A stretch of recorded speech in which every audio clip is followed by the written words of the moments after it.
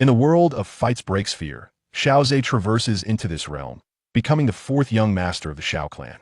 He acquires a binding feedback system that allows him to amplify his strength tenfold with each enhancement of his bound companions. Successfully binding Xiao Suner, her strength increases. Congratulations to the host for receiving a tenfold feedback, elevating his power to a 9-star fighter. Xiao Suner consumes the Sacred Heart glazed pill, significantly enhancing her aptitude. Congratulations to the host for receiving a tenfold feedback, elevating his aptitude to the level of an unparalleled genius. Xiao Suner successfully refines the Golden Emperor's burning heaven flame, resulting in a substantial increase in her strength. Congratulations to the host for receiving a tenfold feedback, successfully refining the Emperor Flame 20. Xiao Zhe initially believed this was the culmination of his journey, only to realize that as Xiao Suner's power grew, so too did the number of individuals he could bind. The bloodline of Queen Medusa's 7-colored devouring python, the cursed poison body of the little doctor, and the 3 flower eyes of the azure scale, all yielding tenfold feedback. Years later, as the Soul Heaven Emperor incited chaos, Xiao Zhe effortlessly subdued him. It was then that Xiao Zhe recognized he had reached the pinnacle of the Duki continent, prompting him to gaze towards the vast world beyond. Chapter 1. Binding Xiao Suner, tenfold feedback. At the Xiao clan's routine testing assembly, a middle-aged man presiding over the tests found himself momentarily stunned, his gaze filled with astonishment as he looked at Xiao Yin. His words sent ripples through the gathered crowd. The Xiao clan members awaiting their turn to test displayed expressions of shock, disbelief, and bewilderment. Such reactions were warranted, for Xiao Yin was a rare talent within the clan, a genius not seen in a century. Just a year prior, during the same test, the magic stone had gleamed with 4 golden words: 1-star fighter. This revelation had reverberated throughout the Xiao family, and even gained notoriety in Wutan City. An 11-year-old 1-star fighter, undeniably a prodigy, with limitless potential for the future. The entire clan had envisioned Xiao Yin growing into a figure who would lead them to glory. Over the past year, Xiao Yin had not disappointed. He dedicated himself relentlessly to his training, severing ties with the outside world. Most of the Xiao clan's younger generation rarely encountered him, as he often rushed past them, immersed in his own pursuits. At the tea times, days or even weeks would pass without a glimpse of him, as he sequestered himself within his room, honing his skills. The only individual with whom he shared significant interaction was his younger brother, Xiao Zhe, the 4th young master of the Xiao clan. Xiao Yan's dedication garnered the praise of the clan's elders, who often used him as a benchmark to spur their own children. Look at how talented Xiao Yin is and how hard he works. Can't you strive a bit harder in your training? This became the most frequently heard admonition among the younger generation over the past year. Even the clan's eldest elder, who had his disagreements with the clan leader, had urged his grandson Xiao Ning to emulate Xiao Yan's diligence and avoid idleness. However, despite being the most gifted member of the Xiao clan in a century, after a year of rigorous training, the outcome was what shocked the onlookers most. Following their astonishment, murmurs of speculation filled the air on the testing platform. Xiao Yin clenched his fists tightly. The astonished gazes of the crowd, filled with disbelief and skeptical murmurs, pierced his heart deeply. Although he had mentally prepared for such an occurrence since the fall of the contender, the reality of it still caused him immense discomfort. Silently, Xiao Yin descended from the stage, disregarding the discussions around him, and made his way straight out. On a small hillside outside the plaza, Xiao Zhe leaned against a tree, resting his head on his hands, his expression relaxed. Finally, it is 3 years before the plot begins. As the 3rd brother, I shall now endure 3 years of cold mockery and scorn. Xiao Zhe, also a time traveler, discovered his binding feedback system upon beginning cultivation at the age of 4. When a bound individual grew stronger, he would receive a tenfold return. Faced with 2 choices, one being Xiao Yin, the future renowned Flame Emperor, and the other being the extraordinary Xiao Suner, with her formidable talent and profound background, Xiao Zhe pondered deeply before deciding to bind with Xiao Suner. While Xiao Yan's future was promising, his path was fraught with peril. His success was nearly impossible to replicate. A single misstep or a moment of wavering could lead to his demise. Particularly, during Xiao Yan's final acceptance of the ancient emperor's legacy, his physical body had been shattered countless times. His survival relied entirely on his unwavering mental fortitude. Conversely, Xiao Suner's path to growth was remarkably smooth. With her exceptional talent and astonishing background, her cultivation often rivaled that of Xiao Yin, and she even surpassed him in combat prowess at times. Accompanied by a high-ranking Do Huang guard, there was scarcely anyone in the Gamma Empire capable of threatening her life. Additionally, As a scion of an ancient clan, she was virtually guaranteed to reach the pinnacle of Dosheng. Two prosperous paths lay before Xiao Zhe. Ultimately, he chose Xiao Suner for her reliability. After all, Xiao Yan was always at risk of unforeseen calamities, and the impact of his presence on Xiao Yan was uncertain. With his external aid and Xiao Suner ensuring a solid foundation at Dosheng Peak, achieving Do Di should pose no issue for him. Thus, Xiao Zhe resolutely selected Xiao Suner as his binding partner. Congratulations, host. Your strength has risen to 9-star Doja. Xiao Zhe beamed at the notification that appeared that morning. After claiming his reward, he would break through from 8-star to 9-star Doja. Are you enjoying yourself all alone here, brother Xiao Zhe? A delicate, youthful voice suddenly chimed in.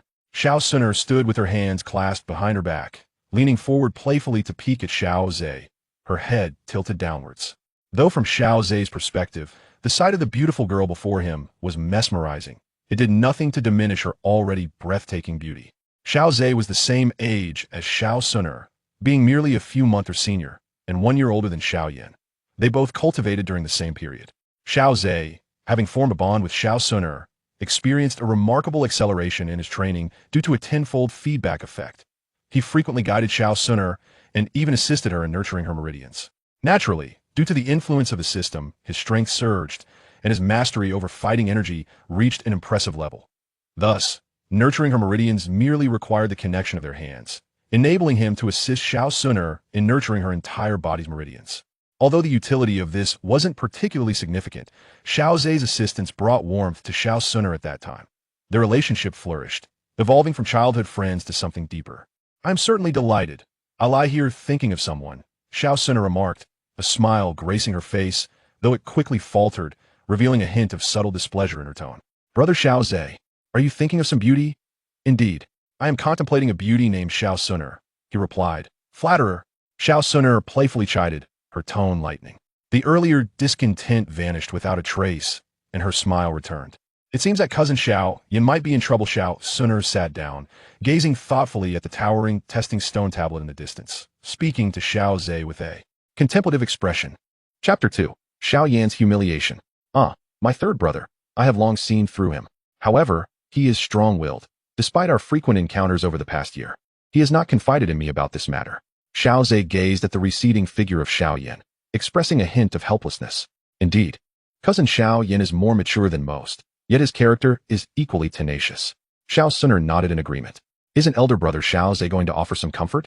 She inquired. Xiao Zhe replied with a relaxed demeanor. If he wishes to speak, he will naturally do so. Moreover, this minor turbulence is merely a small setback before his ascent.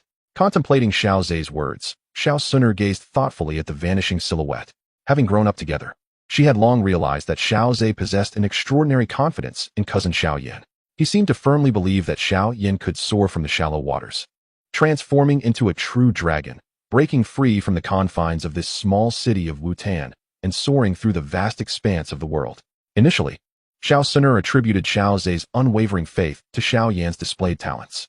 However, now, with Xiao Yan's inexplicable decline in strength, Xiao Zhe's confidence in him appeared to have only intensified, leaving Xiao Suner puzzled. Why does elder brother Xiao Zhe have such strong faith in cousin Xiao Yan? She wondered, her bright, clear eyes blinking with curiosity. Xiao Zhe turned to her, speaking earnestly. It is simply because he is my third brother. If I am this talented, how can he possibly fall short? What nonsense. Xiao Suner shot him a glance. What connection does your talent have with cousin Xiao Yan's? Yet, she did not deny Xiao Zhe's assertion of his own genius. Although Xiao Zhe had not undergone any formal testing, Xiao Suner was well aware that his strength far exceeded hers. There were various speculations regarding Xiao Zhe's avoidance of testing, the most prevalent being that the brilliance surrounding Xiao Yan made him, the fourth young master, feel somewhat inferior. Fearing that his own gifts might be measured against Xiao Yan's, only Xiao Suner, who had practiced alongside Xiao Zhe, truly understood the extent of his formidable power. His innate abilities and talents were nothing short of astonishing. Although they began their training together, Xiao Zhe's insights and realizations far surpassed hers by multiple folds. In fact, when Xiao Suner shared these insights with her protector, Ling Ying, a high-ranking Do Huang, even he was left in awe. Ling Ying candidly stated that he could never attain such understanding and perception. The ability to astonish a Do Huang speaks volumes about Xiao Zhe's extraordinary gifts. Even in a land teeming with prodigies, Xiao Zhe's talents could undoubtedly be deemed exceptional. Little did Xiao Suner know, Xiao Zhe's remarkable abilities were entirely self-derived.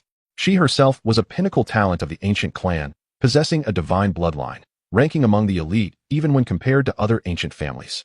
The fact that Xiao Zhe could achieve tenfold progress from Xiao Suner is a testament to the terror of his potential. This prompted Xiao Zhe to reflect countless times that his choice was indeed not erroneous. Since brother Xiao Zhe is unwilling to speak, then so be it. Why bother using such words to amuse me? Xiao Suner feigned anger, crossing her arms and turning her head away. No, no, no, I genuinely feel this way. Xiao Zhe hastily replied, for he could not confess to knowing the future plot. He could only attribute it to his own feelings. Hearing Xiao Zhe's urgent explanation, Xiao Suner, who had turned away, couldn't help but smile slightly. However, she still did not turn back, hesitating for a moment before asking, really? Absolutely true. Ever since childhood, I've felt that my third brother is a dragon among men, destined to transform into a true dragon and soar into the heavens. Upon hearing Xiao Zhe's resolute words, Xiao Suner felt a twinge of curiosity. What special qualities did Xiao Yin possess that she had failed to discern, which warranted such trust from Xiao Zhe? Yet, it was evident that Xiao Zhe could not articulate a reason, as it was merely his own intuition. The two exchanged words without feeling awkward, relishing the time spent in each other's company. Suddenly, two young members of the Xiao family rushed toward the distance, chattering excitedly. Hurry, hurry! Young Master Xiao Yin and cousin Xiao Ning are fighting. Is it true? Let us go and see if the genius has truly fallen. On the hillside, Xiao Zhe abruptly sat up, prompting Xiao Suner beside him to exclaim, Brother Xiao Zhe, shall we take a look? Of course, Xiao Zhe replied, swiftly rising to follow the two individuals toward the scene of the incident. Xiao Suner smiled slightly and followed closely behind. After completing his test, Xiao Ning also promptly departed from the plaza. Although Xiao Ning was a few years older than Xiao Yan, with Xiao Yan's formidable rise, his grandfather often used Xiao Yan as a benchmark to urge him to strive harder in his cultivation. This made it quite difficult for Xiao Ning to accept. The long-standing resentment erupted completely when he happened to confront Xiao Yan. Previously, when faced with the esteemed one-star Do fighter Xiao Yan, Xiao Ning had been notably subservient. Their battle quickly attracted the attention of onlookers, including the elders of the family. By the time the clan leader, Xiao Zhan, hurriedly arrived, the situation on the scene had already shifted. Xiao Yin lay on the ground, covered in dirt, with blood trickling from his mouth. Xiao Ning stood triumphantly beside him, brimming with arrogance. Had it not been for Xiao Zhan's arrival, Xiao Ning would have likely added further taunts. Xiao Zhan frowned, about to assist Xiao Yin when a voice interjected, Father, allow me to take care of it. Upon seeing Xiao Zhe help Xiao Yin, Xiao Zhan's expression softened slightly. Xiao Zhe examined Xiao Yin, noting that his injuries were not severe. The two had clashed, yet they remained mindful of their familial ties. Xiao Ning had not fought to the death, merely knocking Xiao Yin down before stopping. Xiao Ning, why did you treat Xiao Yin, a fellow member of the Xiao clan, so harshly? Xiao Zhan questioned, suppressing his anger. Oh, Xiao Zhan, this is merely a sparring match between juniors. Why take offense? An elderly voice suddenly interjected, drawing the attention of everyone present to the newcomer. It was none other than the elder of the Xiao family, wielding power comparable to that of the clan leader. Sparring? In the face of a fellow clansman, one should not strike with such severity. Elder, your audacity is indeed remarkable. A fleeting flash of anger crossed Xiao Zhan's face, yet he maintained his composure. He had just perceived the signal conveyed by Xiao Zhe, assuring him that Xiao Yin was unharmed. Haha, Xiao Ning was blissfully unaware. Believing he was contending with the family's prodigy, the one-star Do fighter Xiao Yin, and thus exerted his utmost effort. Little did he anticipate that Xiao Ning's full-force strike would send Xiao Yin sprawling to the ground. This could indeed be deemed an inadvertent misstep. Moreover, matters among the younger generation of the clan are best left untouched by us. Do you not agree? The elder subtly derided Xiao Yin, who had now diminished in power and status, even overshadowed by his own grandson, Xiao Ning. Just as Xiao Zhan was about to speak further, Xiao Yan's voice resonated unexpectedly. Father, I concede this bout was due to my inadequacies. Xiao Yin understood that prolonging this matter would only result in a futile dispute between the clan leader and the elder. Continuing this farce would only exacerbate the embarrassment. It would be wiser to conclude this spectacle, categorizing it as a friendly sparring among the younger generation, rather than a deliberate vendetta against a fallen genius. Xiao Zhan grasped his son's sentiments. As both father and clan leader, he recognized that since Xiao Yin had spoken, the matter should be swiftly laid to rest. The elder interjected, decisively proclaiming that this was merely a matter among the clan's youth, requiring no intervention from us. Wouldn't you agree, clan leader Xiao Zhan? Chapter 3, An Eye for an Eye. Xiao Zhan's countenance darkened, and with a final flourish of his sleeve, he departed with Xiao Yin and Xiao Zhe. Before leaving, Xiao Zhe cast a glance at the triumphant Xiao Ning. The elder, donning a beaming smile, ushered Xiao Ning away. Indeed, having gained the upper hand over Xiao Zhan in this affair brought him genuine delight. Xiao Ning was even more elated. Having bested a once-revered genius with just a few blows, his satisfaction was palpable. The events that transpired here spread rapidly throughout the Xiao clan, solidifying the reputation of the fallen genius. Father, I am unscathed. If need be, I can simply avoid them in the future. Xiao Yan said with a wry smile to Xiao Zhan, who was visibly troubled. My son, you have suffered. It is my inadequacy as a father that, after all this time, I have yet to uncover the cause of your waning dou qi. Xiao Yan was taken aback. He had not disclosed to Xiao Zhan the decline of his dou qi. Xiao Zhe, supporting Xiao Yan, elaborated. Father noticed it long ago. Yet out of respect for your wishes, he refrained from inquiring, instead discreetly seeking the truth. Xiao Zhe spoke with calm assurance, acknowledging that Xiao Zhan was indeed a commendable father, treating all his children equally. In the original narrative, Xiao Zhan was able to earn Xiao Yan's heartfelt call of father, and naturally, he could do the same for Xiao Zhe. Fourth brother, you two are aware? Xiao Yan suddenly felt that his year-long secrecy had become a farce. Third brother, we see each other frequently, and besides, we are brothers. Although you have been preoccupied with your cultivation this past year, we have met numerous times, and I could still discern a hint of the truth. Xiao Yan nodded in silence, speaking with a bitter tone. So, does this mean that even my father cannot remedy my decline in dou qi? Xiao Zhan let out a slow sigh, his youngest son, whom he felt both the utmost pride and concern for. Unlike the eldest and the second, who had ventured out early into the world, and unlike the fourth, who remained inconspicuous yet caused him no worry, Xiao Yan was a source of both pride and anxiety. The room fell into a heavy silence. Outside, Xiao Suner stood at a distance, waiting patiently. She spoke softly, Elderling, can you discern the reason behind his dou qi deterioration? It appeared that an unknown force was siphoning his dou qi. Every time he cultivated and stored it within his body, it would be absorbed. Though Ling Ying could not perceive the presence of Yao Lao, he was attuned to Xiao Yan's internal condition. Xiao Suner nodded, her curiosity piqued, though she had no intention of intervening. However, should Brother Xiao Zhe request her assistance, she would not decline. Yet, she feared that Brother Xiao Zhe still regarded her as merely an ordinary member of the Xiao family. A gentle smile graced her face at the thought of Xiao Zhe. Ling Ying, hidden in the shadows, felt a tumult of emotions as he observed the relationship between the young lady and that Xiao boy. He was acutely aware of the disparity in their standings. The gulf between them was indeed vast. The likelihood of their union was exceedingly low, and even if the young lady were to insist, she would likely face opposition from the elders of the family. Thus, he could only remain silently vigilant by her side. Moments later, the patriarch of the Xiao clan, Xiao Zhan, emerged, his face etched with worry. Upon seeing Xiao Suner, he paused momentarily, well aware of her close connection with his fourth son. However, he was not in the mood for idle chatter and merely nodded in greeting before hastily departing. After a while, Xiao Zhe stepped out, thoughtfully closing the door behind him. Upon seeing Xiao Suner waiting for him, a gentle smile appeared on his face.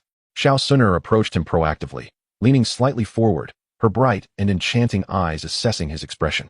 Surely, Brother Xiao Zhe would not let this matter rest, would he? Of course. He is my third brother. Does he truly believe that anyone can easily best him? Xiao Zhe maintained his smile, though his gaze was somewhat cold. Since the Grand Elder had stated that the younger generation should not participate in the sparring, they would resolve this matter through a contest among the younger generations. Suner, come. Let us create a ruckus together, Xiao Zhe declared with spirited enthusiasm, to which Xiao Suner obediently nodded, following closely behind him.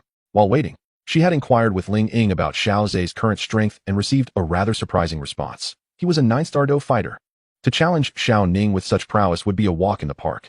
It was not an exaggeration to say that it was a case of the strong bullying the weak. The Dou Technique Pavilion. This was the locale where the Xiao clan's descendants selected their techniques and engaged in sparring to hone their skills. At that moment, Xiao Ning was surrounded by a throng of admirers, their eyes filled with admiration. At that moment, I threw a single punch, sending him crashing to the ground. He attempted to rise and continue the fight, yet I was reluctant to strike again. However, he stubbornly approached me. Ah!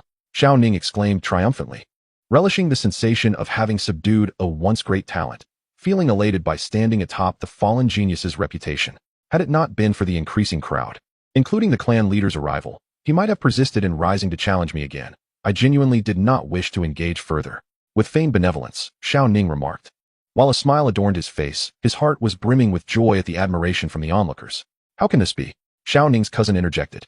You should continue to fight. The sudden voice caused the atmosphere to freeze. All eyes turned toward the speaker, and as they recognized the newcomer's face, Their gazes shifted with a hint of skepticism and uncertainty. Xiao Zhe smiled as he declared, "This time, I shall be the one to fight you." A silence enveloped the crowd, their expressions mixed with doubt yet tinged with intrigue. Xiao Zhe exuded a formidable aura, instilling a sense of caution among them. Xiao Ning approached Xiao Zhe with a subtle smile, questioning, "Have you come to avenge your fallen genius brother?" "Oh, so the brother of the defeated has come to confront me. I am eager to witness your prowess." As the two stepped onto the martial arts arena, spectators gathered around, clearing a substantial space for the impending clash. Xiao Ning stood at the center, feigning nonchalance as he gestured for Xiao Zhe to strike first. "Then I shall not hold back," Xiao Zhe replied, his expression unwavering as he swiftly advanced. A layer of pale blue energy enveloped his fist, and by the time Xiao Ning reacted, it was already too late. A powerful punch struck Xiao Ning squarely in the abdomen, knocking him to the ground. Seizing the advantage, Xiao Zhe mounted him, pressing his knees against Xiao Ning's arms, preventing him from shielding his head. Simultaneously, his fists rained down upon Xiao Ning's head, encased in a layer of delicate blue energy. The onlookers widened their eyes in astonishment. This was no illusion. It was indeed the radiance of elemental energy. Upon becoming a fighter, one selects their corresponding attribute techniques, transforming the formless white energy into elemental energy, thus creating such a spectacle. In other words, what they witnessed was a bona fide fighter mercilessly assaulting a martial arts practitioner. Chapter 4. The Enraged Lion. As the Grand Elder hurried toward the combat techniques pavilion, he inquired of his attendant, "What is transpiring?" "Yes, young Master Xiao Zhe has come to confront young Master Xiao Ning. Young Master Xiao Zhe possesses formidable strength and has subdued young Master Xiao Ning," the attendant explained hurriedly, his brow furrowed in concern. Xiao Zhe had always kept a low profile, never revealing his capabilities, and even abstained from participating in the testing event. It was unexpected to discover that he had been concealing such strength. The Grand Elder had previously held disdain for Xiao Zhe's refusal to partake in the testing event, aligning with the mainstream belief that Xiao Zhe feared comparison to Xiao Yin and the ridicule of being deemed inferior. He had not given much thought to Xiao Zhe's absence from the event, believing that one could evade scrutiny temporarily, but not indefinitely. The coming adulthood ceremony mandated participation from every member of the Xiao clan, at which point the testing would inevitably occur. Simultaneously, he was assigned to manage the ordinary enterprises of the Xiao family, adhering to the family's regulations, which even the patriarch could not contravene. However, the attendant informed him that Xiao Zhe's lack of cultivation talent was a misconception. On the contrary, he possessed formidable strength, capable of overpowering Xiao Ning, at least at the advanced level of combat energy. The thoughts swirling in the Grand Elder's mind did not hinder his swift progress as he hurried forward. Upon arriving at the combat technique pavilion, he witnessed Xiao Zhe in the midst of a violent altercation. Xiao Zhe was atop a man, relentlessly striking the fallen figure's head. The unfortunate soul appeared woefully disheveled, screaming in agony, his face swollen to the likeness of a pig's head. Had the attendant not revealed that the one being assaulted was Xiao Ning, the Grand Elder would scarcely have recognized him. After a brief moment of astonishment, a wave of compassion surged within the Grand Elder, swiftly followed by a torrent of indignation. Overcome by anger, he disregarded the family's edict against striking juniors without cause. His combat energy surged forth, propelling him toward the center of the fray. The overwhelming pressure of his energy caused the onlookers to blanch visibly. The Grand Elder approached Xiao Zhe with haste, his palm charged with combat energy, poised to strike in fury. Xiao Zhe had long anticipated the Grand Elder's approach. His perceptive abilities were not to be underestimated. The combat energy within him spiraled furiously, extracting a substantial amount of power and converging upon his palms along a specific trajectory. Utilizing the advanced combat technique, Swallow's Return, his pale blue energy erupted brilliantly, meeting the Grand Elder's palm in a clash. Rather than contesting directly with the Grand Elder, Xiao Zhe adeptly utilized the momentum, executing a graceful maneuver akin to a dragonfly skimming the water, landing lightly at the edge of the training ground. The onlookers, their faces ashen, gazed at Xiao Zhe with wide eyes, disbelief etched upon their features. If the attributes of Xiao Zhe's combat energy had previously astonished them, this moment rendered them utterly incredulous. Xiao Zhe had managed to deflect the Grand Elder's attack solely with his combatant's prowess. The Grand Elder, taken aback, registered the ease with which Xiao Zhe had neutralized his assault, a flicker of absurdity crossing his mind. Though consumed by rage, he retained a semblance of rationality, refraining from employing advanced techniques. Nevertheless, he channeled a portion of his combat energy, intending to impart a lesson to Xiao Zhe. The mere fact that Xiao Zhe could mitigate the might of a grand combat master left him astounded. Before the spectators could fully process the unfolding events, a thunderous roar resonated from outside the combat technique pavilion, reminiscent of a lion's roar. "You insolent old fool! accompanied by a surge of pale blue combat energy. A figure rushed in like a tempest. The entire pavilion seemed to be swept by an 8th-level gale, causing the onlookers to sway precariously, their faces paling in terror. The oppressive presence of the Grand Combat Master induced a sense of suffocation among the crowd. The potent energy enveloped Xiao Zhan, ultimately coalescing into an illusory lion's head upon his visage. The lion's face, filled with fury, appeared poised to devour, exuding a chilling aura. It was none other than the Xiao family's premier technique, a mid-level mystical art reserved solely for the patriarch, the furious lion's wrath. The elder's countenance shifted dramatically as he felt the overwhelming pressure of fighting spirit and a faint sense of impending doom. His mouth slightly agape.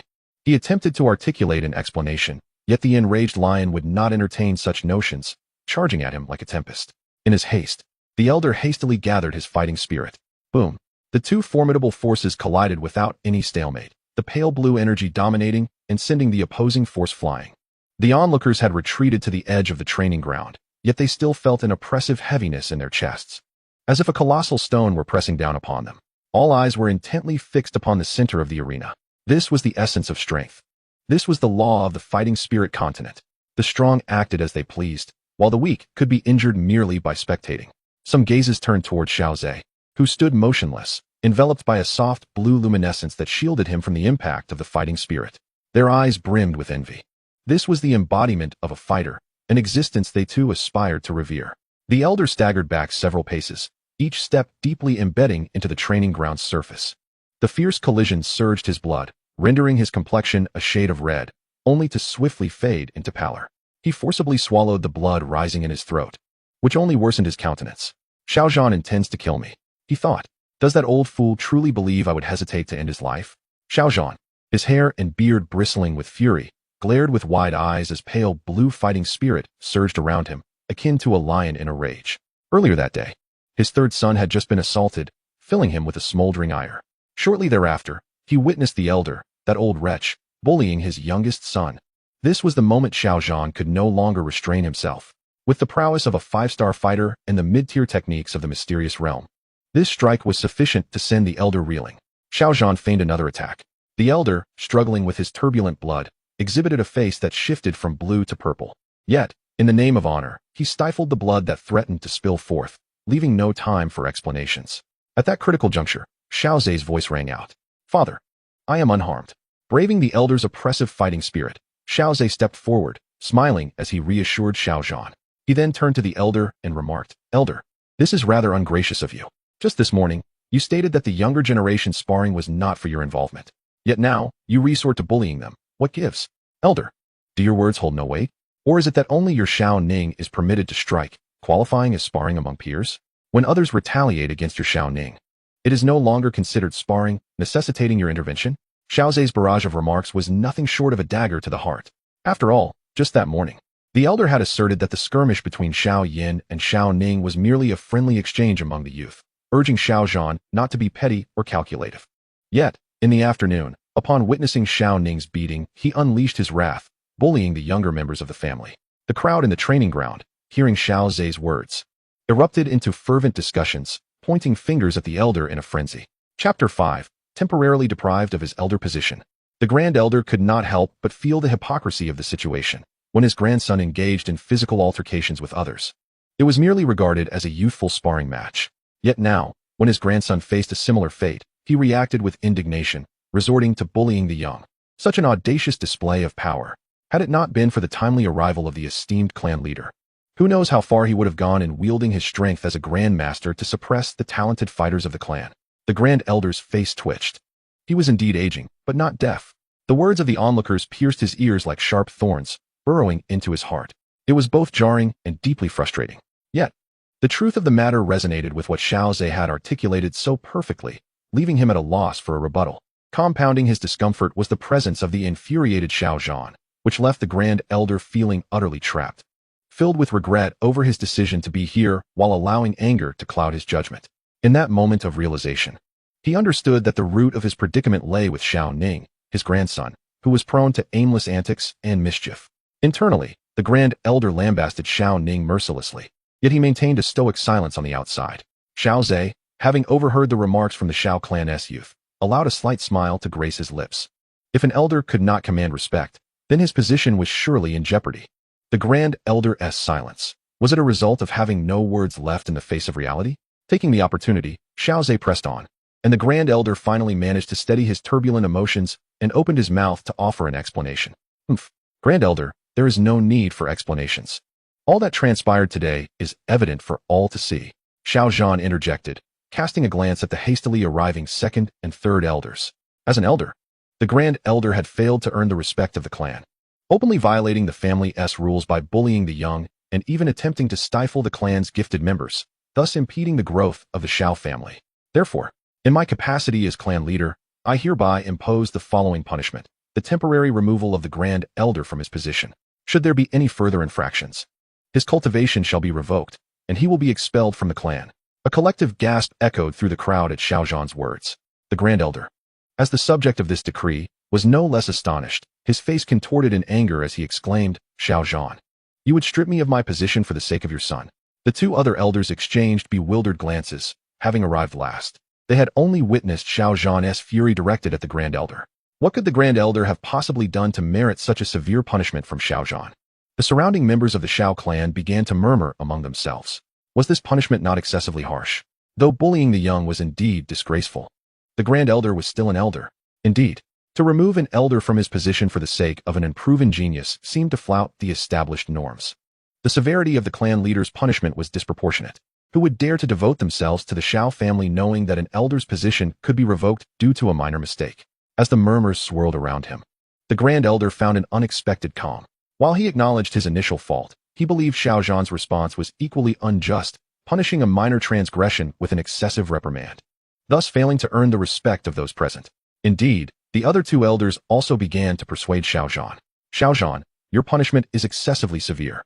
Although the Grand Elder has erred, it does not warrant the removal of his position. Such an action would dishearten many within the Xiao clan. Indeed, you are seizing upon a minor fault to impose a harsh penalty. This punishment is profoundly unjust. In the face of the crowd's skepticism and the elders' pleas, Xiao Zhan merely smiled coldly. Do you all consider my punishment to be excessive?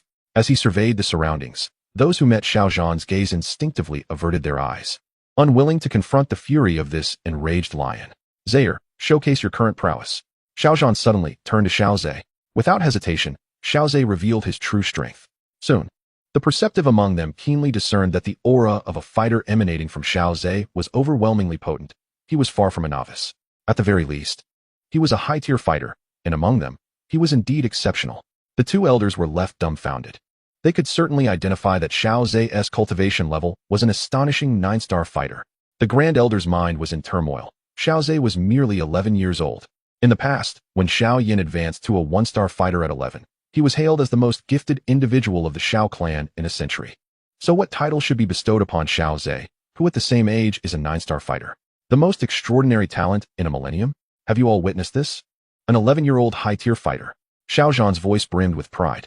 If he were to thrive without interruption, he would undoubtedly reach the level of a fighter king in the future, with a high likelihood of becoming a fighter emperor, and even the legendary fighter zone is not beyond possibility. Should the Xiao clan boast a fighter king at its helm, it would be considered a first-rate power throughout the entire Jiama Empire. The small city of Wutan would no longer require a tripartite balance, but would instead see the Xiao clan's dominance. If a fighter emperor were to arise, the clan could ascend to the pinnacle of power within the Jiama Empire, flourishing and gaining an abundance of resources for your cultivation. As for the fighter zone, that is far too ethereal. I harbor no extravagant hopes. Yet even so, Xiaozhe remains the beacon of hope for the Xiao clan's prosperous future. At this juncture, Xiao Zhan's tone shifted dramatically, mingling fervor with indignation. Yet now, the Grand Elder dares to strike at the hope of the Xiao clan's future. To wield the strength of a great fighter against a mere fighter. What else could this be but a ruthless assault? A lesson from an elder, perhaps. The crowd erupted in an uproar. Upon hearing Xiao Zhan's explanation, every gaze directed at the Grand Elder was laden with resentment and fury. This was no ordinary genius. This was the future fighter king, even the fighter emperor. If they had previously maintained an indifferent attitude, they now began to empathize. People only truly feel pain when their own interests are jeopardized. They were acutely aware of the benefits of having a powerful protector. Not only does it provide a profound sense of security, but it also signifies an abundance of cultivation resources. Advanced combat techniques, medicinal pills to aid in cultivation, and guidance from stronger individuals. All these advantages were enough to stir their hearts. The other two elders were equally aware of the allure of having high-ranking powerhouses within the family, the resources for cultivation they yearned for, as well as the elixirs necessary to break through critical bottlenecks, could be obtained through the presence of such formidable figures. Greater cultivation not only promised longer lifespans, but also secured their place in the family hierarchy. Now, the audacity of the Grand Elder to jeopardize the family's future left them both incredulous. They had not yet exhausted their own lifetimes. In an instant, both elders glared furiously at the Grand Elder.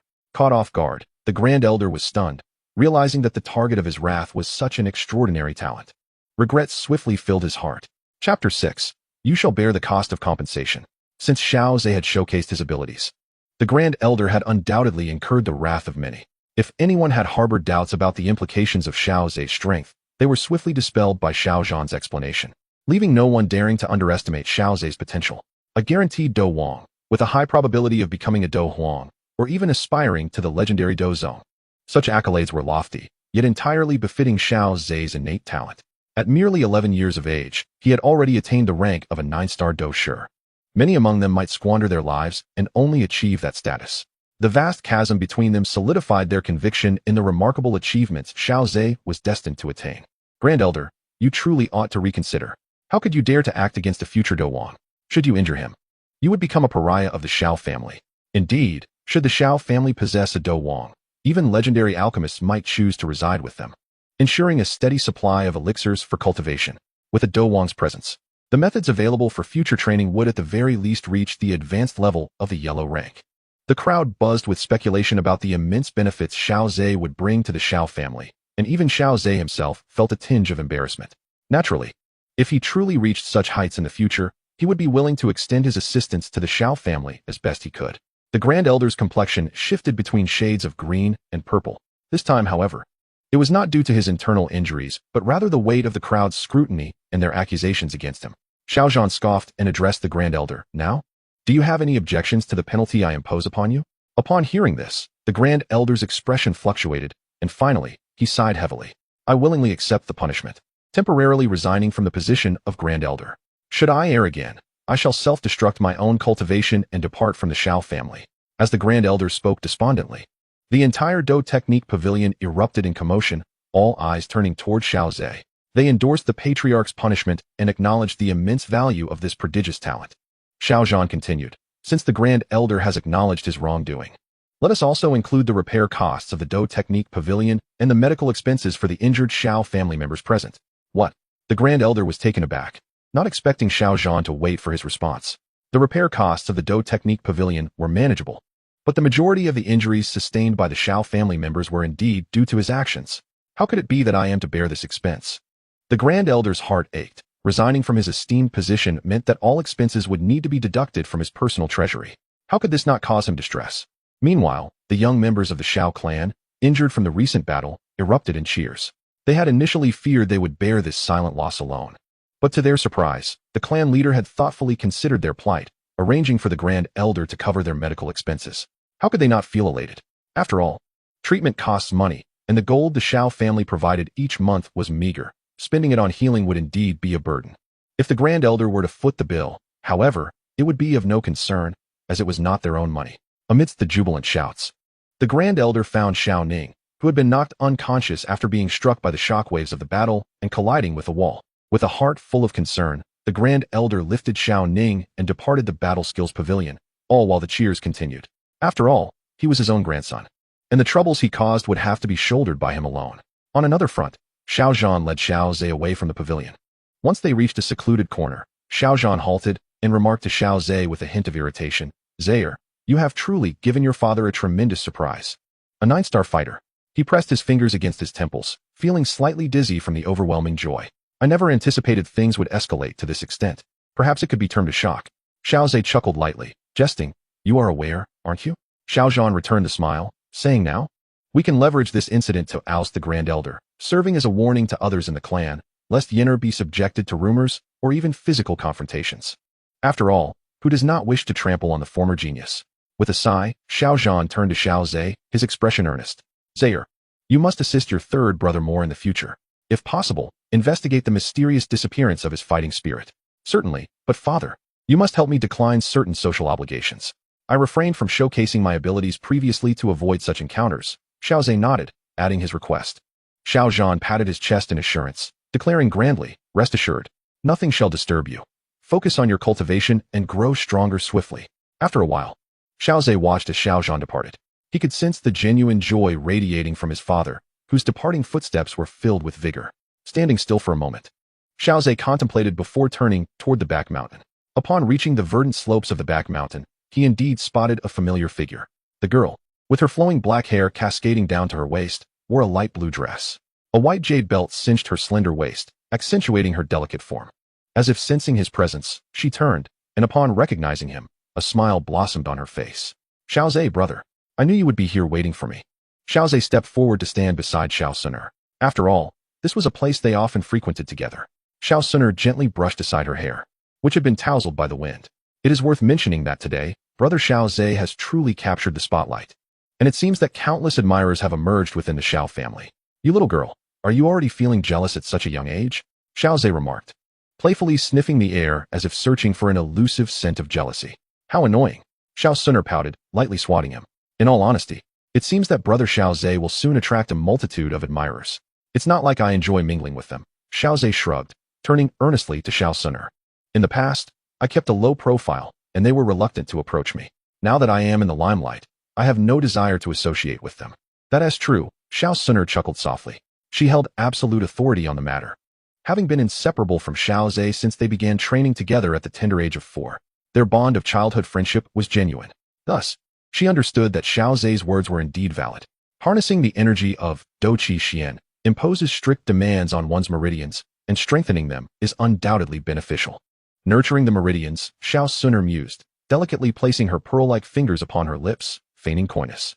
"Is brother Xiaozhe truly intent on using your Douqi to traverse my meridians?" Chapter 7. Nurturing the meridians, teaching combat techniques. In a clearing amidst the woods, Xiao Suner and Xiaozhe sat facing each other, their palms pressed firmly together. Streams of pure Douqi flowed from Xiaozhe, coursing through Xiao Suner's hands and permeating her entire being.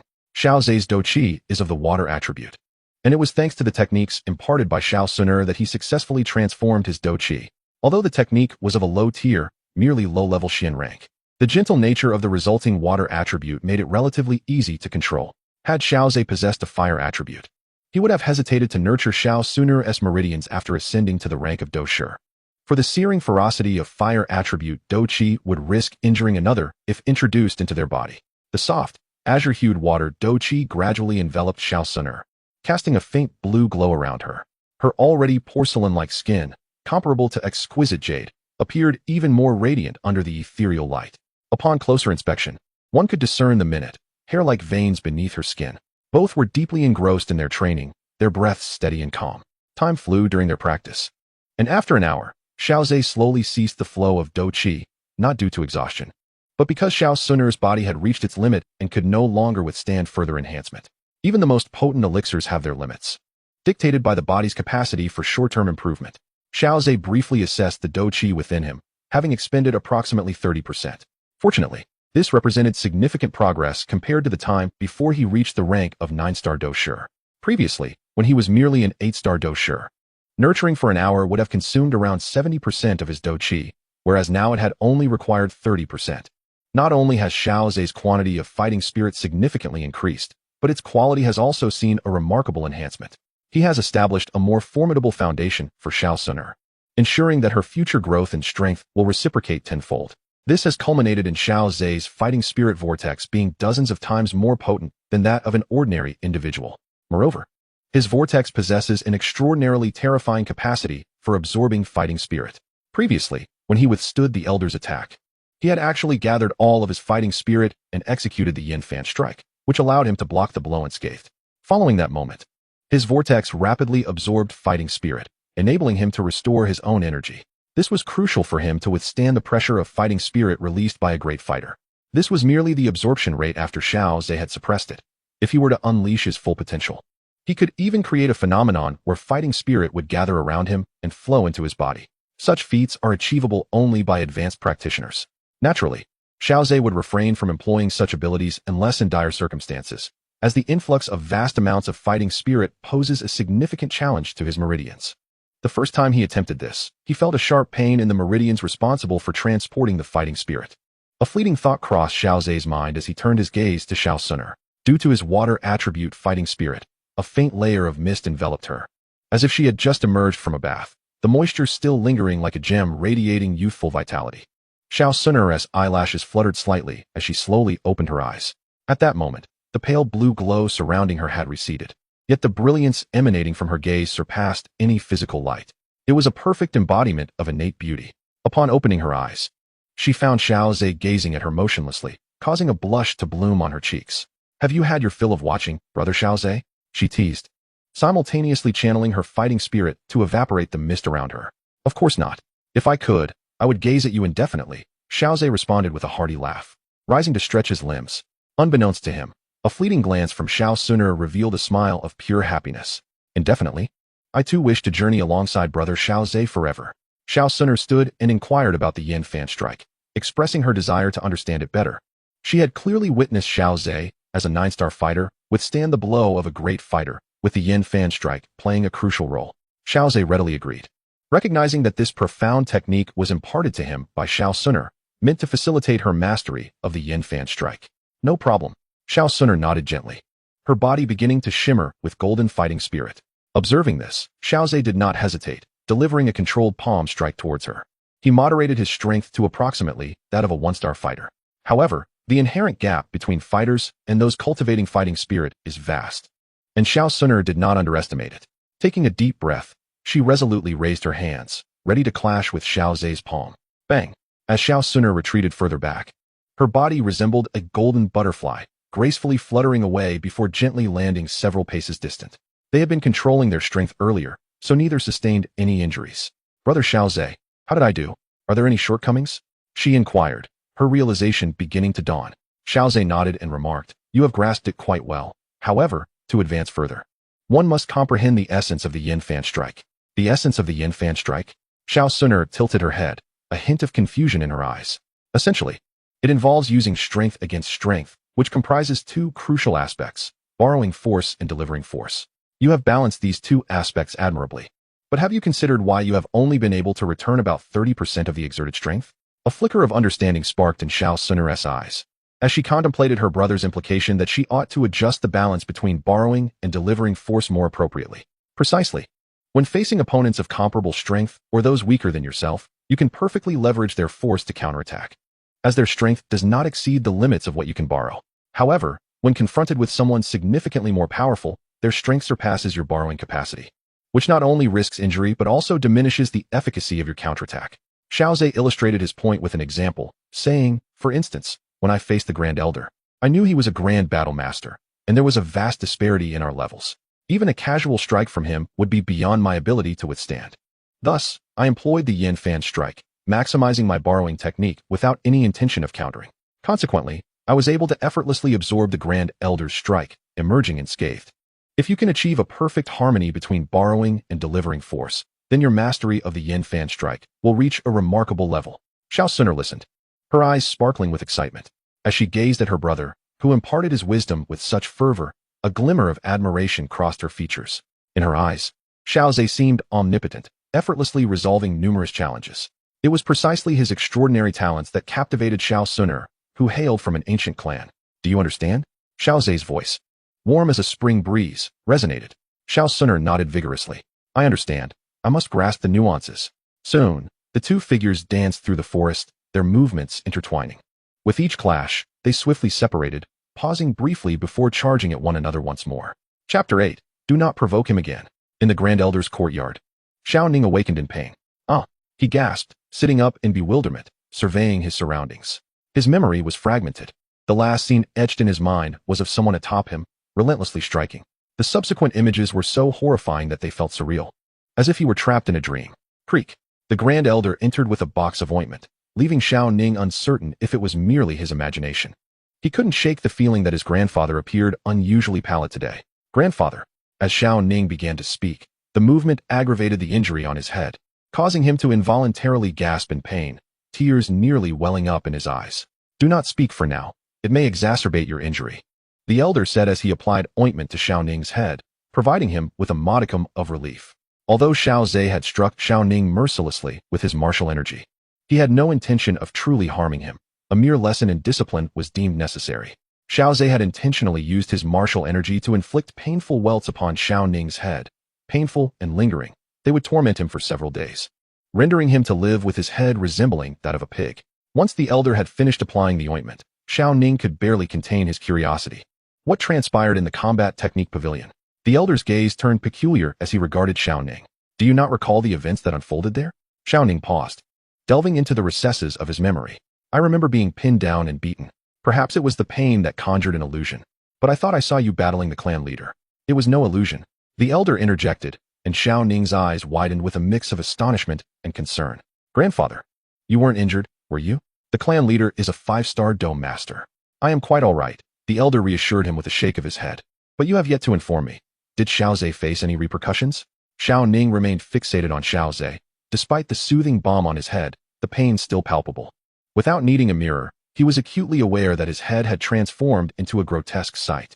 It would be impossible for Xiao Ning to harbor no resentment towards Xiao Zhe. Upon hearing this, the elder straightened, looking earnestly at Xiao Ning. He did not receive any punishment, and you should refrain from provoking him in the future. What? Why? Grandfather, you are the elder, you must avenge me. Xiao Ning exclaimed incredulously, having always felt the elder's protective affection. Why, then, was he now advising restraint against Xiao Zhe? I have temporarily stepped down from my position as elder, the elder sighed, imparting his wisdom to Xiao Ning. It is time for you to mature. He had come to understand that with Xiao Zhe, the exceptional son of Xiao Zhan, holding significant influence within the clan, any aspirations to contest authority were futile. Now stripped of his position, it was prudent to adopt a more docile demeanor and avoid further conflict. Should he continue to oppose Xiao Zhan, the consequences of being stripped of his cultivation and exiled from the Xiao family would be the least of his worries. Unbeknownst to Xiao Ning, the elder's mental shift was profound. When he heard that his grandfather was no longer the elder, it felt as if lightning had struck, leaving him utterly stunned. How could this be? The clan leader would not easily strip the elder of his title. Xiao Ning exclaimed in disbelief. The elder gently patted Xiao Ning's shoulder, urging him to regain his composure. He then slowly recounted the events that transpired in the combat technique pavilion after Xiao Ning had lost consciousness. Xiao Zhe is a 9-star dome master. Xiao Ning let out a startled cry, unable to resist the urge to touch his head. Remarkably, he had survived under the fist of a 9-star fighter. It was not that Xiao Zhe could not have done more harm, but rather that he had merely intended to impart a lesson, sparing Xiao Ning's life. A wave of relief washed over Xiao Ning. Xiao Zhe still considered the bonds of kinship. Otherwise, he might never have seen his grandfather again. The resentment he felt for being beaten into a pulp by Xiao Zhe dissipated swiftly. How could he dare provoke such power? Xiao Ning murmured to himself, and the Grand Elder's eyes reflected a sense of comfort upon hearing this. The Grand Elder feared that his grandson, in a moment of folly, might choose to oppose Xiao Zhe. Indeed, Xiao Zhe was not someone to be trifled with. The Grand Elder had merely temporarily lost his position. With a weighty tone, he counseled, as long as Xiao Zhe continues to grow, our Xiao family will surely flourish. In time, with my standing, I shall be able to secure more resources for your cultivation. You must strive diligently and abandon your idle ways. Xiao Ning gazed at the Grand Elder's face, which seemed to have aged a few years, his eyes moistening with emotion as he felt a pang in his nose. His grandfather had sacrificed so much, enduring humiliation and even seeking to appease Xiao Zhe. He could not afford to be willful. He must heed his grandfather's words. I understand, Grandpa. I will never provoke Xiao Zhe again. When the opportunity arises, I will apologize to Xiao Yan, he affirmed earnestly, nodding his head, having been enlightened by his grandfather. Xiao Ning now recognized that Xiao Zhe was indeed the hope for the Xiao family's future. Clinging to this support was undoubtedly wise. Very well, rest a while longer. You are not to venture out until your head heals, instructed the Grand Elder, gently assisting Xiao Ning to lie down. In this process, Xiao Ning seemed to mature. He obediently nodded and settled down upon the bed. In the back mountain, Xiao Zhe swiftly dodged an attack from Xiao Suner. Let's call it a day. Too much of anything is counterproductive. Hearing Xiao Zhe's words, Xiao Suner let out a sigh of relief. After an intense bout, she was now covered in a sheen of perspiration. Brother Xiao Zhe, I feel that my mastery of the swallow counter has significantly improved. Indeed, strive to perfect it. Mastering the swallow counter to its fullest will yield far greater results than mere proficiency. As a high-level mystic technique, it is sufficient to challenge opponents of a higher tier. Xiao Zhe replied before retrieving a box from a hidden corner, revealing an assortment of essentials for barbecuing. Are we having roast meat today? Xiao Suner quipped playfully, her movements akin to a nimble butterfly as she darted towards the edge of the forest. Xiao Zhe remained behind, preparing to roast a rabbit. The rabbit population in the back mountain often surged, sometimes necessitating the dispatch of Xiao family members to manage the overabundance. Given their rapid reproduction, without natural predators, their numbers could easily spiral out of control. Xiao Zhe frequently took Xiao Suner to catch rabbits for roasting, alleviating the burden on the Xiao family. Before long, Xiao Suner returned, each hand grasping a rabbit by its ears. A rabbit's foot danced playfully, while another rabbit gazed with a dreamy expression. Observing this scene, Xiao Zhe couldn't help but chuckle, recalling the familiar lines from a poem. The male rabbit's foot dances, the female rabbit's eyes are dreamy. Of course, both male and female rabbits could exhibit such behavior, rendering gender distinction impossible. Upon closer examination, Xiao Zhe confirmed that both rabbits were indeed female. His movements in handling the rabbits were remarkably adept. Soon, the two skinned rabbits were skewered over the fire.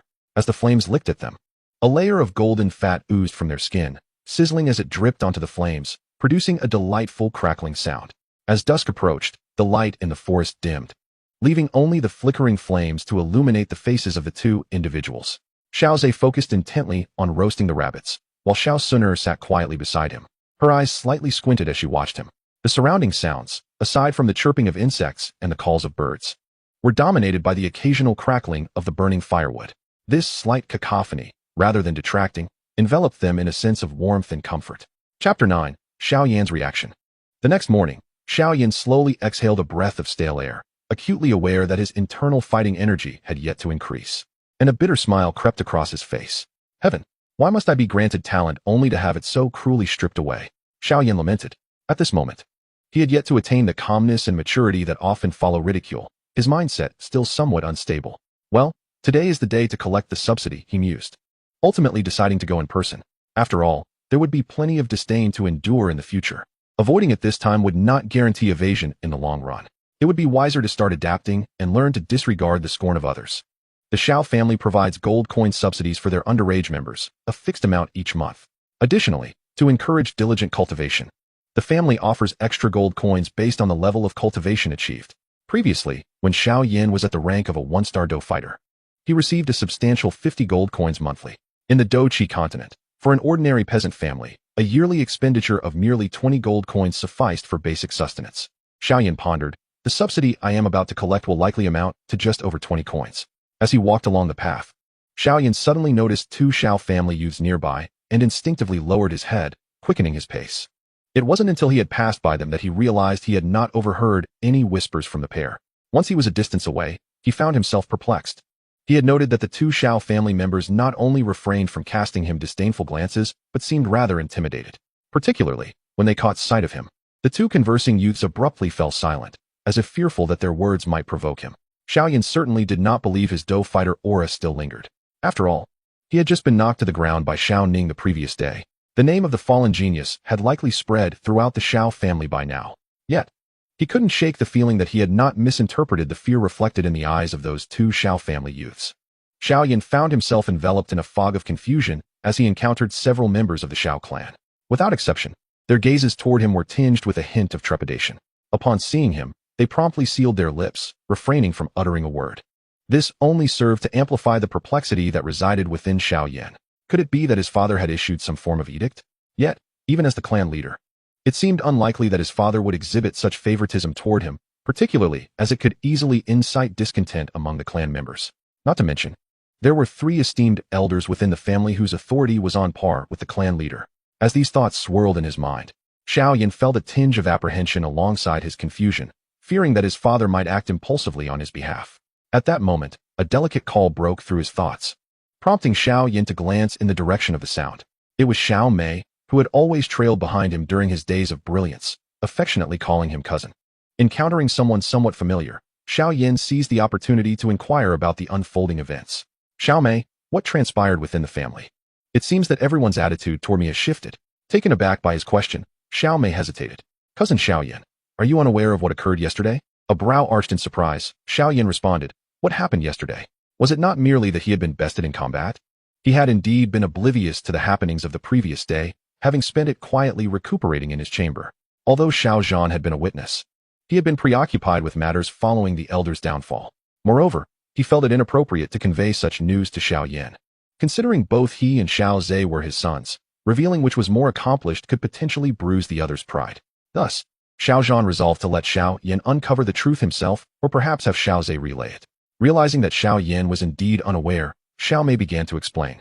In the afternoon yesterday, the fourth young master, Xiao Zhe, engaged in a duel with Xiao Ning at the combat hall. What? Fourth brother? Is he unharmed? Xiao Yan felt a surge of anxiety, never anticipating that the root of the matter lay with his younger sibling. Contrary to what Xiao Yan imagined, however, Xiao Zhe had not only emerged unscathed, but had even withstood an onslaught from the elder who had hurried to intervene. Gasping in astonishment as the details unfolded, Xiao Yan felt a wave of shock wash over him. Fourth brother has already reached the rank of a 9-star fighter? How extraordinary. The gravity of the revelation left Xiao Yan astounded. He had once attained the rank of a 1-star fighter himself and understood all too well the arduous journey from the age of 4 to 11, a mere 7 years, required to achieve even that. The notion of Xiao Zhe attaining the status of a 9-star fighter was nothing short of remarkable. After absorbing the events of the previous day, Xiao Yan remained somewhat puzzled. Even if such an incident had transpired, it shouldn't have instilled such fear among the Xiao clan members, should it? He had crossed paths with several clan members along the way, and each time they beheld him, their eyes reflected a mixture of dread, and they seemed too intimidated to converse in his presence. Xiao Mei nodded, her gaze shimmering with admiration as she replied. It is because cousin Xiao Zhe has made a declaration. Xiao Yan paused, realizing that this must pertain to the words spoken by his younger brother. He also noted a subtle shift in Xiao Mei's demeanor, a blend of admiration and respect. Once, Xiao Mei had also displayed such an expression towards him. Oblivious to Xiao Yan's slightly complex gaze, Xiao Mei cleared her throat, straightened her posture, and raised her chin slightly. Xiao Yan could discern that Xiao Mei was mimicking someone. It was the exact words of her cousin, Xiao Zhe. Xiao Yan is my third brother. He is not someone whom anyone can easily bully. You all should manage your hands and feet, and keep your mouths tightly shut. If I hear even a whisper of gossip, or if it reaches my third brother, do not blame me for being impolite. We are of the same generation, and according to the Grand Elder, matters among peers are not to be meddled with. Instead of spreading rumors, why not focus on your own cultivation? Rather than belittling others, strive to elevate yourselves. Xiao Mei, feigning a deep voice, appeared charmingly adorable, eliciting a faint smile from Xiao Yan. Could this truly be the words of his usually unassuming fourth brother? Nevertheless, Xiao Yan felt a warm glow in his heart. With such a prodigious talent as his fourth brother speaking out, the family members would undoubtedly refrain from casting aspersions or scorn in his direction. They might even hesitate to converse with him, fearing their disparaging remarks would be overheard. Did you know, cousin Xiao Yan? Many in the family now regard Xiao Zhe's words as a motto to inspire themselves. Xiao Mei's eyes sparkled as she reverently repeated the last phrase, rather than belittling others. Strive to elevate yourselves. It was evident. Xiao Yan nodded with a smile, for Xiao Mei was a living example of this principle. No longer subjected to the derision of others, Xiao Yan felt a profound sense of joy. The attitude of the family towards him had even grown more apprehensive than before, which brought him a sense of relief. He resolved to double his efforts. Being surpassed by his own fourth brother left Xiao Yan with a bittersweet feeling. He was strong-willed and wished to be a protective older brother. With determination, Xiao Yan vowed, as long as I can continue to absorb fighting energy and cultivate, I shall never give up. Chapter 10. The return of Yan achieves great success. Tenfold feedback. In the wooded hills behind the Xiao residence, sunlight filtered through the lush leaves, casting dappled shadows on the ground. As two figures moved swiftly, they stirred a gentle breeze that sent tiny particles of dust swirling, shaping the sunlight into beams. The forest was illuminated with golden shafts of light, gathering brilliance for the duel unfolding between them.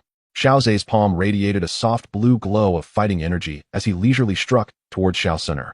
In contrast, Xiao Suner's hands shimmered with golden fighting energy, resembling streams of golden light dancing at her fingertips.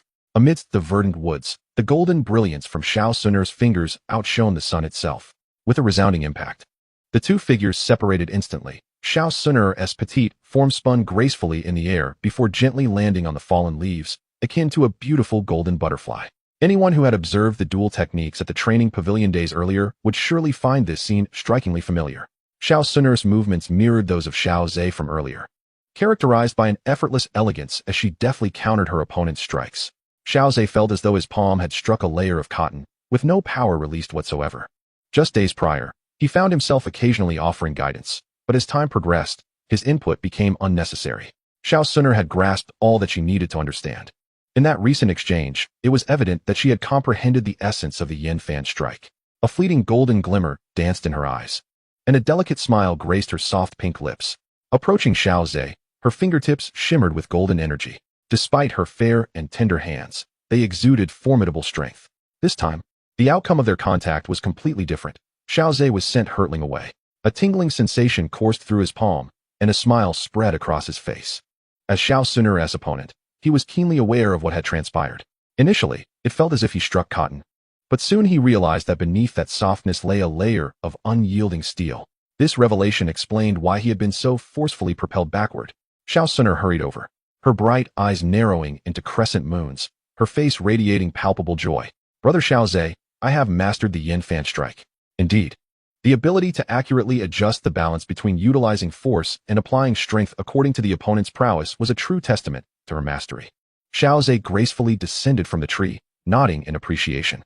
Hearing his commendation, Xiao Sun's smile broadened, now tinged with a hint of mischief. Oh, shouldn't you be rewarding me? After all, I've been at your side these past few days. My body feels as if it might fall apart. Feigning surprise, Xiao Zhe adopted a weak demeanor. Perhaps so, but how would you like to reward your brother Xiao Zhe? As she spoke, she drew closer, her breath fragrant like orchids. At the mention of the word reward, she even playfully moistened her soft pink lips with her delicate tongue. Clearing his throat, Xiao Zhe replied, I don't have much in mind, but how about treating me to a grand feast? Pondering for a moment, Xiao Sun suggested, the finest restaurant in Wutan City. A lavish spread awaits. Wouldn't you say I am quite sincere? Indeed, I've long heard that the beast feast there is utterly exquisite, leaving one yearning for more. Xiao Zhe clapped his hands in admiration. Let us meet at the Xiao family gate in half an hour? An hour from now, Xiao Sun proposed, stepping back slightly.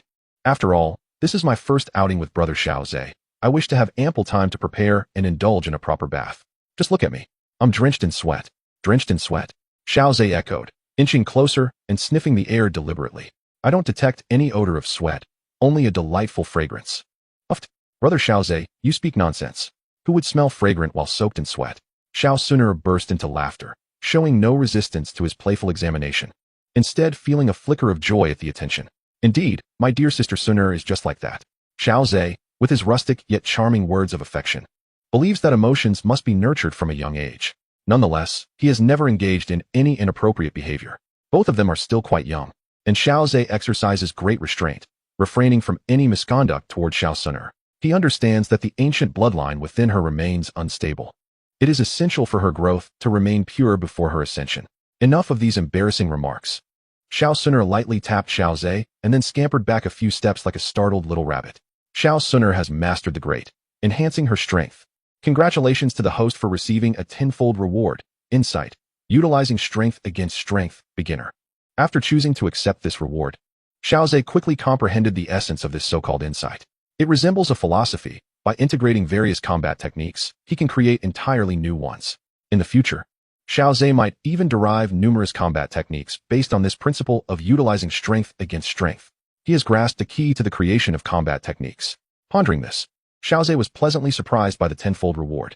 Initially, he had anticipated receiving a more advanced combat technique. To his astonishment, the very essence of Yin Fanji was unveiled before him. It is not impossible for Xiao Zhe to master this insight, but it may require decades of relentless practice to truly grasp the principle of utilizing strength against strength. The tenfold reward has spared him many years of labor, and naturally, he felt quite satisfied. It was time to prepare. After all, this was the first time he would venture out with Sun. An hour of preparation was ample time. As Xiao Zhe stepped out of the woods, he spotted a figure and raised an eyebrow, walking toward it. Third brother, were you waiting for me? This was their first meeting in days, yet it felt entirely different. Perhaps it was the dazzling aura of genius that now enveloped Xiao Zhe, even more radiant than before. Yes, I came specifically to express my gratitude, Xiao Yan replied with a smile, though a hint of distance lingered in his demeanor. Sensing this, Xiao Zhe approached without hesitation, clasping Xiao Yan's shoulder and giving a gentle pat on his chest. Third brother, we are brothers. Why speak so formally? But isn't it my fault that you can no longer remain low-key? Xiao Yan responded hesitantly. Seeing my brother being highlighted yet still maintaining a low profile, does that make me human? Xiao Zhe said nonchalantly. Previously, my low profile was merely to avoid unnecessary distractions and focus on my cultivation. Now that I have showcased my talent, with father shielding me from those matters, it feels no different to me than before. With Xiao Zhe's explanation, Xiao Yan finally felt relieved and embraced him tightly, stating earnestly, Fourth brother, thank you. Chapter 11. the super wealthy little girl. After conversing with Xiao Yan for a while, Xiao Zhe remarked, I have an appointment with Suner, third brother, so I must take my leave. Xiao Yan nodded in understanding, a smile of contentment gracing his features. His younger brother was indeed a winner in life, a fact that filled him with envy. Not only was his talent extraordinary, but he also had a beautiful companion by his side. Go ahead, prepare well. And I wish you a delightful date. Xiao Yan sincerely blessed, for after all, he was his own younger brother. This time, as Xiao Zhe and Xiao Sun were training together, their relationship blossomed rapidly. Even though Xiao Yan entertained thoughts of using Do Qi, he did not set his sights on Xiao Sun, as their relationship was not particularly close.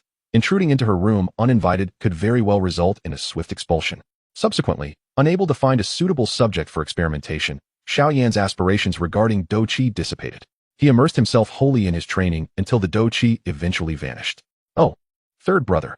After taking a few steps, Xiao Zhe suddenly turned back to call out to Xiao Yan. What is it? Do you need my assistance, third brother?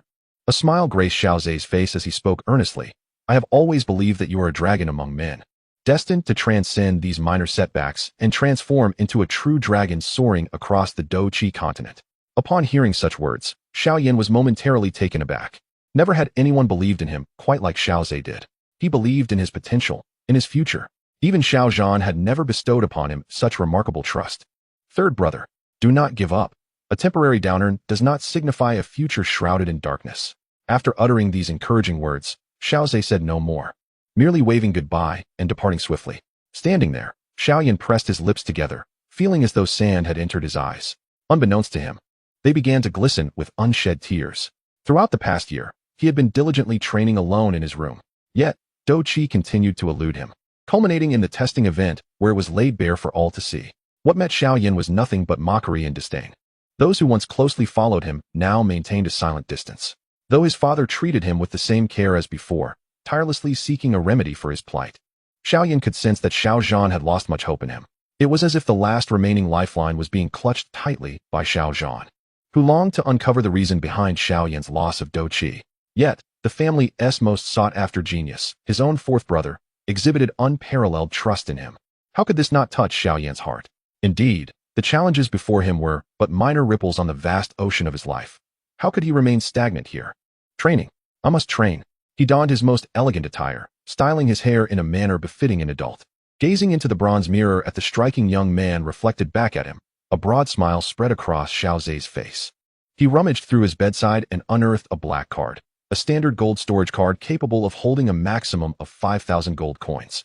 Cards of higher value required not only financial resources, but also strength. Although it was suggested that the young lady should treat, it was never truly intended for her to bear the expense. This black card was bestowed upon Xiao Zhe by an elder during the distribution of subsidies. His monthly subsidy had surged to 100 gold coins. Furthermore, any requests for cultivation resources could be directed to the Xiao family. At this moment, the black card displayed a remarkable 2,000 gold coins. According to the elder's explanation, this was compensation for the subsidies Xiao Zhe had previously neglected to claim. Having prepared sufficiently, it was time to await Suner at the entrance.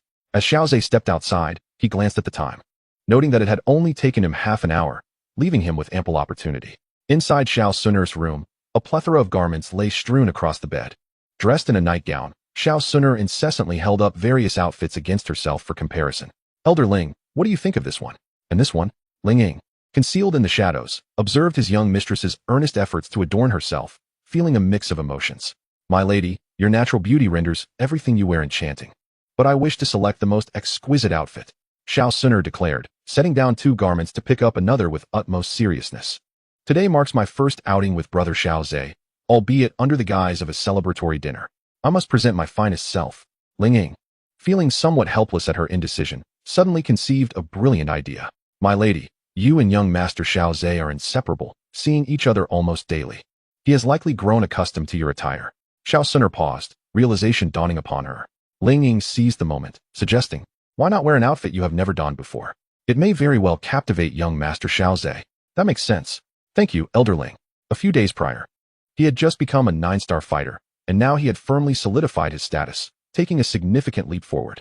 Once one truly becomes a fighter, the pace of cultivation accelerates dramatically, potentially allowing for several stars to be gained within a year. Coupled with the unique fighting aura crafted by the system for Xiao Zhe, his progress in training would be exceedingly rapid. with Sunur's enhancement providing a tenfold feedback to become a one-star fighter. Xiaozhe silently wished for a breakthrough to a fighter himself. Suddenly, a voice interrupted his thoughts. Brother Xiaozhe, what are you pondering so intently? Naturally, he was contemplating whether his dear sister Sunur would take the full hour to join him. When he laid eyes on Xiao Sunur, a hint of astonishment flickered in his gaze. Her long hair cascaded down to her waist, adorned with a golden hairpin from which several crimson threads hung. She wore a light azure undergarment layered with a white gown, embellished with red floral patterns at the cuffs and neckline. She appeared as though she had stepped out from a painting. Moreover, Xiao Sunur's ethereal demeanor, reminiscent of a celestial lotus, rendered her even more divine. She perceptibly noticed the admiration and astonishment that flashed across Xiaozhe's eyes, filling her heart with sweetness akin to nectar. Brother Xiaozhe, does it look beautiful? She asked, spreading her arms and twirling in place for him to admire her fully. Indeed, it looks splendid. This outfit is truly captivating. Xiao Sunur is truly more beautiful. Xiaozhe couldn't help but nod in admiration. A radiant smile blossomed on Xiao Sunur's face, justifying the considerable time she had devoted to selecting her attire and perfecting her appearance. Shall we go, Brother Xiaozhe? Feel free to indulge. Oh, you little rascal. Are you not afraid I might eat you into poverty? Hee, Brother Xiaozhe, you are welcome to try and see if you can truly devour me.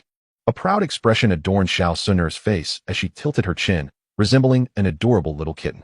Xiaozhe was well aware of Xiao Sunur's immense wealth, which could rival nations. For her, consuming 1,000 of his worth would merely be a drop in the ocean. Chapter 12. Lady Ya and Young Master Oba. Xiaozhe and Xiao Sunur walked side by side along the bustling streets. Their pairing, akin to a golden boy and jade girl, attracted the attention of passers-by. However, they paid no heed to the gazes and proceeded directly to their destination. Upon arriving at the Shengda restaurant, the evening lights were just beginning to illuminate the surroundings. Inside, the establishment was ablaze with light and filled with the lively chatter of patrons. What a lively restaurant! It truly deserves the title of the best in Wutan City. Xiaozhe remarked to Xiao Sunur as he observed the throng of people entering and exiting. It seems we may have to wait for a while. Do not worry. Brother Xiaozhe, I have already made arrangements. We can go straight in, Xiao Sunur said with a mysterious smile, guiding him into the restaurant. Soon, they were led by a server to a private room on the upper floor. The design of this room was quite ingenious. Looking towards the interior of the restaurant, one could see the performance of singing maidens and the diners enjoying their meals. Gazing outside, the marketplace remained brilliantly lit even in the night. Xiao Sunur, you have chosen a splendid private room. Hee, I specifically reserved this room to avoid any unwelcome distractions, she replied. Xiaozhe nodded in agreement, knowing full well that Xiao Sunur's beauty would inevitably draw attention from others. Dining in a private room certainly alleviated many potential inconveniences. By the way, how much does this private room cost?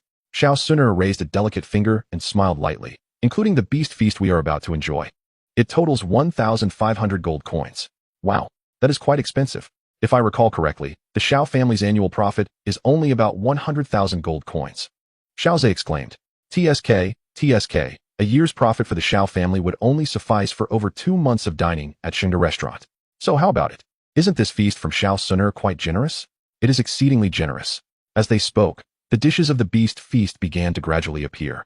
These were edible magical beasts, specially cultivated and prepared, providing numerous benefits to those who consumed them, enhancing vitality and strengthening the body. Although not as potent as the potions crafted by alchemists, they were still highly sought after. After all, this was the Do-Chi continent, a world where strength reigns supreme. Anything that could bolster one's power would incite fervent pursuit. The aroma of the meat filled the air, and Xiaozhe inhaled deeply, gazing hungrily at the table laden with beast meat. Brother Xiaozhe, stop staring and start eating. Together, as the two conversed and admired the picturesque scenery, they savored the exquisite feast of the Warcraft. Such moments of joy are always fleeting. Xiaozhe raised a glass of icy blue juice, clinking it gently with Sunur. The instant it touched his lips, an exhilarating chill enveloped him. Yet, as he swallowed, he felt a fiery warmth igniting within. This novel sensation compelled Xiaozhe to examine the peculiar drink in his hand. Sunur explained, this is a low-grade potion cultivated by the Shengda Tavern. Regular consumption can enhance one's meager fighting spirit. Xiaozhe paused, taken aback, and began to attune himself to the state of his inner energy. Fortunately, his intimate knowledge of his own condition allowed him to discern the slight increase in his fighting spirit. Indeed, regular consumption could yield such subtle enhancements. However, the tavern's clever marketing certainly piqued the interest of many. Xiaozhe emphasized the word meager, eliciting a series of soft giggles from Sunur. However, the fact that Shengda Tavern could offer such coveted products hinted at an intriguing backstory. Suner nodded, stating, "It is actually somewhat connected to the Shao family. The force behind Xingda Tavern is the Nalan family. The Nalan family, one of the three prominent families of the Gamma Empire, once allied with the Shao clan." Xiaozhe was taken aback, surprised to discover the powerful entity behind the tavern was indeed the Nalan family. Yet, given their status as one of the three great families, it was not unexpected for them to have influence throughout the Gamma Empire. No wonder Xingda Tavern could thrive in the heart of Wutan City. It was backed by the Nalan family. "My third brother's betrothed is the eldest daughter of the Nalan family," Suner remarked, taking a sip of her juice with a suggestive tone. In previous years, the Nalan family frequently communicated with the Shao family, but this year, the dynamics might be shifting. Xiaozhe understood the implications of Suner's words, with Xiao Yin reduced to a mere shadow of his former self. It was uncertain whether the Nalan family would maintain their ties with the Shao clan. Yet, according to the original narrative, the Nalan patriarch honored his promises. Even with Xiao Yan's downfall, the engagement remained intact. Nevertheless, it was also possible that the Nalan patriarch might be indifferent to such matters. Suner nodded, pondering the uncertainty of the future. "Young Master Oba, please conduct yourself with dignity." Just as they were enjoying the view outside, a sharp reprimand suddenly echoed within the tavern. The two turned their gaze downward to see a strikingly beautiful woman in a qipao, exuding a commanding presence. However, her face was marred by frost and her expression was stern. Opposite her sat a stout young boy, around 13 or 14 years old, whose excessive indulgences were evident in his sunken eyes and pallid complexion, his gaze hollow and vacant. The altercation had scarcely begun when the tavern manager arrived to intervene, halting the conflict and admonishing the boy not to cause trouble within the establishment, perhaps mindful of the tavern's bustling patrons. The boy refrained from further outbursts and chose to sit quietly in the hall, while the beautiful woman ascended the stairs to dine above. As the observant Xiaozhe exchanged glances with Xiao Suner, a realization dawned upon him. Was that not Miss Yufei, the chief auctioneer of the Mitre auction house? Xiao Suner was taken aback. How could her brother possibly know of Yufei? "Brother Xiaozhe, how did you come to know that was Miss Yufei?" Xiaozhe, noticing the bewilderment in her eyes, responded, "What are you pondering? Did we not invite Miss Yufei to our family's coming-of-age ceremony last year?" "Oh, I remember now. She mentioned the Yuba family, didn't she?" Xiao Suner exclaimed, sticking out her tongue before hastily shifting the topic. Although the Uba family ranks among the three great families of Wutan City, provoking Miss Yufei of the Mitre auction house seemed quite audacious. Xiaozhe nodded, reflecting. This is what they call being blinded by desire. Moreover, from the look of him, he appears unwilling to concede. He gestured for Xiao Suner to glance downstairs, and indeed, the young master of the Uba family could be seen indulging in food while his gaze frequently strayed toward the staircase. "Fortunately, we arrived early and reserved a private room," Xiao Suner said, patting her chest in relief. "Otherwise, encountering this fellow would have soured our mood, even if we were not afraid of him." Indeed, one can surmise that Miss Yufei is hardly enjoying her dinner at this moment. Xiao Suner, ever perceptive, quickly grasped the implication of Xiaozhe's words. After a moment's contemplation, she concurred, prompting the two to order a few more desserts. During this time, Xiaozhe discreetly assessed the price of their lavish feast. It fell within his budget, yet he mused that he would soon find himself impoverished once more after today. Chapter 13. Are there more experts? Suner, I must step out for a moment, Xiaozhe declared suddenly, setting down his cup as he rose from his seat. Xiao Suner squinted her eyes and smiled knowingly. After uttering that brief statement, Xiaozhe departed the private room, his right hand caressing the black gold card, intending to settle the bill first. Observing the closed door, Xiao Suner queried, "Old Ling, what do you think Brother Xiaozhe is up to?" A voice from a corner of the room, tinged with amusement, replied, "He is likely going to pay the bill. Surely he isn't seeking an opportunity to cross paths with Miss Yufei? What nonsense are you spouting, Old Ling?" Xiao Suner shot a glare toward the source of the voice. "Ha, I was merely jesting." When Master Xiaozhe left, he was clutching his gold card. "So it's reasonable to assume he's off to settle the account." Ling Ying's tone turned more serious. Xiao Suner nodded, stating, "Brother Xiaozhe is trying to spare me the expense by paying himself, but I've already taken care of the bill." Moments later, the door creaked open.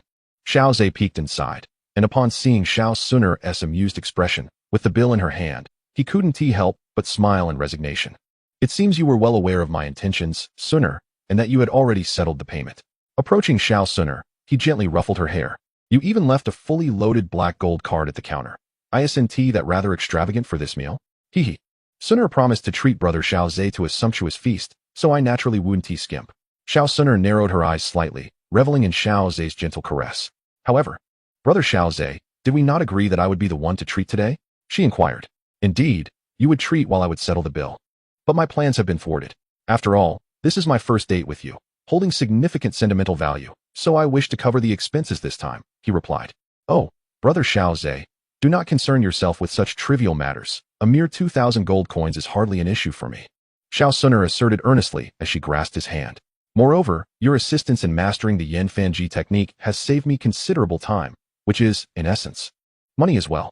In this exchange, I have gained quite a fortune. You little rascal, how can you keep such accounts? He teased, as they shared laughter. A figure suddenly descended the staircase. The show is about to commence. Brother Xiaozhe, let us hasten. Upon spotting Yafei, they promptly rose to descend. Yet Xiao Suner paused, flipping her wrist to reveal 2 black cloaks. Xiaozhe cast a covetous glance at the spatial ring adorning her finger. What a rare treasure. Brother Xiaozhe, don the cloak. It will facilitate our movements, she urged. Very well. As they traversed the corridor, the attendants were unfazed. It was not uncommon to see cloaked figures, having encountered them perhaps a dozen or 20 times in a month. Those cloaked individuals might have various reasons, be it disfigurement, being wanted criminals, or clandestine lovers. Such matters were of no concern to the Xingda Tavern. As long as patrons dined without causing trouble and paid their dues, the establishment would remain indifferent to them. In fact, there existed a subtle competitive spirit among taverns in Uten City. If individuals without cloaks came to dine, it implied that the tavern lacked allure, resulting in poor business. After all, if numerous such patrons frequented the tavern, some might indeed be fugitives. Their willingness to risk exposure merely to dine there illustrated the tavern's magnetic appeal. Of course, this scenario harbored many risks. Only taverns with substantial influence were inclined to accommodate such guests. Upon descending, they found Yafei had already exited the tavern. The short, portly young master from the Uba family discreetly trailed behind her. Xiaozhe noted that this rotund young master was accompanied by a fighter as a bodyguard. Thus, they followed the young master, who wore an evident look of desire, flanked by his guardian as they pursued Yafei. The young master from the Uba family was clearly indulging excessively and had likely engaged in numerous misdeeds within Uten City. Yet, rather than curbing his excesses, the family's leaders had instead dispatched additional guards, further enabling his nefarious behavior. Xiaozhe whispered to Xiao Suner, who nodded in agreement, seemingly having made a discovery. Brother Xiaozhe, do you notice how the path we tread grows increasingly secluded? She remarked. It seems so. Miss Yafei appears intent on leading the Uba young master to a deserted location to teach him a lesson. That fellow truly is as Brother Xiaozhe described, blinded by lust, completely oblivious to the obvious trap laid before him. The two followed closely, unperturbed by any potential peril. Xiao Suner was accompanied by Elder Ling, and Xiaozhe was aware of the formidable Dou Emperor guarding her. Thus he felt utterly reassured. In the entirety of Wuten City, where could be safer than beside Suner? At last, they arrived at a secluded alley, where the young Master Uba could no longer contain himself, a wicked grin spreading across his face. Miss Yafei, what a twist of fate that we should encounter one another in such a remote place. It must surely be heaven's design. Yield to me, he declared. In the alley, Yafei maintained her composure, though a hint of disappointment flickered in her gaze. She had anticipated that this young Master Uba would exhibit greater patience, waiting until they were in a completely deserted lane before making his move. This is not a match made in heaven. It is I who lured you here, young Master Uba, Yafei replied with a smile that did not reach her eyes, her tone tinged with frost. Regrettably, Uba was oblivious, his grin growing more brazen. So Miss Yafei also harbors feelings for me. Then I shall not hold back. With unsteady steps, Uba advanced toward Yafei, his lecherous gaze almost palpable. A wave of revulsion washed over Yafei. His stare was as tangible as a physical force, raising goosebumps across her skin. Suddenly, she noticed her Dome Master Guard lying on the ground, bloodied and unconscious. No, you cannot harm me. I am the young master of the Uba family. If you lay a hand on me, my father will surely seek vengeance. Uba exclaimed, his bravado faltering as he saw the fierce young man approaching. With a single strike, the Dome Master had been dispatched effortlessly. What chance did a mere practitioner of Doqi stand? Yafei exhaled a sigh of relief. Hidden in the shadows, Xiaozhe and Xiao Suner had witnessed the unfolding drama and were preparing to depart when circumstances took a sudden turn. Yafei's expression shifted as she furrowed her brow, confronting the fierce young man. The diminutive Uba, blood oozing from a large dent in his skull, was clearly beyond saving. Did I not instruct you to merely teach him a lesson? She demanded. That is indeed what you conveyed to me, but regrettably, I have no desire to comply. Miss Yafei, the fierce young man chuckled, advancing step by step toward her, his menacing expression rapidly transforming into one of lust. I have taken a liking to you as well, Miss Yafei? Outside the alley, Xiaozhe exchanged glances with Xiao Suner, shock reverberating in his heart. Another formidable opponent? Chapter 14. capturing hearts with deception. Yafei's countenance shifted dramatically. Her own guard was revolting. Do you comprehend the gravity of your actions? Yafei feigned calmness, her voice icy as she sought to intimidate him with words. Humph, the fierce young man scoffed, kicking the young master oboe aside. Miss Yafei, surely you do not believe me to be so easily deceived? He stepped closer to Yafei, an expression of intoxication and infatuation dawning upon his face. Upon hearing Miss Yafei's intention to lead this fellow to a desolate place for a lesson, I immediately recognized that my opportunity had arrived, a once-in-a-lifetime chance. Yafei, upon hearing this, discerned that the fierce young man was prepared to flee, and a flicker of panic crossed her countenance. She took a step back, only for the brazen youth to advance further. There is no need for such reckless desperation. There are countless virtuous women in this world. As Yafei backed against the wall, retreating to the limits of her escape, her anxiety became unmistakable, prompting her to hastily add, if you release me, I assure you, I will introduce you to a suitable match. With your status as a fighter, many women would be eager. Haha. It seems Miss Yafei remains oblivious to her own allure, her exquisite beauty, her striking figure, complemented by an air of unattainable grace. The fierce young man, contemplating the secluded location, appeared unperturbed by the prospect of conversing with Yafei a little longer. Typically, his interactions with her as a guard consisted solely of commands and compliance, devoid of any casual discourse. Having lingered in the company of a beauty such as yourself, how could I possibly find interest in mere painted faces? He continued, his tone growing urgent as he confided. Do you know what occupies my thoughts most each day? It is how to possess you, how to ravage you. His breath quickened involuntarily as he spoke. Yafei, witnessing the young man's fervent state, recognized that the allure of beauty was futile against him. After all, as he had stated, she herself was the most significant temptation. Biting her silver teeth, she hesitated momentarily before deciding to reveal her true identity. I am of the Meitel family, and I have come to Uton City solely for training. You must consider this carefully. Should you lay a hand on me, you will incur the wrath of the Meitel family. The fierce young man was taken aback. As a guard, he was unaware of Yafei's genuine identity. He had not anticipated that she belonged to the Meitel family, merely visiting Uton City for her own development. This revelation left him in a state of uncertainty. After all, the Meitel family stands as one of the three great families of the Gamma Empire, wielding significant influence throughout the realm. If he had previously felt confident in dealing with Yafei and escaping afterward, that confidence had now waned considerably. The consequences of a common auction house chief's demise were starkly different from those of a member of the Meitel family. His heart raced, thoughts racing as he grasped the gravity of the situation. As a guard for the Meitel auction house, he was all too aware of the power they held within the Gamma Empire. If a full-scale pursuit were to ensue, his escape would be impossible, for he was merely a one-star fighter. Seeing the flicker of hesitation on the fierce young man's face, Yafei felt a slight sense of relief. This was a testament to her years of honing a keen, ruthless gaze. Just as she contemplated her next words, the fierce young man suddenly cast a glance at the short, stout figure he had kicked into the corner. A clever scheme dawned upon him. I must thank Miss Yafei for the reminder. However, I have already devised a plan. The fierce young man suddenly chuckled.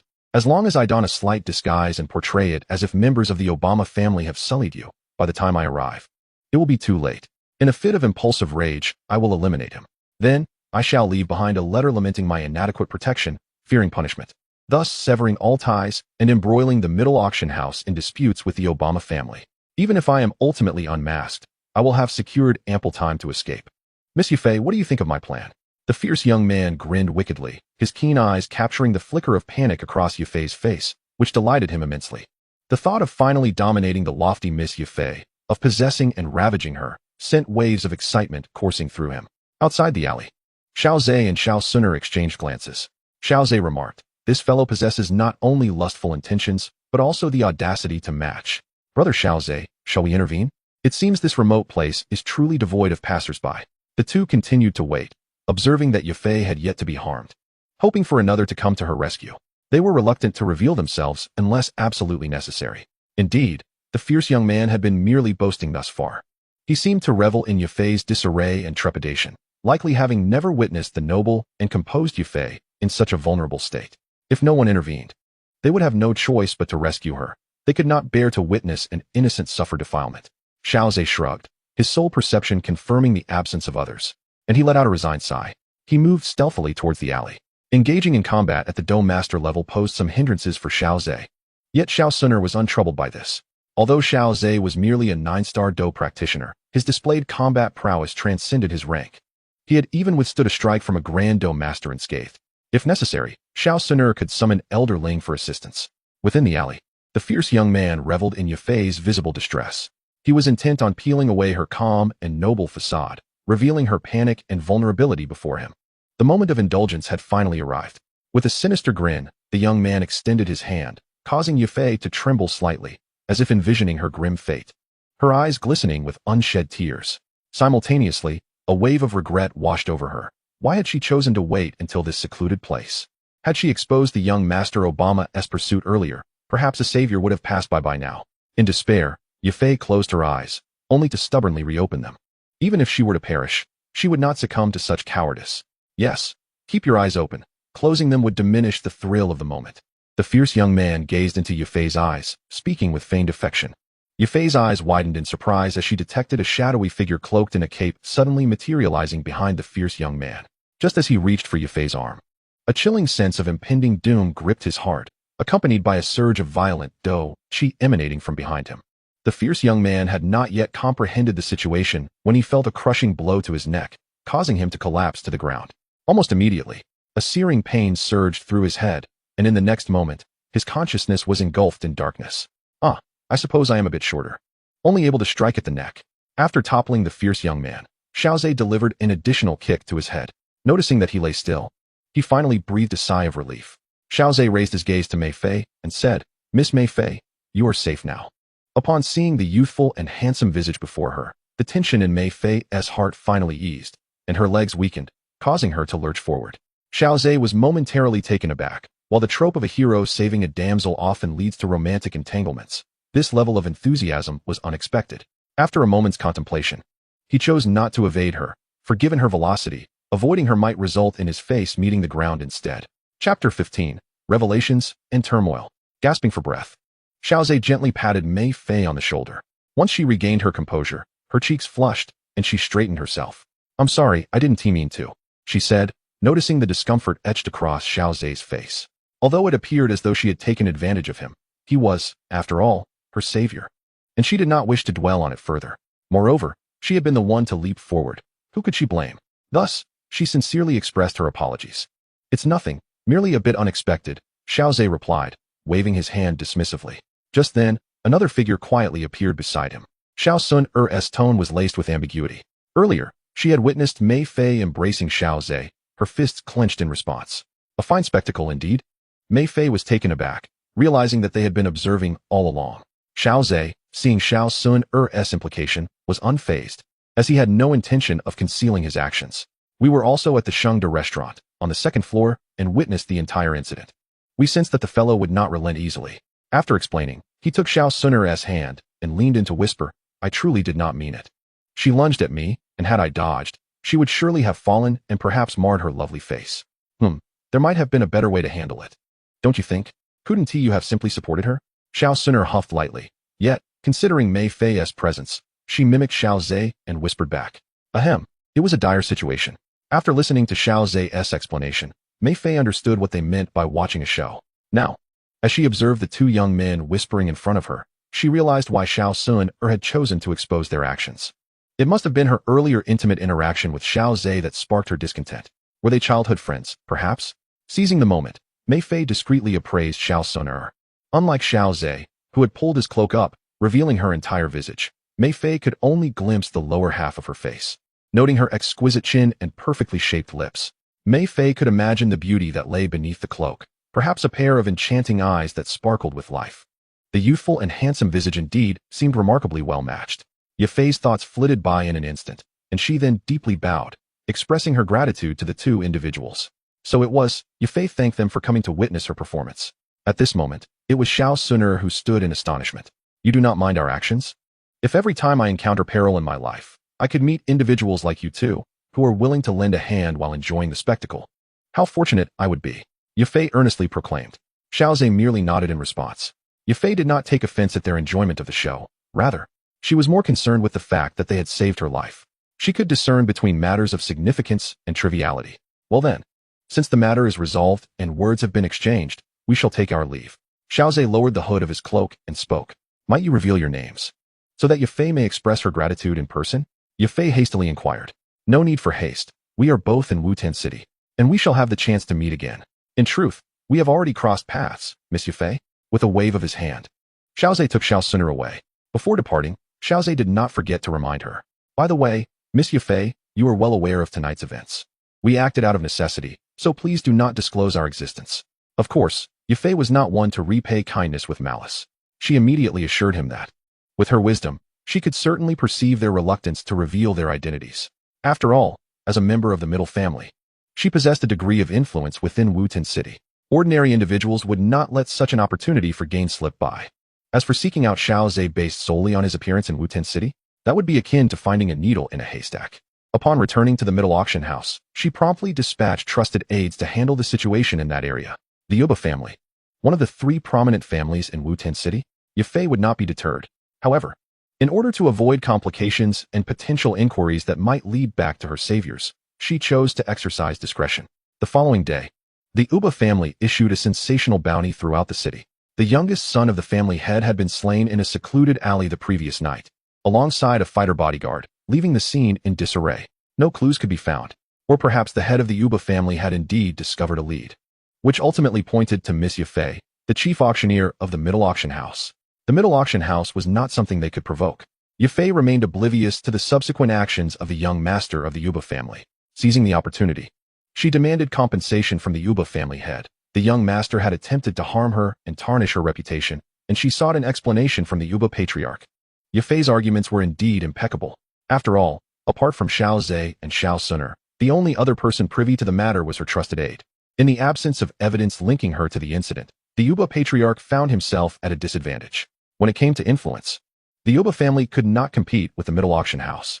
Currently, there exists no evidence. Rather, it is his son who has been harassing Yufei, with intentions of committing acts of defilement, a fact corroborated by numerous witnesses.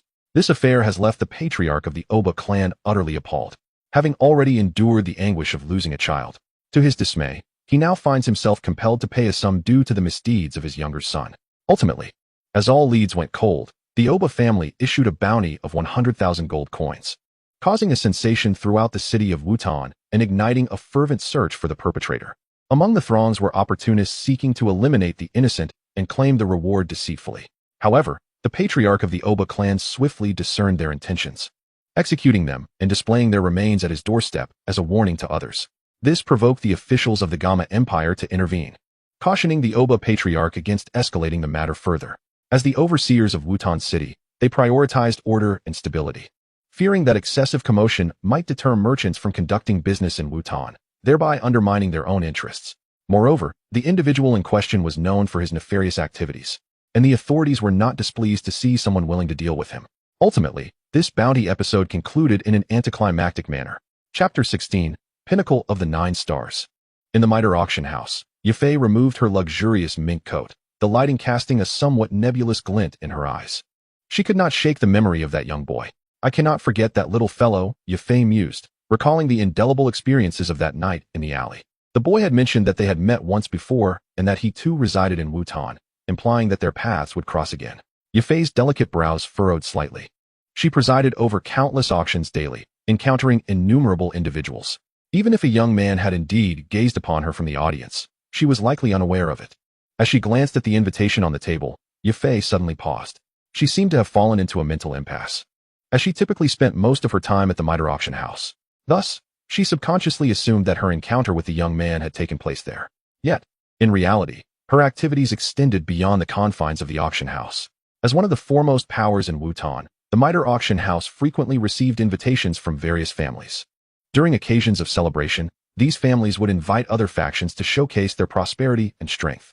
Upon reflection, it appeared that the young man, possessing the remarkable ability to vanquish a 1-star fighter at such a tender age, was undoubtedly a prodigious talent.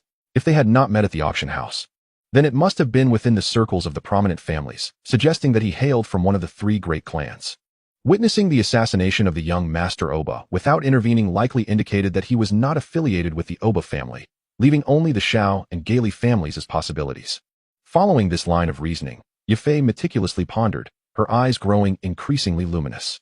She felt she was treading a path towards uncovering the young man's true identity. In recent years, the Gailey family had not produced any notable talents, while the Xiao family seemed to have recently birthed a genius, reputed to be the youngest fighter in a century. Upon contemplating this, Yafei hastily approached the cabinet to rummage through her documents, swiftly locating information on the youngest combatant. Xiao Yan, the third son of the Xiao clan's patriarch. Indeed, I attended the family's ceremony last year. Could it be him? Perhaps I should gather some intelligence on the Xiao family to ascertain if any significant events have transpired recently. Yafei had to depart hastily last year due to pressing matters, and thus had never encountered Xiao Yan in person. She summoned her trusted aide and instructed her to investigate any recent developments concerning the Xiao family. Following prior incidents, she requested a change of guards to female personnel, as she wished to avoid similar experiences in the future. Meanwhile, while Yafei diligently sought to uncover the identity of Xiao Zhe, he remained within the confines of the Xiao estate, not venturing outside. Atop the rear mountain, beneath the shade of trees, a solitary figure sat cross-legged upon a meticulously smoothed stone. This figure was in deep meditation, as surrounding combat energy surged towards him like fledglings returning to their nest, coalescing into a small energy vortex around his form. Xiao Zhe slightly relaxed the gravitational pull of his combat energy vortex, allowing a substantial flow of energy to circulate through his meridians and ultimately converge within the vortex. He felt a slight swelling within his meridians, accompanied by a faint, tingling pain. Since his first full exertion of the combat energy vortex, he had realized that this phenomenon was beyond his current capacity. The feedback from the system indicated that the vortex's intensity was misaligned with his physical strength. Prolonged exertion could lead to his meridians fracturing under the immense pressure of the combat energy. Nevertheless, through subsequent training, Xiao Zhe discerned the advantages of the combat energy vortex. Specifically, he learned to regulate the absorption capacity, keeping it within the tolerable limits of his meridians. Once his meridians adapted, he could then increase the absorption rate. This approach would gradually enhance the strength of his meridians, enabling him to fully withstand energy absorption in the future. Consequently, his training speed could potentially accelerate exponentially. As the shadows lengthened, the energy vortex beside Xiao Zhe gradually dissipated. He opened his eyes, releasing a puff of turbid air into the atmosphere. The growth of his combat energy had reached its zenith. He was merely a step away from achieving the liquefaction of combat energy, officially becoming a combat master.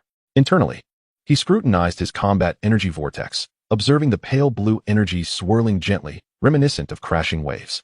Vast. This adjective should not typically characterize a practitioner at his level. However, should other practitioners of the same tier behold the magnitude of Xiao Zhe's combat energy, they would undoubtedly question whether their years of training had been in vain. I can confidently claim to have reached the pinnacle of a 9-star combatant, Xiao Zhe mused with a chuckle, reminiscing about the absurd classifications he had encountered previously. At that moment, he turned to glance down the mountain, where a graceful figure flitted between the trees like a delicate butterfly, swiftly approaching his side. Brother Xiao Zhe, have you completed your training? Xiao Suner inquired with a bright smile. Xiao Zhe's most admirable trait lies not only in his unparalleled talent and intelligence, but also in his exceptional dedication to his craft.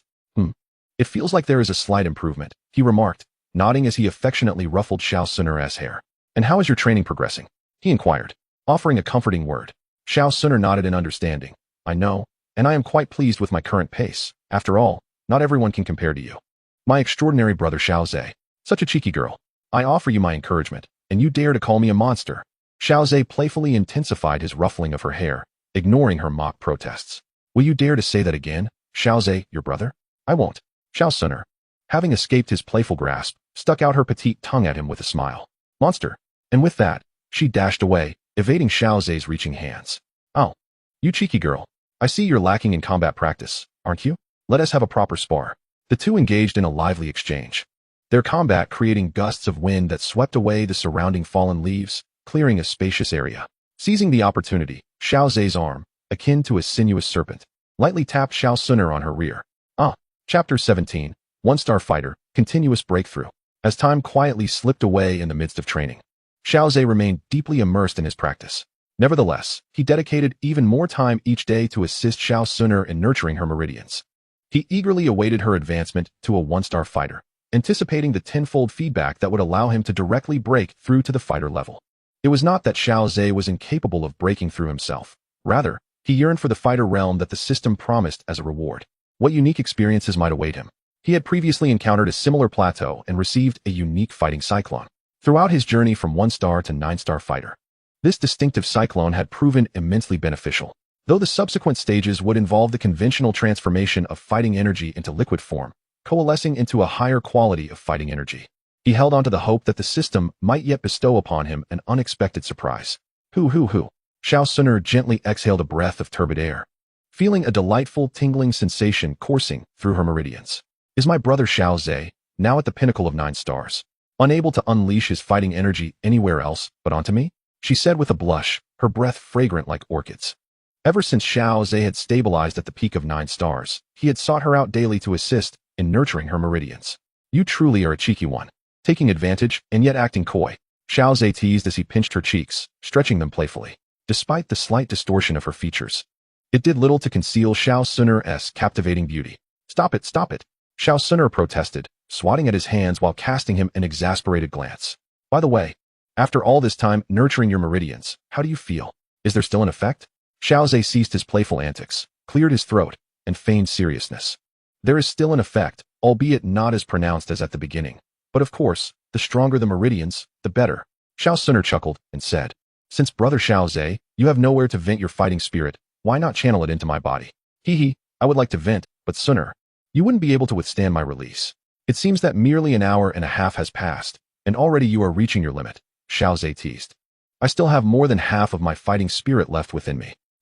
I am quite curious about how your fighting spirit has amassed to such monstrous proportions. Brother Xiao Zhe, Xiao Suner remarked, a hint of admiration in her voice. I dare say that even ordinary Do masters could scarcely rival your reserves. Although, in terms of quality, I might still fall short of a Do master, given the significant transformation that fighting spirit liquefaction entails. Xiao Zhe nodded, replying modestly, however, in terms of quantity, my fighting spirit would certainly rank among the elite, even among low-tier Do masters. In truth, the reality was even more astonishing than he portrayed. Nonetheless, this revelation drew Xiao Suner's awestruck gaze, her eyes fixated on his abdomen. Could it be that brother Xiao Zhe possesses some extraordinary anatomical structure that allows for such a vast reservoir of fighting spirit? What are you implying? Do you wish to dissect me for a closer examination? Xiao Zhe playfully covered Xiao Suner's eyes, preventing her from staring any longer. Wait, brother Xiao Zhe, I think I can feel something. As they playfully tussled, Xiao Suner suddenly exclaimed.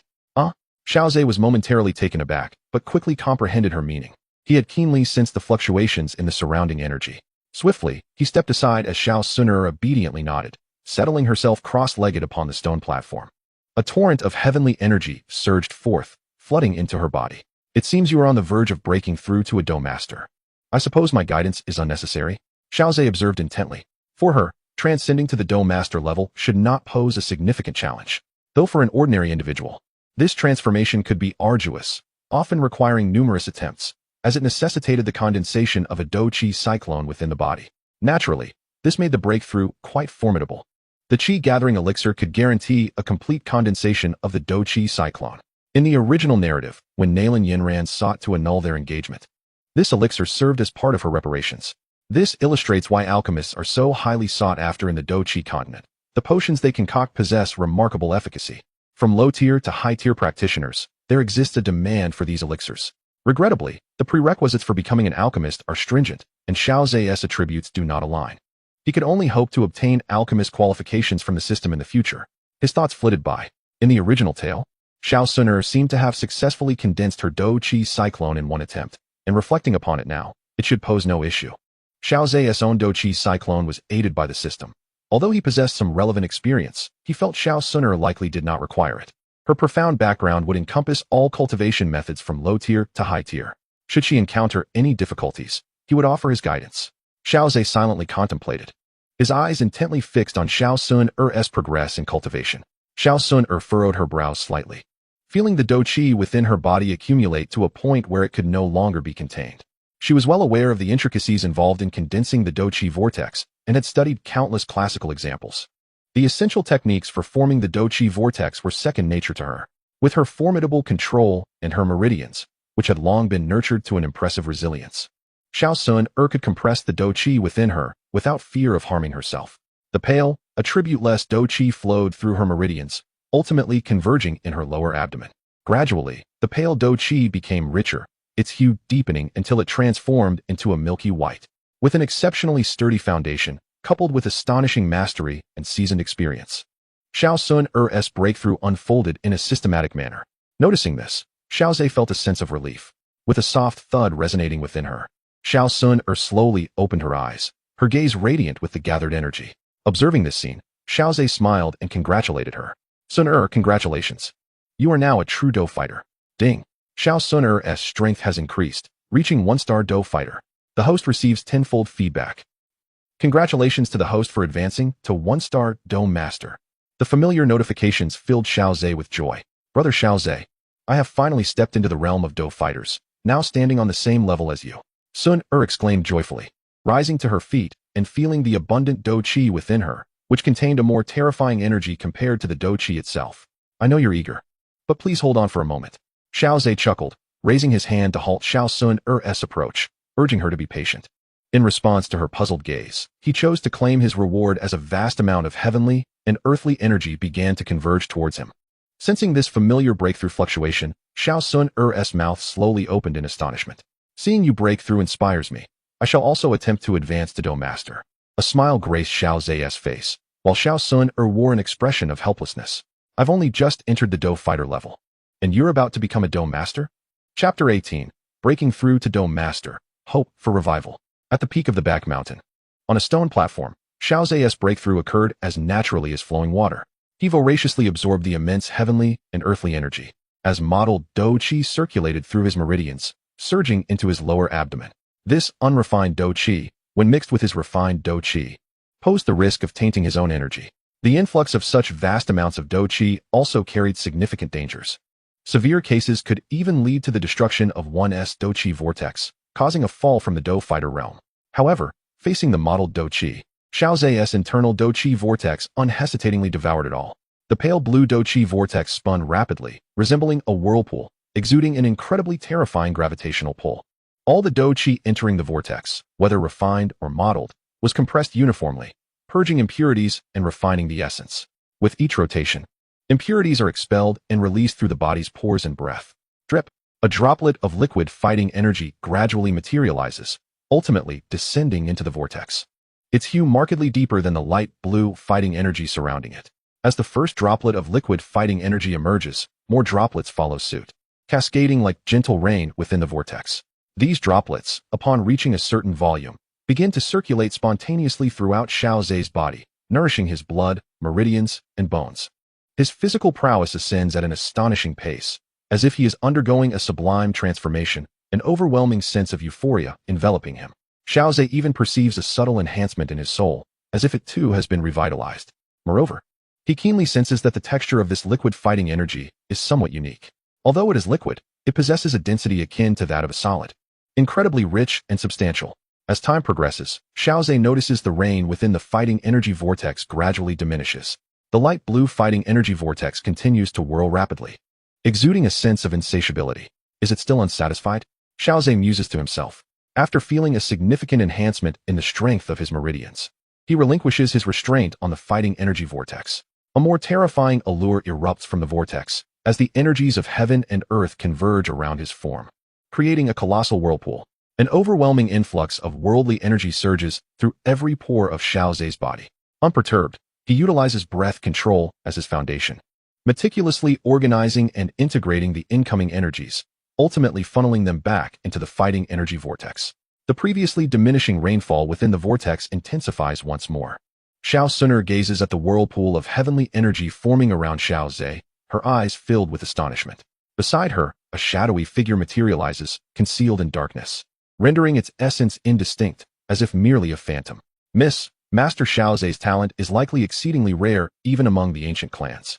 To achieve such prowess merely by breaking through to the Do Master realm is unprecedented in my experience, Ling Ying remarks, his gaze awestruck. As a high-ranking Do Huang, he has witnessed grand spectacles, yet this scene is unlike anything he has encountered before. Indeed, Brother Xiaozhe's extraordinary talent may very well be unparalleled. He could perhaps ascend to the status of a revered sage in the future, or even catch a glimpse of the path to sanctification. Xiao Sun gazes at Xiaozhe in the vortex with hopeful anticipation. Ling Ying, hearing such high praise from Xiao Sun, is equally taken aback. The Do Zun represents an exalted existence within the Do Qi continent, while the Do Sheng encompasses the terrifying ability to forge small worlds from the boundless void. However, unlike his previous silence, Ling Ying now nods in agreement. Perhaps Master Xiaozhe truly possesses the potential to transcend numerous obstacles and constraints, garnering the favor of the ancient clan's cherished jewel. It seems that the extraordinary phenomenon accompanying Brother Xiao Zhe's breakthrough has also drawn the attention of the Xiao family. I shall descend to clarify the situation. Xiao Suner expresses her concern to Ling Ying. Master Ling, I kindly ask you to keep an eye on Brother Xiaoza to prevent any mishaps during his breakthrough. The old man nodded in understanding. I comprehend, miss. With that, Ling Ying melded back into the shadows, attentively monitoring Xiaoza's progress. Meanwhile, Xiao Suner descended to the foot of the mountain, where she fortuitously encountered Xiao Zhan, who had come to check on matters. Suner, what brings you here? Is it that Xiaoza is above? Upon seeing Xiao Suner, Xiao Zhan immediately connected her presence with that of his son. Although Xiaoza was quite discreet as a father, he remained concerned about his son's affairs. Typically, wherever Xiaoza appeared, Xiao Suner was sure to follow closely, thus prompting Xiao Zhan's inquiry. Indeed, Uncle Xiao Zhan, Brother Xiaoza is at a critical juncture in his breakthrough, so I kindly ask that you refrain from disturbing him to avoid any unforeseen interruptions. Xiao Zhan was momentarily taken aback. Breakthrough? Isn't Xiaoza a 9-star fighter? Suddenly, realization dawned upon him, and he inquired with some difficulty. Is he breaking through to become a fighter? Yes, Xiao Suner replied with a smile and a nod. Xiao Zhan gasped in astonishment. Should this breakthrough succeed, it would signify an 11-year-old fighter. Ha ha ha, splendid. The Xiao family truly stands on the brink of revival. After overcoming his initial shock, Xiao Zhan burst into hearty laughter, repeatedly exclaiming, Revival is imminent. Revival is imminent. Suner, I implore you to help watch over Xiaoza, and should anything go awry, please inform me at once. Of course, Uncle Xiao Zhan. Xiao Suner responded with a warm smile. This was the father of Brother Xiaoza, a title she might need to alter in the future. At the crucial juncture leading to the back mountain, he barred other clan members from approaching out of curiosity. A breakthrough to the fighter realm indeed manifests such phenomena. Xiaoza truly possesses extraordinary talent. Xiao Zhan envisioned a few years hence, when Xiaoza would surpass him, guiding the Xiao family towards a more illustrious future. He patted his chest with a sense of reassurance, vowing silently, before Xiaoza matures, I must protect him well. The turbulent energies of heaven and earth gradually calmed, and Xiaoza slowly opened his eyes. He felt the diminutive blue vortex of fighting energy within him, now reduced by half, and within that vortex, a pool of liquid fighting energy that possessed a texture akin to solid matter. A wave of satisfaction surged through Xiaoza. This was the indication that appeared after Xiao Suner had broken through to a 1-star fighter. Now, it was time to share his joy with Suner. Chapter 19, Affiliated Binding. Suner, I must apologize. We have once again widened the gap. Xiaoza jested, eliciting an elegant roll of her eyes from Xiao Suner, who huffed in retort. Huh. I have only just reached the fighter realm. How could I assist you in your cultivation at the fighter level? Xiaoza was somewhat taken aback. Humph. Then pray tell. Brother Xiaoza, how did you manage to create such a spectacle upon breaking through to the fighter realm? Xiao Suner inquired, leaning in curiously, her eyes sparkling with intrigue as they fixated on Xiaoza's countenance, as if seeking to unravel the mystery. To be honest, I am uncertain how to impart this knowledge. A natural breakthrough, perhaps? He chuckled, just kidding. Brother Xiaoza, how does it feel to have achieved this breakthrough to the fighter realm? Xiao Suner chuckled softly. Her curiosity piqued about Xiao Zhe's current combat prowess. After all, what kind of strength could such an unprecedented phenomenon cultivate? It left her feeling restless with anticipation. A sensation of unparalleled comfort enveloped her, elevating both her body and soul. Merely based on physical capabilities, I could easily defeat 10 versions of my former self. Xiao Zhe remarked earnestly, acknowledging his significant advancement in power alongside the myriad of combat skills at his disposal. In the realm of low-ranking Dome Masters, he should be virtually invincible. If I were to encounter the Grand Elder now, perhaps I wouldn't need to rely on the previous strategy of using Yin Fan to dissipate all my strength. I could face him head-on. Xiao Suner gazed at him in astonishment, her eyes widening. Xiao Zhe had only just ascended to the rank of Dome Master, possibly still stabilizing at a mere 1-star. Yet the Grand Elder was a formidable Dome Master. Although the Grand Elder's potential had waned and his vitality diminished, he was still a seasoned Dome Master, far surpassing ordinary counterparts in strength. The mere fact that Xiao Zhe, freshly promoted, could contend with him spoke volumes about the magnitude of his enhancement. Indeed, Xiao Zhe, you too, she replied. The two descended the mountain together, bidding farewell at the crossroads. As Xiao Zhe stood at the intersection, watching Xiao Suner depart, he turned his gaze toward the shadows nearby. His heightened spiritual perception allowed him to easily detect a concealed figure. Father, no need to hide. Is there something you wish to discuss? Haha, Zaire, I refrained from approaching because I saw you conversing with Suner. Xiao Zhan emerged from the shadows, scratching his head and chuckling heartily. Well, Xiao Zhan observed Xiao Zhe closely, though he regrettably could not discern any signs of a breakthrough in his aura. Father, please speak plainly. I heard from Suner that you were attempting to break through to Do Master? Xiao Zhan inquired eagerly, needing to confirm this matter personally. Yes, I have just achieved the breakthrough, Xiao Zhe replied, releasing a faint aura. Immediately, Xiao Zhan's eyes widened, acutely sensing the intensity of the Do Qi emanating from his son, causing him to swallow hard. Excellent. Zaire, your innate talent is likely unparalleled in the Xiao family for centuries. The future of the Xiao clan may truly flourish under your guidance. He was acutely aware of the challenges the Xiao family would face ahead.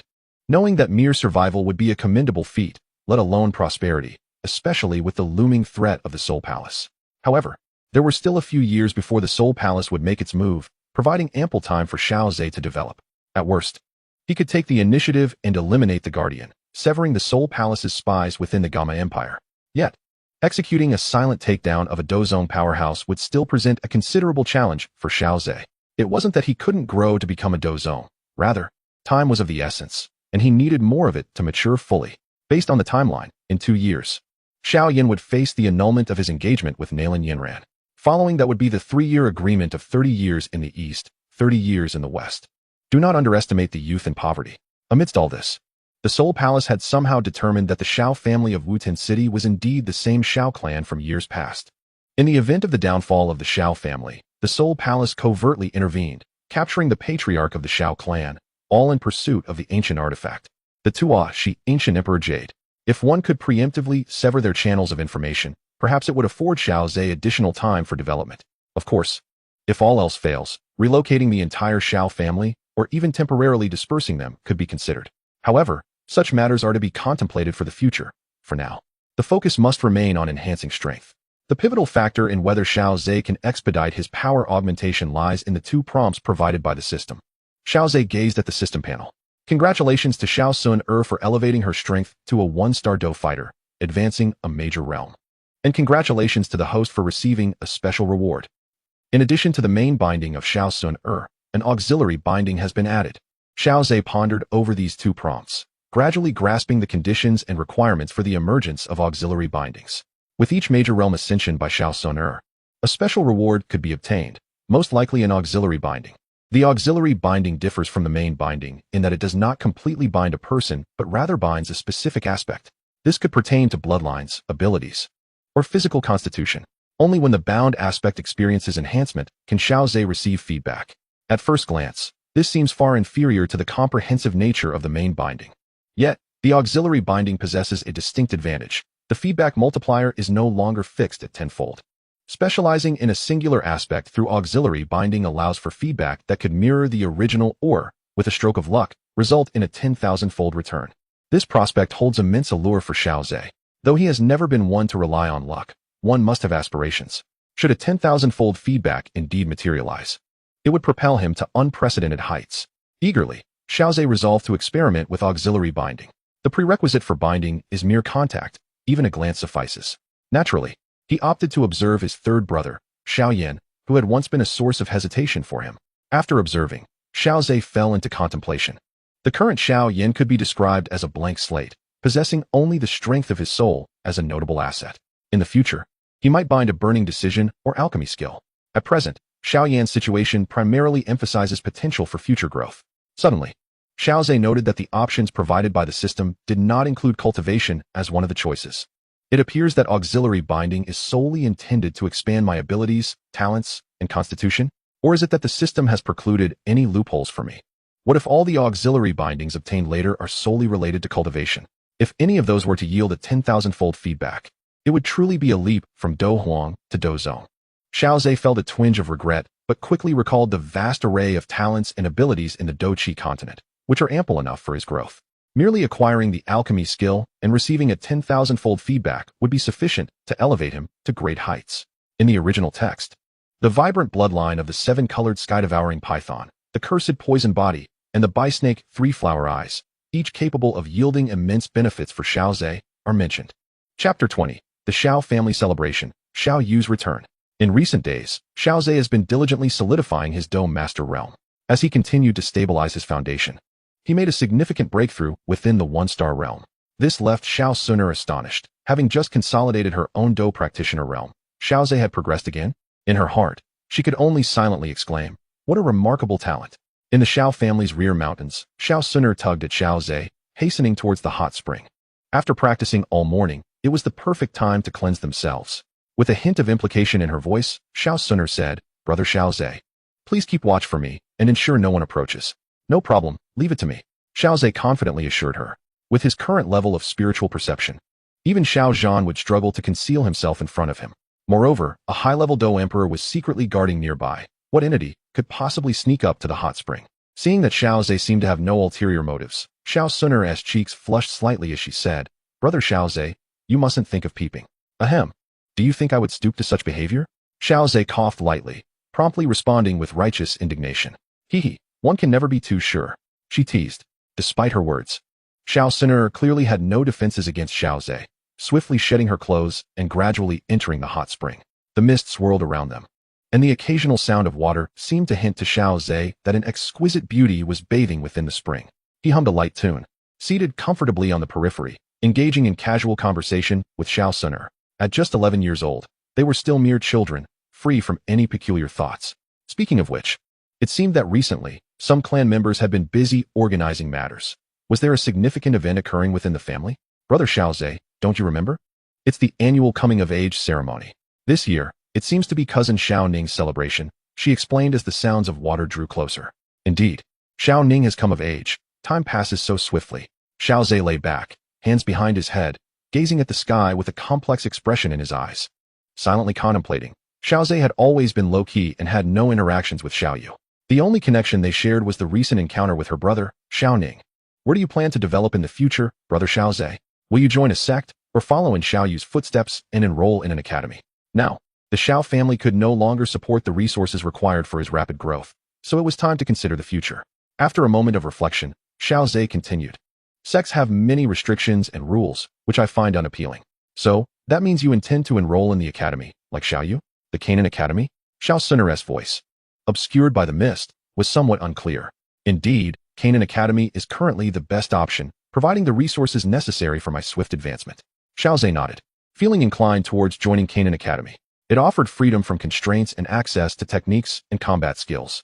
Most importantly, within the inner courtyard lies the Fallen Heart Flame, which is immensely beneficial for cultivation.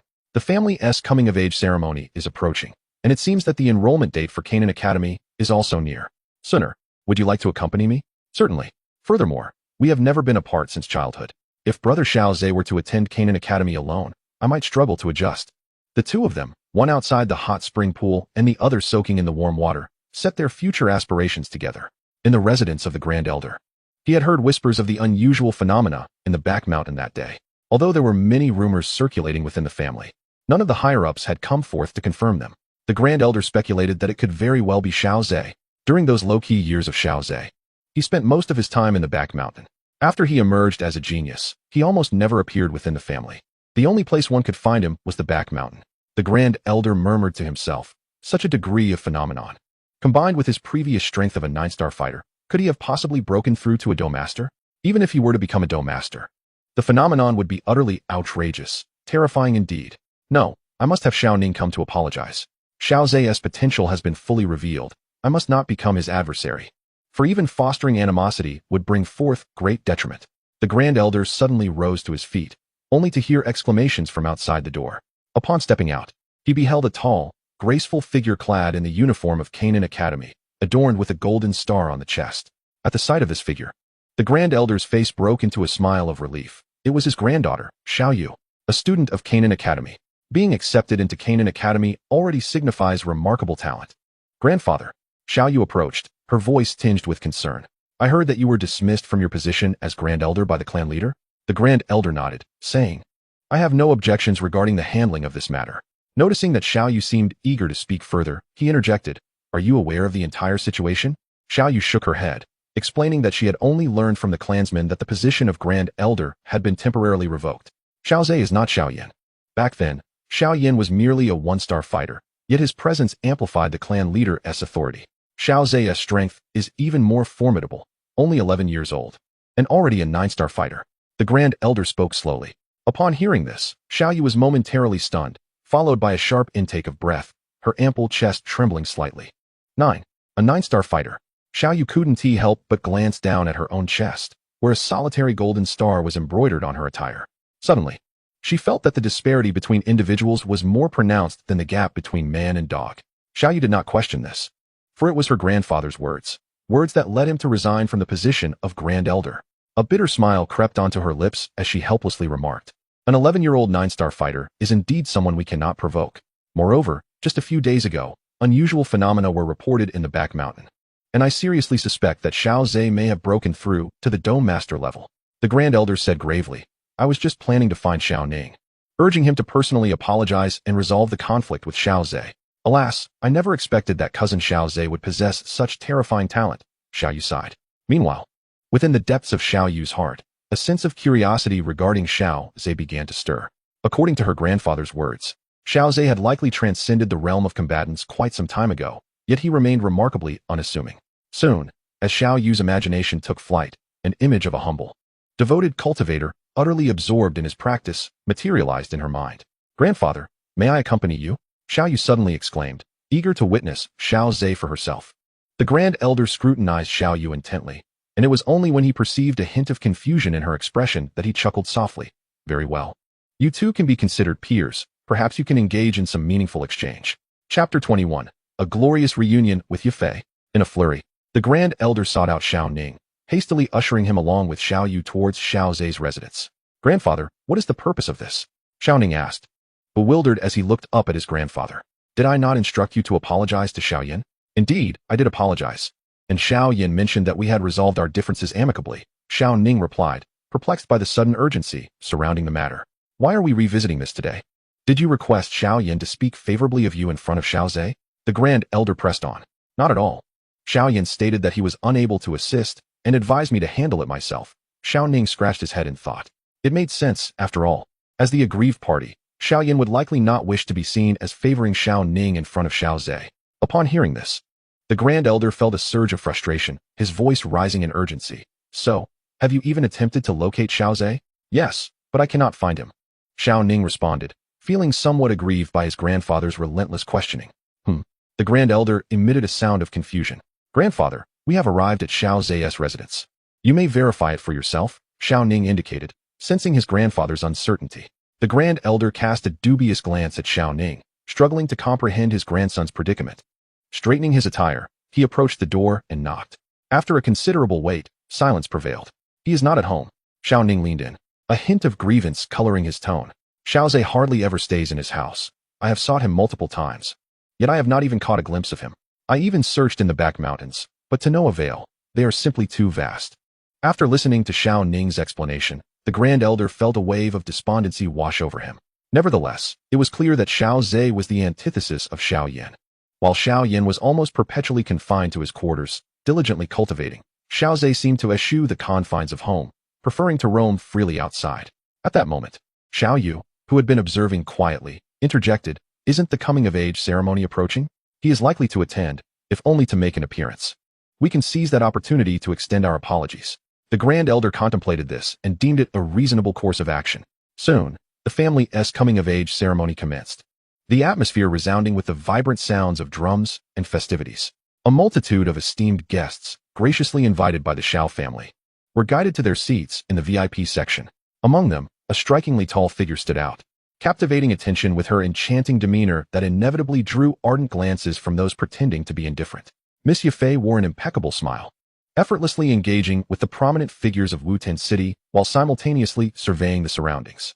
Her gaze lingered particularly on the younger members of the Xiao family, imbued with a hint of anticipation.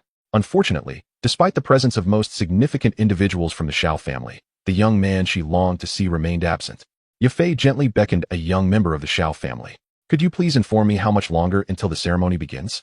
I would like to explore the Xiao residence." "Miss Yafei, there are approximately 3/4 of an hour remaining. You may enjoy your visit at your leisure.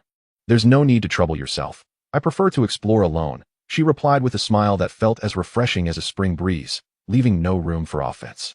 Meanwhile, Xiao Zhe sat cross-legged on a stone platform, gradually ceasing his cultivation.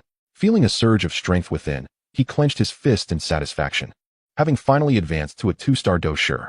Beside him, Xiao Suner rolled her eyes. "How is it that after such a short time, you've already made a breakthrough? With that tone, one might think you had been stuck at 1-star dosher for years." "Haha, Do not be too harsh on me. We broke through on the same day, yet you are already a 3-star, while I remain at 2. Can we truly compare? Enough of your banter. Hurry and freshen up. Xiao Suner urged, pulling Xiao Zhe towards the hot spring. Quickly wash up. I have prepared a formal outfit for you. Today is the ceremony marking your coming of age, and you must at least make an appearance. Xiao Zhe nodded, swiftly cleansing himself in the hot spring. Approaching the edge of the pool, he found a formal outfit laid out for him. Xiao Suner stood outside the pool, wearing a gentle smile. As the sound of the splashing water ceased, her anticipation grew. At the entrance, a figure emerged, adorned in embroidered boots and a white and gold formal robe, accentuating his tall stature and strikingly handsome features, making him the focal point of the crowd's gaze. Xiao Suner's eyes sparkled as she watched Xiao Zhe. After donning this outfit, he appeared utterly transformed. Xiao Zhe, running a hand through his still damp hair, cast a resigned glance at Xiao Suner. Suner, do you think this outfit is a bit too ostentatious? Brother Xiao Zhe, it is an annual ceremony. A touch of flamboyance is perfectly acceptable. Xiao Suner appraised him from head to toe, noting how striking her brother appeared today. With a smile, she approached and took his hand, leading him down the mountain in a light jog. As they descended, Xiao Zhe took the opportunity to admire the attire adorning Xiao Suner. Upon discovering a similarly adorned garment of white with golden trimmings, it appeared to harmonize splendidly with her own attire. That girl. Xiao Zhe refrained from further comment and followed Xiao Suner to the venue. Oh, there is someone over there who seems somewhat familiar, Xiao Suner remarked suddenly, while Xiao Zhe had already recognized her. Have you forgotten? That night, we rescued that individual. Miss Yafei, Xiao Suner exclaimed, drawing Yafei's attention toward them. The moment Yafei spotted Xiao Zhe, her eyes brightened. Compared to the dim light of that alley, the youth's attire now radiated vitality, even having encountered numerous noble science. Yafei couldn't help but concede that this young man evoked a most peculiar sensation within her, akin to a fluttering heart. Miss Yafei, we meet again. I told you we would cross paths eventually, Xiao Zhe said with a smile, halting his steps. Today, Yafei donned an exquisite gown, skillfully accentuating her advantages and showcasing her figure to perfection. Xiao Suner politely nodded at Yafei. I never anticipated that the one who saved me that day would be the 4th young master of the Xiao family, Xiao Zhe. I must express my profound gratitude once more, Yafei hastily declared, her appreciation evident. After some time of conversation among the three, Xiao Suner interjected. The coming-of-age ceremony is about to commence. We should hasten to the venue to avoid being late. Indeed, while my absence as a guest may be acceptable, your absence, Xiao Zhe, as a young master of the Xiao family, would be rather inappropriate. The trio swiftly made their way to the venue. Arriving just as the ceremonial bells began to toll, the young man stood tall, handsome, and brimming with spirit, capturing the attention of all present. The young lady, naturally beautiful, though not fully matured, already exuded the grace of an extraordinary beauty, her eyes sparkling and her lips adorned with a gentle smile. The harmonious pairing of their attires seemed as though they were destined for one another. Adding to the allure was the captivating Yafei, whose entrance immediately commanded the attention of the audience. Xiao Zhe, feeling the gazes of the crowd upon him, wore a faint smile. Indeed, they had made a dazzling entrance. Chapter 22, Apologies and VIP Cards. As the bells for the coming-of-age ceremony rang out, Xiao Zhe, Xiao Suner, and Yafei made their radiant entrance, as though they were the true protagonists of the event, captivating the majority of those present. With a smile, Xiao Zhe quickly led Xiao Suner to the section designated for the underage members of the Xiao family. Such a spectacle of attention was not unfamiliar to her over the years. Thank you all for your presence at the Xiao family's coming-of-age ceremony. Xiao Zhe heard Xiao Zhan begin to deliver a lengthy speech, his smile momentarily faltering. It seemed that, regardless of the setting, lengthy oratory was an inevitability. On the elevated platform stood the core members of the Xiao family, including the clan leader and elders. As a member of the main lineage, he too had the right to stand upon that platform. However, Xiao Zhe chose to remain with Xiao Suner in the area reserved for the younger members of the Xiao family. The protagonists of today, the young scions of the Xiao family who have reached adulthood this year, are situated in another area, preparing to undergo their assessments. Xiao Zhe glanced around and noticed someone waving at him from the corner. He took Xiao Suner by the hand and approached, finding Xiao Yin smiling brightly at him. Fourth brother, you have truly saved my life. Huh, Xiao Zhe replied, somewhat perplexed. Third brother, there is no one here threatening your life. Why do you say such things? You cannot imagine, Xiao Yin recounted, his heart still racing. Before your arrival, everyone was scrutinizing me, particularly those fellows in the VIP section. Their gazes were as piercing as if they wished to see through my very being. Thankfully, you showed up and drew their attention away. Haha, third brother. It's not that dire. Even if I hadn't come, with the formal commencement of the adulthood ceremony, they wouldn't have fixated on you for long. Xiao Zhe chuckled as he offered some words of reassurance. while Xiao Suner remained quietly by his side. In Xiao Zhe's presence, she radiated the vivacity of a neighborly girl, akin to childhood sweethearts. Yet, before outsiders, she typically exuded a cool detachment, appearing unapproachable. Even if others sought to draw near, they would find themselves thwarted by her seemingly polite smile, which belied a distance that was as vast as a chasm. As Xiao Zhe and Xiao Yan conversed, they observed the adulthood ceremony. This year's proceedings were rather unremarkable, devoid of any unexpected dark horses or exceptionally gifted talents. The tests unfolded with an air of mediocrity. Some participants, thrilled to meet the standards in their combat energy tests, rejoiced at the prospect of continuing their cultivation within the Xiao family. Others, however, faltered and descended from the stage in despair, resigned to accept their fates as peripheral managers. Xiao Ning, the grandson of the elder, displayed a modest level of talent, barely passing the assessment. Following his previous humiliating defeat at the hands of Xiao Zhe, he had kept to himself, avoiding any further provocations, seemingly having matured considerably. Fourth brother, by the way, did the elder come to apologize? What brings this up? Has the elder wronged me in any way? Xiao Zhe inquired, caught off guard by Xiao Yan's sudden change of topic. Earlier, Xiao Ning came to me to express his regrets, and we managed to resolve our grievances amicably. Xiao Yan pondered for a moment, then recounted the details candidly. However, he ultimately requested that I speak kindly of him in your presence, which I declined, insisting he should apologize to you directly. It seems Xiao Ning cannot find you, and he will likely seek you out after the ceremony concludes. Just as Xiao Yan finished speaking, an elderly figure approached them. Xiao Zhe, do you have a moment? I wish to discuss something with you. The elder? Xiao Yan remarked, recognizing the sudden appearance. I am no longer merely the so-called elder. Very well, let us find a secluded spot.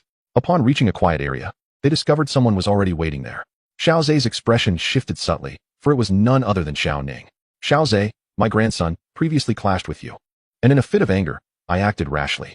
I sincerely hope you can forgive me. The grand elder spoke with heartfelt sincerity, his face etched with regret.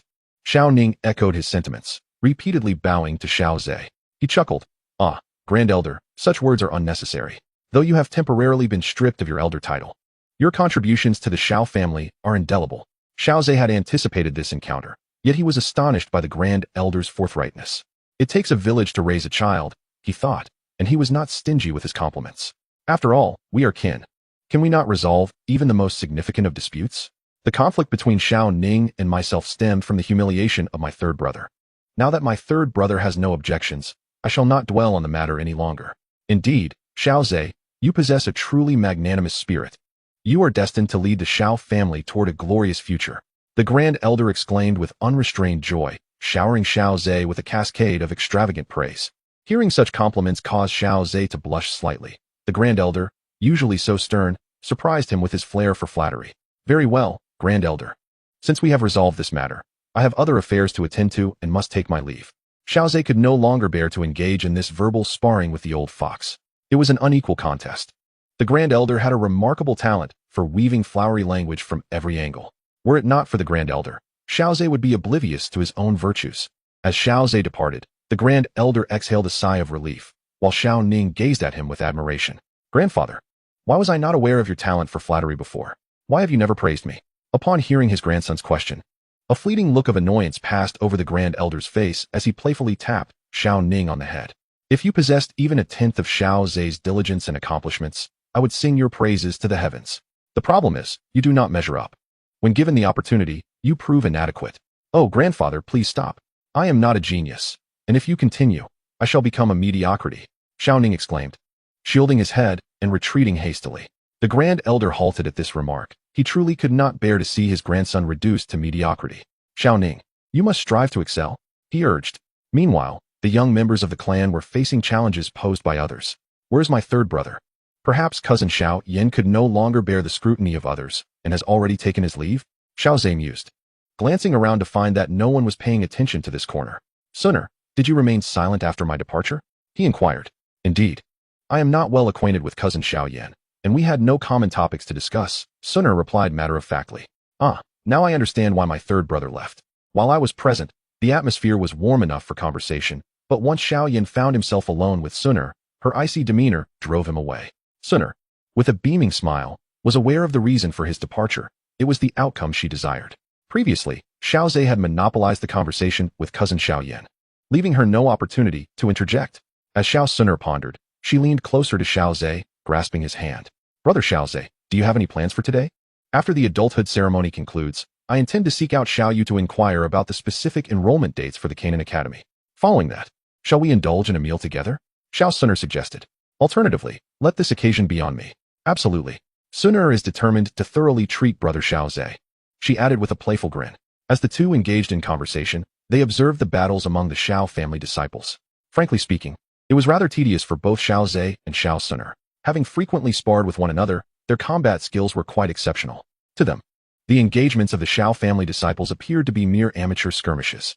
Seizing the moment, Xiaozhe tested Xiao Suner by asking her to identify the flaws in their fighting techniques. Utilizing her keen understanding of combat, Xiao Suner swiftly analyzed their tactical shortcomings and timing. Fortunately, they were situated in a secluded corner. Otherwise, their discussions would have certainly astonished and bewildered any onlookers. For these two youths possessed a grasp of battle that might surpass even some seasoned mercenaries. Ah, it has finally come to an end. If not for Brother Xiaozhe's request for my analysis during the fights, I might have been bored enough to leave, Xiao Suner expressed, stretching her limbs as the adulthood ceremony officially concluded with Xiao Zhan's announcement. At that moment, a graceful figure approached. Upon seeing Xiaozhe, Yafei beamed with a radiant smile. In this secluded corner, void of any witnesses, Yafei boldly spoke, "Young Master Xiaozhe, I wish to express my gratitude for your timely assistance earlier." She produced a crystalline card adorned with the exquisite emblem of the Miter family from her inner garment. This is a VIP card for the Miter family, which grants discounts on purchases at the Miter auction house. Xiaozhe accepted the card, feeling a lingering warmth emanating from it. If the need arises, I shall certainly visit the Miter auction house, he replied. Then I shall await your esteemed presence. Young Master Xiaozhe, I will take my leave now and not intrude upon your private moment, Yafei said with a smile, waving farewell to the two. As Xiaozhe watched Yafei depart, he prepared to take Xiao Suner to find Xiao Yu. Let us go seek out cousin Xiao Yu. Not so fast. Brother Xiaozhe, please hand me that card first, Xiao Suner suddenly requested. Without a second thought, Xiaozhe placed the card into her fair palm. Oh, Miss Yafei truly understands men. This card still retains warmth, Xiao Suner remarked with a teasing smile while gazing at Xiaozhe. He shrugged nonchalantly. What are you looking at? It's merely a card infused with warmth. Am I supposed to be lost in thought over it? Xiaozhe rolled his eyes and added. Let us go. After we ascertain the dates, I have matters to attend to. What matters? She inquired. I plan to embark on a journey. Brother Xiaozhe, you are going on a trip? The unexpected news prompted a gasp from Xiao Suner. Where are you headed? Why this sudden thought? I cannot say for certain. Ever since my promotion to Dome Master, this idea has lingered in my mind, refusing to dissipate. Xiaozhe offered a vague explanation. And upon seeing Xiao Suner's puzzled expression, he gently ruffled her hair. Do not worry, with my current strength. As long as I exercise caution and refrain from getting entangled in certain matters, ordinary people cannot harm me. Yet, this seems rather abrupt. Xiao Suner quickly interjected, moreover. The enrollment date for the Canaan Academy is approaching, I assent it? Planning to embark on a journey at this juncture seems ill-timed. Thus, she intended to consult cousin Xiao Yu regarding the specific dates. Otherwise, this thought would continue to haunt her, and her focus on cultivation would wane. Xiaozhe's reasoning rendered Xiao Suner silent. Regarding her cultivation, he would not jest. Very well, does Brother Xiaozhe require my company? No need, he replied. I merely wish to fulfill my ambition, and I am uncertain of my destination. Xiaozhe shook his head, fully aware that his destination was Qingshan town. Bringing Suner along would be quite inconvenient, and the conditions of travel, lacking the comforts of the Xiao residence, would be less favorable. Hence, Suner should remain at the Xiao family estate for her safety. Noticing that Xiao Suner was about to speak, Xiaozhe hastily added, and she finally nodded in silence. Following him while tightly clutching his hand, Xiaozhe sighed inwardly. The little medical sage was the designated subordinate he had chosen. This journey to Qingshan town was truly indispensable. After acquiring the binding, Xiaozhe meticulously examined the Xiao family's status. To put it plainly, currently, only Xiao Suner among the Xiao family could be considered a golden legend. With the assistance of medicine elder, Xiao Yin might regain his talent and master alchemy, potentially becoming a golden legend as well. However, at present, he was merely an ordinary white-level individual. Essentially, the entire Xiao family remained within the realm of the white ordinary. His acquisition of Xiao Suner's feedback could barely qualify as a golden legend, considering the formidable talents available in the early stages. The little medical sage's calamity poison body was undoubtedly top tier and possessed a remarkably low acquisition difficulty. In a certain small town in the eastern region of the Monster Beast Mountains, the Medusa Queen's colorful swallowing python bloodline had yet to be refined with and evolved. Furthermore, Based on the original text description, the ultimate evolution of the Medusa Queen was highly unpredictable, not to mention the inherent dangers she posed.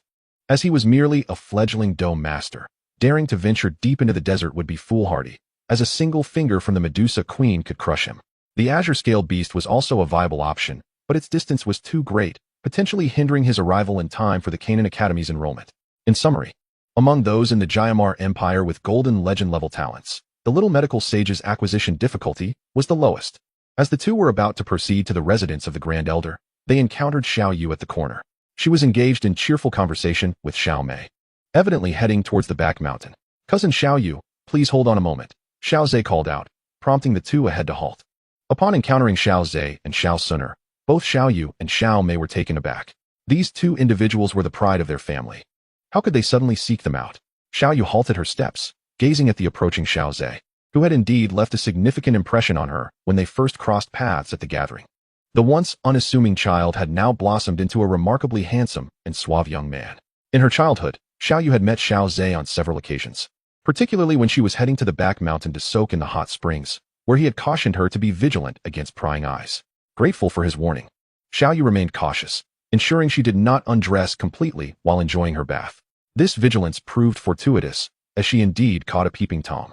Yet, the awkward twist was that the voyeur was none other than Xiao Zhe's elder brother, Xiao Yin. At the time, Xiao Yu found the situation quite amusing, as Xiao Zhe's well-intentioned advice inadvertently led to trouble for his brother.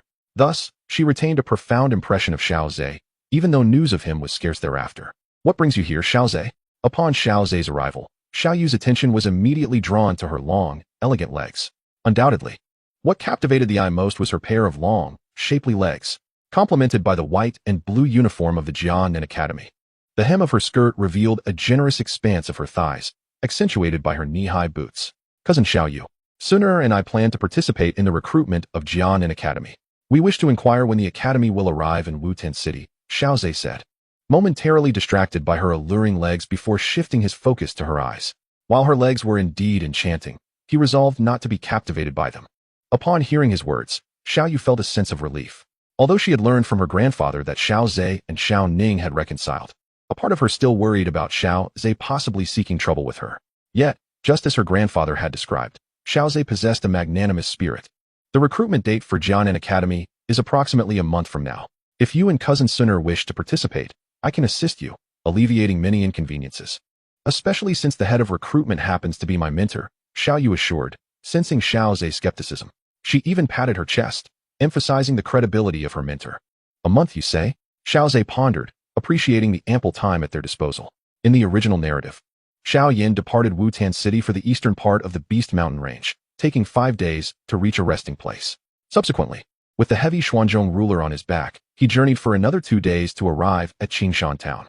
Thus, if he headed directly to Qingshan Town, he might not even require 5 days. Then I must sincerely thank Cousin Xiao Yu. Despite the previous misunderstandings with Cousin Xiao Ning, your willingness to assist me speaks volumes of your generous character, Xiao Zhe complimented, recognizing Xiao Yu's commendable disposition. Such flattery was something he had learned from the Grand Elder. Xiao Zhe now realized that the Grand Elder's colorful rhetoric held its value. Indeed, life is a continuous learning experience, one that is never truly exhausted. Upon hearing Xiao Zhe's heartfelt praise, Xiao Yu's smile became significantly more vibrant. After all, what woman does not yearn to hear that she possesses a generous spirit?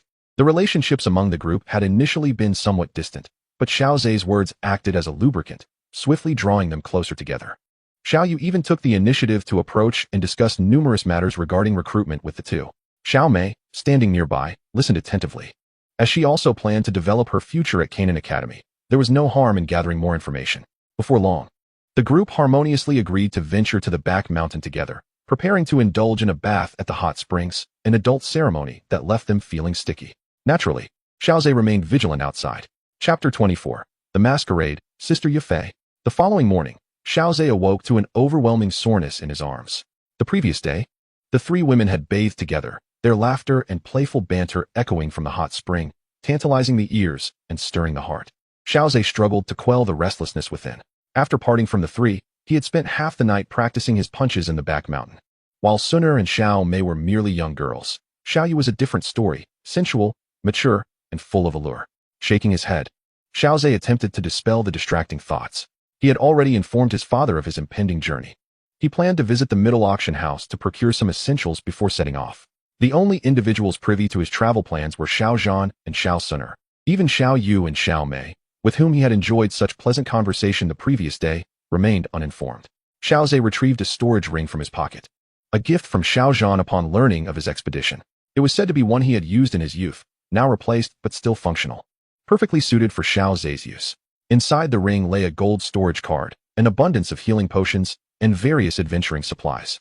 His father's thoughtfulness was truly commendable. Upon realizing his resolute intent to depart, he had managed to prepare a storage ring and its contents in just one afternoon. As Xiao Zhe gazed at the pale gray ring, a warm current flowed through his heart. Such a feeling of being cared for was truly delightful. Although it was the lowest grade of storage ring, it was worth at least 70 to 80,000 gold coins, approximately the annual profit of the Xiao family. Grateful, Xiao Zhe tucked the ring into his pocket. Wearing it openly might incite unnecessary complications and attract unwanted attention. As he opened the door, he was greeted by the sight of Xiao Suner standing at the entrance, graceful and poised like a budding lotus. "Brother Xiao Zhe, are you leaving so early?" she inquired. Having made his decision, he felt it prudent to act swiftly to avoid departing from Wutan City under the cover of night. "Very well then. Suner shall accompany you a little further," she replied, and together they strolled along the path, chatting and laughing, completely devoid of the somberness and sorrow typically associated with farewells. Upon reaching the Xiao family gate, Xiao Zhe affectionately ruffled Xiao Suner's hair. She pouted playfully, though she did not resist his gesture. "All right, it is best not to linger. I must take my leave now," he said, waving goodbye to Xiao Suner as he turned to depart. As Xiao Suner watched Xiao Zhe's figure fade into the distance, her ruby lips parted slightly. "Elderling, I implore you to watch over brother Xiao Zhe and ensure no harm befalls him." "Yes, miss." Ling Ying hesitated for a moment before acquiescing, then added with a hint of uncertainty, "But miss, your safety." Xiao Suner chuckled, urging Ling Ying to hasten to guard Xiao Zhe.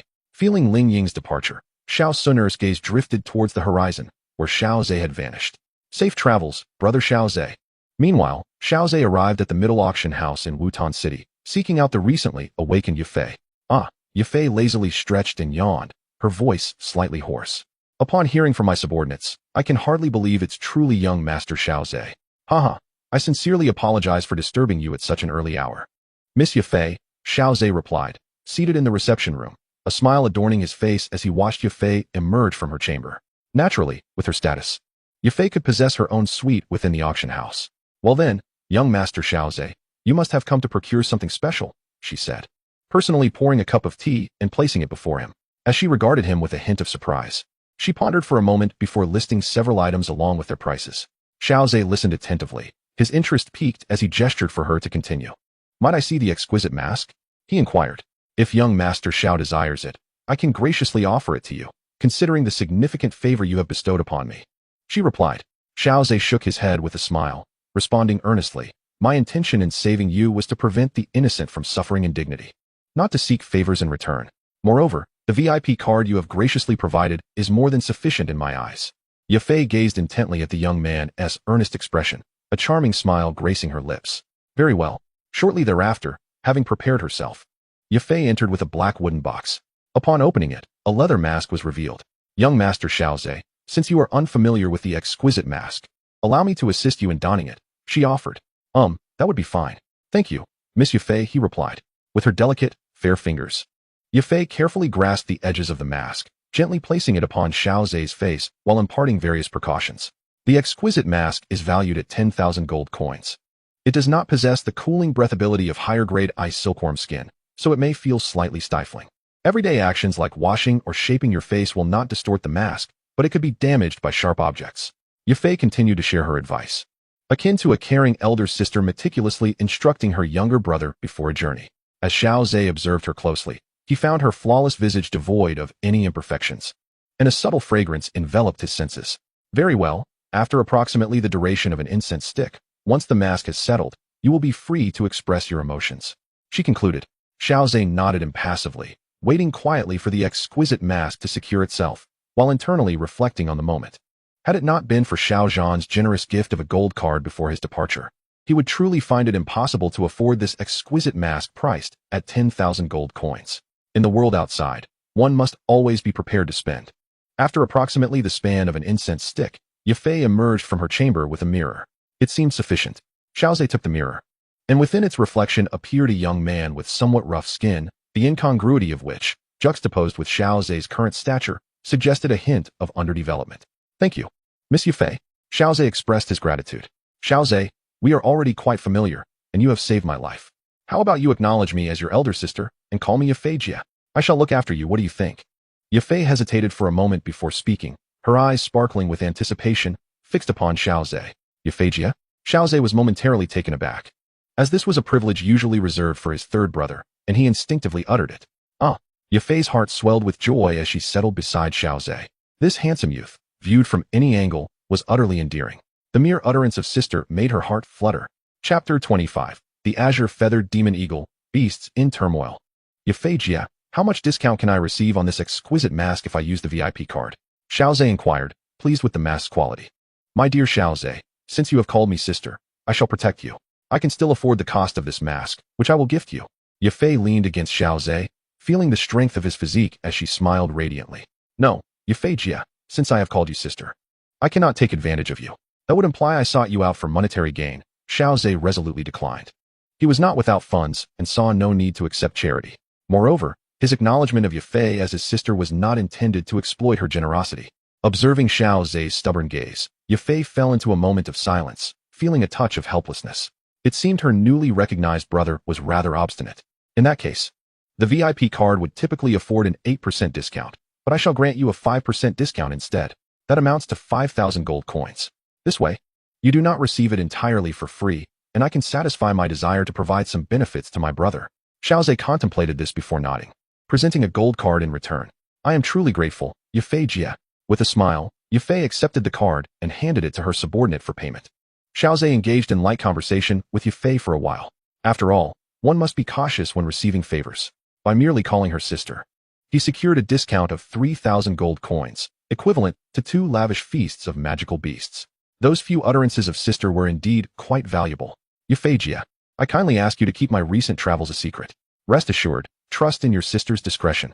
Yufei replied earnestly, surveying Xiaozhe with a smile as she opened her delicate arms. Before you depart, won't you give your sister a farewell embrace? Xiaozhe found himself momentarily speechless, at a loss for words. But without hesitation, Yufei stepped forward and enveloped him in a warm embrace. Regrettably, it was Xiaozhe's mask that truly felt the warmth of her generous heart. In the eastern region of the Monster Mountain Range, Xiaozhe swiftly navigated through the dense forest, the piercing cry of a blue-feathered magic eagle echoing ominously behind him. Ever since departing from Wutan City, he understood all too well that where crowds gathered, troubles ensued. Thus, he endeavored to traverse less populated areas. After all, he possessed a rudimentary map, which vaguely marked several locations in the eastern region of the Beast Mountain Range. By following it, he could surely find Qingshan Town. Even in a world brimming with extraordinary martial prowess, the unauthorized creation of detailed topographical maps constituted a capital offense. The simplified map he had acquired was thanks to the heartfelt assistance of his newly recognized sister, Yufei. However, opting for solitude also meant confronting the myriad challenges of the wild, the foremost of which were the various beasts and magical creatures lurking in the wilderness. As Xiaozhe ventured near the Beast Mountain Range, he inadvertently provoked a second-tier, flying magical beast, the blue-feathered magic eagle. With a swift motion, a faint azure energy attack descended from above, severing all branches in its path. Xiaozhe surged forward with newfound vigor, narrowly escaping the devastation that had obliterated his previous position. TCH, this mangy creature truly believes it can overpower me, he thought as he glanced at the eagles soaring above, then hastened deeper into the forest. As anticipated, the blue-feathered magic eagle circled above before swooping down in pursuit. Xiaozhe deliberately slowed his pace, feigning exhaustion and a lack of fighting spirit. The eagle, having previously hunted creatures of this caliber, found it somewhat astonishing that its prey had endured for so long without succumbing to fatigue. It gradually descended further, unleashing another azure energy attack. Xiaozhe pretended to narrowly evade it, rolling clumsily on the ground. The magic eagle suddenly pounced, its razor-sharp claws poised to strike at Xiaozhe's head. For an ordinary person, such an attack would surely result in a catastrophic fate. Yet, feeling the intense pressure of the wind, Xiaozhe remained composed, a faint smile gracing his lips.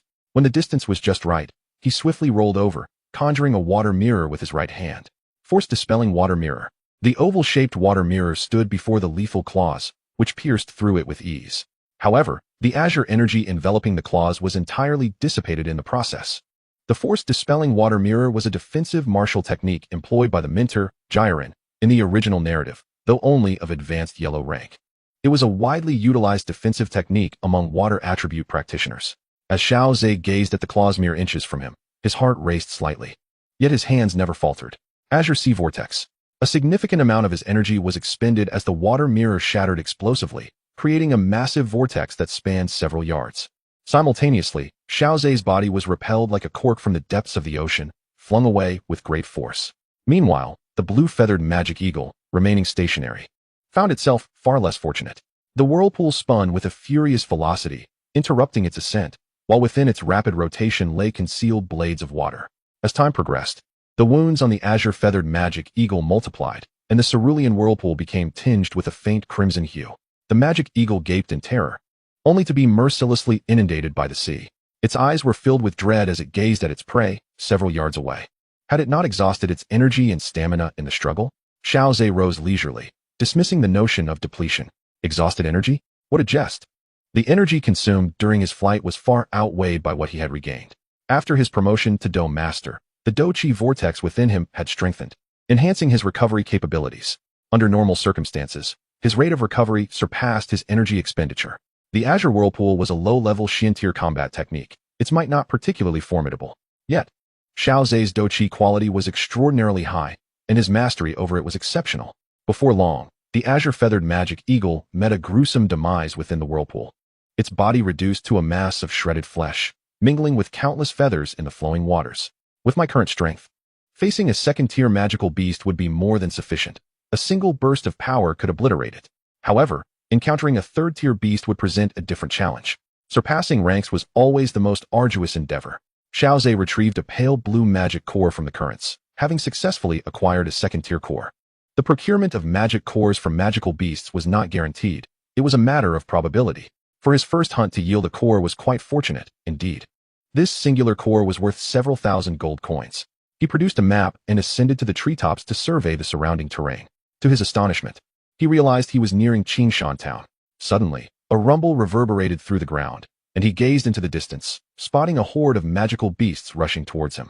They were drawn here by the tumult of battle, but it seemed more like a frantic escape. Seeing the panicked beasts, Xiao Zhe opted for caution, choosing to observe the unfolding events. Though they were merely first-tier magical beasts, the reason for their flight remained uncertain. Could it be a higher-tier beast? If that were the case, he would need to join their exodus. Chapter 26, A Hundredfold Feedback. The Perfect Ebon Poison Body. Xiao Zhe concealed his presence amidst the foliage, remaining undetected by the fleeing magical beasts.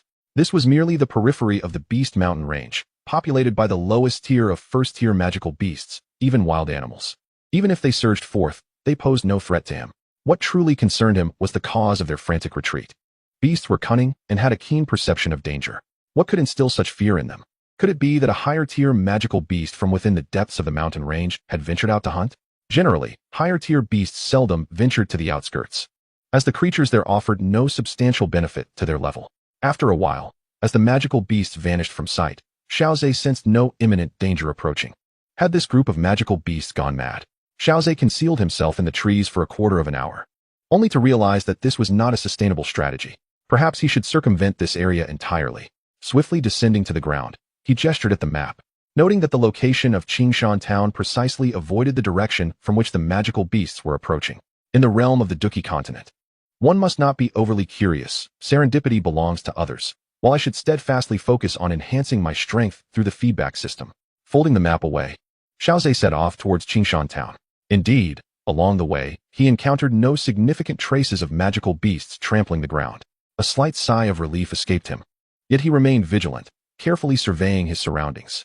This was still the periphery of the magical Beast Mountain Range, and encounters with beasts were not out of the question. It was fortunate that he had only stumbled upon a second-tier magical beast. He had indeed been unlucky. The periphery was primarily frequented by wild animals and first-tier magical beasts, while second-tier beasts were relatively rare.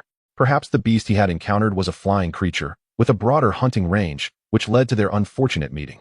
Suddenly, Xiao Zhe spotted a black handprint on a nearby tree trunk, instantly sharpening his focus.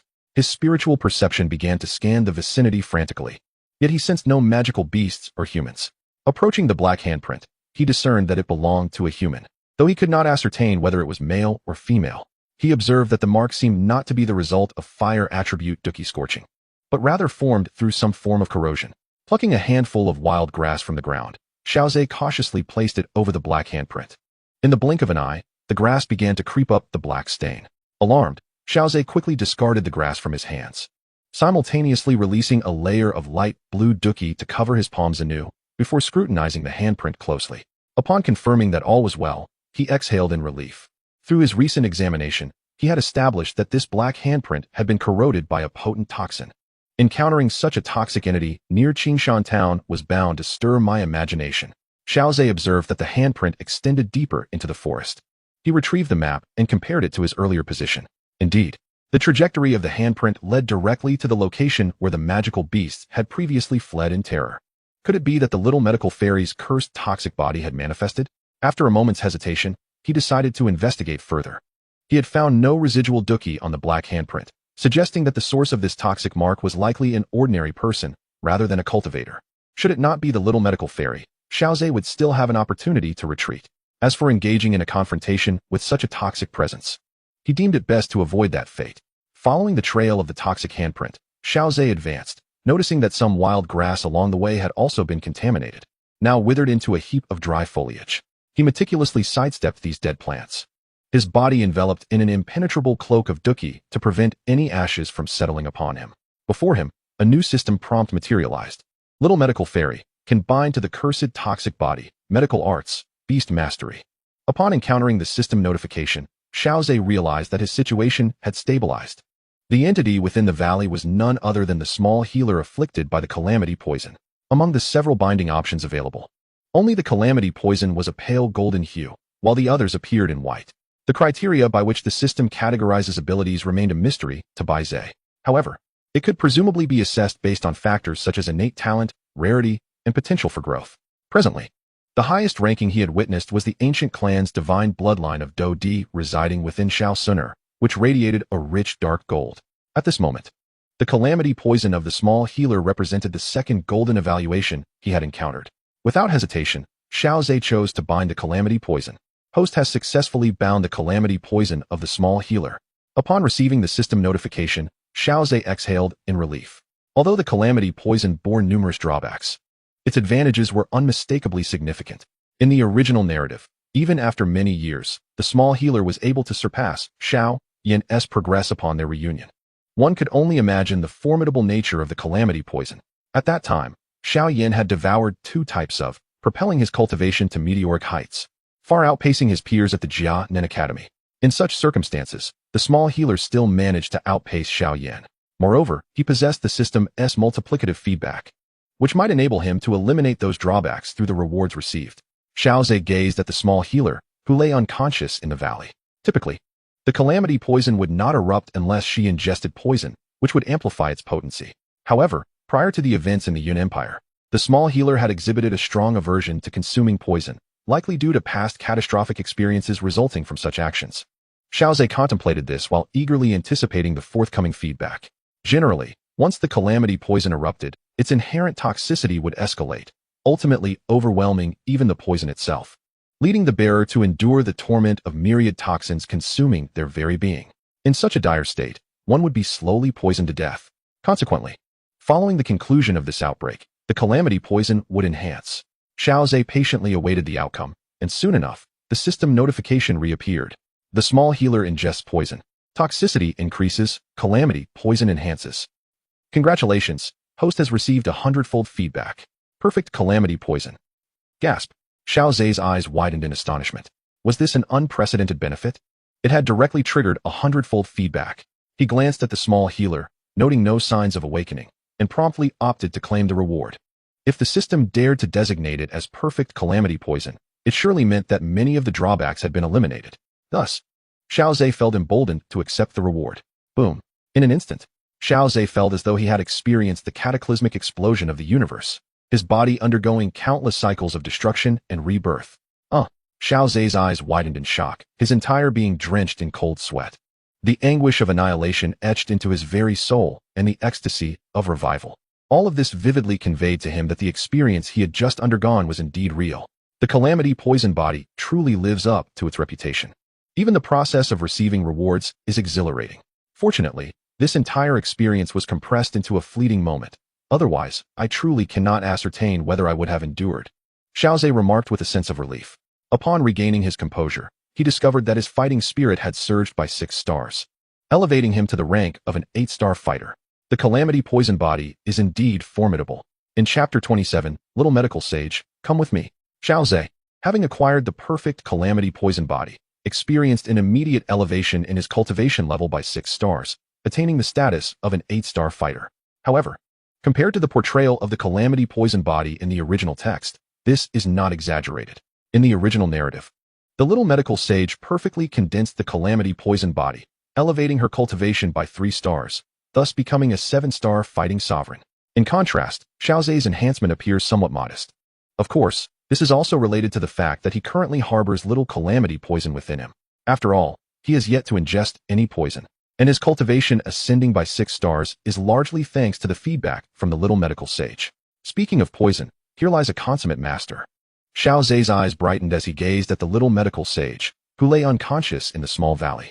I wonder what kind of sparks would ignite when 2 possessors of the Calamity Poison Body converge. Could they mutually devour the poison they generate, thereby achieving a spiraling ascension in cultivation?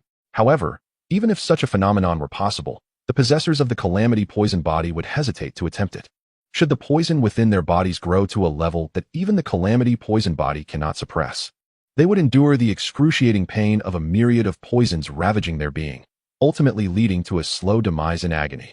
Yet, Xiaozhe has no cause for concern. He possesses the perfect Calamity Poison Body. Regardless of how potent the poison within him becomes, the Calamity Poison Body can perfectly suppress it. With this thought in mind, Xiaozhe swiftly approached the Little Medical Sage. Observing her closely, he noted her exquisite beauty, accompanied by an ethereal and refreshing aura, as she lay unconscious on the ground.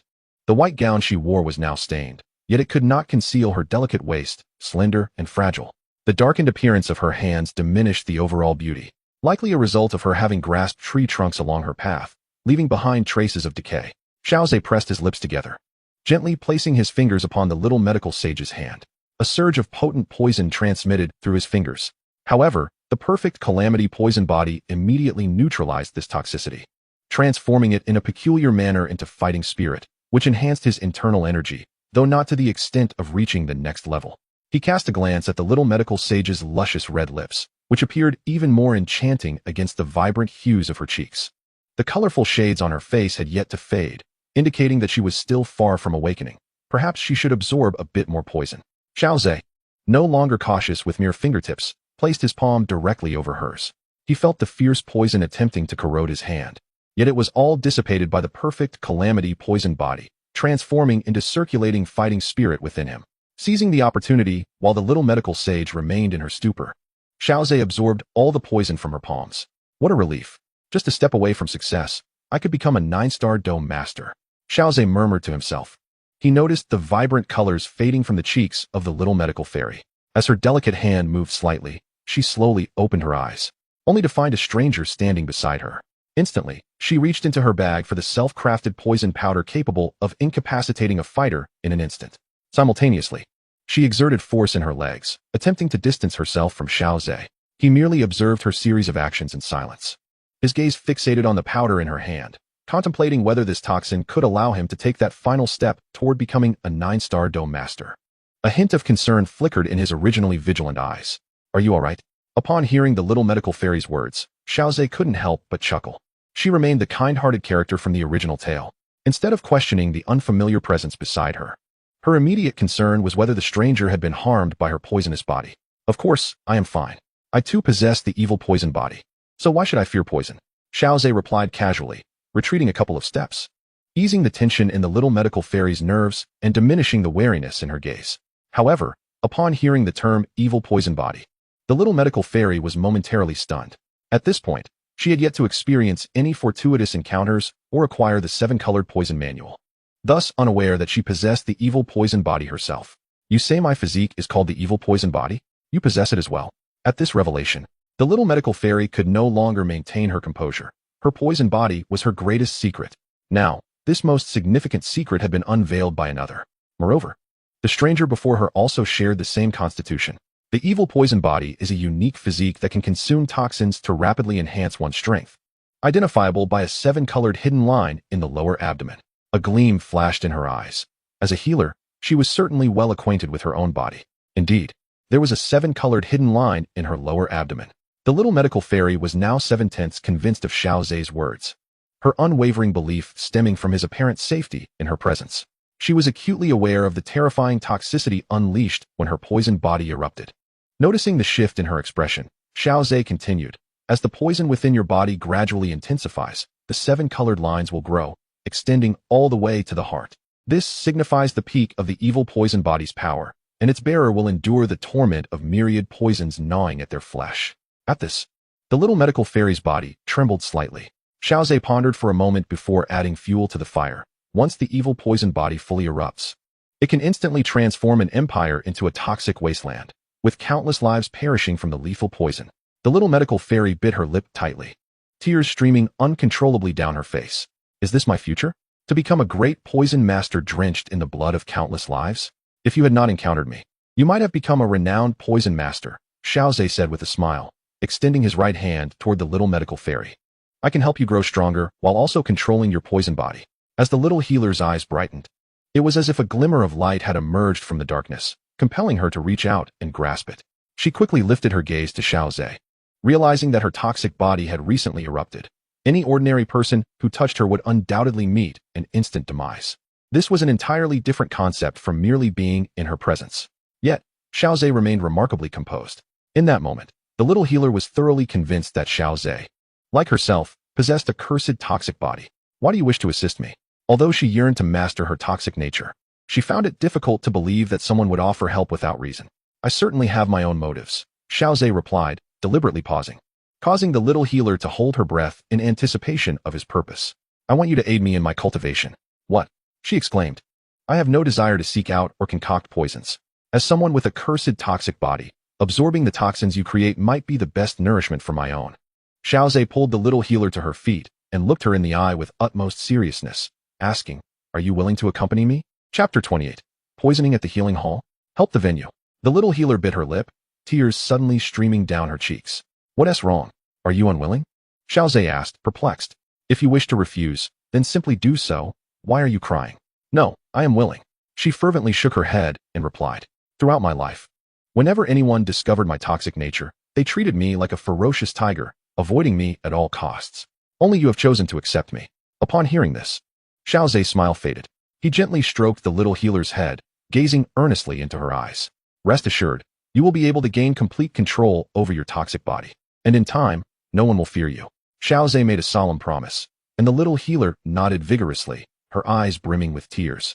Naturally kind-hearted, she aspired to become an alchemist, but her innate limitations had thwarted that dream. Nevertheless, she resolutely chose to become a healer, dedicating herself to her aspirations. Alas, fate seemed to play a cruel joke on her.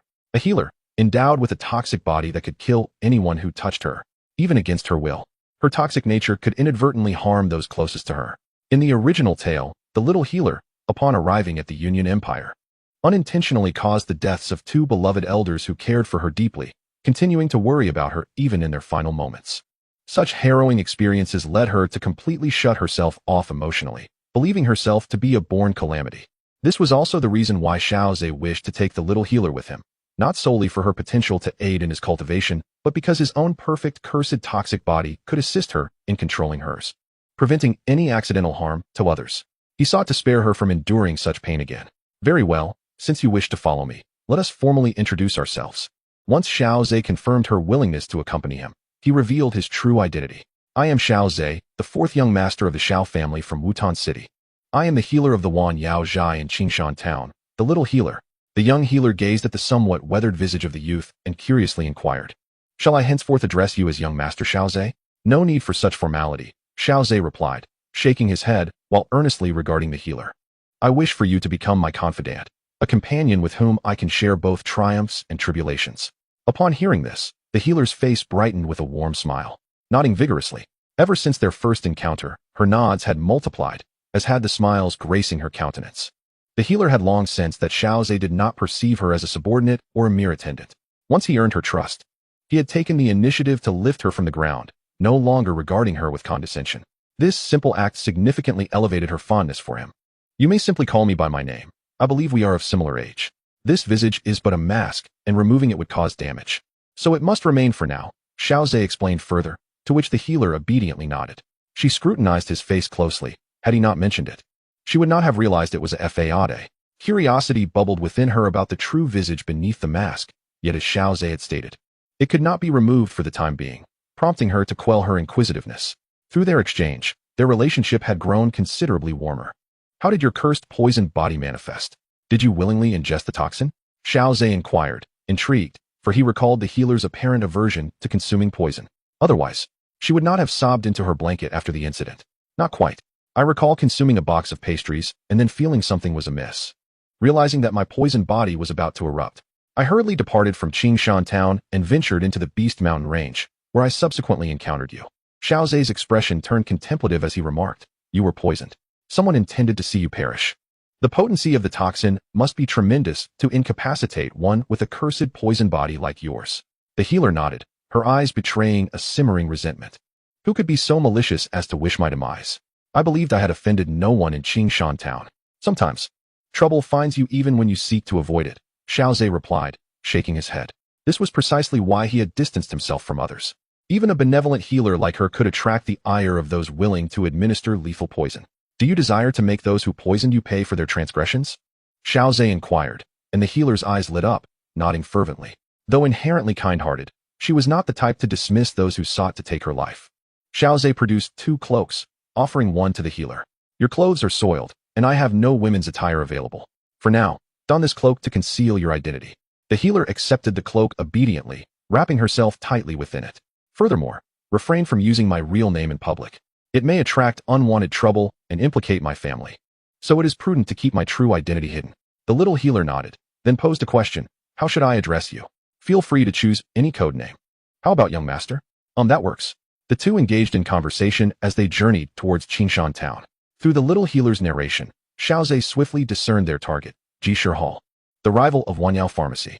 After employing the little healer, Wanyao Pharmacy's business flourished, encroaching upon Jishir Hall's clientele. To sever one's financial lifeline is akin to slaying one's kin. It was no surprise that Jishir Hall sought to eliminate the little healer. Upon arriving in Qingshan town, Xiaozhe realized that verification was unnecessary.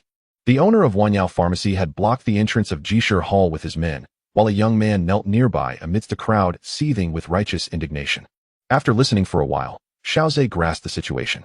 Following her departure from Wanyao Pharmacy due to the effects of poison, the little healer's leftover pastries were quickly discovered by Wanyao Pharmacy's staff, who promptly apprehended the poisoner.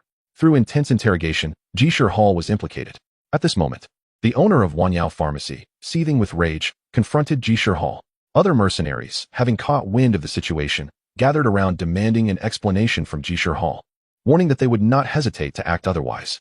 The little healer had saved numerous lives. However, the owner of Jishir Hall, a wiry, shrewd old man, appeared unfazed. Wanyao Pharmacy, you think you can frame Jishir Hall with this puny trickster? The owner of Wanyao Pharmacy retorted, the evidence and witnesses are here. Your denials are futile. If you do not provide an explanation today, I shall dismantle your Jishir Hall. The onlookers echoed their agreement. Indeed, you would poison such a beautiful and kind-hearted person as the little healer? Truly inhumane. The poor little healer has been harmed by your treachery. Today, I shall stand up for her. Suddenly, a discordant voice emerged. If a healer can be so easily poisoned, her skills must be lacking. Mushi stepped forward. The leader of the Wolf Head Mercenary Group, one of the 3 major mercenary factions in Qingshan town. A formidable 2-star Dome Master, despite being stagnant for years. He was not someone ordinary mercenaries dared to provoke. Mushi made it clear he was there to support Jishir Hall. He approached the owner of Jishir Hall and unleashed the pressure of his doqi. The surrounding ordinary mercenaries fell silent, retreating several steps in trepidation. Even those who had previously boasted about aiding the little healer dared not speak, fearing they would offend Mushi. They were merely common mercenaries. Offending Mushi would make their lives in Qingshan town exceedingly difficult. The owner of Wanyao Pharmacy's expression darkened significantly. Previously, emboldened by employing the little healer, he had dared to utter threats against Jishir Hall. However, if the Wolf Head Mercenary Group sided with Jishir Hall, Wanyao Pharmacy would find it challenging to withstand such opposition. As I mentioned before, if she could be poisoned so easily, then her medical skills are likely quite mediocre.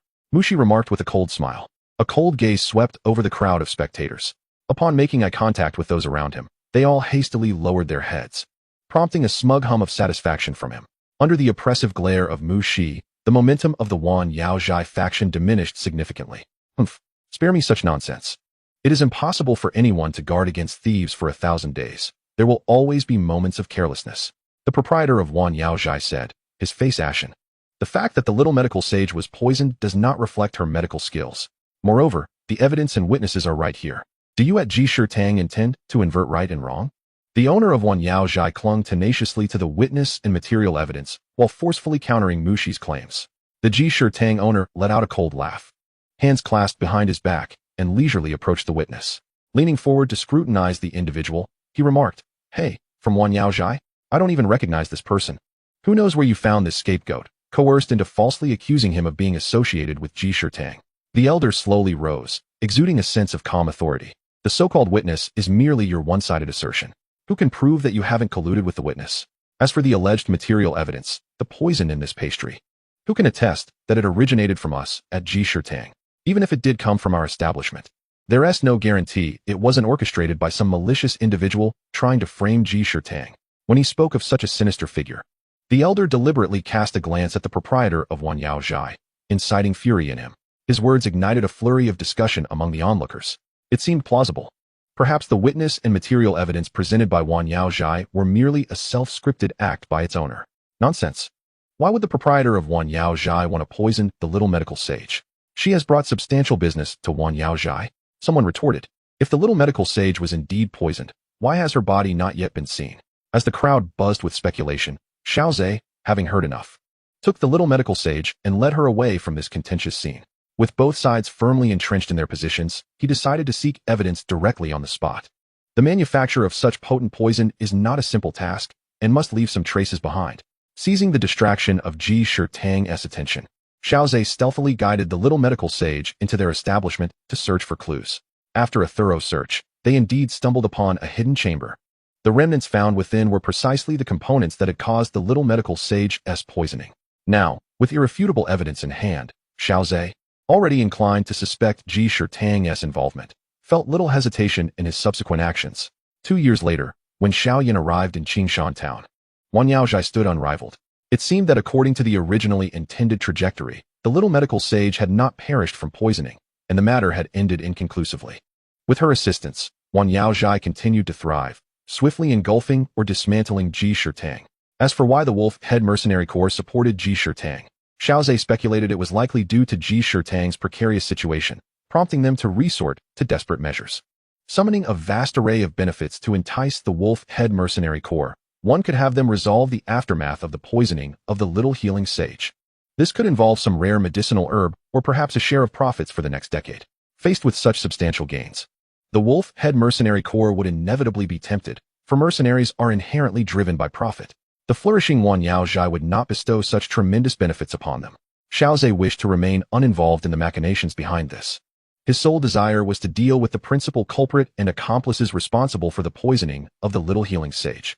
He planned to leave Qingshan town with her, severing all ties with the place henceforth. Upon reaching the entrance of Jishir Hall, a heated argument ensued between the parties involved. Enough of the bickering. I have discovered the poison used to harm the little healing sage within Jishir Hall. A hoarse, ominous voice emerged from Xiaozhe's lips, revealing the distinct yet unsettling laughter of the Soul Palace elder. Xiaozhe's words immediately silenced both sides, drawing the attention of all present towards this unforeseen third party. 2 figures cloaked in black emerged from the crowd. Xiaozhe cast the evidence he had gathered onto the ground. A flicker of panic crossed the face of the Jishir Hall owner, while the proprietor of Wan Yaozhai appeared somewhat pleased, sensing that this mysterious individual was aligned with his interests. The elder, still attempting to create confusion and deny his involvement, was interrupted by Xiaozhe. There is no need for further deceit. I am merely here to avenge the little healing sage who saved my life. Now that she has succumbed to poison, I seek retribution. As he spoke, Xiaozhe advanced towards the elder, who, upon witnessing the mysterious figure approach, retreated in fear. It was as if a scholar had encountered a soldier, rendered speechless. Humph, when words fail, you resort to brute force? The elder retorted, turning to Mu Shi, who stood by watching the unfolding drama. Captain Mu Shi, you promised to intervene. Understood. How strong could a lurking coward truly be? Mu Shi replied confidently. unleashing the aura of a dosher. A sinister grin plastered across his face as he charged forward.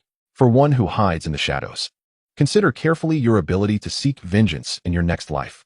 The surrounding crowd recoiled under the oppressive force of his overwhelming do-chi, eyes wide with astonishment directed at Mushi. This is the might of a dosher. Haha, I return that sentiment to you unaltered. Xiaozhe halted, a smile gracing his features. Arrogant, Mushi roared, lunging towards Xiaozhe, eager to unveil his true identity beneath the cloak. The onlookers held their breath. Feeling pity for Xiaozhe, why provoke a formidable dosher? Xiaozhe summoned the water attribute do-chi within him, intermingled with a hint of poison attribute do-chi, transforming his originally light blue aura into a deep azure. With a swift motion, he struck first. In the eyes of the crowd, his fingers seemed to move in slow motion, yet landed swiftly upon Mushi's forehead. Thud! The scene appeared frozen at that moment. When Xiaozhe withdrew his finger, it remained pristine as ever. However, Mushi now bore a gaping wound at his brow. The crowd stood in stunned silence. A two-star dosher, vanquished by a mere finger. Chapter 30, Directed Opportunity. An intimate embrace. The onlookers were left utterly dumbfounded, until the body of the serpent fell to the ground. It was as if a clarion call had been sounded, awakening everyone present. The surrounding mercenaries instinctively stepped back, distancing themselves from Xiaozhe, fearing that this enigmatic figure might take offense and extinguish their lives with a mere flick of a finger. After all, even the leader of the Wolf Head Mercenary Corps, one of the three major mercenary factions, had met his demise from but a single poke. The old man let out a startled cry, driven by instinct to flee. A glance from Xiaozhe was enough to halt him, as he kicked a stone at his feet. The old man felt a rush of wind behind him, followed by an excruciating pain in his skull, plunging him into darkness. Rest assured, I am not one to indiscriminately spill blood. I merely seek vengeance for the little medicine sage.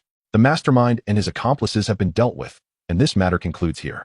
However, should anyone wish to exact their own retribution for the two, you may voice it now. Xiaozhe's chilling laughter resonated, reminiscent of a sinister specter. The mercenaries fell into a heavy silence. After all, they were not related to the victims. Who would take up their cause? The two had indeed poisoned the little medicine sage, and they had met their just desserts. It was a fitting end. Though the actions of this mysterious individual brought a sense of relief, the mercenaries dared not overstep. Just as they had cautiously retreated from the enigmatic figure, they now refrained from speaking out, wary of the potential consequences of a mere finger pointing at their foreheads. Well then, I shall take my leave, Xiaozhe declared, leading the little medicine sage by the hand as they departed from Qingshan town under the watchful eyes of the crowd. Once they had distanced themselves from the town, the little medicine sage finally broke the silence. Xiaozhe, you truly are quite cautious, wearing a mask, draping a cloak, and assuming the guise of an old man. She chuckled lightly. One must be prudent when venturing into the world. Caution is the surest means of survival, Xiaozhe replied with a shrug, inquiring. Is there anything else you wish to take with you? No, I am unencumbered. For the time being, I am temporarily employed by the Wanyaozhai. It is a mutually beneficial arrangement, she said, removing her cloak and shaking her head. Noticing her deliberate inquiry, Xiaozhe sensed that she might have other intentions. What do you think about gathering some medicinal herbs in the Monster Beast Mountain range? It would facilitate our preparation of poisons later. That sounds good. Xiaozhe nodded in agreement with her suggestion. He estimated that it had only been 5 days since he left Wuten City, with over 20 days remaining. I do not possess a specific cultivation method suited for you, so let us enroll together at the Jianan Academy. With your current capabilities, you should easily pass the entrance examination. As they made their way toward the Monster Beast Mountain range, Xiaozhe elaborated on their future plans. Even the Xiao family likely lacked a poison attribute battle technique. Without troubling Sun Air, Jianan Academy appeared to be the most advantageous choice. Observing the little medicine sage joyfully gathering herbs, Xiaozhe felt a surge of inspiration. In the original narrative, the adventures of Xiao Yin and the little medicine sage began during a herb-gathering expedition when they stumbled upon a hidden cave at the edge of a cliff. Presently, the little medicine sage had yet to uncover the cave. Their herb-gathering excursion indicated that they were not too far from Qingshan town. In a land abundant with medicinal herbs, where cliffs and caves abound, one might think such a setting would be scarce around the periphery of the Beast Mountain range. Is this not the essence of a directed adventure? With a clear path to follow, the young healer sought suitable herbs and brought Xiaozhe along to gather them in this very region. Dear healer, let us venture to areas rich in medicinal flora, preferably where cliffs are present, Xiaozhe suggested. Hearing this, the young healer tilted her head in contemplation. Xiaozhe, do you intend to seek fortune within the Beast Mountain range? Since they were to linger in this vicinity for several days, why not indulge in a bit of amusement? According to your request, There are 2 locations near Qingshan town that meet your criteria. Let us set forth. Half a day later, they arrived at a cliff teeming with herbs. Alas, despite Xiao Zhe's prolonged efforts to sense hidden caves with his spiritual awareness, none were to be found. Xiao Zhe, I believe it's prudent not to harbor overly ambitious hopes, the young healer remarked as she harvested the herbs. Though tales of fortuitous encounters abound in the Duki continent, one cannot solely rely on such whims. Fear not, for I understand the wisdom that fortune favors the fortunate, he replied with a chuckle. Once the young healer had gathered the necessary herbs, they proceeded to their second destination.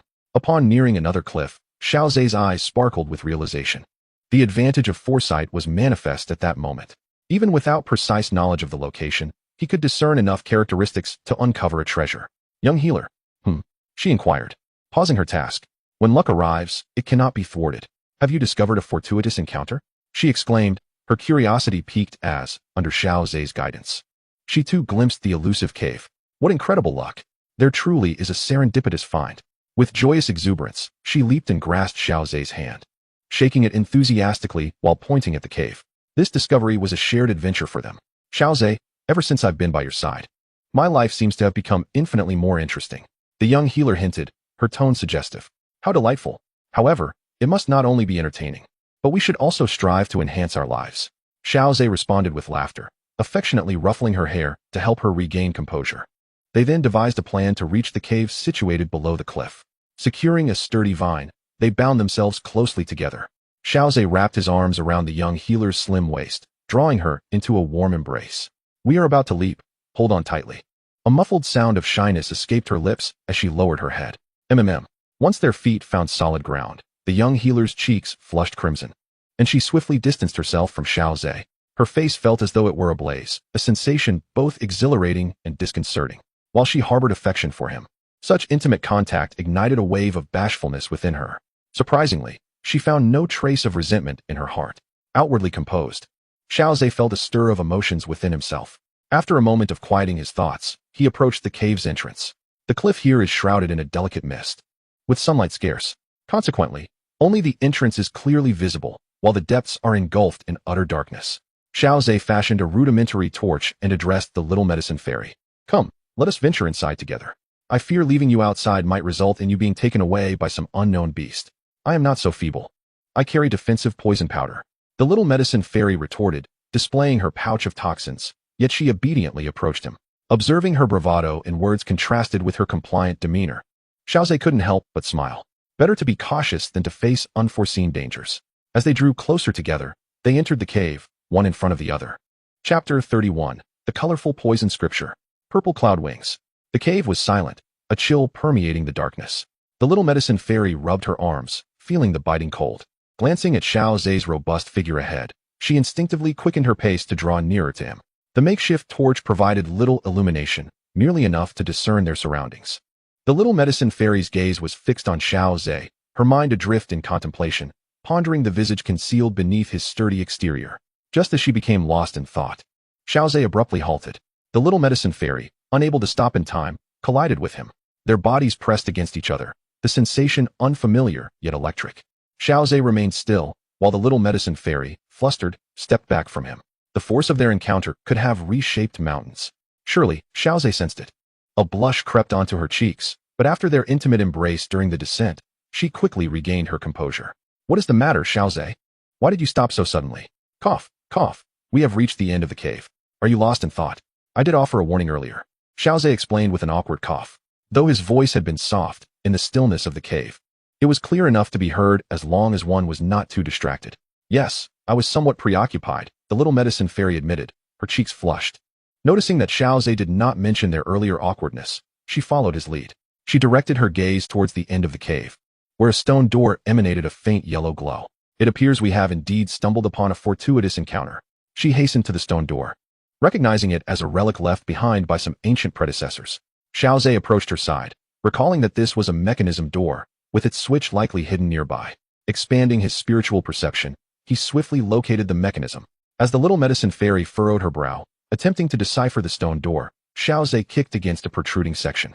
The door creaked open slowly. Xiao Zhe, you are remarkable. How did you find the mechanism so quickly? She exclaimed, astonished, turning to him as the door opened. the flickering firelight reflected in her wide, sparkling eyes, brimming with admiration. Haha, it merely requires keen perception, he replied modestly. Do not be so modest. I sense that you, Xiaozhe, possess an almost limitless capability. The little medical fairy remarked with a serious demeanor, counting off on her fingers as if sharing a treasured knowledge. My constitution, the events in Qingshan town, and this stone door before us seem to indicate that any challenge can be effortlessly surmounted in your presence. Well, if I continue to extol your virtues, I may become conceited.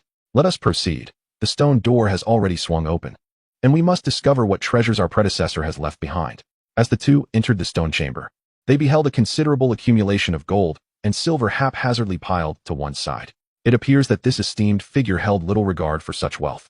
The little medical fairy mused thoughtfully. Perhaps there are even more precious items within. Xiaozhe surveyed the stone chamber. At its center stood a table and chairs, the latter occupied by skeletal remains, while the table held 3 boxes.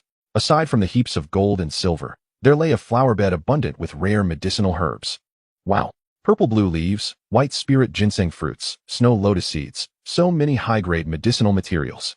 This is the ice spirit flame grass, which is exceedingly hard to find in the outside world. The little medical fairy exclaimed gleefully as she rushed over, reciting each rare herb's name with precision. Indeed, as you said, Xiaozhe, these high-grade herbs are the true treasures, far surpassing mere gold and silver. Haha. You should hasten to collect these herbs while I explore elsewhere. All right. The little medical fairy nodded obediently, producing a jade spade. She carefully began to excavate the herbs from the flower bed, preserving them with great care. Meanwhile, Xiaozhe retrieved 3 keys from the skeletal hand and discovered a fragment of the map to the pure lotus demon fire.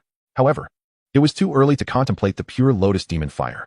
After a brief wait, the little medical fairy approached, her face alight with excitement, and nodded at Xiaozhe. Come, let us open the treasure chests. Xiaozhe proceeded to unveil the 3 boxes atop the stone platform. Inside were the 7-colored poison manual, the advanced flying skill, purple cloud wings, and the advanced combat skill, roaring lion's song. Little medical fairy, you should take the 7-colored poison manual. I have previously stated my disinterest in concocting poisons. Very well, I shall forego the other 2 techniques, as they do not align with my attributes. The little medical fairy happily accepted the 7-colored poison manual and began to peruse its contents. Xiaozhe, on the other hand, examined the purple cloud wings and roaring lion's song. With no immediate danger present, they could linger a while longer in the stone chamber. This place is both concealed and secure. Ordinary individuals would struggle to locate it, provided they remained wary of flying magical beasts. The two found separate corners of the chamber to commence their cultivation.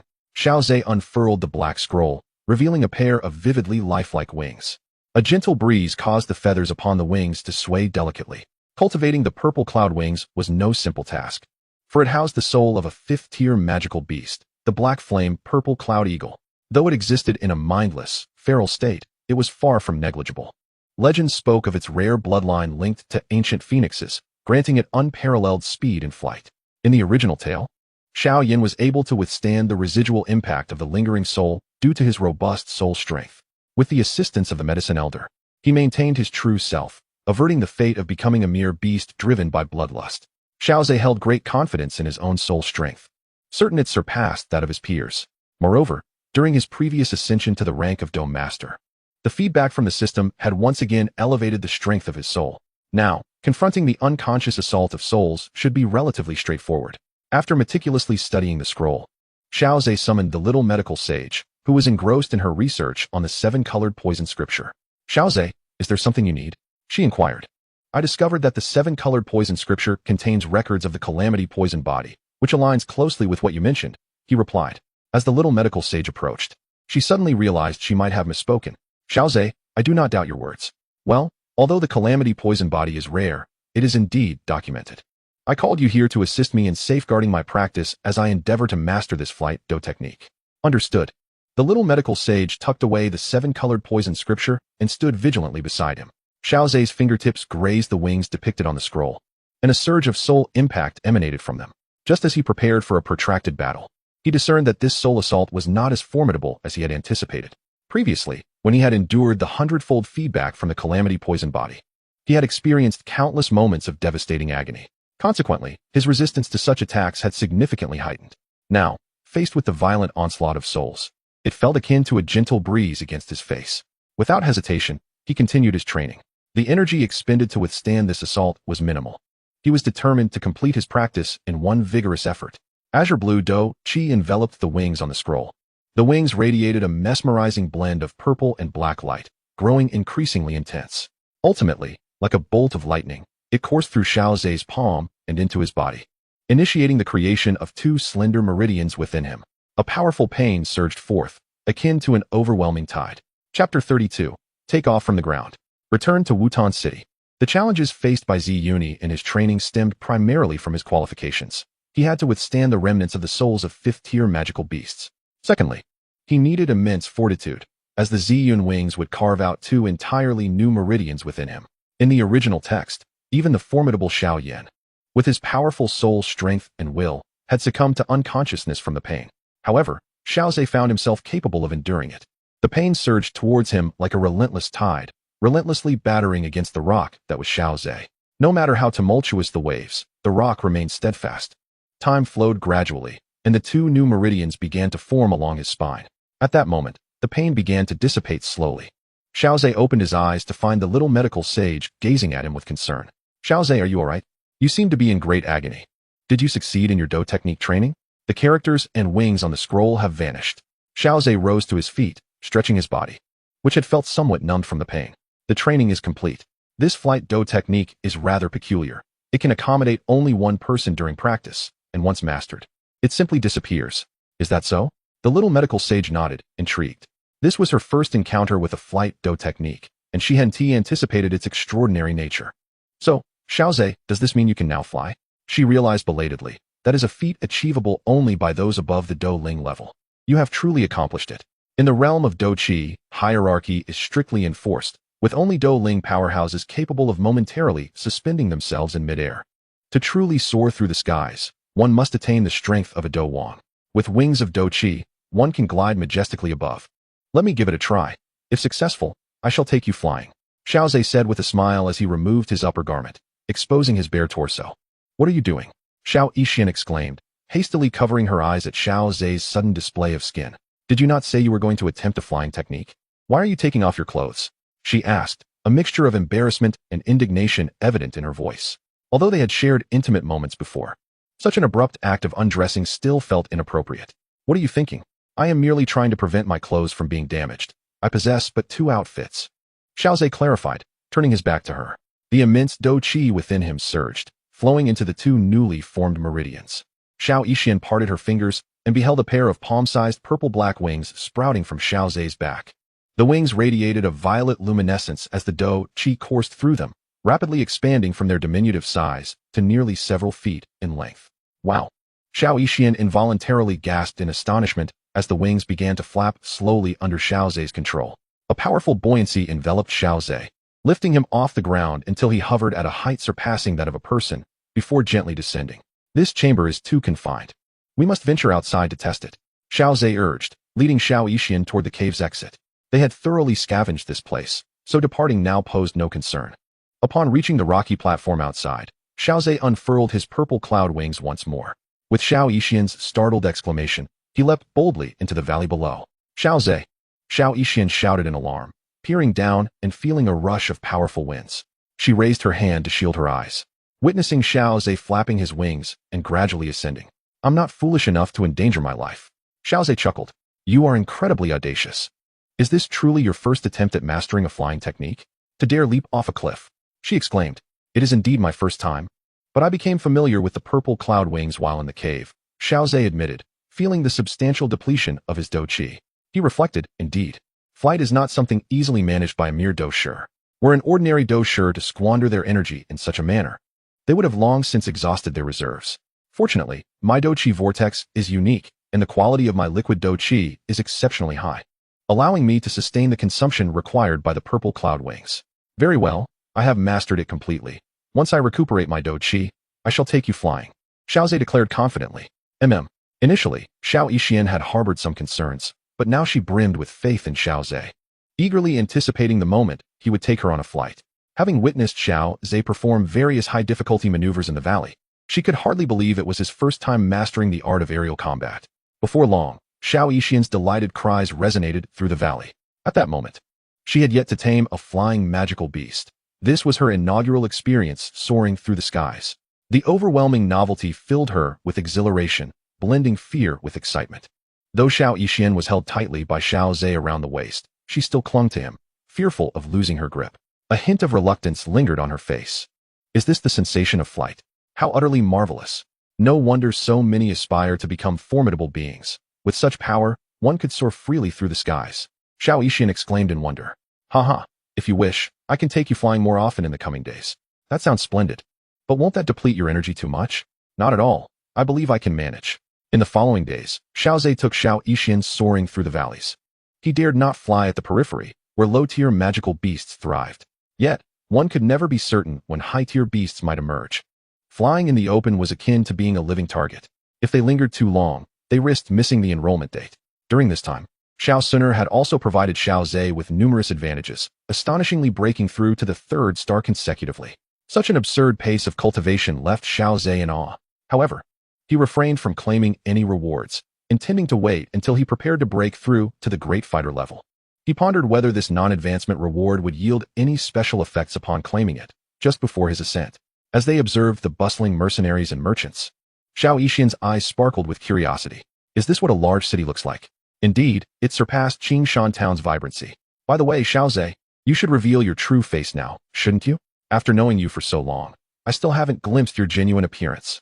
Xiao Yixian's eyes brimmed with curiosity, her heart fluttering as if ants were crawling within. On their way back to Wutan City, she couldn't help but speculate about Xiao Zhe's looks. Alas, it was a pity to part with such a refined visage. It cost a staggering 10,000 gold coins, and removing it would lead to its ruin. What a shame. Xiao Zhe remarked wistfully. Let us freshen up. He led Xiao Yixian to a small stream. Standing by the water's edge, Xiao Yixian watched as Xiao Zhe jumped into the stream to cleanse himself. After spending over 10 days together, their relationship had grown considerably closer. They no longer maintained a facade of formality. At least Xiao Yixian now felt no embarrassment seeing Xiao Zhe bare-chested as he bathed. She boldly scrutinized his physique, even teasing him. Xiao Zhe, have you become more robust? You seem a bit different from a fortnight ago. Perhaps, I've been expending a lot of energy lately. And it has had a workout effect, Xiao Zhe replied. Xiao Yixian's eyes widened in surprise as she thought, what a striking young man. Chapter 33, The Rapidly Formed Sisters. What's wrong? Is my face not clean? Xiao Zhe inquired, touching his cheek, which felt pristine as ever. Not at all. I just didn't expect the beauty beneath the mask to be so exceptionally striking. Xiao Yixian said sincerely. Haha, flatter me some more. I do enjoy it. Xiao Zhe chuckled heartily as he donned fresh garments. Xiao Yixian rolled her eyes, suddenly intrigued. Given your looks, you must have quite a few admirers, right? Unfortunately, no. I tend to keep a low profile, and there is only one childhood friend in my family. Upon hearing that Xiao Zhe had only one childhood friend, Xiao Yixian felt a flicker of joy in her heart. She deeply resonated with Xiao Zhe's assertion of being low-key. His demeanor transcended mere modesty. Throughout their journey back to Wutan City, whenever they encountered a town where they could rest, Xiao Zhe would invariably don a cloak. According to his explanations, he had never ventured into a town on the road to Qingshan Town, consistently remaining on the periphery of the bustling crowds. This was far beyond what could simply be described as low-key. Having adjusted his attire and used his dou qi to dry his hair, Xiao Zhe encountered two guards from the Xiao family at the gates, who were momentarily taken aback. However, they quickly regained their composure and greeted him in unison. Young Master Xiao Zhe. Ah, thank you for your hard work, he replied with a smile, taking Xiao Yixian by the hand as they entered the Xiao residence. Once Xiao Zhe departed, the two guards began to murmur among themselves. Has young Master Xiao Zhe been out and about? I don't think so. I have no recollection of it. If you ask me, who should I inquire with? This is beyond our concern. After a brief gossip session, the guards returned to their mundane state. Xiao Zhe led Xiao Yixian to pay a visit to Xiaozhan. Meanwhile, on the back mountain, Xiao Suner took a moment to steady her breathing as she looked at the figure of Ling Ying before her. With a slight furrow in her brow, she felt a twinge of unease, particularly regarding another person possessing the cursed poison body. It seemed she intended to utilize Xiao Yixian's potent poison for her own cultivation. Yet something about it left Xiao Suner feeling unsettled. Both Xiao Zhe and Xiao Yixian possessed the cursed poison body, as if they were destined to be together. The once buoyant mood of constant breakthroughs dissipated into thin air. By the way, what is the current strength of brother Xiao Zhe? Ling Ying coughed lightly, aware of her competitive spirit. Noticing Ling Ying's hesitation, Xiao Suner felt a sense of foreboding. Could he have already reached the great Dou Master level? Not quite. Ling Ying hurriedly clarified, but before Xiao Suner could breathe a sigh of relief, Ling Ying's next revelation widened her eyes in astonishment. Young Master Xiao Zhe has already attained the 9-star Dome Master level, and it appears he has been suppressing further breakthroughs. Old Ling, it would have been better had you not explained, she retorted. Well, I am merely speaking the truth, he replied with a chuckle. However, the speed of improvement for the cursed poison body in its early stages is indeed extraordinary. After awakening his physique, young Master Xiao Zhe achieved 6 consecutive breakthroughs. Yet, in the later stages, he may not surpass you, my lady, as you are the possessor of a divine bloodline from the ancient clan. After a moment of silence, Xiao Suner suddenly inquired, is it true that in the later stages of the cursed poison body, one cannot contain the toxic power and would suffer the torment of myriad poisons? My lady, rest assured, although the cursed poison body is rare, the ancient clan has methods to address it, Ling Ying explained. Hearing this, Xiao Suner felt a wave of relief wash over her. She hoped that brother Xiao Zhe would not be overwhelmed by power and recklessly consume potent toxins. Xiao Suner murmured to herself, although the ancient clan possesses solutions for the cursed poison body, acquiring them is not as simple as one might think. At least until adulthood, she wished to continue accompanying brother Xiao Zhe. My lady, young Master Xiao Zhe has arrived, and he is accompanied by that young girl. As Ling Ying uttered her final words, her figure melded into the shadows, vanishing without a trace. After assuring Xiao Zhou of his safety, Xiao Zhe promptly ventured to the back mountain with Xiao Yixian. Sun Air, it has been far too long. I have missed you dearly, Xiao Zhe exclaimed as he hastened to Sun Air, who responded with a radiant smile. The Xiao Yixian, standing behind Xiao Zhe, was momentarily taken aback by Sun Air's beauty. This was the childhood companion Xiao Zhe had mentioned, though not yet fully matured. She already possessed the nascent beauty of an unparalleled goddess, exuding an air of mysterious nobility. For any man, this was an irresistible allure. This single childhood friend could rival a multitude of enchanting confidants. Initially, Xiao Yixian felt a sense of relief at Xiao Zhe's singular childhood bond, believing it reduced her competition. However, she soon realized that she might find herself at a disadvantage. After exchanging pleasantries with Sun Air, Xiao Zhe introduced the two to one another. This is my dear friend Xiao Yixian, whom I encountered during my adventures. She is beautiful of heart and form, a healer dedicated to saving lives. And this is my childhood companion, Xiao Sun Air, a natural beauty and a prodigy in cultivation. Following Xiao Zhe's brief introduction, the atmosphere between them lightened somewhat, at least on the surface. Sun Air was well aware of Xiao Yixian's background, having had a high-ranking Do Huang scout for information. Although she felt a twinge of jealousy regarding Xiao Zhe's actions, she understood that such opportunities for growth and strength were invaluable. Any ambitious individual would seize upon such a chance. Since she could not alter the circumstances, she resolved to accept them. Xiao Yixian's first impression of Sun Air was her slender waist, barely fitting within a gentle embrace, combined with her delicate features, evoking the image of a frail beauty. Yet, this delicate figure harbored the formidable evil poison body, feared across the Do Qi continent. Xiao Yixian knew little of Sun Air beyond her breathtaking appearance, but the latter's noble and enigmatic aura captivated even her. Despite their myriad thoughts, both women maintained a facade of joy in Xiao Zhe's presence. Seeing you both harmoniously interact brings me great comfort, Xiao Zhe remarked with a smile, oblivious to the underlying complexities of their relationship. To him, their outward camaraderie was sufficient. Sister Xiao Yixian, why do you appear so weary? Shall I assist you in freshening up? Sun Air offered. Oh, how troublesome of you, dear Sun Air. Xiao Yixian replied, as they both simultaneously ignored Xiao Zhe and strolled toward the hot spring. Xiao Zhe shrugged, silently trailing behind them. Their bond had swiftly evolved to the point of sisterhood. He could only marvel at the intricacies of female relationships. Chapter 34, Ascending to Great Dome Master. Boom. The long-suppressed Do Qi vortex within Xiao Zhe began to whirl violently, drawing in an immense influx of natural energy, as if the ocean itself had opened its gates to him. Not far away, the young healer had changed into a beautiful new outfit, appearing exceptionally lovely. She stood beside Xiao Suner, their hands intertwined, resembling a pair of inseparable sisters. The two ladies, each possessing their own distinctive charm, radiated elegance. Is there always such a commotion when Xiao Zhe breaks through? Remarked the young healer, observing the energy vortex that had formed around Xiao Zhe. Had he not mentioned his intention to ascend to the great fighter level, she would have assumed it was a higher-tier cultivator's breakthrough. Xiao Zhe's extraordinary talent was indeed among the finest in the Gamma Empire. Such a spectacle was only to be expected. Xiao Suner explained with an air of nonchalance, completely forgetting her own astonishment during Xiao Zhe's last breakthrough. Upon hearing Xiao Suner's explanation, the young healer turned her gaze toward Xiao Zhe. For a genius, this must be considered normal, she mused. This time, Xiao Suner had informed Xiao Zhan in advance about Xiao Zhe's breakthrough, ensuring that the Xiao family members would not be overly alarmed. when Xiao Zhan received the news. He was utterly astounded.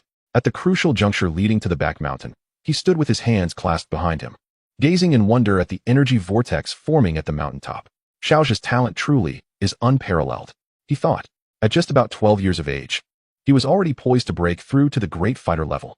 In comparison to himself, Xiao Zhan suddenly felt that his own status as a 5-star great fighter seemed rather insignificant. Am I truly aging? Perhaps when Xiao Zhan ascends to dueling, I should pass the clan leader position to him. With a dueling powerhouse as the leader, no one in the family would dare oppose. As he pondered this, Xiao Zhan envisioned a future wherein Xiao Zhan would assume the clan leadership, allowing him to enjoy his twilight years. Meanwhile, Xiao Zhan, who was diligently striving for his breakthrough, remained oblivious to Xiao Zhan's intention of placing such a significant burden upon him.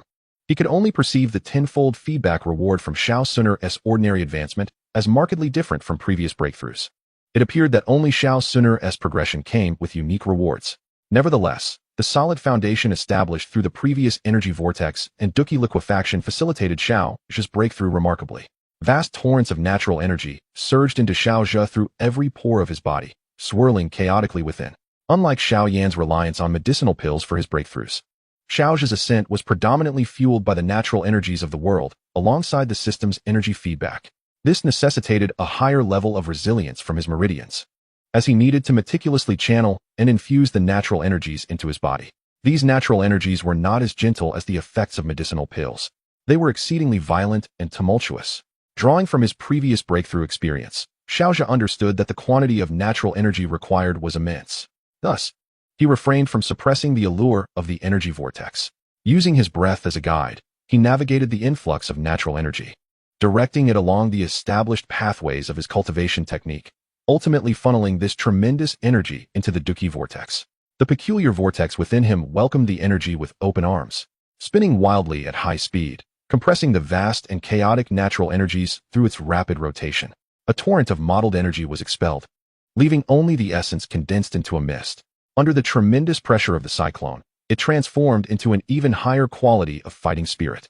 A creaking sound seemed to echo in Xiao Zhan's ears, as if something was buckling under the overwhelming strain.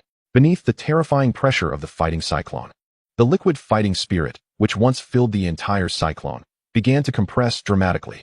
As the volume of the liquid fighting spirit decreased at an alarming rate, Xiao Zhan felt his energy multiplying exponentially. The sound of liquid flowing around him abruptly morphed into the clatter of solid collisions. Hastily, Xiao Zhan directed his focus inward to examine the fighting cyclone within him, only to find it eerily empty, save for a singular, spinning deep blue crystal. This crystal, perfectly round and no larger than an ordinary pearl, emanated an overwhelming aura of boundless energy. The fighting crystal. Many formidable warriors from the fighting spirit continent believe that the creation of a fighting crystal signifies the true entry into the realm of fighting spirit cultivation. This seemingly insignificant crystal is a manifestation of a cultivator's internal energy. Though it appears diminutive, the energy it harbors is astonishing. Xiao Zhan continued to absorb the energies of heaven and earth, yet a flicker of confusion surfaced in his mind. He was well aware of the cultivation path of a great fighter. The breakthrough to becoming a great fighter involves condensing the fighting spirit within into a higher form of energy. This is the very foundation that enables great fighters to manifest fighting spirit armor and project their energy outward. However, typically, the condensed crystal within should take the shape of a diamond. Why, then, did his manifestation appear as a smooth orb? Unable to comprehend, he could only attribute it to the system's influence. As long as the fighting crystal was genuine, that was enough. Slowly, Xiao Zhan opened his eyes. A kaleidoscope of colors flashing momentarily. This was the emblem of his perfect poison body. Unlike an ordinary poison body, there existed a multicolored hidden line at his lower abdomen. Should it extend to his heart, he would endure the torment of myriad poisons. However, Xiao Zhan's perfect poison body lacked this characteristic. The perfect poison body allows for flawless control over the toxicity within. Regardless of how terrifying the poison's potency becomes, the poison body can completely suppress it. This was in stark contrast to the path taken by the little medical fairy in the original tale. The little medical fairy first ravenously consumed poisons, accumulating vast amounts of toxicity, condensing poison pills, and constructing runes, ultimately achieving perfect control and reaching the rank of 7-star fighting sovereign. Yet Xiao Zhan was different. He possessed a perfect poison body. From the very beginning, there was no risk of losing control over the toxins. He could consume as many poisons as he desired. Any poison that entered his body would be instantaneously subdued by the perfect poison body. The stronger the poison body became, the more vivid the colors in his pupils would grow. This was the sole characteristic of Xiao Zhe's poison body. With a successful breakthrough, Xiao Zhe rose to his feet, smiling at the two women. Xiao Zhe, tomorrow marks the day of enrollment for the Canaan Academy. I've heard that the instructor coming to Wutan City is your cousin Xiao Yu's mentor, a stunning beauty. Xiao Suner remarked playfully as she approached. It seems the minimum standard for instructors at Canaan Academy is a great fighter. Xiao Zhe attended the enrollment ceremony, and one could only imagine how astonished the beautiful mentor would be. The little healer expressed her surprise, exclaiming, "Ah? Does that mean Xiao Zhe could become a mentor at the academy?" No. Being a mentor is quite troublesome. Although it's not like taking care of children. Students will still seek out their mentors when they have issues. Just thinking about it gives me a headache. Xiao Zhe quickly waved his hands in refusal, eliciting smiles and gentle laughter from the two women, who were well aware of his aversion to trouble and his desire for a low-profile existence. They had even delved into this topic during their previous hot spring outing.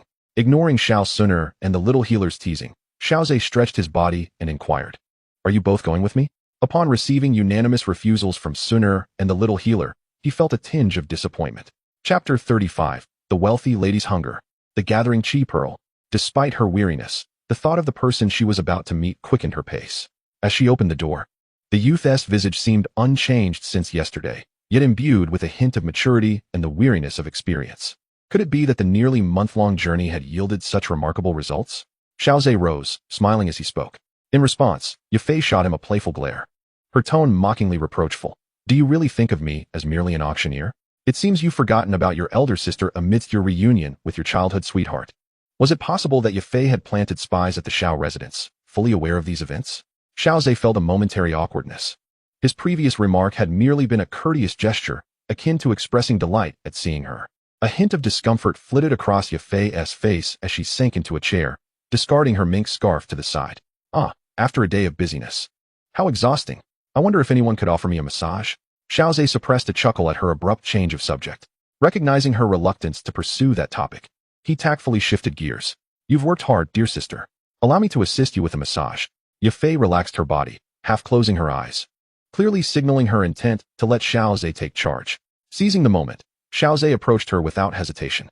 As he lowered his gaze, he realized that her beauty was unparalleled. The few girls he had been close to were either his age or slightly older. Yet none could compare to Yafei's exquisite allure. Taking a deep breath, Xiao Zhe placed his hands on her shoulders, carefully controlling his strength, which elicited a look of sheer contentment from her. She unconsciously emitted soft sounds of approval. Yafei's cheeks flushed slightly, her eyes half-lidded in pleasure as she languidly remarked, "I didn't expect you to possess such skills, Xiao Zhe. Would you believe me if I said this is my first time receiving a massage from you?" "Of course I believe you, elder sister." After a moment of relaxation, she straightened her posture, her demeanor still languorous. She noticed that her internal energy felt invigorated, as if Xiao Zhe's massage held the power to soothe her muscles and invigorate her blood flow. Yafei suddenly felt a familiar connection with her brother, as if he were a treasure trove, frequently surprising her with delightful discoveries. "This is the magic core I acquired during my training in the Beast Mountains. I would appreciate it if you could assess its value, dear sister Yafei," Xiao Zhe said, waving his hand to reveal a pile of magic cores on the table. Previously, he had ventured into the outskirts of the Beast Mountains with the little healer to gather herbs. Typically, valuable herbs were guarded by magical beasts, which inevitably led to encounters with them. On one occasion, they unexpectedly faced a small wave of magical beasts. Xiao Zhe courageously slew dozens, leaving the remaining beasts utterly terrified. From that singular experience, he amassed nearly 20 magic cores. Although they were all first-tier cores, calculating at 500 gold coins each, he had effortlessly accrued close to 20,000 gold coins. Coupled with various other gains, his expedition yielded tens of thousands of gold coins. Once the enrollment at the Canaan Academy concluded, he intended to depart from Wutan City. When venturing into the world, a well-filled wallet offers a sense of security. Yafei gazed at the abundance of magic cores before her, her mouth agape, stammering, "Did you truly hunt all of these?" Upon receiving Xiao Zhe's affirmative nod, she couldn't help but exclaim, "Xiao Zhe, what is your current strength? I find it increasingly difficult to perceive you." Sister Yafei, have you truly ever discerned my strength?" Xiao Zhe remarked, scrutinizing Yafei. Having personally interacted with her, he was aware that her prowess had yet to reach the level of a fighter. Observing her somewhat indignant expression, Xiao Zhe quickly raised his hand in a gesture of reassurance. "All right, I was a fighter before, but now I am a great fighter." Yafei gasped. her almond eyes widening in astonishment, her expression bordering on disbelief as she inhaled sharply. A great fighter under the age of 12. It is likely that no one in the entire Gamma Empire could match that. In this moment, Yafei truly recognized how fortunate she was to have accepted this brother. In the future, Xiaoze would undoubtedly soar to great heights, standing at the pinnacle of the Gamma Empire. After a while, Yafei managed to compose herself from the shock and began counting the magic cores on the table. Magic cores are perpetually in demand and can be easily sold. Do you wish to receive your gold coins now, or would you prefer to wait until after the sale? I would prefer to receive them now. A rough estimate will suffice. No need to be overly meticulous, Xiaoze replied nonchalantly. That simply won't do. How could I allow my brother to suffer a loss? Yafei pondered for a moment before rising and entering her bedroom. After a short while, she emerged with a pale gold card. This card contains 100,000 gold coins. Now that you are a great fighter, your training will undoubtedly require even more resources. Yafei presented the card with a radiant smile, her eyes glinting with an undeniable authority. Xiaoze paused, accepting it with a heart full of gratitude. Sister Yafei, your kindness today shall surely be repaid in the future. The pile of magic cores on the table was worth at most 50,000 gold coins, yet Yafei bestowed upon him a card containing 100,000 gold coins. I gather from your words that you are planning another journey? Yafei discerned the implication in Xiaoze's tone. Yes. I intend to apply to the Canaan Academy to explore broader horizons. Ah, I see. Yafei, seemingly lost in thought, spoke with a hint of barely perceptible melancholy in her eyes. By the way, Sister Yafei, I wish to purchase some items from you as gifts for my family. Very well. I shall fetch the list of goods for you shortly. Yafei rummaged through the table and handed the list to Xiaoze. A moment of silence enveloped them as Xiaoze focused on the items, while Yafei quietly observed him. On this journey, Xiaoze intended to prepare gifts for all his acquaintances. Having selected gifts for everyone else, he found himself hesitating over the present for his third brother. Suddenly, he spotted an item in the clearance section called the Gathering Chi Pearl. Sister Yafei, what is this Gathering Chi Pearl? Ah, that one. It is said to have been discovered by mercenaries while exploring ruins in the Monster Mountain range. Yafei's expression turned contemplative as she quickly recalled the origins of the pearl. The individual had intended to auction it off, hoping someone would recognize its value, but after 3 consecutive failures, he sold it to the auction house at a low price. Xiaoze continued listening, realizing that the pearl's repeated inability to sell indicated it must be rather disappointing in efficacy. However, the description stated that it could automatically absorb Do Qi. This was perplexing. The reason it had become a slow-moving item must lie in its unique properties. Although the pearl could automatically absorb Do Qi, extracting that energy proved exceedingly difficult for others. Even the Grand Do Masters at the auction house could only manage to extract a mere trace of Do Qi, rendering it rather lackluster. After hearing Yafei's explanation, Xiaoze's eyes sparkled with realization. This was precisely suitable for Xiao Yan's current predicament. In Yafei's room, Xiaoze toyed with a thumb-sized jade orb, the Gathering Chi Pearl. This peculiar item possessed a reasonable capacity. Once an outsider absorbed Do Qi, it would automatically store the energy. In the realm of Do Qi, apart from mainstream weapons, such extraordinary items were ever present, likely the result of accidental creations by blacksmiths. Xiaoze attempted to absorb the Do Qi within the pearl and found it indeed exceedingly difficult. Yet, this posed no issue. The remnants of Yao Lao's soul could silently absorb the Do Qi from Xiao Yan's body. Absorbing the Do Qi within the Gathering Chi Pearl should also pose no challenge. Once the Do Qi within was depleted, it would automatically replenish its store. This way, the progress of Yao Lao's awakening could be significantly expedited, allowing Xiao Yan to reclaim his status as a prodigy sooner. Besides hoping for Xiao Yan's restoration, Xiaoze had his own ulterior motives. He intended to bind Xiao Yan's alchemical skills. While binding Yao Lao's alchemy skills was commendable, Xiaoze was ambitious. The future alchemical accomplishments of Xiao Yan would undoubtedly surpass those of his predecessor. The extent of Xiao Yan's growth and potential far eclipsed that of Yao Lao. This was the fundamental reason behind Xiaoze's choice to bind Xiao Yan's alchemical prowess. Of course, as the future Flame Emperor, Xiao Yan surely possessed more than just alchemical skills worthy of acquisition. However, the system's binding mechanism allowed for only one ability to be bound to an individual. Ultimately, Xiaoze chose the most practical pursuit, the art of alchemy. Well then, this Qi Gathering Pearl will prove useful to me. I extend my heartfelt thanks to Sister Yafei. Xiaoze contentedly stowed it away, along with the other items he had previously purchased. Yes, dear brother Xiaoze. Keep up the good work. Yafei rose to see him off. Is this a gift for your family? Am I no longer considered a sister? She sighed, as she sat back down in her chair. Suddenly, her gaze fell upon a beautifully crafted gift box resting on a chair across the room. The box bore elegant silver embroidery, inscribed with a few delicate words, For Sister Yafei. Humph, at least this fellow has a conscience. My efforts on his behalf have not been in vain, and his handwriting is quite commendable. Yafei joyfully lifted the gift box, examining it closely for a moment. The gifts prepared this time were, in fact, few in number. Xiao Zhan, Xiao Yin, Xiao Suner, the little doctor, and Xiao Yu could barely be included. Although presented as parting gifts, in reality, only Xiao Zhan and Xiao Yin would be bidding farewell to Xiao Zhe. It would seem somewhat unfair to gift just the two of them, so she decided to distribute gifts to all. After all, these presents were not particularly expensive. That evening, Xiao Zhe enjoyed a long-awaited family banquet with Xiao Zhan and Xiao Yin. After the meal, he presented his carefully chosen gifts to Xiao Zhan. Given Xiao Zhe's prowess, it was certain he would be accepted into the Jianan Academy, confirming his imminent departure from the Xiao family. Xiao Zhan, happily clutching Xiao Zhe's gift, departed with a smile, leaving the space for his two sons. Third brother, I trust you have no pressing troubles at the moment? Xiao Yin inquired, forcing a smile. Nothing much, just the usual difficulties with cultivation, came the reply. Those fellows haven't been bothering you, have they? No, they dare not speak in my presence anymore. In fact, my relationship with cousin Xiao Ning has improved significantly. Xiao Yin quickly responded, concerned that Xiao Zhe might lose his temper and turn someone into a pig's head. Haha, that's splendid. It seems you and cousin Xiao Ning have developed a bond through mutual rivalry. Xiao Zhe chuckled. He then retrieved a wrist guard, embedding the chi-gathering pearl within it. Third brother, this is a special item I specifically acquired for you. It may alleviate your circumstances. Xiao Yin was puzzled. What could a wrist guard possibly do? Hurry and wear it. There are hidden intricacies within. It is best to keep it on at all times. And do not remove it unless necessary, Xiao Zhe said with earnest conviction.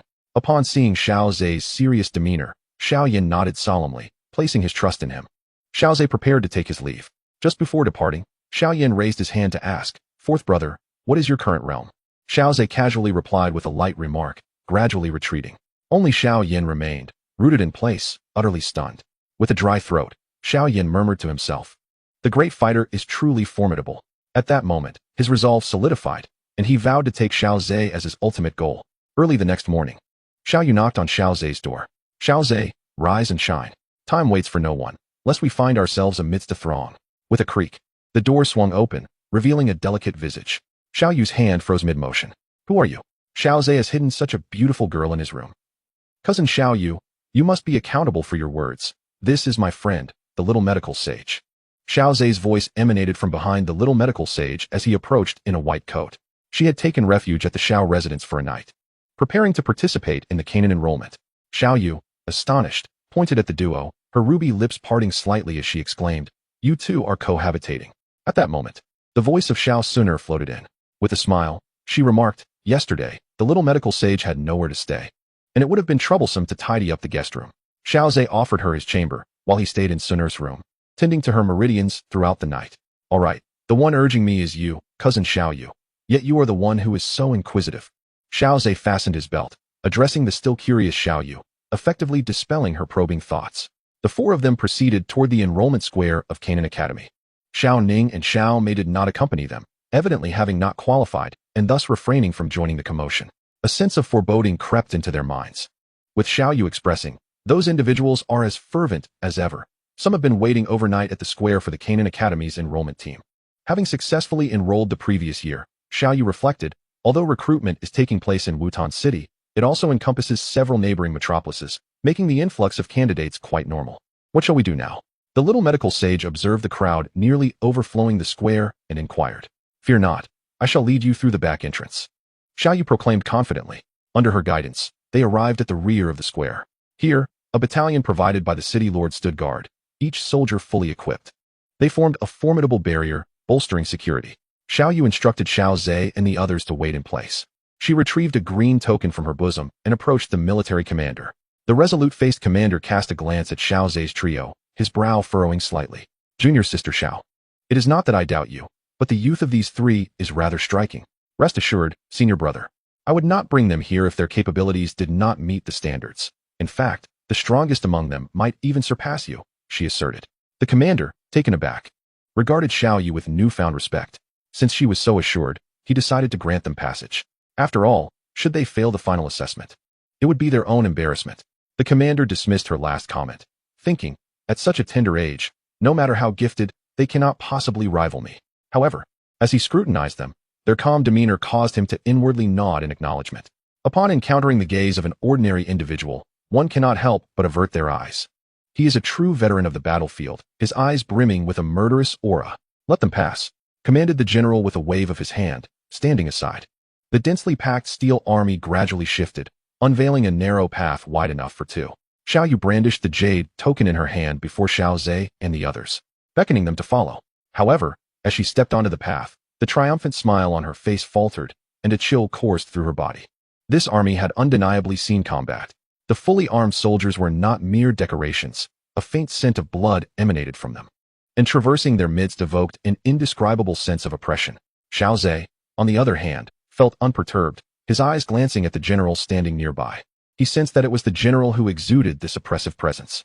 Having once battled through a minor beast tide, even the fiercest of beasts had quailed before him. In the face of such a formation, he felt at ease. Moreover, Xiao Zhe's greatest confidence stemmed from his own prowess. As a one-star great fighter, he was fully capable of piercing through this army.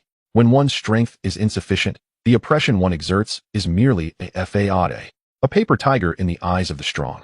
Beside him, Xiao Suner remained composed, with high-ranking Do Huangs guarding her daily. It was inconceivable that she would be intimidated by this array of soldiers. At first, little medical sage was startled, but she soon regained her composure. Having followed Xiao Zhe through a minor beast tide, she had witnessed the aftermath, a scene where blood flowed like rivers. The valley where the battle took place had collected a small pool of blood in its low-lying area. Though she had been nauseous for quite some time after the battle, her tolerance for the scent of blood and the accompanying pressure had significantly improved. Hence, after a brief period of discomfort, she quickly settled her nerves. The short span of a few meters proved to be an arduous journey for Xiao Yu.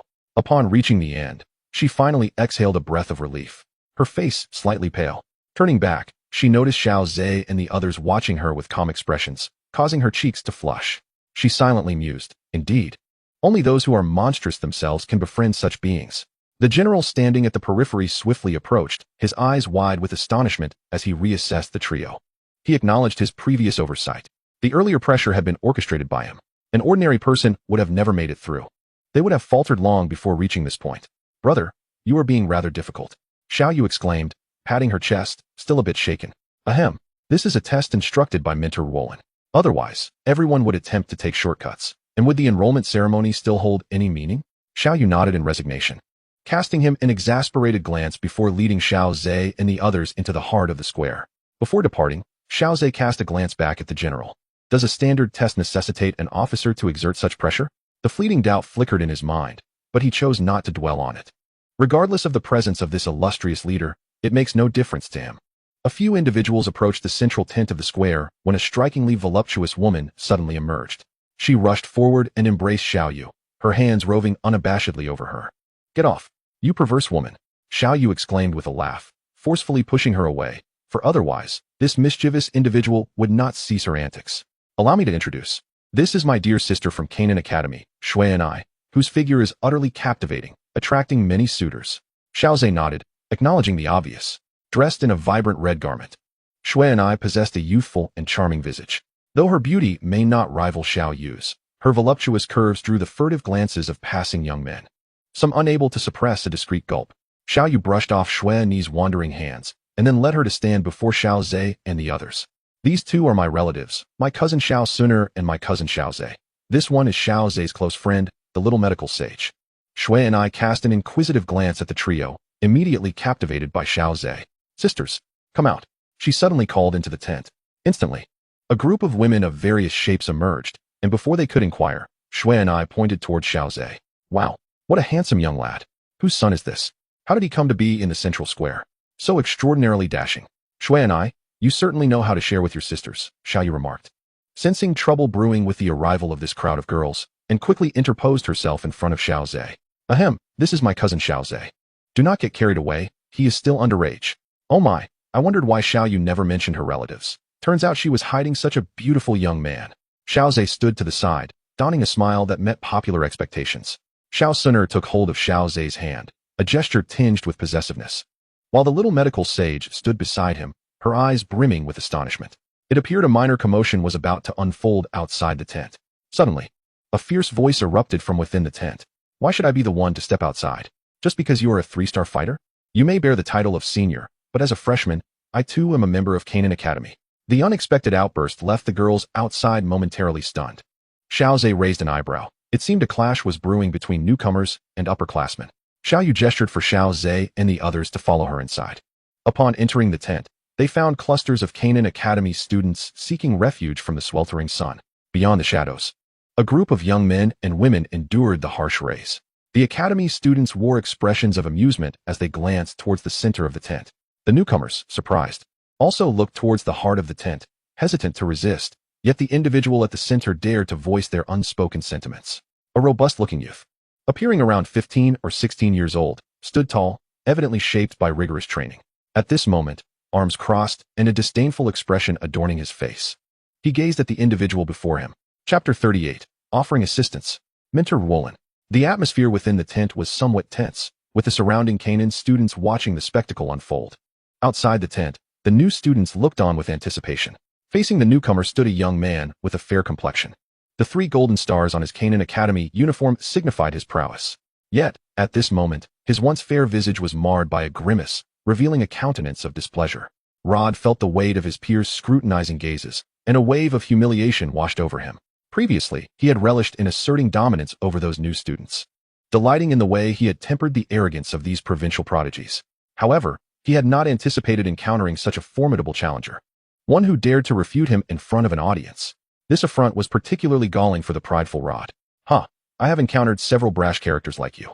Yet, those who boisterously boast ultimately meet with the most dismal of fates, he retorted, disdain dripping from his words. This was an unspoken rule at Canaan Academy, to temper the overconfidence of these local talents, preventing egregious conflicts upon their arrival at the academy. The burly young man rolled his eyes, scoffing. You, a mere 3-star combatant, believe you can diminish my spirit? To his surprise, the challenger appeared impervious to his taunts, responding with words that stoked his ire further, particularly the ambiguous laughter that followed. It ignited a fire within him. Very well, allow me, a 3-star combatant senior, to enlighten you about the academy's rules. The young man's arrogance spurred him to accept the challenge outright. The onlookers cleared a space, eagerly anticipating the unfolding drama. The new students basking in the sun outside the tent were filled with hope, wishing for the burly youth to vindicate them. Xiaozhe observed the 2 adversaries. Raising an eyebrow slightly, he could discern that both were of the same caliber, each a 3-star combatant. The burly youth's physique suggested a commitment to rigorous training. In the realm of low-tier practitioners, such a robust stature undoubtedly conferred significant advantages. As expected, once a Canaan student, acting as the referee, declared the match to commence. The burly youth charged forth with explosive force, delivering a powerful punch. Caught off guard, Rod was unexpectedly sent staggering back 3 steps, his expression darkening instantly.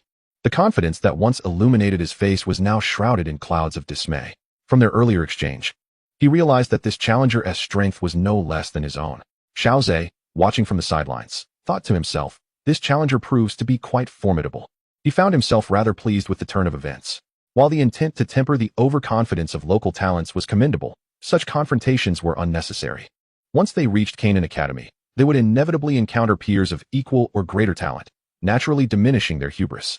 If one continues to harbor a disdainful attitude towards everything, Xiaozhe believes this is not a sign of vigor, but rather folly.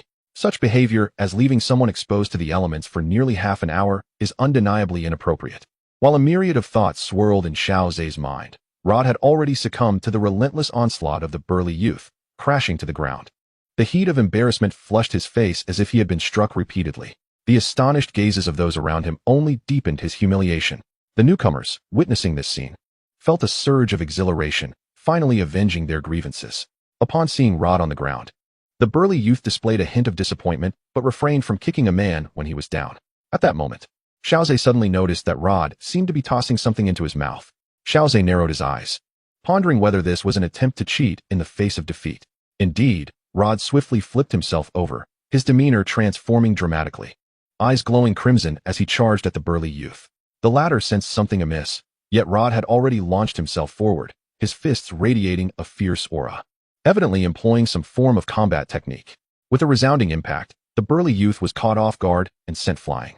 He staggered back several steps before half-kneeling on the ground, spitting out a mouthful of blood. Rod pressed down hard, leaving a faint imprint on the ground, and surged toward the burly youth, a flicker of murderous intent gleaming in his eyes. The onlooking girls gasped in shock. Other students from Canaan Academy frowned, contemplating intervening. as a life could be at stake. The newcomers, left exposed to the sun, were filled with concern. The burly youth raised his head, gazing at Rod's fist glowing with fighting spirit, his heart racing uncontrollably. Yet, his injuries left him immobile, forced to watch helplessly as the fist drew nearer. In that critical moment, he saw a hand enveloped in pale blue fighting spirit extend from the side, grasping Rod's wrist. "Spare him where you can. This is an attack that could prove fatal, must it be so?"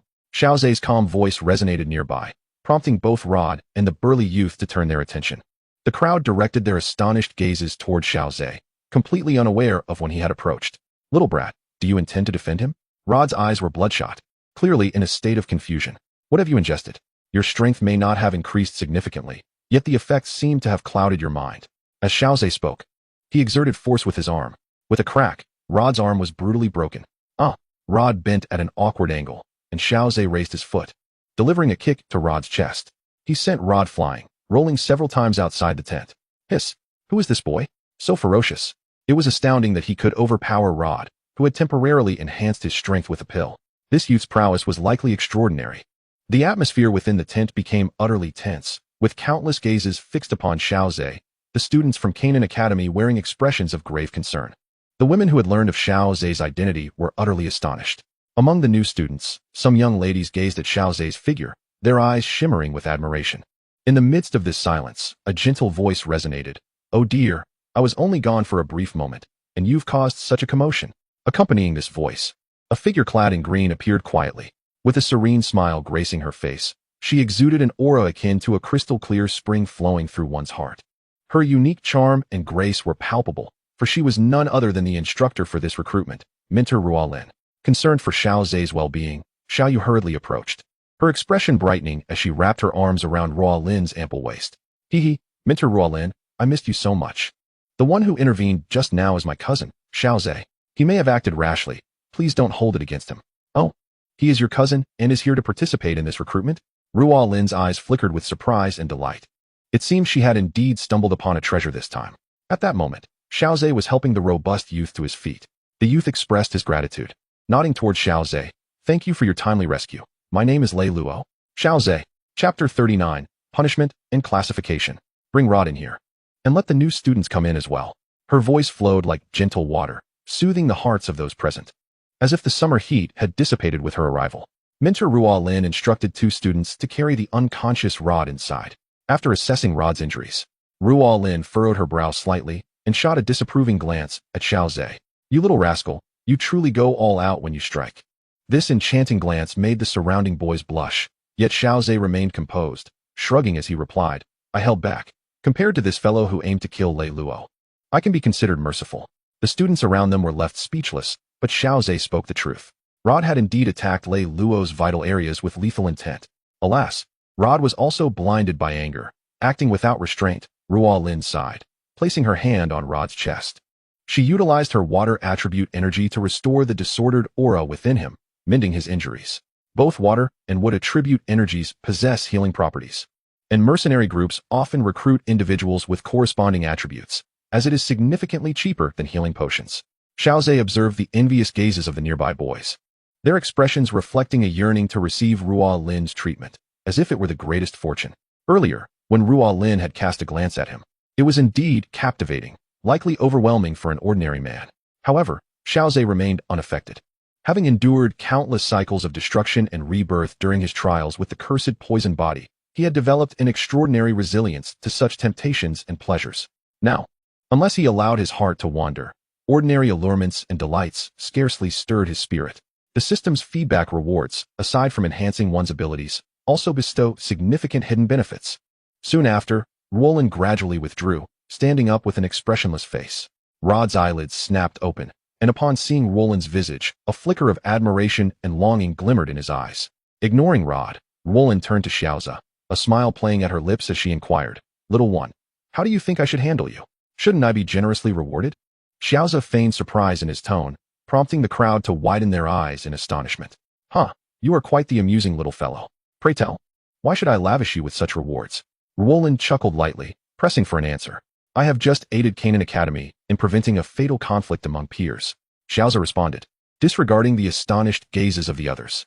This particular upperclassman from Canaan Academy was ruthless, taking advantage of the guise of sparring, yet striking with lethal intent. If Canaan Academy's students could freely kill the new recruits they attracted, it would not be long before no one would wish to enroll in Canaan Academy. Humph.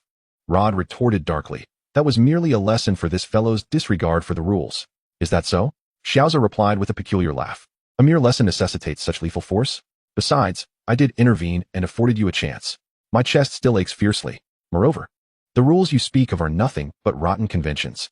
At this moment, a hint of interest flickered in Roland's eyes, beyond the prowess Xiaoza exhibited, which eluded her comprehension.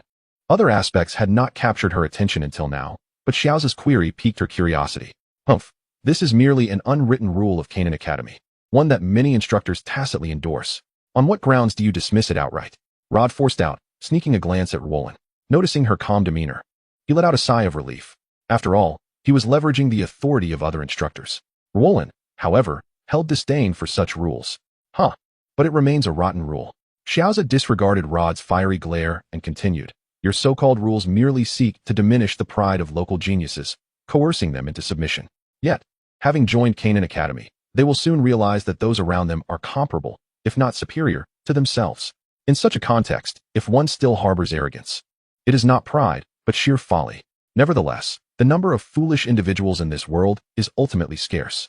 The vast majority possess self-awareness. Yet to prevent the few foolish ones from erring, the majority with self-awareness must endure punishment. Is this not a rotten rule?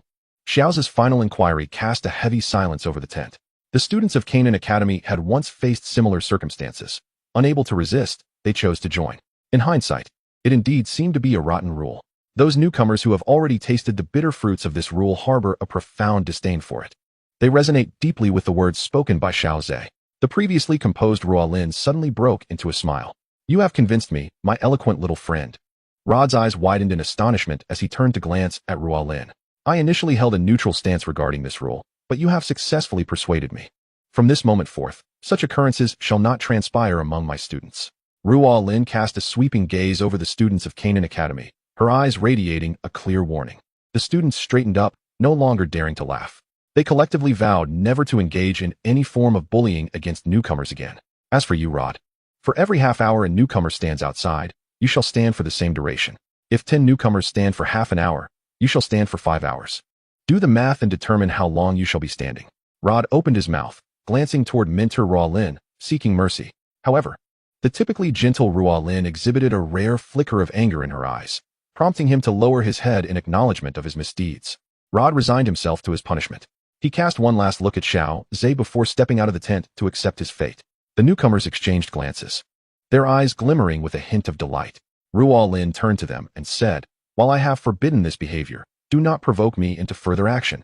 The fact that this has become an unwritten rule at Canaan Academy speaks volumes about your difficulty in being managed. Ruolin then took her seat behind the desk, producing a parchment and ink with a smile. Dear students, you are all now part of Canaan Academy. The institution requires the classification of potential. Thus, we must ascertain your specific strengths, up to the highest rank of 5-star warrior. Is that understood? We shall proceed in order, one by one. Having learned from the earlier events, the newcomers fell into a more subdued demeanor. They lined up to report their strengths to Ruolin. Xiaoze felt a twinge of frustration. He desired recognition, yet wished to remain inconspicuous. Chapter 40. Each more extraordinary than the last. Inside the tent, the senior students of Canaan Academy maintained order, directing the newcomers to queue properly. However, all eyes subtly gravitated towards the end of the line. What might be the true strength of Xiaoze, who could effortlessly annihilate a 3-star warrior? This was a significant question looming in their minds. As the potential registration commenced, Xiaoyu was pulled aside by a few of her close friends to relax. After all, Xiaoze and his companions needed to queue, and she felt somewhat out of place among them. By the way, just what is your cousin's strength? To be able to instantaneously defeat Rod. Surely he rivals that little enchantress? Shui and I could not resist exclaiming, her gaze toward Xiaoze sparkling with curiosity and admiration. With formidable power and striking looks, how could he fail to captivate attention? The other beautiful girls also clung to Xiao Yu's hands, playfully inquiring about him. Xiao Yue furrowed her delicate brows, recalling Xiaoze's unassuming demeanor. After a moment of contemplation, she offered her response.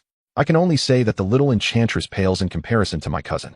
Her words ignited a wave of curiosity among the beautiful young girls around her, who were left yearning for more information. They persistently pressed Xiaoyu for details about Xiaoze's true capabilities. Ruo Lin, pen in hand, swiftly inscribed the pertinent information onto the scroll, her lips parting slightly as she spoke. Level. The girl let out a sigh of relief, bowing slightly to Ruo Lin before turning aside to await her turn. The registration proceeded in an orderly manner, with the line advancing gradually. In the wake of the earlier altercation, Lei Luo lingered in front of Xiao Zhe, occasionally engaging him in conversation. He was not a local of Wutan City, but had traveled from another city to participate in the enrollment ceremony. In his hometown, he was regarded as a top-tier genius. The prior conflict had enlightened him to the notion that there are always greater talents beyond one's own. Of course, the external force that had defeated him, Luo Da, was not included in this category. The true embodiment of there are always people beyond people was Xiao Zhe. Their exchanges were far from fervent. They merely discussed the differing customs of their respective cities. Meanwhile, Xiao Suner and the little doctor whispered together, hand in hand. Soon, it was almost their turn, with Lei Luo next in line. Among the new applicants, aside from Xiao Zhe and his companions, Lei Luo was undoubtedly the most promising. Approaching the table, Lei Luo proudly announced his information. Lei Luo, 17 years old, 3-star fighter. His declaration sparked a flurry of hushed discussions within the tent. The spectators had already speculated about his ability to subdue Luo Da, but hearing it confirmed left them astounded. A 3-star fighter at the age of 17. Ruo Lin's face lit up with delight as she hastily recorded the information on the scroll. It appears that this enrollment session is brimming with surprises. There are many exceptional candidates. After finishing her remarks, she turned her expectant gaze toward the last trio. What about you three? Who will step forward first? These 3 youngsters were all quite young, yet they met the enrollment criteria. Their exact strengths, however, remained uncertain. Xiao Zhe's companions exchanged glances, and the little doctor stepped forward with a smile. Allow me to go first. The little doctor, 12 years old, 3-star fighter. Having wandered since childhood, she was uncertain of her precise age, and, recalling that Xiao Zhe seemed to be 12, she reported that number. Is this for real? A 3-star fighter at the age of 12? Goodness, even the Academy's little enchantress cannot compare. Excited discussions erupted around them. Ruo Lin regarded the little doctor with astonishment. Upon sensing the skepticism from those nearby, the little doctor released a hint of her fighting spirit, compelling the onlookers to believe her claim.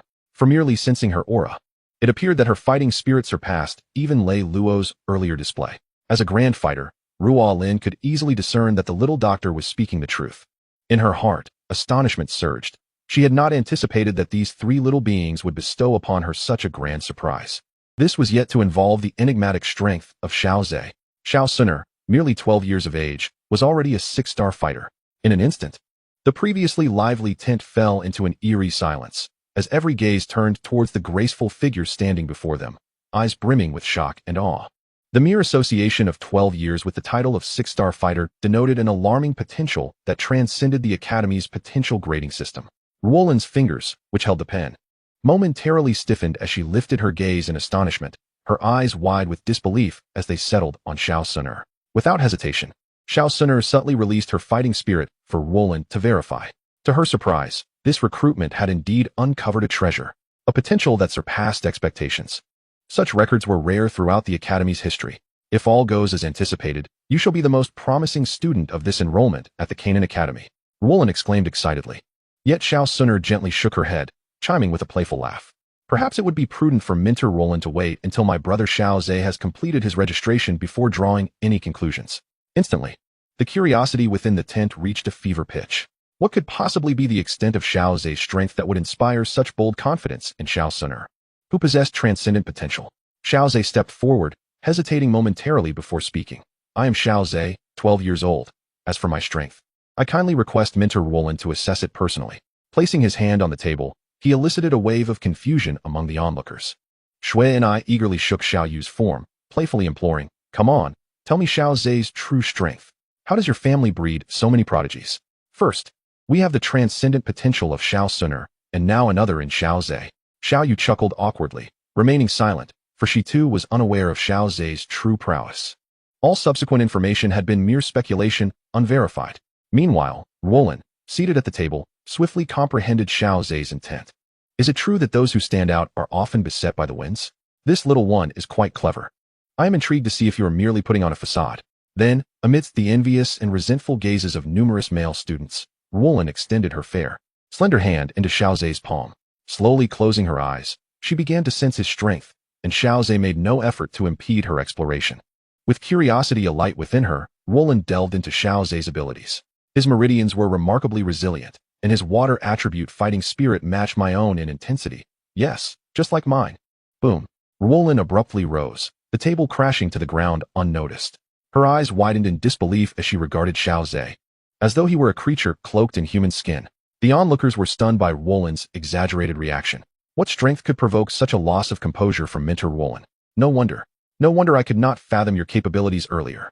Roland murmured to herself, while the surrounding students gazed on, eager for clarity. Minter Roland, please do not be cryptic at this moment. What exactly is your strength? Speak up. The crowd was rife with impatience. Chapter 41. Seeking benefits while embracing serenity within the confines of the tent, Roland's gaze transformed as if she had stumbled upon an extraordinary treasure. Inspecting Xiao Zhe with keen interest, the term genius fell short of adequately describing him. She had recruited a future top-tier powerhouse. At merely 12 years of age, this dome master stood unparalleled throughout the illustrious history of the Canaan Academy. While other prodigies might have a chance at becoming formidable, Xiao Zhe was destined for greatness. Such an enviable talent promised a smooth ascent to the pinnacle of power. Ah, Xiao Zhe, you have truly astounded me. Roland's tone shifted, acknowledging Xiao Zhe as an equal in the realm of cultivation. To refer to him as little one now bore a hint of provocation. Xiao Zhe smiled in silence, and Roland understood his sentiment. She then addressed the others, instructing them to register the new students and maintain order without causing any disturbances. Having finalized her directives to her students, Roland turned her attention to Xiao Zhe. Come, Xiao Zhe, let us find a secluded spot for a private conversation. Xiao Zhe gestured to Xiao Suner, the little healer, reassuring her not to worry. Amidst the envious and jealous gazes of the crowd, Xiao Zhe hastily followed his mentor, trailing slightly behind her as they departed. Once Roland and Xiao Zhe's figures vanished, the tent erupted in a cacophony of astonishment and discourse. The main inquiry resonating throughout was the true extent of Xiao Zhe's formidable prowess. Remaining within the tent, Xiao Suner and the little healer became the focal point of attention. Xiao Yu's close companions flocked over, bombarding the two with questions about Xiao Zhe's capabilities. Yet, both maintained a veil of secrecy, responding only with smiles despite the girls' charming attempts to extract information. Ultimately, it was Xiao Yu who rushed in to rescue Xiao Suner and the little healer, physically separating them from the throng. Once in a quiet corner, Xiao Yu could no longer contain her curiosity. Cousin Suner, just how powerful is Xiao Zhe? What could possibly provoke such a reaction from Minter Roland? With a proud smile, Xiao Suner shook her head under Xiao Yu's eager gaze. Cousin Yu, it would be best for you to inquire directly with brother Xiao Zhe. Hearing it from him would lend greater significance to the revelation, wouldn't it? Xiao Yu rolled her eyes, realizing that she would glean little from her cousin. However, asking Xiao Zhe directly might lead to evasion. The commotion within the tent even caused some newly arrived students to feel apprehensive. Was this truly the registration site for the enrollment ceremony? Yet, upon learning of the events transpiring within, the newcomers were left in a state of shock. Particularly, Xiao Suner garnered the most attention, especially with the enigmatic Xiao Zhe absent from the tent.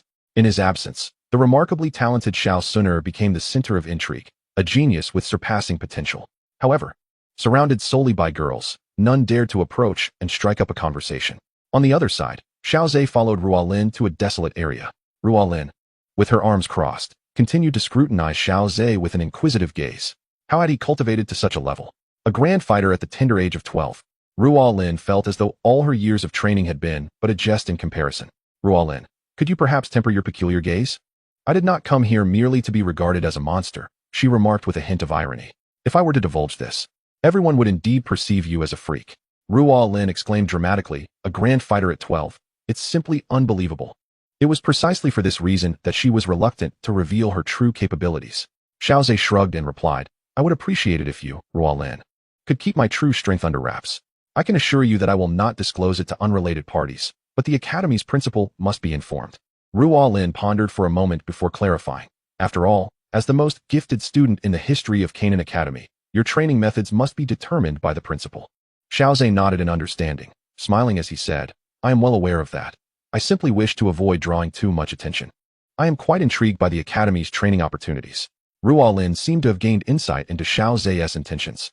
It appears you, little one, desire the Academy as highest level of training while avoiding unnecessary trouble. Otherwise, she mused, Xiao Zhe could easily have claimed to be a 3-star fighter, and she wouldn't have bothered to investigate further. Yet, by disclosing his grand fighter prowess, he clearly sought substantial support from Canaan Academy. The two continued their conversation, and their rapport visibly deepened. Xiao Zhe felt a bit overwhelmed. Ahem, Ruolin, before we part ways, I have a request that I hope you might grant. Oh, what could a young one like you possibly ask for? Speak freely. Ruolin responded with great enthusiasm, knowing that merely recruiting him would be a remarkable achievement, clearing the path for her own advancement as an advanced tutor. Seeing Ruolin's generous demeanor, Xiaozhe quickly made his request. I would like Ruolin to stay at the Xiao residence during the enrollment period. Before you leave, I wish to secure some advantages for my family. Xiaozhe articulated his intentions clearly, and Ruolin immediately comprehended. As an independent entity separate from the three great empires, Canaan Academy typically refrained from entangling itself with the powers of the enrollment locations. Moreover, Ruolin, as a recruitment tutor, was already a coveted figure, sought after by many who wished to leverage her influence to secure a place for their children at Canaan Academy. Ruolin cast a glance at Xiaozhe, and without much hesitation, nodded in agreement. It was merely a matter of residing temporarily at the Xiao family's estate for 7 days to convey a signal to the outside world. She would not be genuinely aiding other factions or engaging in any self-serving schemes. Very well, but I will not meet with any factions. I am simply staying at a student's home. Do you understand? Xiaozhe nodded. That was sufficient. The mere fact of Ruolin residing at the Xiao family would be enough to attract the attention of numerous factions in Wutan City, seeking to curry favor with them. Then, Mentor Ruolin, I shall take my leave to prepare your accommodations, Xiaozhe said politely with a slight bow, then retreated. Ruolin smiled as she watched him depart. This student not only possessed unparalleled talent, but also exhibited impeccable manners. Upon receiving the news, the family's high-ranking members hurriedly arranged for her lodging, determined to ensure that Mentor Ruolin felt the warmth of home. Chapter 42, 7 Days. 7 days. Do you know how I will spend these 7 days? In the evening, Xiao Zhan led the entire Xiao family elite, standing outside the main gate, eagerly awaiting the arrival of the person Xiaozhe had mentioned. The high-ranking members behind him were still in disbelief. The mentor from Canaan Academy, who had always maintained an aloof position, was actually coming to stay at the Xiao family. If this had not come from Xiaozhe's lips, they would hardly have believed it. However, Xiaozhe now wielded considerable influence within the Xiao family, owing to his initial display of 9-star fighter prowess and the conflicts with the Grand Elder, painting a glorious future for the Xiao descendants. This had successfully solidified Xiao Zhan's position as the family patriarch, while significantly diminishing the power of the other elders and high-ranking members. Witnessing Xiaozhe's 2 breakthroughs into higher realms, Xiao Zhan's resolve to pass on the patriarchal title to him grew stronger. Unbeknownst to Xiaozhe, his authority had even surpassed that of all the elders. Xiao Zhan's anxiousness finally subsided as he approached with a joyful smile. You must be Mentor Ruolin. I am Xiao Zhan, the patriarch of the Xiao family. Ah, so you are the patriarch. It is a pleasure to meet you. Your son's talent is truly admirable.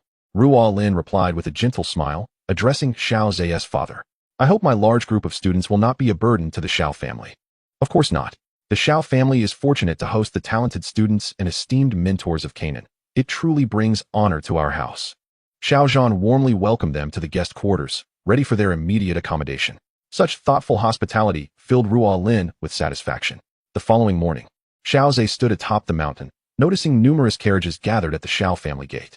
The emblems on the carriages represented some of the most prominent factions in Wutan City. The upcoming journey to Canaan Academy primarily aimed at enhancing strength. Having established a brief goal, Xiaozhe became even more reclusive, as if he had already departed from the Xiao family for Canaan Academy. Regrettably, Canaan Academy necessitates a week-long sojourn in Wutan City. Time swiftly passed, and the 7 days elapsed.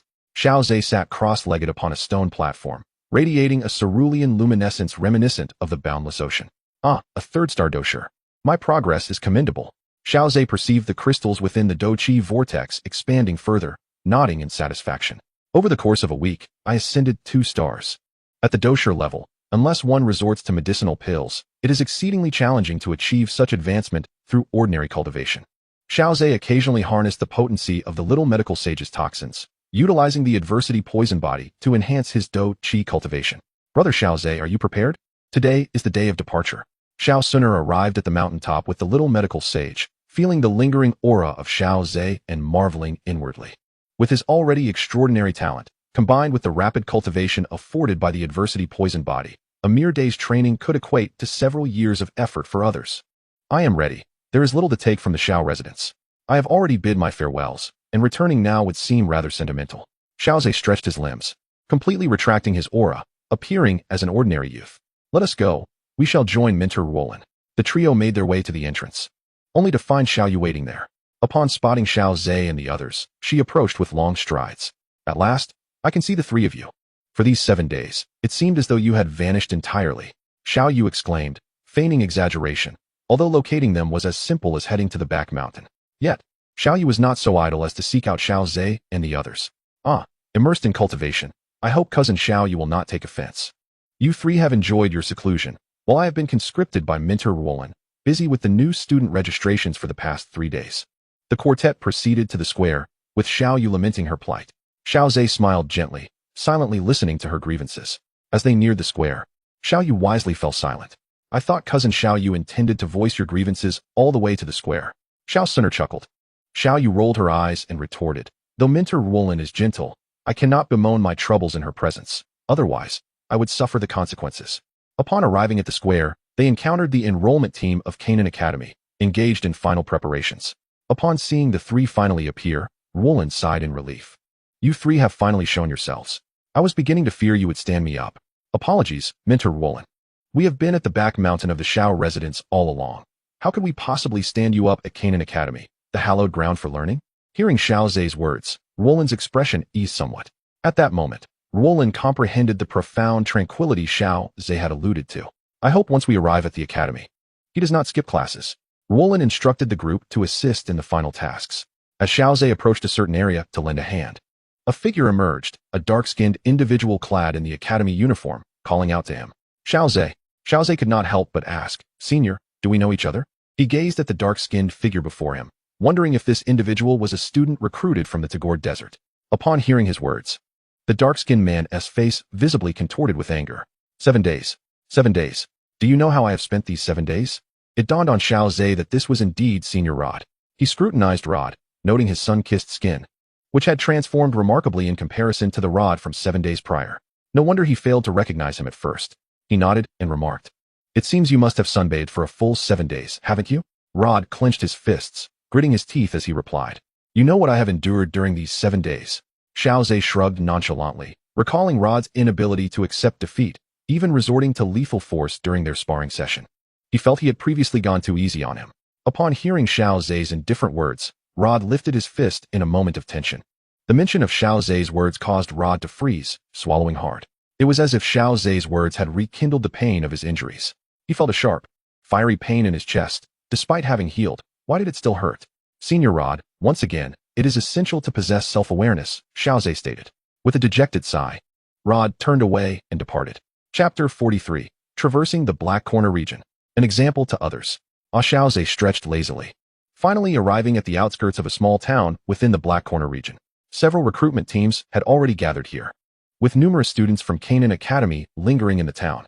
This town was under the jurisdiction of Canaan Academy, serving as a reception point for incoming recruitment teams.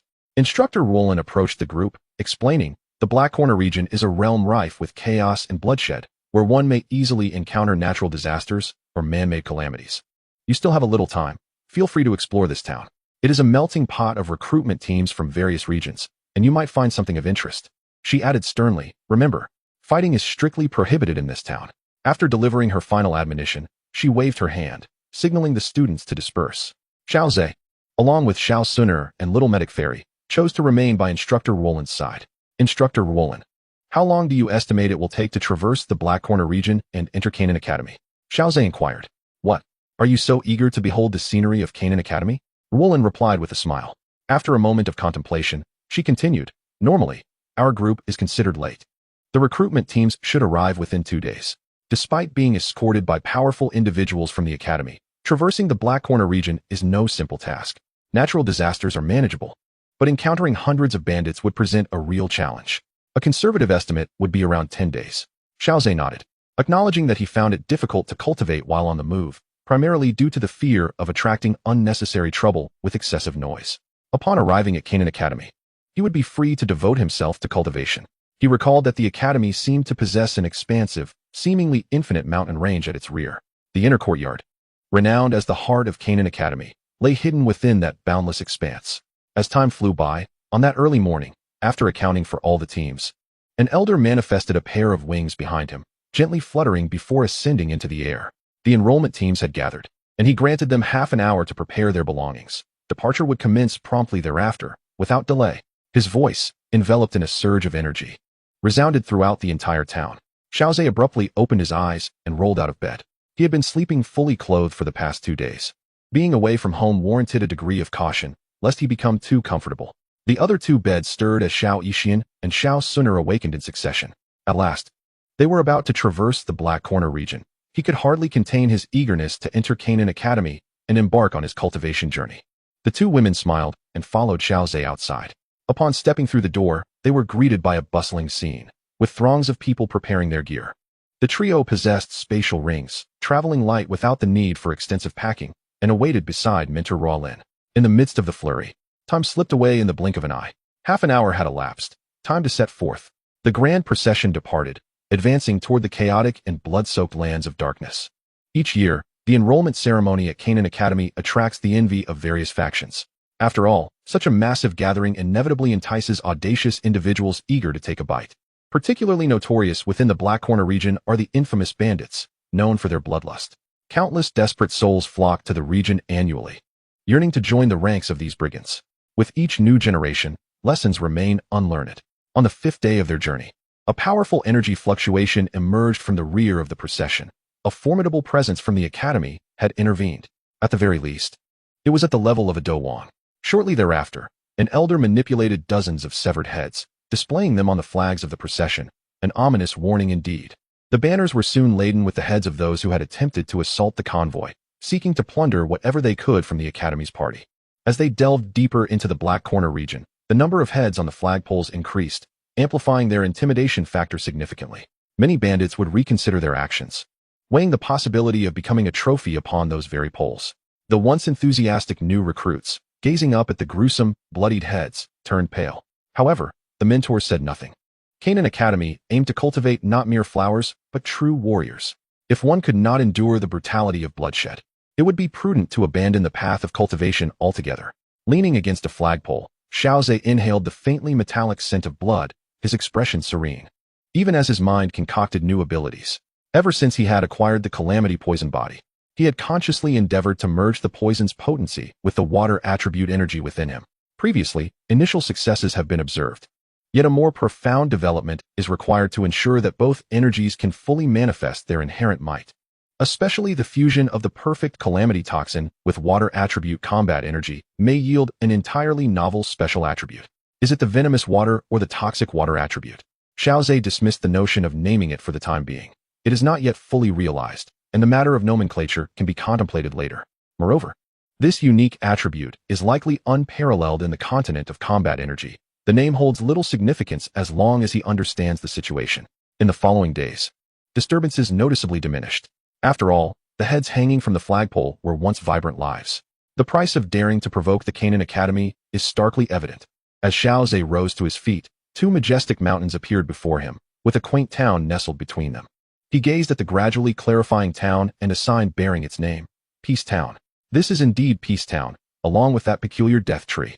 Xiaozhe looked toward the extraordinary tree, which has witnessed the historical struggle between Canaan Academy and the forces of the Black Corner domain.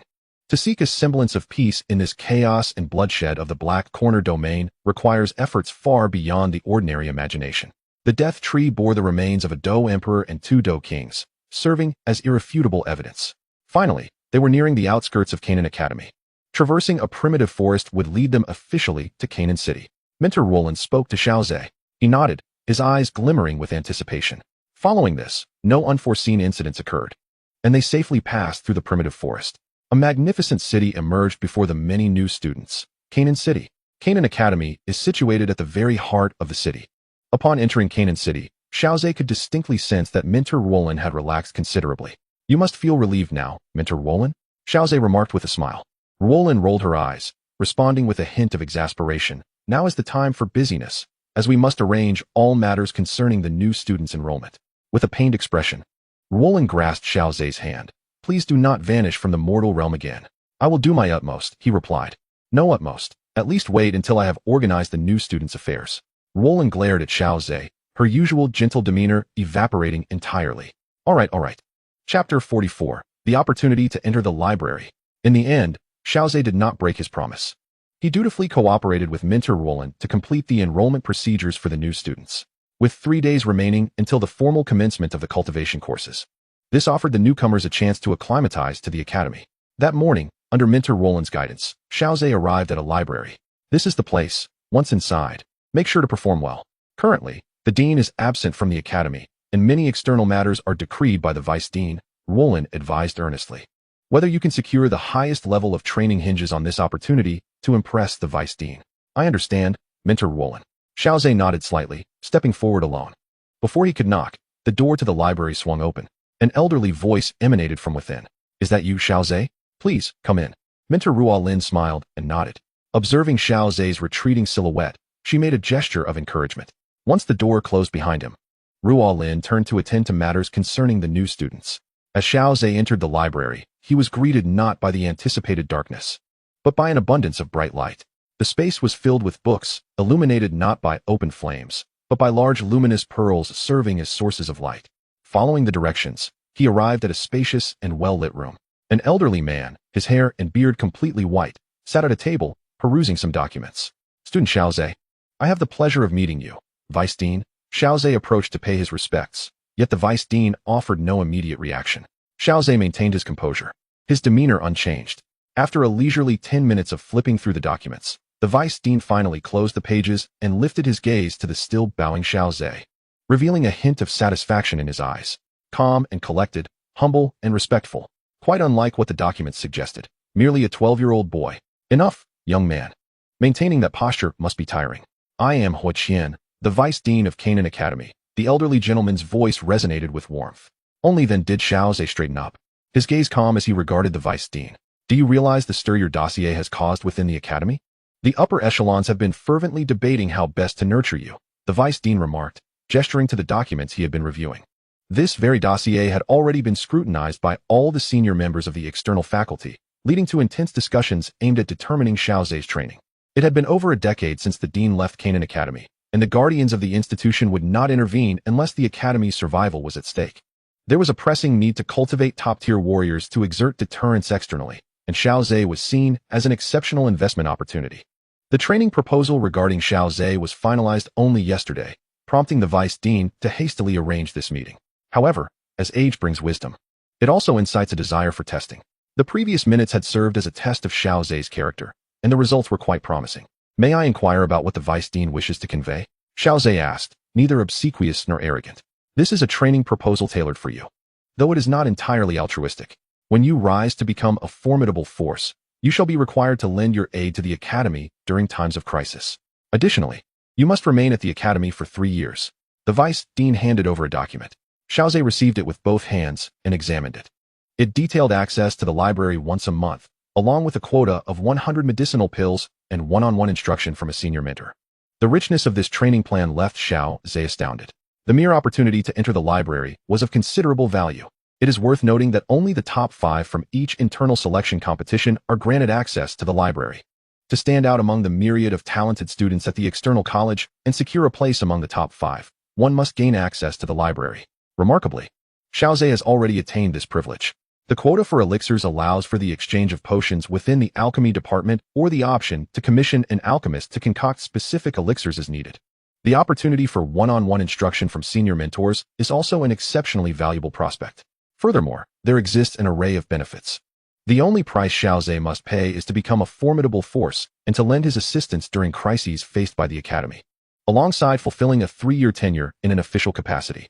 For Xiaozhe, this is a guaranteed profit. However, he finds many of the benefits unnecessary. After pondering for a moment, he respectfully bowed and said, Vice Dean, I am willing to accept, but I would like to propose a modification to the training plan. Oh, you wish to amend the plan before even experiencing it? The Vice Dean responded, surprised. This is a scheme devised by us old-timers. Cough, that is not my intention. Esteemed Vice Dean, I merely feel that some aspects do not align with my character and circumstances. Very well, speak your mind, the Vice Dean sighed. Recognizing that the proposal had been meticulously crafted over an extended period, I would like to increase my chances of accessing the library. I am willing to forego other training plans to achieve this. Haha, you clever little rascal. You are indeed aware that the most precious aspect of this training plan is the opportunity to enter the library. The Vice Dean could not help but laugh heartily upon hearing Xiaozhe's words. Xiaozhe's astuteness pleased him greatly. Understanding how to advocate for oneself is key to rapid growth. I shall permit your suggestion, but other benefits will be significantly reduced, or may even be entirely eliminated. After all, within the library, should fortune favor you, you could acquire Earth-tier techniques and combat skills, which are invaluable treasures outside these walls. I understand, Xiaozhe replied. Bowing again, he had strategically recognized the library's worth, prompting his request. Very well, since you are so insistent. I shall negotiate with the other old fellows and strive to secure additional benefits for you, the vice dean said, stroking his beard. In the brief interaction, Xiaozhe's qualities had thoroughly impressed him. He even entertained the notion of Xiaozhe being a suitable match for his restless granddaughter. However, he refrained from meddling too much in the affairs of youth, allowing matters to unfold naturally. His role was to safeguard the present of the young and ensure their flourishing. Thank you, Vice Dean. Xiaozhe bowed once more and took his leave. Watching him depart, the Vice Dean glanced at the training plan in hand. He was about to engage in another round of negotiations with the Academy's senior members. Xiaozhe's insistence on securing an additional opportunity to enter the library was not solely for his own advancement. It also aimed to procure a high-level poison-based technique for the little medical sage, who currently relied on a method provided by Xiao Suner. Otherwise, she would remain stagnated at the fighter level, unable to progress. Aside from techniques, Xiaozhe had little need for anything else. In the realm of martial prowess, Chapter 45 unfolds with the aspirations of Xiao Suner. The following day, Xiaozhe, accompanied by an envoy from the vice president, arrived at the library. After dismissing onlookers, the vice president cheerfully addressed Xiaozhe, stating that his proposal had been approved, granting him 2 opportunities to enter the library. However, other training benefits would be reduced or even rescinded. Xiaozhe calmly nodded, accepting the documents presented by the vice president, realizing that the outcome exceeded his expectations. Notably, the allocation for the second most precious elixir had not been revoked. Do you wish to enter the library now? The vice president inquired. Indeed, I require advanced techniques, Xiaozhe affirmed. The vice president, comprehending his resolve, rose and approached the wall behind him, casually striking it several times. With a resonant rumble, a dark opening materialized before Xiaozhe. Follow me, the vice president beckoned, observing Xiaozhe's composed demeanor with satisfaction. Such unflappability is a rare trait. As they traversed the corridor, illuminated by large luminous pearls embedded in the walls, the vice president imparted essential guidelines and regulations regarding the library. Gradually, a light appeared ahead, and as Xiaozhe stepped forward, the blinding brilliance caused him to squint. Before him lay an enclosed valley, reaching skyward infinitely, as if the mountain itself were boundless. Amidst the steep cliffs, a grand and ancient pavilion stood, exuding an aura of profound antiquity. Above the entrance, a weathered plaque bore the words Library of Tomes, inscribed in a vigorous script. The vice president led Xiaozhe to the entrance of the library, bowing respectfully to the void. The personnel from the Outer Academy's training program have arrived. I implore the esteemed elders to grant entry. Xiaozhe gazed at the entrance, where 2 elderly figures in gray robes sat, having seemingly materialized from thin air. He lowered his gaze and stood still. After a brief wait of around 10 minutes, the eyelids of the gray-robed elders twitched slightly, revealing their somewhat clouded eyes. They regarded Xiaozhe with evident scrutiny, expressions of surprise flickering across their faces. One elder inquired directly, "Young friend, may I ask your age?"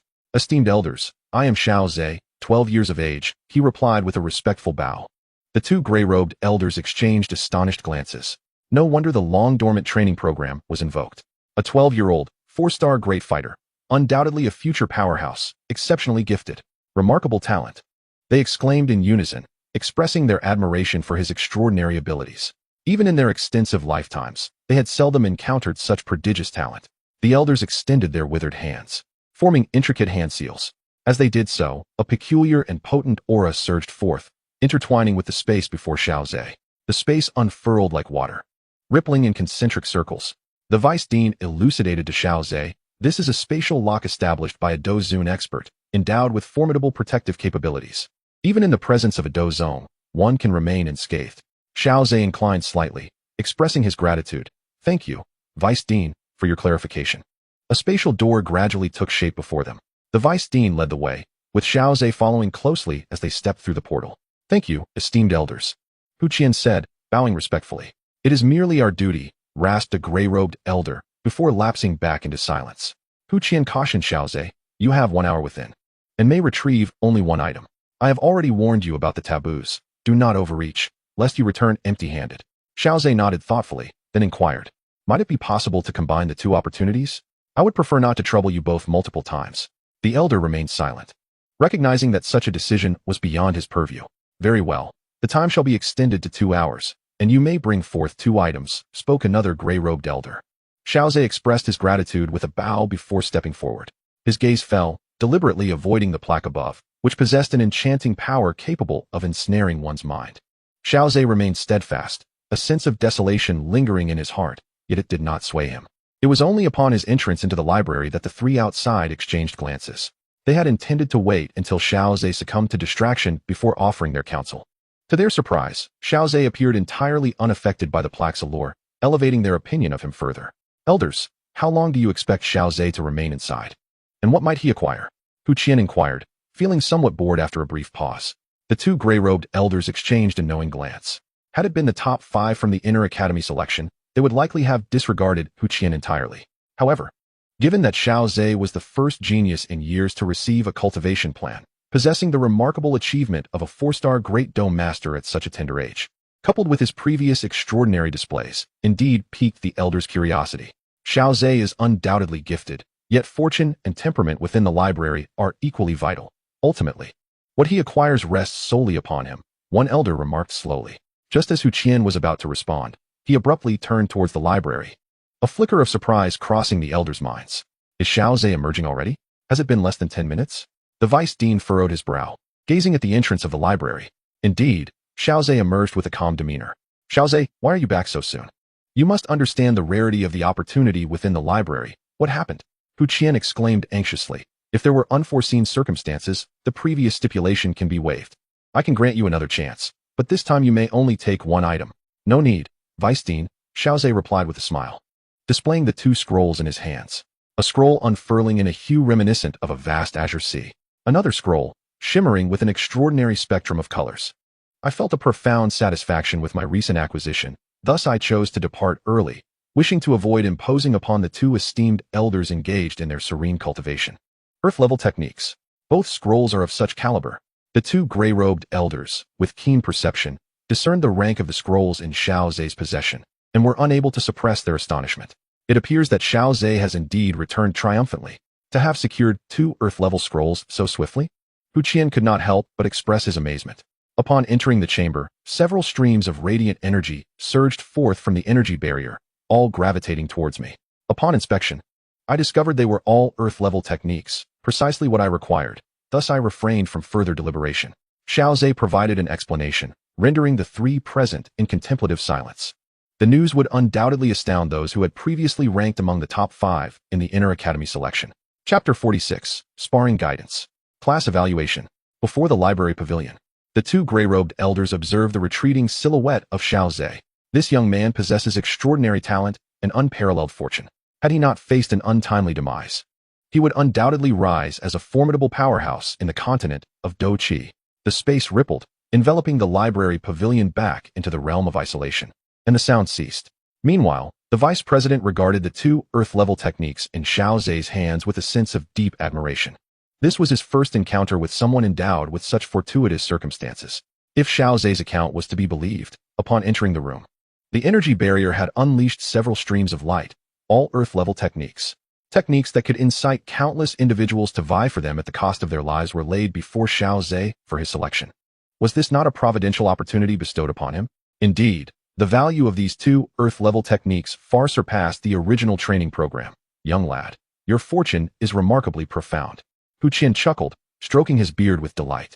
I am indebted to the vice president for this opportunity. Xiaozhe expressed his gratitude while respectfully accepting the 2 scrolls into his spatial ring. Enough, I can see your eagerness to embark on your training, so I shall not detain you further. Hu Qian, recognizing the fervor in Xiaozhe's eyes, waved him off, allowing him to depart. The student bids farewell. Xiaozhe performed the necessary courtesies before exiting the library pavilion. One can never be too courteous.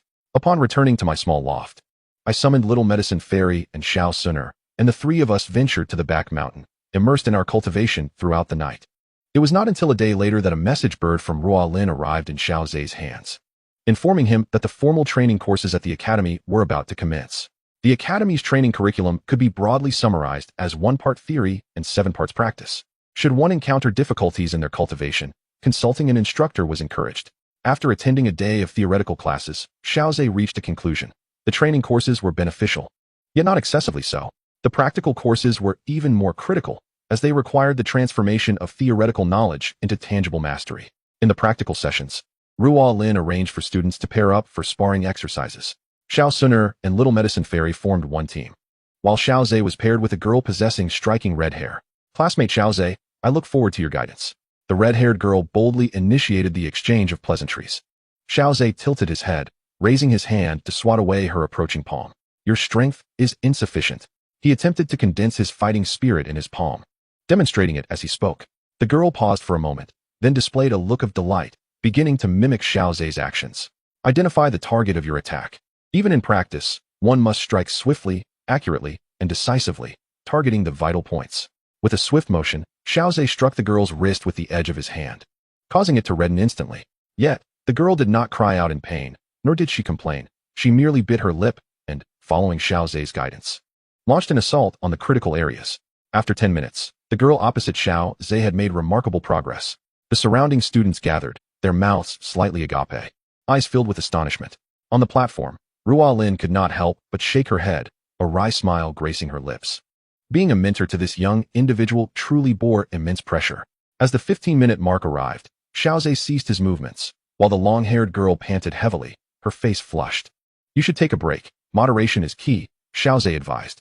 At that moment, a female classmate among the onlookers suddenly spoke up. Classmate Xiao Zhe, could you practice with me? I fear no pain. Please, feel free to instruct me. This girl had observed clearly that, under Xiao Zhe's tutelage, others' combat abilities had skyrocketed. This was likely more effective than Ruo Lin's one-on-one practical teaching. With the first voice raised, the surrounding students, wary of being left out, clamored forth. Classmate Xiao Zhe, I implore you to train with me. My resilience is unmatched. I am sturdy and ready to endure, so please instruct me without hesitation. Classmate Xiao Zhe, should you be willing to guide me, I can offer you certain advantages. As the discourse grew increasingly peculiar, an ethereal figure gracefully descended beside Xiao Zhe. The lively scene fell into a hush. With a smile, Xiao Suner addressed the crowd. I understand everyone's eagerness to enhance their strength, but there is only one Xiao Zhe. To simultaneously instruct so many classmates would be overwhelming, so I kindly ask everyone to heed the mentor's arrangements. Her presence quelled the commotion. For Xiao Suner was widely acknowledged as the strongest among this year's freshmen, an individual of extraordinary potential. Regarding Xiao Zhe's circumstances, Ruo Lin reported directly to the vice dean, leaving other students unaware of his true capabilities. However, Xiao Suner's exceptional potential was proclaimed throughout the academy. Consequently, her prestige within the class was exceedingly high. The expressions of the other students reflected their disappointment, and Ruo Lin seized the moment to step forward. Thus, in the future, classmate Xiao Zhe shall take turns guiding everyone. Xiao Zhe, do you have any objections? Xiao Zhe shook his head, as he was to attend classes regardless. Moreover, mentoring others would afford him some enhancement as well. By the way, in 10 days, a class competition will be held, with each class sending forth their strongest student to represent them. The victorious class will receive resource support for the following year. In previous years, it was the students of the Mystic class who claimed victory. Yet this year promises a different outcome. I aspire for the Yellow class to achieve triumph as well. Roland declared, her gaze directed toward Xiao Zhe and Xiao Suner, with an unspoken understanding evident in her eyes. The other students shared her sentiments, elated by their fortuitous circumstances. To be in the same class as Xiao Zhe and Xiao Suner was indeed a matter of great pride. Suner, do you have any thoughts? Xiao Zhe inquired, turning his attention to Xiao Suner, who, among her peers, stood as his strongest contender. I shall heed my brother Xiao Zhe's opinion, she replied gracefully. Roland rolled her eyes at the sight of the two engaging in mutual deference. In response, she proposed an additional incentive. The victor of this class competition will be rewarded with a 5th-grade elixir, reputed to enhance one's innate abilities. Roland, I am willing to represent our class in this contest, not out of any ulterior motive, but purely out of a desire to bring honor to our class. Xiao Zhe suddenly raised his hand. Such a 5th-grade elixir, capable of improving one's talent, was extraordinarily precious. If utilized on Xiao Suner and then returned to him, the effects would undoubtedly be formidable. Relying on Xiao Suner alone seemed somewhat precarious. If he took matters into his own hands, victory would be assured. The thought of a 4-star battle master facing off against mere novice fighters seemed almost cruel. The other students erupted in cheers. Xiao Zhe's earlier demonstration of skill had already revealed a terrifying prowess that placed him on an entirely different level. With Xiao Zhe in their corner, victory appeared to be a foregone conclusion, granting them access to the invaluable resources and assistance reserved for the winning class. In that moment, All eyes turned toward Xiao Zhe, filled with gratitude and admiration. As for Xiao Zhe's earlier remarks, they dismissed them as mere jest. Ruolin shot a disapproving glare at Xiao Zhe. All right, the break is over. Let us resume our practice. The red-haired instructor cherished this opportunity, for the next session would not feature her sparring with Xiao Zhe. Chapter 47. The Vast Sea of Illusions. The Fusion of Water and Poison. In the rear mountains of Canaan Academy, Xiao Zhe sat cross-legged on the ground, his breaths deep and prolonged. While significant changes unfolded within him, he had successfully transformed his martial arts technique into a low-level earth-grade skill, the Vast Sea of Illusions. He chose this technique precisely for its capacity to cultivate a fighting spirit as expansive as the sea, characterized by an ethereal quality that seemed to defy physical form. Under his control, the malevolent poisonous energy within him merged seamlessly with his fighting spirit. With a gentle wave of his hand, a wisp of fighting energy drifted like ephemeral smoke, slowly descending upon a stone several meters away. In an instant, the stone was utterly corroded. He had succeeded in achieving a complete fusion of fighting spirit and poison, rendering it imperceptible to the naked eye, thus providing a significant advantage in combat. With the class competition imminent, he deemed it an opportune moment to test these new abilities against the incoming novices. Rising to his feet, Xiao Zhe made his way toward the competition arena. The class competition marked a significant event for the new students, drawing considerable attention, even from some seasoned students eager to observe. After all, those representing their classes were the strongest among them. This implies that they are likely to be formidable contenders in the upcoming selection trials. Consequently, they have garnered considerable attention. Upon arriving at the venue of the competition, Xiao Zhe found his class. Upon seeing Xiao Zhe's appearance, Ruolin breathed a sigh of relief.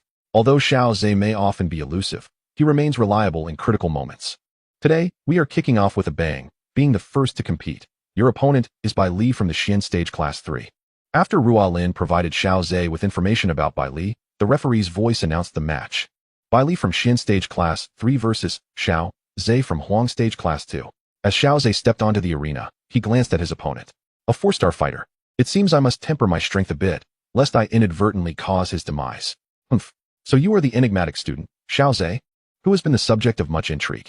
Bai Li sauntered onto the stage, wielding a silver spear, dressed in white, exuding an air of elegance. If there are no name duplications, then it must indeed be me. Let me witness just how mysterious you truly are. As soon as the referee signaled the start, Bai Li lunged forward with his spear. A glimmer of cold light preceded him, and then the spear struck like a dragon. I must say, this spear technique is evidently the result of rigorous training. The bright yellow glow flickered at the spear's tip, and noticing Xiao Zhe remaining stationary, Bai Li couldn't help but feel a flicker of unease. Suddenly, as he thrust his foot down forcefully, his heart raced. The world before him blurred, and he perceived 3 figures of Xiao Zhe instead of one. The spear that was once steadfast in its aim became wildly erratic. With a swift motion, Xiao Zhe seized the spear's shaft, exerting a slight pressure to wrest it from Bai Li's grasp. A sweeping strike. Bang! The onlookers watched in bewilderment as Bai Li tumbled off the arena. Was this a staged match? Surely, this performance is excessively contrived, devoid of any pretense.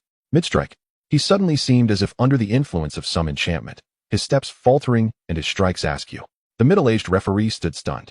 It was only when Xiao Zhe directed his gaze toward him that the referee hastily declared, "The victor is Xiao Zhe from Huang Stage Class 2. Xiao Zhe casually tossed the spear aside, which landed point first beside Bai Li. He had attempted to harness the combined attributes of water and poison in his fighting spirit, achieving remarkable results. However, due to the nature of the Academy's competition, Xiao Zhe refrained from delivering a lethal blow, merely enhancing the effect to induce temporary unconsciousness. The perfect ebb poison body enables him to control the toxicity within, allowing him to amplify any effect with but a moment's concentration. The spectators, initially anticipating a fierce clash, were instead treated to this farcical display. Bai Li's classmates could not contain their ridicule, and they say our class is the strongest. The internal strife is fierce. Yet when faced with an external challenge, they turn into timid creatures. Indeed, was it really necessary to be that theatrical? With steps so unsteady, one might think you had battled through the night. You hadn't even made a move, and yet you fell off the stage yourself. Truly a disgrace to our class. The biting mockery pierced Bai Li's ears, igniting his fury as he abruptly stood, brandishing his spear toward his classmates. Who among you dares to utter another word? Let us see whether my blade is sharper than your tongues. The class mentor, witnessing Bai Li's outrageous demeanor, could not help but furrow his brows and admonish. What are you doing? You have lost the match, and yet you point your weapon at your classmates? Losing is not the disgrace. It is the inability to accept defeat that is truly shameful." With that, the mentor, filled with disappointment, turned away. He had once believed Bai Li to be the most gifted student in his class, but now he found himself disillusioned. Several elders, intrigued by the freshman evaluations, were expected to make an appearance. To their surprise, the very first match featured the contentious young man they had previously debated. While an ordinary mentor might overlook the subtleties, these venerable figures possessed keen insights. They could discern that this battle was not a mere farce, but a genuine display of disparity in strength. The gap was so considerable that even the mentor could not fathom the actions taken by Xiaozhe. One elder, his face set in a rigid expression, stroked his beard, revealing a rather unsightly smile. The peculiar attribute of his combat aura was imperceptible to the naked eye, intangible and ethereal, yet it possessed a mesmerizing effect. It appeared that this class evaluation would not elicit his true capabilities. The elder had previously harbored great interest in gauging Xiaozhe's authentic strength, but it seemed he would have to await the forthcoming match. Muttering to himself, the elder turned and departed. If someone familiar with the academy were present, they would surely recognize that the elder was heading toward the law enforcement team's quarters. Upon returning to the class quarters, Xiaozhe was met with the adoration of his peers. "Xiaozhe, you are truly remarkable. With a single strike, you vanquished your opponent." How disheartened the once arrogant member of the Xian class 3 must have felt as he fell from the stage. Xiaozhe responded graciously to his classmates' praises and approached mentor Ruolin. Suddenly, Ruolin inquired, "Is this a new combat skill you have mastered?" "It cannot be classified as a combat skill. It is merely a new ability I am experimenting with," he replied. This was not a combat technique, but rather a capability unique to him. After all, there was no one in the continent of combat aura who possessed a flawless and cursed toxic body. "Ah, you little rascal, you continuously astonish me." "Indeed, such a level of competition does not warrant you employing your full strength," Ruolin sighed, recognizing that scenes akin to today's would likely become increasingly common in the upcoming matches. Others would come to realize that it was not that Xiaozhe's opponents were lacking, but rather that Xiaozhe himself was extraordinary. As anticipated, in subsequent matches, spectators were astonished to witness Xiaozhe's adversaries mirroring the behavior of the first match. Initially fierce and valiant, they soon became dispirited, ultimately falling to Xiaozhe's decisive blows. Not a single opponent could compel Xiaozhe to unleash a second strike until the very finals. As the matches progressed, the audience grew somewhat desensitized. It seemed that whenever Xiaozhe participated, victory was a foregone conclusion. In a flash, Xiaozhe's reputation soared among the freshmen, eclipsing even the formidable Xiao Suner. Some enthusiastic onlookers began to refer to Xiaozhe as the strongest among the newcomers. However, Xiaozhe remained indifferent. After all, once the competition concluded, who would be able to track him down? Chapter 48. In high demand. The body-shaping flame pill. Upon the arena, Xiaozhe flicked his fingers against the blade of his long sword, producing a resonant clash reminiscent of metal striking metal. The opponent before him felt a fleeting blur, only to realize that their beloved sword had slipped from their grasp, now firmly within the hands of the adversary. With a swift motion, Xiaozhe reversed his grip and struck the hilt against the opponent's abdomen, compelling them to bend over. By the time they lifted their head once more, Xiaozhe had already positioned his long sword against their throat. "Classmate, I have emerged victorious," he declared. The girl, possessing a striking appearance, let out a resigned sigh. Although she had anticipated such an outcome, a sense of reluctance lingered within her. Having advanced to the finals, she was tantalizingly close to claiming a fifth-grade elixir. Yet, against Xiaozhe, he loomed like an insurmountable mountain. "I concede, Xiaozhe," she admitted. The referee, seizing the moment, proclaimed, "In this match, Class 2 of the yellow tier, Xiaozhe prevails." Rising from the judging panel, the vice dean addressed the assembled crowd, announcing, "The ultimate victor of this class competition is Xiaozhe." Furthermore, the yellow tier Class 2, represented by Xiaozhe, would receive support from the Academy's resources for the coming year. Ooh. As the vice dean's words echoed, cheers erupted from Xiaozhe's class, their voices uniting in a fervent chant of his name. The joy on the arena almost rendered Xiaozhe's smile uncontrollable. "Here is your sword," he said, reversing his grip to present the blade hilt first. The female student accepted it with a charming smile, declaring earnestly, "I hope so." "We shall see," Xiaozhe replied nonchalantly. "Please, Xiaozhe, step forward to receive your individual award." Upon hearing this, Xiaozhe's eyes sparkled with excitement as he leaped off the arena towards the elevated platform. This was the coveted fifth-grade elixir he had longed for. The vice dean observed Xiaozhe with a hint of a smile, recognizing that his performance in the class evaluation was indeed deserving of the training program's accolades. However, he deemed it necessary to afford Xiaozhe some time to mature. The future Xiaozhe would undoubtedly leave an indelible mark upon the continent. "Take this. It is a rare and esteemed creation crafted by Elder Hua of the alchemy department. I had to persuade him quite sternly to part with it as a prize. The vice dean chuckled, solemnly handing a jade vial to Xiao Zhe. The vial felt warm to the touch, emanating a formidable energy from within. Thank you, Vice Dean. You have earned it. Following the Vice Dean's instructions, he raised the jade vial high amidst the throng's gaze, declaring himself the ultimate victor of this contest. Upon returning to his class, Xiao Zhe vanished in an instant, unable to sustain his smile in light of the Vice Dean's final request. In the rear mountains of Canaan Academy, the trio often gathered to practice, where Xiao Suner and Little Dr. Immortal awaited his arrival. The Vice Dean's last demand had rendered even a forced smile a daunting task. Xiao Suner couldn't help but stifle a giggle, but to everyone else, you appeared quite gallant. Announcing yourself as the ultimate victor before the crowd. Little Dr. Immortal nodded in agreement, seriously affirming, indeed. I observe that every young man seems to yearn for the chance to outshine others, as it is indeed the most captivating manner to attract a lady's gaze. Xiao Zhe rubbed his arms, still struggling to acclimate to the situation. I shall offer you this body refinement flame pill, Suner, since you possess a fire attribute. Its effects should manifest more profoundly. The body refinement flame pill is, in fact, the prize awarded to Xiao Zhe for his ultimate triumph. While its efficacy is apparent when he consumes it, the results are not exceedingly remarkable. However, the tenfold enhancement that Xiao Suner would experience upon taking it is precisely what Xiao Zhe yearns for. In truth, such medicinal pills that improve one's aptitude do not impose stringent requirements regarding attributes. Perhaps the effects would be even more beneficial for you, my dear elder brother Xiao Zhe, elevating your innate talent to new heights. Why do you need to be so courteous with your elder brother Xiao Zhe? I have gifted a low-tier cultivation method to Little Physician Fairy. Can I not bestow upon you a 5th-grade pill? Xiao Zhe, with a hint of firmness, grasped Xiao Suner's hand and placed the jade vial into her palm. Furthermore, having successfully transitioned my cultivation method, my pace of progress will undoubtedly accelerate. And I would prefer not to face the prospect of entering the inner academy all alone. Upon hearing this, Xiao Suner ceased her resistance. She certainly did not wish to part ways with her elder brother Xiao Zhe. Standing nearby, Little Physician Fairy's expression also turned earnest. Xiao Zhe's words were indeed truthful. If she did not strive to catch up, it was likely that Xiao Zhe would find himself entering the inner academy in solitude. Xiao Suner uncorked the jade vial, and a rich fragrance of the pill wafted forth, accompanied by a subtle energy fluctuation. The vial exuded a warm aura, and the ambient temperature seemed to rise. Such an exquisite aroma. After a moment of contemplation, Xiao Suner arrived at a decision. Elder brother Xiao Zhe, I shall wait until I reach the 9-star fighter level before consuming this pill. Its potency is formidable, and even after enhancing my aptitude, a significant amount of its energy would remain. At that time, harnessing this energy to break through to the fighter level could yield exceptional results. Xiao Zhe nodded in agreement. Xiao Suner was not far from becoming a 9-star fighter. Perhaps, with the aid of this pill, she could indeed directly ascend to the fighter rank. In the following days, the three devoted themselves to their cultivation. Xiao Zhe chose not to claim Xiao Suner's feedback rewards, intending to conserve them for his own advancement. As for Little Physician Fairy's feedback rewards, it seemed that his initial stroke of luck with a 100-fold reward had been depleted, as the subsequent returns were merely 1- or 2-fold, hardly worth mentioning.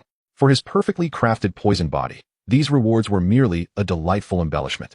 Following the class evaluations, Xiao Zhe became quite the sensation. Many sought to align themselves with this rising star, the one who had ascended through the ranks with an invincible demeanor, step by step, to become the ultimate victor. However, to everyone's astonishment, after the class evaluations, Xiao Zhe appeared to vanish from sight. He did not even attend the academy's training courses. This left many who wished to befriend him feeling utterly thwarted. In truth, Xiao Zhe did not entirely abandon the training courses. He occasionally attended practical classes. He had already completed all theoretical coursework. Due to Xiao Zhe's behavior, Ruo Lin was compelled to arrange for additional partners during practice sessions to train alongside him. However, this arrangement significantly reduced the practice time for everyone. The other students expressed no complaints. Only those who initially trained with Xiao Zhe truly reaped the benefits. After the class evaluations, those who practiced with Xiao Zhe could only partake in a meager portion of the gains, as time had been drastically curtailed. Nonetheless, those students cherished the opportunity, fully aware that with Xiao Zhe's exceptional talent, their time together was fleeting, as he would soon ascend to higher realms of cultivation, such as the inner academy. Xiao Zhe would gradually distance himself from them in terms of prowess. Their only recourse was to make the most of this limited time and seek Xiao Zhe's assistance. Time passed swiftly in their cultivation, and soon Xiao Suner encountered a critical bottleneck. She was on the verge of becoming a 9-star fighter. Chapter 49, a significant enhancement in qualities. On a somewhat desolate mountaintop in the back mountains, the three had deliberately chosen this sunlit location for Xiao Sun'er's breakthrough, where the fire element was notably vibrant. Xiao Zhe and the little medical sage stood nearby, their gazes encouraging as Xiao Sun'er opened a jade vial and poured out a fiery red pill. A rich fragrance enveloped the surroundings, and around the pill, faint red energy ripples formed, showcasing the grandeur of a fifth-grade elixir. Casting a glance at Xiao Zhe, and receiving a reassuring smile in return, Xiao Sun'er parted her lips slightly and swallowed the fiery red pill. She then closed her eyes, focusing intently on refining the elixir. The medicinal power of a fifth-grade pill was extraordinary. Even one that primarily aimed to enhance one's innate qualities could elevate her cultivation level. Furthermore, during the advancement phase, it equally possessed the effect of refining her physique. The combination of both might yield even greater efficacy. Xiao Sun'er felt as though she had swallowed a ball of flame, as the potent energy surged violently within her body. However, before the energy could erupt, an even more formidable force suddenly emerged within her. Effortlessly, it subdued the scorching medicinal power. A faint red glow emanated from her skin as it began to undergo enhancement from the fifth-grade pill. Simultaneously, Xiao Zhe acutely sensed the fluctuations of the surrounding energy, which started to converge towards Xiao Sun'er. Was she about to break through? The red light gradually faded, replaced by an unparalleled golden radiance. As Xiao Sun'er's fair skin radiated this golden glow, it seemed that the very energies of heaven and earth were drawn to her, wildly gathering and forming a faintly discernible energy vortex around her. Sister Sun'er should be able to break through, the little medical sage remarked, her voice tinged with concern. For the cultivation of Doqi was never a simple endeavor. Often, a failed attempt could lead to a regression in rank. Have faith, Xiao Zhe assured. Given Sun'er's innate talent, coupled with the residual potency of the fifth-grade pill, breaking through to a dome master should be effortless. With confidence in Xiao Sun'er, he knew they merely had to wait patiently. Indeed, as time flowed on, the aura exuding from Xiao Sun'er grew increasingly robust and potent, her golden radiance becoming ever more resplendent. Suddenly, a wave of faint golden energy rippled outward from her form, and Xiao Zhe received a system notification before his eyes. Ding! Xiao Sun'er consumed a fifth-grade medicinal pill, the body refinement flame elixir, resulting in a slight enhancement of her innate abilities, elevating her strength to the level of a fighter. Congratulations to the host for receiving a tenfold reward. Upon seeing the system notification, Xiao Zhe felt a surge of joy. Indeed, this was the pinnacle of the elixir's effect. When administered to Xiao Sun'er, not only did she benefit, but Xiao Zhe also experienced a substantial enhancement. He decided to temporarily set aside the rewards and refrain from claiming them in haste. Having recently broken through to the 6-star Great Fighter, he intended to accumulate a few more days of progress. By claiming all the rewards he had amassed previously, he anticipated a direct leap to the 7-star Great Fighter. This way, he would reach a higher echelon within the fighter realm. Brother Xiao Zhe, sister little medical sage, I have successfully advanced to the fighter level, Xiao Sun'er exclaimed, her eyes sparkling with excitement as she turned to Xiao Zhe and the little medical sage. Finally reaching the fighter level, she hoped not to be left too far behind by her brother. Congratulations, Sun'er. Well done, Sister Sun'er. In celebration, Xiao Sun'er shared her insights from the breakthrough and her experience with the 5th-grade medicinal pill. To celebrate your advancement, didn't we discover a nest of ice spirit rabbits a few days ago? Let's catch a few to feast upon.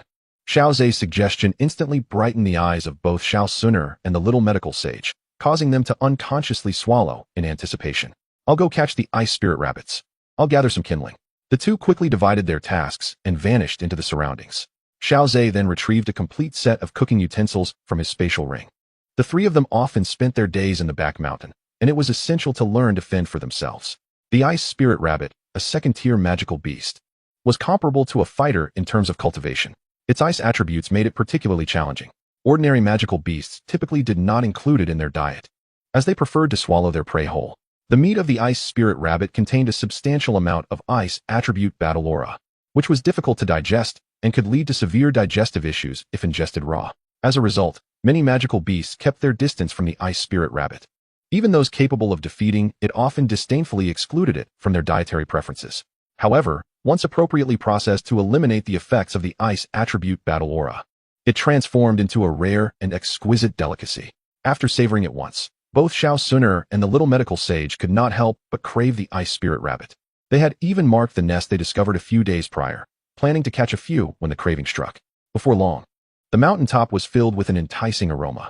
Unlike the previous scent of medicinal herbs, this fragrance awakened primal instincts for sustenance. making it impossible to resist salivating at the mere whiff. After each enjoying a portion of the ice spirit rabbit, the trio resumed their cultivation. Cultivation was like rowing against the current. One must keep progressing, lest they fall behind. The monotony of training was inevitable, and the only recourse was to find small joys along the way. The delectable ice spirit rabbit they had just enjoyed became the source of that joy for Xiao Zhe and his companions, warmly welcomed by many fellow students. In the eyes of his classmates, Xiao Zhe is indeed a coveted figure. Engaging in a spar with him is sure to yield remarkable benefits. After the Academy's evaluations, Xiao Zhe deliberately chose to fade into the background, intentionally downplaying his own reputation. After all, human nature craves novelty. Prolonged absence inevitably diminishes enthusiasm. Xiao Zhe, I look forward to your guidance. A girl with a striking appearance, long black hair cascading to her waist, and a hint of shyness on her face, addressed him. Hello. You must be the last one to spar with me, right? What about Xiao Suner and Little Physician? She inquired. They practice with me daily. You needn't concern yourself with them, Xiao Zhe replied with a smile, gesturing for the girl to commence. How wonderful. A glimmer of envy flickered in her eyes, and she immediately launched a serious attack on Xiao Zhe. At that moment, the training session had already concluded, and Xiao Zhe was focused solely on finishing his final spar. Other classmates were scattered around, observing and learning from him. Suddenly, a flash of red caught his eye at the entrance. Xiao Zhe glanced over, suppressing a laugh, and chose to ignore it. The figure in red approached Xiao Suner directly, uttering words that left those nearby in stunned silence. Truly a declaration that was anything but mundane. Xiao Suner, I like you. Would you consider dating me? Xiao Suner stared at the unexpected figure, her mouth slightly agape, her heart overflowing with astonishment. Before her stood a remarkably beautiful girl, clad in a flowing red dress, a vividly colored flower held delicately between her teeth. The words spilling from her lips rendered Xiao Suner momentarily speechless. In the training room, the atmosphere grew heavy following a remark from Hu Jia, plunging everyone into silence. Some girls even envisioned the spectacle of Hu Jia and Xiao Suner together, two stunning beauties side by side, a feast for the eyes. Xiao Zhe swiftly delivered a light chop to the head of the black-haired girl, causing her to yelp and clutch her head. Even in practice, we must strive to simulate real combat. Distractions can be perilous. Yes, Xiao Zhe, the black-haired girl responded promptly, but hesitated before adding. Aren't you concerned about Xiao Suner? Such trivial matters. Xiao Suner can handle herself. Xiao Zhe remarked, slightly furrowing his brow at the girl's intense curiosity, launching an immediate counterattack. The girl quickly crossed her arms to shield her chest. Bang! She staggered back, unable to suppress a rub at her chest. Would her otherwise unremarkable physique truly be dented by such a blow? Tears welled in her eyes as she glared at Xiao Zhe, a mix of shame and indignation on her face. My previous strike was executed at a far slower pace than before. Had you not been distracted, you would surely have evaded it instead of enduring the impact. Xiao Zhe explained, his tone flat and unconcerned by her tears. Once outside the Academy's confines, tranquility swiftly dissipates.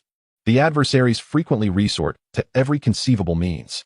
As a young woman, there are numerous considerations you must take into account, and your foes will undoubtedly exploit this vulnerability.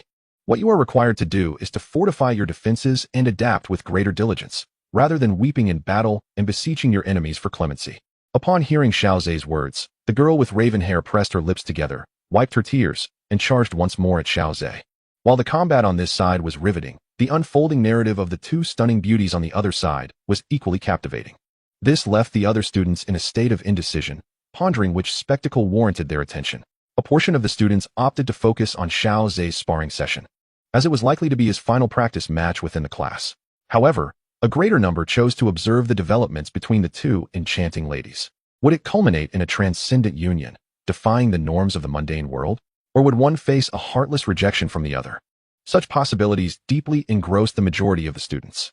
After a brief moment of astonishment, Xiao Suner regained her composure, a subtle smile gracing her features. We have yet to be introduced. May I inquire your name? I am Hu Jia, a newcomer this year, she replied, chewing on a flower, her words somewhat garbled. In truth, Hu Jia's grandfather had not intended for her to enroll this year. Due to her innate talent, combined with her grandfather's esteemed position as vice principal, she garnered the attention of certain individuals within Canaan Academy. Among a small circle, she had even acquired the nickname Little Demoness. Hu Jia's grandfather served as the vice principal of the Outer Academy, which afforded her the liberty to navigate the halls of Canaan Academy. During the recent class evaluations, the Little Demoness unexpectedly encountered Xiao Suner, instantly captivated by her beauty, falling head over heels. To facilitate her proximity to Xiao Suner, Hu Jia pestered her grandfather to allow her enrollment this year. Ultimately, Hu Qian, thoroughly exasperated by Hu Jia's persistence, consented to her admission. This was not considered a breach of protocol, as Hu Jia's abilities met the academy's admission criteria. Besides the annual enrollment dates, there are individuals who traverse great distances to present their children to Canaan Academy. Provided they meet the requirements, the academy welcomes their admission. Xiao Suner mentally sifted through her recollections and found no information pertaining to Hu Jia. The moniker Little Demoness had only circulated within a limited scope, and she had engaged very little with her contemporaries. Hu Jia, irrespective of my personal preferences regarding relationships with girls or the duration of our acquaintance, I have but one question for you, Xiao Suner stated, lightly tapping her chin with her delicate fingers, a mischievous smile playing at her lips. At that moment, Hu Jia remained blissfully unaware of the gravity of the inquiry and promptly replied, Suner, feel free to ask. In the realm of the Duki continent, where strength reigns supreme, would you ever contemplate forming a bond with someone of lesser prowess? As Xiao Suner spoke, her palms spread open, creating a barrier to obscure their conversation from prying eyes. A faint veil of Duki coalesced within her hand. Hu Jia's eyes widened in astonishment. Having grown up in Canaan Academy, she was no stranger to the signs of a dome master. To her disbelief, the girl before her, of similar age, had already ascended to the status of a dome master. Her mouth unconsciously gaped open, oblivious to the flowers falling between her teeth. Placing herself in another's shoes, she mused that if other boys were to pursue her, yet lacked her prowess, she would undoubtedly and decisively reject them, perhaps even administer a sound thrashing. I understand now. I shall strive to catch up with you. Suner, await me. With that, Hu Jia spun around and dashed out of the training room. Xiao Suner picked up the fallen flowers from the ground, storing them within her storage ring, for these blooms were indeed quite rare. At last, she began to appreciate the joy of ascending to a higher realm of cultivation. However, this joy was completely overshadowed by her proximity to Xiao Zhe. Despite her own exceptional talent, she could not experience such delight. Naturally, Xiao Suner had other considerations. By employing this rationale for rejection, she could effectively curtail Hu Jia's persistent pursuits. Should she resort to the previously mentioned two reasons, it could lead to incessant troubles. Disinterest in women? Hu Jia would surely devise ways to alter Xiao Suner's perspective, a prospect that seemed endlessly troublesome. Limited time spent together? For Hu Jia, this would pose even less of a challenge, as he might very well follow Xiao Suner daily. Nevertheless, if Xiao Suner cited the disparity in their cultivation levels as her reason for rejection, it would not only deter Hu Jia's incessant advances, but also serve as a catalyst for him to double his efforts in training. Xiao Suner felt quite pleased with her maneuvering. As for the notion that Hu Jia might genuinely catch up with her in terms of cultivation, the mere thought made her chuckle inwardly. Xiao Zhe delivered a decisive palm strike to the chest of the girl with black hair, effortlessly neutralizing her and sending her reeling back. All right, we shall conclude today's sparring here. The black-haired girl, albeit somewhat unsatisfied, sincerely expressed her gratitude. Thank you, Xiao Zhe, for your guidance. Xiao Zhe waved his hand dismissively, signaling her not to mention it. Xiao Suner and the little healing sage awaited nearby as their classmates bid farewell to the trio. During the skirmish, Xiao Zhe had been aware of how Xiao Suner handled the situation. He found her reasoning for rejection rather intriguing. They had not ventured far when Mentor Ruolin hurriedly caught up with them. You three, wait a moment. Since you are here for class today, I might as well inform you about the upcoming monster hunting competition. Ruolin paused, scrutinizing the trio with a hint of exasperation. We wouldn't want to lose track of you later. Xiao Zhe halted, perplexed. The monster hunting competition? Indeed, the monster hunting competition, Ruolin affirmed, nodding at Xiao Zhe's inquiry. You three often traverse to the back mountain, so you must be aware of the vastness of Canaan Academy's rear terrain, correct? Indeed. It is vast, and the number of beasts residing within is considerable, Xiao Zhe replied thoughtfully, beginning to grasp the rationale behind the competition's organization. Precisely. Due to the unique environment, the monsters here breed at an alarming rate, and Canaan Academy is situated closest to the back mountain. If left unchecked, it could very well lead to an onslaught of beasts assaulting the Academy. Simultaneously, the Academy aims to hone the practical skills of its students, steering them away from becoming mere blossoms. Under the assurance of safety, it will periodically host grand beast hunting competitions, inviting participation from the entire student body. Upon hearing Mentor Ruolin's words, Xiao Zhe could not help but feel a sense of astonishment. He had not anticipated that Canaan Academy would possess such audacity, allowing all students to partake. Initially, he assumed that the Academy would only organize hunts for elite students. After all, with such a multitude of students from external departments, the number of formidable individuals required to oversee the entire hunting ground was considerable. The sporadic nature of these events likely correlates with the reproductive cycles of the beasts, determining the dates for the competitions. Before the beast population reaches a critical threshold, such a hunting contest will be held to significantly reduce their numbers. Isn't it astonishing? This is a competition at the academy level, distinctly different from the class evaluations you previously participated in, which were merely trivial skirmishes among freshmen. Here, in the realm of Canaan Academy, the safety of the students can be ensured, and it is this comprehensive consideration that has led to the decision that all students must participate in the activity. Rowland elaborated, recalling another matter. The training in the Black Corner region following the beast hunting competition is a matter of personal choice. Given the chaotic nature of the Black Corner region, the academy cannot fully guarantee the safety of its students. Thus, it is left to individual discretion. Should a student wish to refine their abilities, they may apply to the academy, which will then make a decision based on the circumstances. However, it is generally the case that senior students from the inner academy accompany them, thus providing a measure of safety. As the topic of the Black Corner region training arose, I would like to inquire about your thoughts, the three of you. Xiaozhe glanced at Xiao Suner and Xiao Yixian, and was the first to shake his head. I think I'll pass. I do not require the training in the Black Corner region to enhance my practical skills. Xiaozhe held no particular inclination towards the Black Corner region. Why risk it when he could develop steadily? The Black Corner region is not Canaan Academy. It is all too easy to provoke trouble with formidable beings. Bringing Xiao Suner and Xiao Yixian along would undoubtedly lead to incessant complications. The Black Corner region is synonymous with chaos. Encountering beauties of Xiao Suner and Xiao Yixian's caliber, those at the Do Wang and Do Huang levels would not hesitate to disregard the dignity of the strong and seize them outright. Although Do Wang and Do Huang are not frequently encountered in the Black Corner region, one cannot guarantee that they won't cross paths. Moreover, Xiaozhe's own combat capabilities are far from lacking. In fact, it could be said that the likelihood of finding someone with superior practical skills among the entire external academy is exceedingly low. While Xiaozhe rarely engages in combat with humans, his experience in battling beasts is extensive. Previously in the Beast Mountain range and now on the back mountain of Canaan Academy, the beasts he personally vanquished could form a small hill when piled together. It is worth noting that these are ferocious and cunning beasts. To achieve such a record places him above his peers without question. Upon seeing Xiaozhe shake his head, Xiao Suner and Xiao Yixian followed suit in their refusals. Rowland was not taken aback. She merely sought to gauge the opinions of Xiaozhe and the others. Henceforth, there would be no need to exert herself in seeking Xiaozhe's counsel. Very well, there is no need to seek you out specifically in the future. As for the upcoming beast hunting competition, it is scheduled to take place 3 days hence. Participants may enter as individuals or in teams, with a maximum team size of 5. Generally, it is advisable to form a team for mutual support. Rowland briefly introduced the event to them. The detailed competition rules will be announced the day before the event, though the fundamental rules remain largely similar, with the only distinction being the criteria for determining the victor.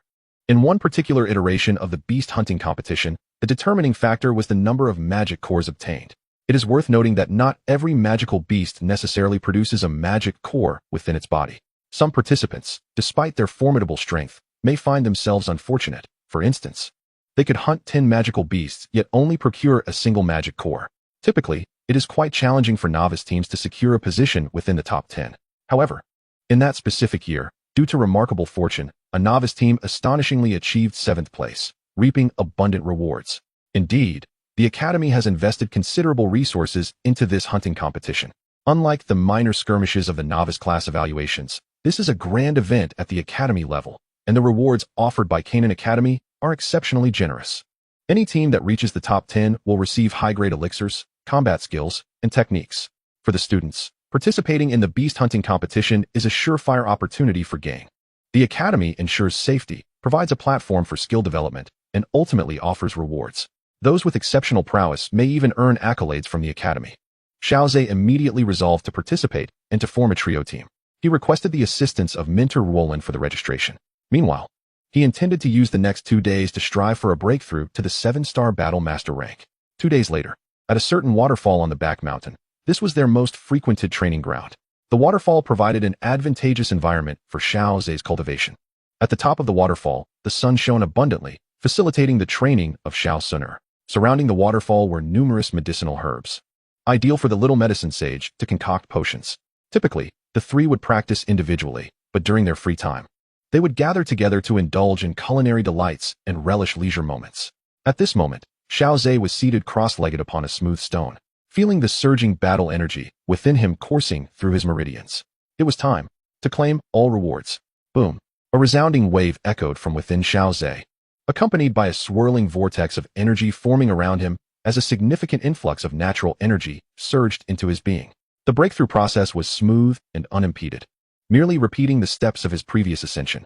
Yet, this time was different, for he had received an enhancement reward that significantly elevated his capabilities. He could distinctly feel his meridians had become much more resilient, and his ability to attract surrounding energy had also improved. Numerous subtle and imperceptible benefits need not be elaborated upon excessively. Xiaozhe had initially believed this was the culmination of his efforts. Little did he anticipate the presence of further mastery. The battle crystal he had coalesced within him had been spinning wildly since its formation, its significance unclear. However, after receiving the advancement reward for Xiao Sun'er's promotion to Battle Master, the crystal's rotation suddenly acquired profound meaning. Xiaozhe gazed inwardly, observing the swirling energy of the Do crystal, which continuously scattered flecks of deep blue light. This ethereal luminescence was capable of reaching every corner of his being. Xiaozhe could perceive that these deep blue rays were nourishing and fortifying his body. Though the enhancement was subtle, the cumulative effects were undeniable. The human body, inherently fragile, was being mended and strengthened through the nurturing of these deep blue lights. Gradually and imperceptibly, the potency of these effects would intensify over time. Chapter 52, Divergent Paths. The hunt begins. Xiaozhe attentively sensed the transformations brought about by the Do crystal. He discerned that the pale blue specks of light emitted were not mere figments of imagination, but were generated through a unique process that transformed the latent Do qi within the crystal into these luminous points. This energy was employed to nourish and augment Xiaozhe's physical form. Exchanging Do qi for bodily strength was indeed a most advantageous endeavor. He merely needed to slightly relax the absorption capacity of the energy vortex, and any consumed Do qi would be replenished almost instantaneously. However, a crucial issue loomed. Persistent enhancement would invariably lead to a continuous depletion of his Do qi. Xiaozhe conducted an experiment, loosening the absorption capacity of the energy vortex to replenish the Do qi within the crystal. The pale blue specks continued to transform Do qi at the same previous rate. While the function was commendable, excessive conversion could potentially jeopardize his cultivation realm. Akin to how Xiao Yin had his Do qi absorbed by Yao Lao without deriving any benefit himself. Yet, Xiaozhe's situation was different. Despite the consumption of his Do qi, his physical prowess was indeed increasing. It appeared that even without utilizing the advancement rewards from Sun'er to break through significant realms, he could still receive progression rewards that would complement the unique benefits. This time, the advancement reward from Xiao Sun'er would enable his Do crystal to convert Do qi and, in turn, strengthen his body. It seemed that his cultivation system had diverged from the traditional practices of the Do qi continent. Xiaozhe pondered to himself, recalling how, in the original narrative, Do crystals were typically rhomboid in shape, only transforming into spheres adorned with 9 spikes upon breaking through to the Do Ling level. The transition from rhomboid Do crystal to sea urchin Do crystal occurred as each star of the Do Ling level was achieved, with one spike retracting into the crystal until all 9 were absorbed, marking the peak of Do Ling. At the Do Wang level, the Do crystal and energy vortex ceased to exist. Do qi would seamlessly integrate with the body, manifesting at will without the arduous process of extracting it from the crystal through meridians. However, Xiaozhe's internal Do crystal already exhibited characteristics of the pinnacle Do Ling level. Thus, he asserted that his cultivation system was fundamentally distinct from the traditional one. He mused about what the culmination of this unique path might reveal. As he silently contemplated, he opened his eyes to the soft light of dawn filtering through the gaps in the leaves, casting beams of light around him. Had he truly practiced through the night? Indeed, dear brother Xiaozhe, the commotion from your breakthrough yesterday was quite notable. Xiao Sun'er's voice resonated from the side, as she stood gracefully nearby. A faint fragrance wafted from a distance, revealing the little medicinal fairy entering with a pot of meat porridge. Xiaozhe, have you completed your training? Just in time. I've prepared a pot of meat porridge. After we finish, we must head to the site of the beast hunting competition. Excellent. The 3 of them, basking in the morning sunlight, enjoyed the warm porridge. During their meal, Xiaozhe shared his cultivation experiences, a customary activity among them. It is unwise to work in isolation. Collaboration brings abundant benefits. As the trio hurried to the competition venue, Ruo Lin hastily beckoned them over. We haven't seen you for days. I'm relieved you've made it.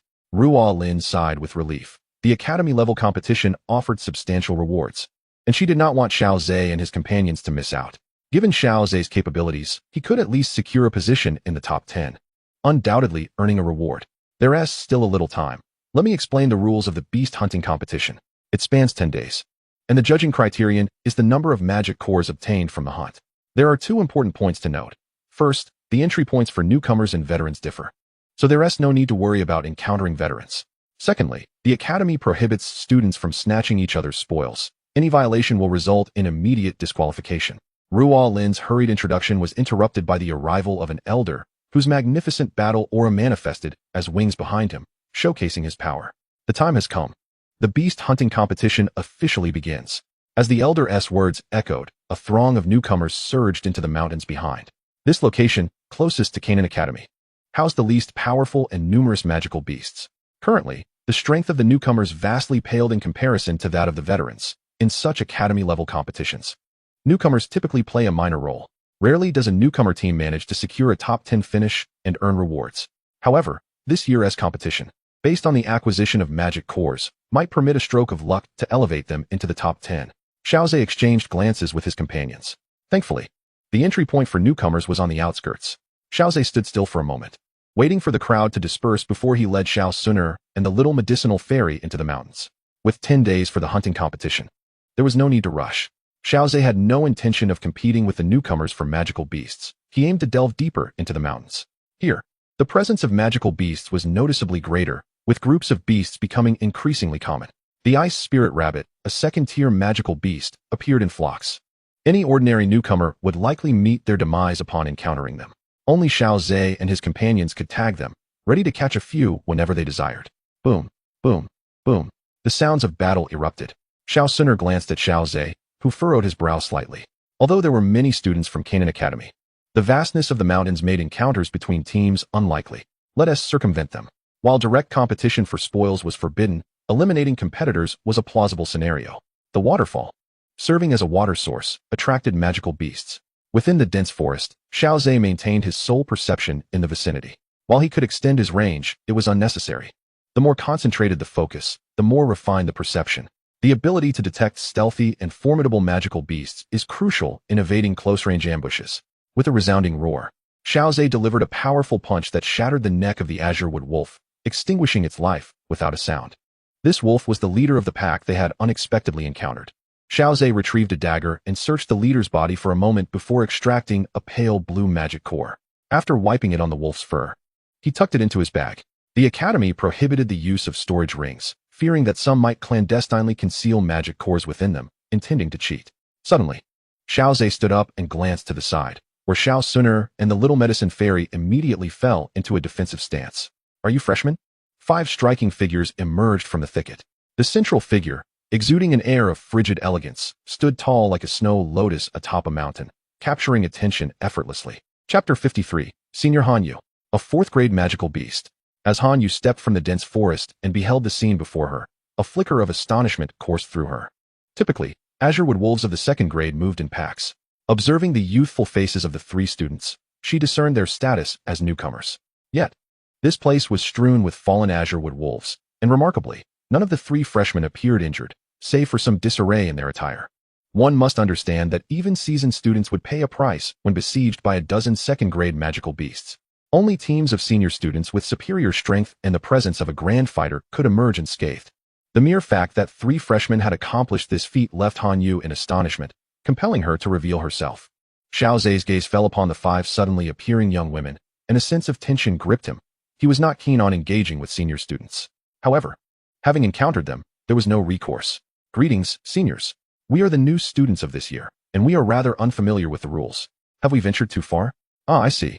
Nevertheless, this is quite impressive. Does this new batch of students possess such remarkable strength? Hanyu exclaimed, scrutinizing the trio before her. At that moment, Hanyu noticed that all 3 possessed strikingly remarkable features. The 2 girls each had their own unique charm, and Hanyu felt that their beauty subtly eclipsed her own. The young man exuded a reserved aura, his handsome countenance complemented by the imposing azurewood wolf at his feet, a testament to his extraordinary prowess. Xiaozhe smiled, but chose not to speak. It seems fate has brought us together. I am Hanyu. May I inquire about the names of my junior classmates? Hanyu. A flicker of doubt crossed Xiaozhe's mind. Had Hanyu not yet entered the inner academy? He glanced at her. Her long, silvery hair cascaded gracefully, and she wore a shimmering silver gown, radiating an icy elegance akin to a snow lotus atop a mountain. A mere glance at her evoked a sense of distant aloofness. I am Xiaozhe, and these are my companions, Xiao Suner and the little medicine fairy. he introduced succinctly. The four charming young women behind Han Yu approached, introducing themselves to Xiao Zhe and his companions, their gazes lingering on him with subtle curiosity. Noticing the trio's apparent vulnerability, Han Yu extended an invitation. Perhaps it's best to refrain, Senior Han Yu. She likely harbors ambitions of securing a position among the top 10. Xiao Zhe feigned hesitation, shaking his head in refusal. Accompanying the three of us would undoubtedly burden Senior Han Yu, a notion that weighed heavily on our conscience. A hasty rejection might arouse suspicion. This reasoning prompted a nod from Han Yu, who indeed had aspirations regarding the rewards of this beast-hunting competition. Having entered the Inner Academy a year later during the last selection, she was now a year behind those formidable peers in their cultivation progress. Han Yu must strive for the Academy's rewards to mitigate the gap in her training speed. With this in mind, the three junior disciples should exercise utmost caution. Upon encountering an insurmountable beast, they must immediately call for the Elder's aid. Life takes precedence over competition. After imparting this advice, Han Yu led her team onward in their hunt. Xiao Zhe watched her depart, silently resolving to expand the radius of his spiritual perception. Let us proceed deeper. The trio felt more than capable of handling second-tier beasts. Even if they encountered swarms of second-tier creatures, such as the Greenwood Wolves, they could dispatch them unscathed. Han Yu's presence instilled a sense of urgency in Xiao Zhe. Could it be that the cadre of the Inner Academy from Xiaoyan's year had yet to enter? If that were true, the competitive pressure would indeed be immense. While rankings are determined by the quantity of magic cores collected, the value of cores varies with their tier. The higher the tier, the more precious the core. Xiao Zhe resolved to venture deeper, hunting more powerful beasts. At a certain peak on the back mountain, two elders sat in meditation, seemingly sensing an unusual occurrence, and opened their eyes. That young one has ventured deep into the back mountain. Does he aspire to claim the top position in this competition? It's possible. If he manages to hunt a high-tier beast, the magic core he acquires could secure his lead. They must keep a watchful eye on him to prevent any unforeseen mishaps. As the two elders conversed, they soared toward the depths of the back mountain, with other elders coming to their aid. It is precisely because of these elders that the Academy can guarantee the safety of its students. A deafening roar echoed, the final lament of a third-tier beast. Xiao Zhe gazed at the beast that had collapsed, a trace of relief gracing his lips. A third-tier beast equated to a grand master among human cultivators, a challenge easily met by Xiao Zhe. However, Xiao Suner and Xiao Yixian could only provide support. Facing a third-tier beast directly was still somewhat beyond their current capabilities. Suddenly, a slight frown creased Xiao Zhe's brow. What's wrong, brother Xiao Zhe? Xiao Suner, having just extracted the magic core from the third-tier beast, noticed his furrowed brow. The commotion from the battle seemed to have attracted the attention of a fourth-tier beast. A fourth tier? Xiao Yixian exclaimed in surprise, her expression shifting to one of concern. Should we leave quickly? Xiao Zhe glanced at his backpack, which was filled with various magic cores, both large and small, of differing colors. Originally, these magic cores were sufficient. Yet the emergence of Han Yu instilled a sense of uncertainty within Xiao Zhe. He decided to wait and assess the situation, contemplating a retreat if circumstances became dire. After some reflection, he resolved to test the waters. The beast before him was not a flying creature, and he possessed the aerial combat skill, Azure Cloud Wings. In an emergency, he could ascend into the sky and swiftly escape with the two women. A colossal, azure-furred magic ape darted through the forest with remarkable speed, emanating an intimidating aura. As it passed, all creatures, both avian and terrestrial, fled in panic. Xiao Zhe concentrated his azure-hued fighting spirit, dispersing it over a radius of several dozen meters.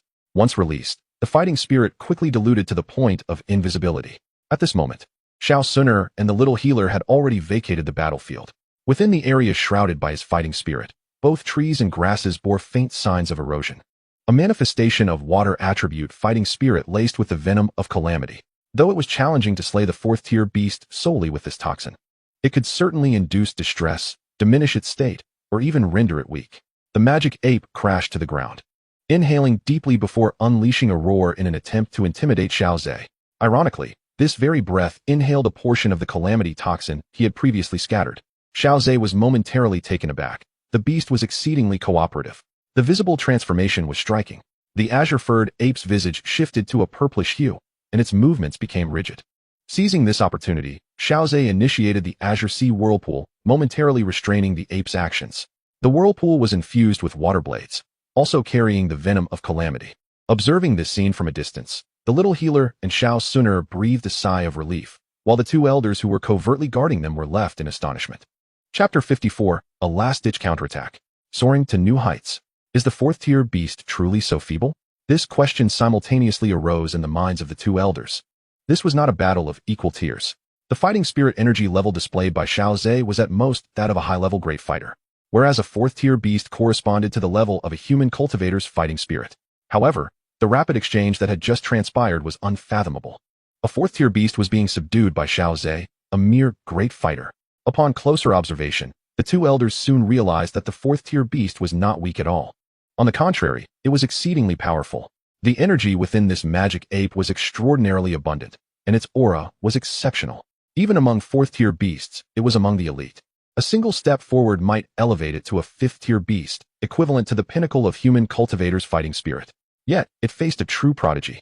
That intangible fighting spirit, once it came into contact, would be significantly weakened, potentially entering a state of frailty. Coupled with Xiao Zhe's mastery of combat techniques, he could execute them with effortless grace. This was the reason behind the initial rapid exchange, where Xiao Zhe had the upper hand against the magic ape. Roar. Indeed, as a pinnacle fourth-tier beast, its physical prowess was nothing short of terrifying. Despite being ensnared by the dual pressures of poisoning and the vortex's grip, he was still able to break free from the azure whirlpool. With crimson eyes, he charged towards Xiao Zhe, letting out a furious roar along the way. Xiao Zhe could only shake his head. This beast had yet to learn its lesson. It had forgotten how it had been poisoned in the first place.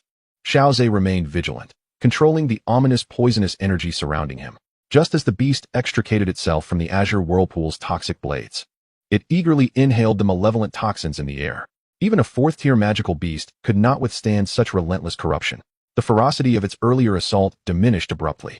Seizing this opportunity, Xiao Zhe deftly retreated, launching another azure whirlpool with a flick of his foot. He disrupted the surrounding water attribute energy, causing the whirlpool to collapse prematurely. This was one of the whirlpool's inherent weaknesses, though it could effectively bind foes and concealed water blades within to inflict harm. A fourth-tier magical beast could easily sever the whirlpool by merely unleashing its internal energy in a fit of rage.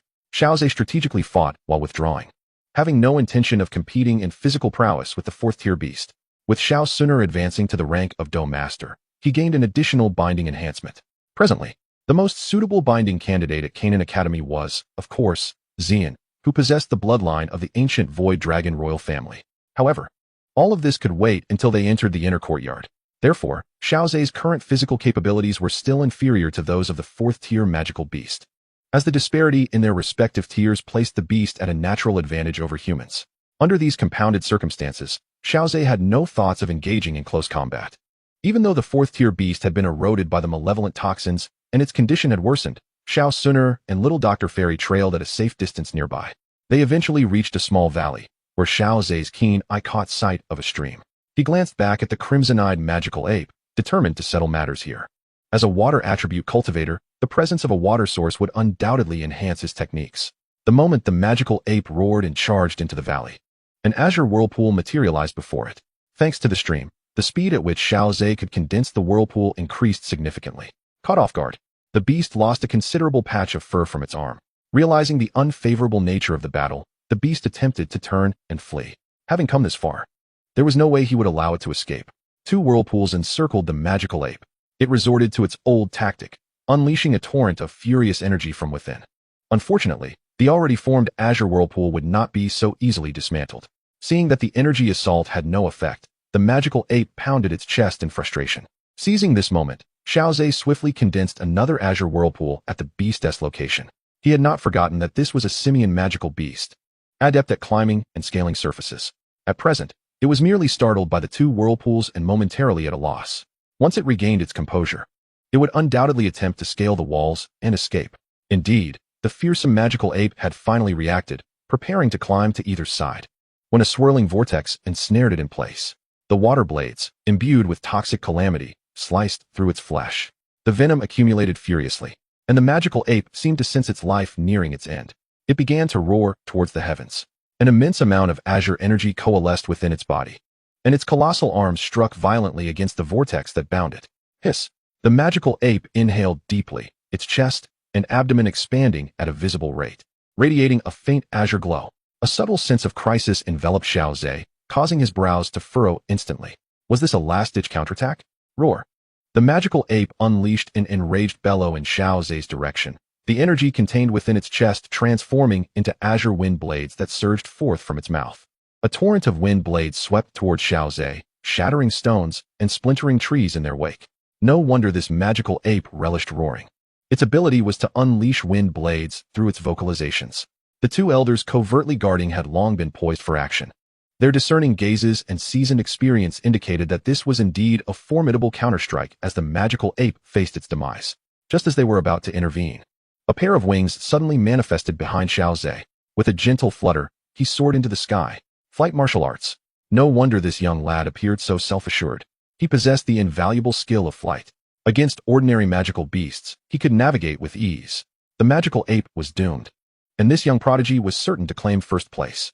As the two elders exchanged glances, Xiao Zhe concluded the magical ape's fate, extracting a massive magical core from its body. Brother Xiao Zhe, in the distance, the little healer and Xiao Suner rushed towards him. Upon seeing Xiao Zhe unscathed, they breathed a sigh of relief. Now that we possess a fourth-tier magical core, barring any misfortunes, we are undoubtedly the champions, Xiao Zhe assured them, showcasing the magical core of the ape. In the ensuing time, they refrained from recklessly challenging fourth-tier magical beasts, instead opting to remain deep in the back mountain, gathering herbs while hunting third-tier magical beasts. Xiao Zhe believed that even the mere third-tier magical cores would suffice to elevate his team to the pinnacle of victory. Moreover, the decisive fourth-tier magical core would only bolster their chances, even when facing the likes of Lin Xiuya and Han Yu, the senior students. Xiao Zhe felt confident in securing first place. After all, it was improbable for them to possess combat spirit-level prowess before entering the inner courtyard. Slaying fourth-tier magical beasts was undeniably a formidable challenge. Surpassing levels was not a feat achievable by everyone. One must either be a super genius, possess advanced martial techniques, or wield unique secret methods. Chapter 55. The consecutive changes at the top. After 10 days of silence due to the magical beast hunting competition, the outer courtyard began to regain its vitality. Numerous students emerged from the back mountain, some with bulging backpacks and expressions of joy, while others, with their bags tightly clasped, wore forlorn faces. There were still some students waiting outside, those who had unexpectedly encountered formidable beasts. Elders intervened to rescue them, allowing them to withdraw from the monster hunting competition prematurely. However, once the elders intervened, the teams would be disqualified from the contest. A multitude of student teams, led by their mentors, gathered in the academy's grand square, where an elevated platform had been set up with dozens of inspection points. Upon spotting the figures of Xiao Zhe and his companions, Ruo Lin let out a sigh of relief and hurriedly beckoned them over. Noticing the bulging backpacks behind Xiao Zhe and the others, she understood that they had secured a place in the top 10. Xiao Zhe, you must have reaped a bountiful harvest this time. Let's go. The other students have already rushed to the square to assess their results. The four of them arrived at the square, which was still teeming with people. Some students who had completed their inspections lingered, knowing that those vying for the top 10 rewards would not emerge so early. The climax of the competition was reserved for the final moments. The Baicheng team had scored 1,050 points, currently occupying the top position. With the announcement from the ranking mentor, the square erupted in astonishment. This was the first score to surpass 1,000 in this monster hunting competition. Baicheng had indeed proven himself a prominent figure from the outer academy, achieving such an impressive score. Moreover, aside from Baicheng's team, the highest score among other teams barely exceeded 800, leaving a gap of over 100 points from the second place. It seemed there were no other teams worth anticipating. Have you forgotten about senior sister Hanyu? The crowd buzzed with chatter, and just as Xiao Zhe arrived at the square, he heard the mentor announce a familiar name. Yet, apart from that, there were no other recognizable names. Had Lin Xiuya's cohort already entered the inner academy? How could Emir Baicheng possibly claim the first position? Listening to the discussions around him, Xiao Zhe finally understood. It turned out that Han Yu had unexpectedly encountered Lin Xiuya during last year's inner academy selection and had unfortunately been eliminated, failing to secure a spot among the top 50 and thus missing her opportunity to enter the inner academy. Upon learning the details, Xiao Zhe felt a sense of relief. After exchanging pleasantries with his cousin, Xiao Yu, he quietly lined up at the end of the queue. At that moment, the crowd suddenly stirred. Xiao Zhe turned to see the source of the commotion, which was caused by the appearance of a small team he recognized from his previous encounter at the back mountain. It was none other than Han Yu's team. At this moment, even Han Yu appeared somewhat disheveled and out of sorts, her silver-white gown stained with traces of blood. This altered her originally ethereal demeanor, adding a hint of ferocity. As Han Yu arrived, she found an inspection point unoccupied and stepped forward. The presence of a beautiful woman always captivates the attention of the crowd. Moreover, this particular beauty was exceptionally powerful, also a renowned figure from the outer academy. Had she not encountered Lin Xiuya the previous year, Han Yu would have been training in the inner academy by now. Many students were curious about what kind of results Han Yu would achieve in this competition. Would she surpass Bai Chung and claim the top spot? Esteemed mentor, could you kindly compile the statistics? Han Yu's lips curved into a gentle smile as she addressed the female mentor overseeing the review. The mentor returned the smile with a nod, accepting Han Yu's several backpacks. In addition to the primary statistical mentor, there were two others responsible for review and supervision. Below the high platform, Bai Cheng's expression darkened. Han Yu's appearance posed a significant threat to his standing, especially considering the size of her backpacks, which were comparable to his own. Damn it, why didn't I enter the inner academy alongside Lin Ziyi last year? I could have eliminated a competitor. Bai Chung furrowed his brow, silently praying that Han Yu's scores wouldn't surpass his, nervously fiddling with the jade beads in his hands. Amidst the tense atmosphere, the mentor responsible for the statistics finally lifted her gaze. The two mentors tasked with review and supervision also nodded in acknowledgement. The papers were then handed to the ranking mentor positioned at the center of the high platform, who was responsible for announcing the results. Han Yu's team scored 1,260, surpassing Bai Cheng's team and claiming the top position. With a resounding crack, Bai Chung crushed the jade beads in his grip. Witnessing his ranking plummet to second place, his face contorted in displeasure. Although second place still garnered a reward, it paled in comparison to the first. On the high platform, Han Yu exhaled in relief, her smile radiating warmth. Known as the Ice Mountain Beauty, her captivating smile stirred a flurry of heartbeats among the students below, even causing some female students to blush. Observing the Academy's notable figures prominently featured on the list, Han Yu mused internally, surely, no one can surpass me now. Yet, as she uttered these thoughts, a flicker of doubt crept into her mind. The square erupted in a cacophony of chatter as students debated Han Yu's prowess, questioning whether she might be the strongest from the outer academy. Even Bai Chung, who had previously dominated discussions, was momentarily forgotten. Nearby, in a loft overlooking the square, a group of elders gazed down through the windows. Leading them was Vice Dean Hu Qian, stroking his beard as he watched Xiao Zhe standing in line in the square. With a chuckle, he remarked, "That little fellow is indeed audacious. To challenge a fourth-tier pinnacle magical beast. A fourth-tier magic core could very well decide the rankings."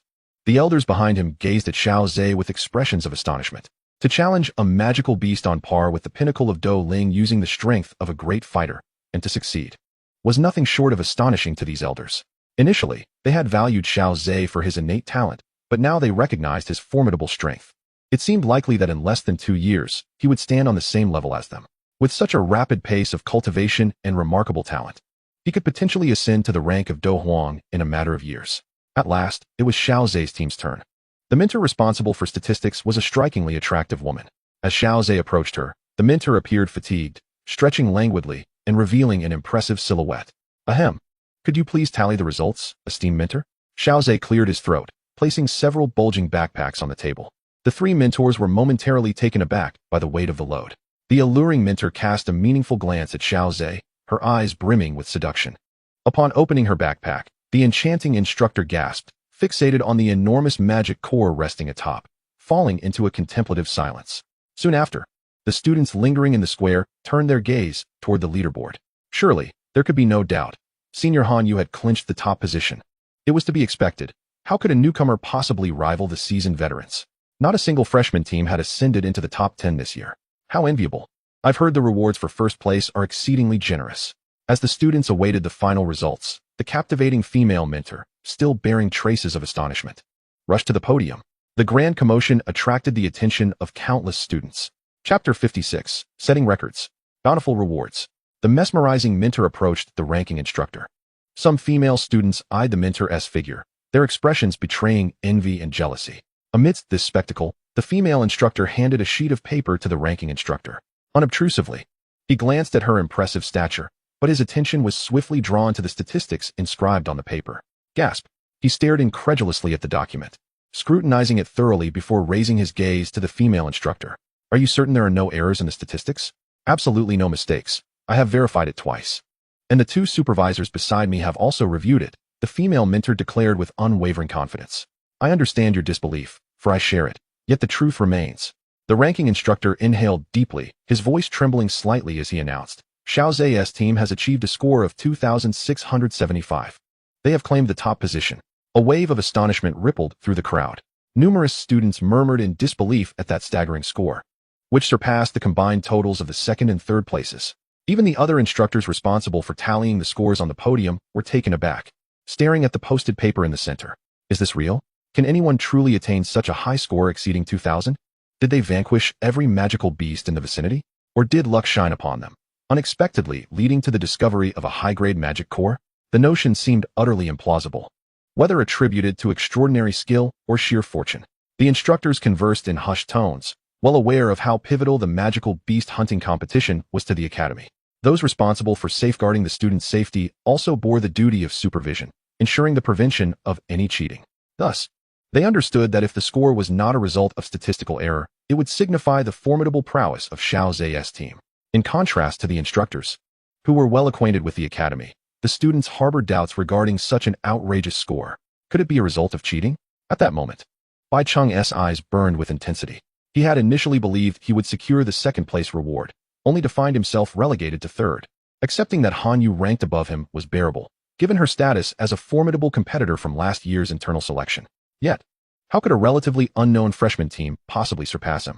Is this not a declaration to the entire academy, proclaiming that despite Bai Cheng's arduous 2-year cultivation, he pales in comparison to a mere freshman? It is an affront to his dignity, thrusting him into the limelight of the academy's discourse. With rewards diminished and his reputation tarnished, Bai Cheng could not restrain his outcry. Impossible, absolutely impossible. How could a freshman team possibly amass over 2,000 points? This must be a mistake. They must be conspiring. Bai Cheng's words instantly captured the attention of all the students, positioned near the high platform. His loud protest became even more conspicuous. While others harbored doubts, none were as unhinged as Bai Cheng, standing boldly to question the academy. Naturally, as Bai Cheng spoke, an increasing number of gazes turned toward the calm figure of Xiao Zhe on the platform above. Xiao Zhe remained composed, fully aware of the skepticism reflected in the eyes of the students below. Yet, regrettably, this was the undeniable truth. The scores of his team could withstand scrutiny from any angle. Furthermore, Xiao Zhe was confident that the academy would inevitably intervene, allowing him to observe the unfolding scene in silence. As anticipated, Bai Cheng's outburst was met with an elderly voice piercing through the air. "Humph, are you questioning the fairness of the academy?" The elder's face darkened as he unleashed his battle aura, soaring from the pavilion to hover in midair, a cold snort escaping his lips. Crack! Bai Cheng felt as if struck by lightning, his face pallid. Although the elder did not exert pressure upon him, as an outer academy student, he was acutely aware of the immense power wielded by the elders. To publicly challenge an elder was tantamount to slapping their face. Bai Cheng hurriedly bowed in apology. "Please forgive me, elder. I was momentarily overwhelmed by my emotions and did not intend to imply that you were shielding anyone."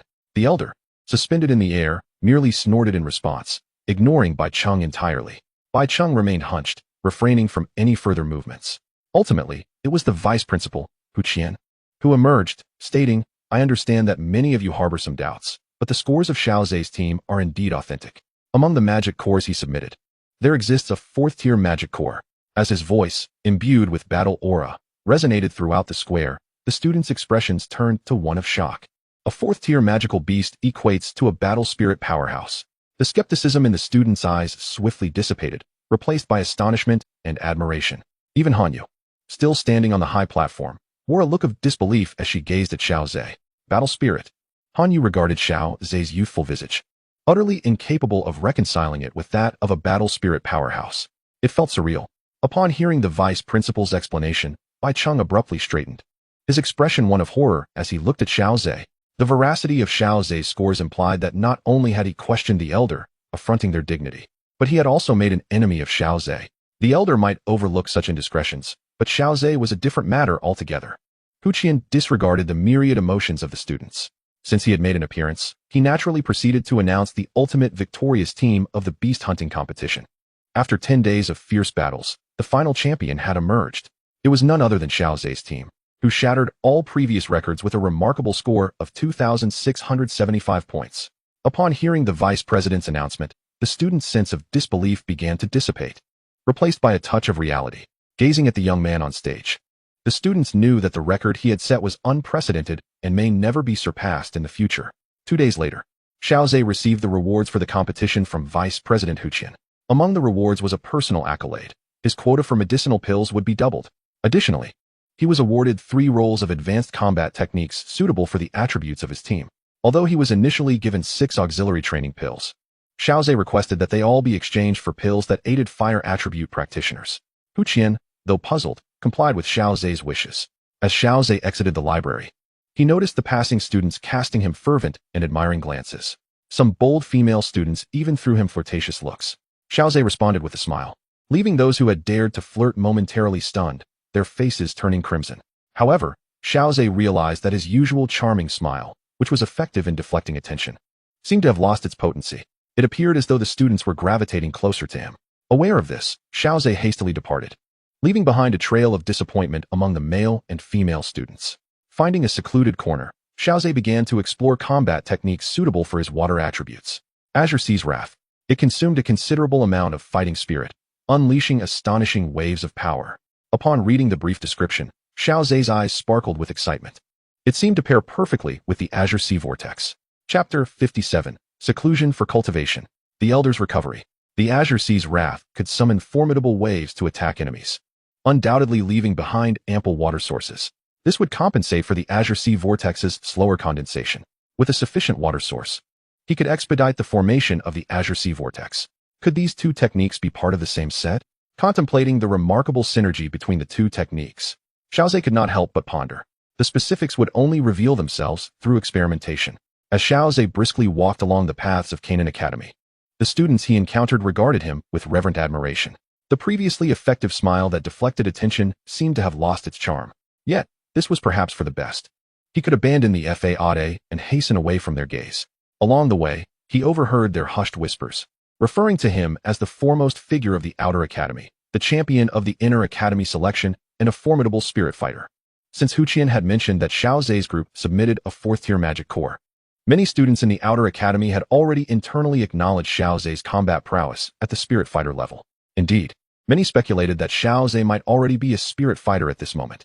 This year's Inner Academy selection seemed destined to crown Xiaozhe as the undisputed champion without any doubt. Returning to the waterfall in the back mountain, the little medical fairy and Xiao Suner awaited in anticipation. Each had prepared their own combat skills suitable for them. Xiaozhe handed 6 elixirs designed to aid in cultivation to Xiao Suner. Brother Xiaozhe, are all these for me? Xiao Suner asked, somewhat flustered, glancing at Xiaozhe and then uneasily at the little medical fairy. The little medical fairy reassured her, saying, Suner, you need not worry about my feelings being unbalanced. The Earth-tier technique Xiaozhe gifted me is indeed invaluable. If it weren't for the truth, I might have thought I was the childhood companion who grew up alongside Xiaozhe. Her jest alleviated much of Xiao Suner's unease. Suner, all you need to do is consume these elixirs without any pressure, Xiaozhe added, gently ruffling her hair before addressing both of them. I have made a decision. If you two cannot enter the Inner Academy before the next selection competition, I would rather forego my chance to enter. Why? Both the little medical fairy and Suner were taken aback, bewildered by Xiaozhe's declaration. It's simply because I cannot bear to leave you both behind. The thought of going to the Inner Academy alone is quite dreary, Xiaozhe explained with a smile. Moreover, with you two in the Outer Academy, I cannot rest easy. What if someone bullies you? But Xiao Suner opened her mouth, eager to persuade Xiaozhe further. However, he raised his hand, his expression resolute. My mind is made up. There is no need for further persuasion. What you both must do now is devote yourselves to your training. Together, we shall succeed in the Inner Academy selection and enter the Inner Academy. Seeing Xiaozhe's serious demeanor, the little medical fairy and Xiao Suner had no choice but to relent and immerse themselves wholeheartedly in their cultivation. If they could not enter the Inner Academy, then perhaps it was best not to go at all. Xiaozhe was acutely aware that his greatest asset was the feedback system. By remaining close to Xiao Suner and the little medical fairy and assisting them in their training, he could reap the greatest benefits himself. As for the Inner Academy, how many times could it provide feedback? In the time that followed, the three of them once again faded into obscurity, their presence becoming increasingly pronounced.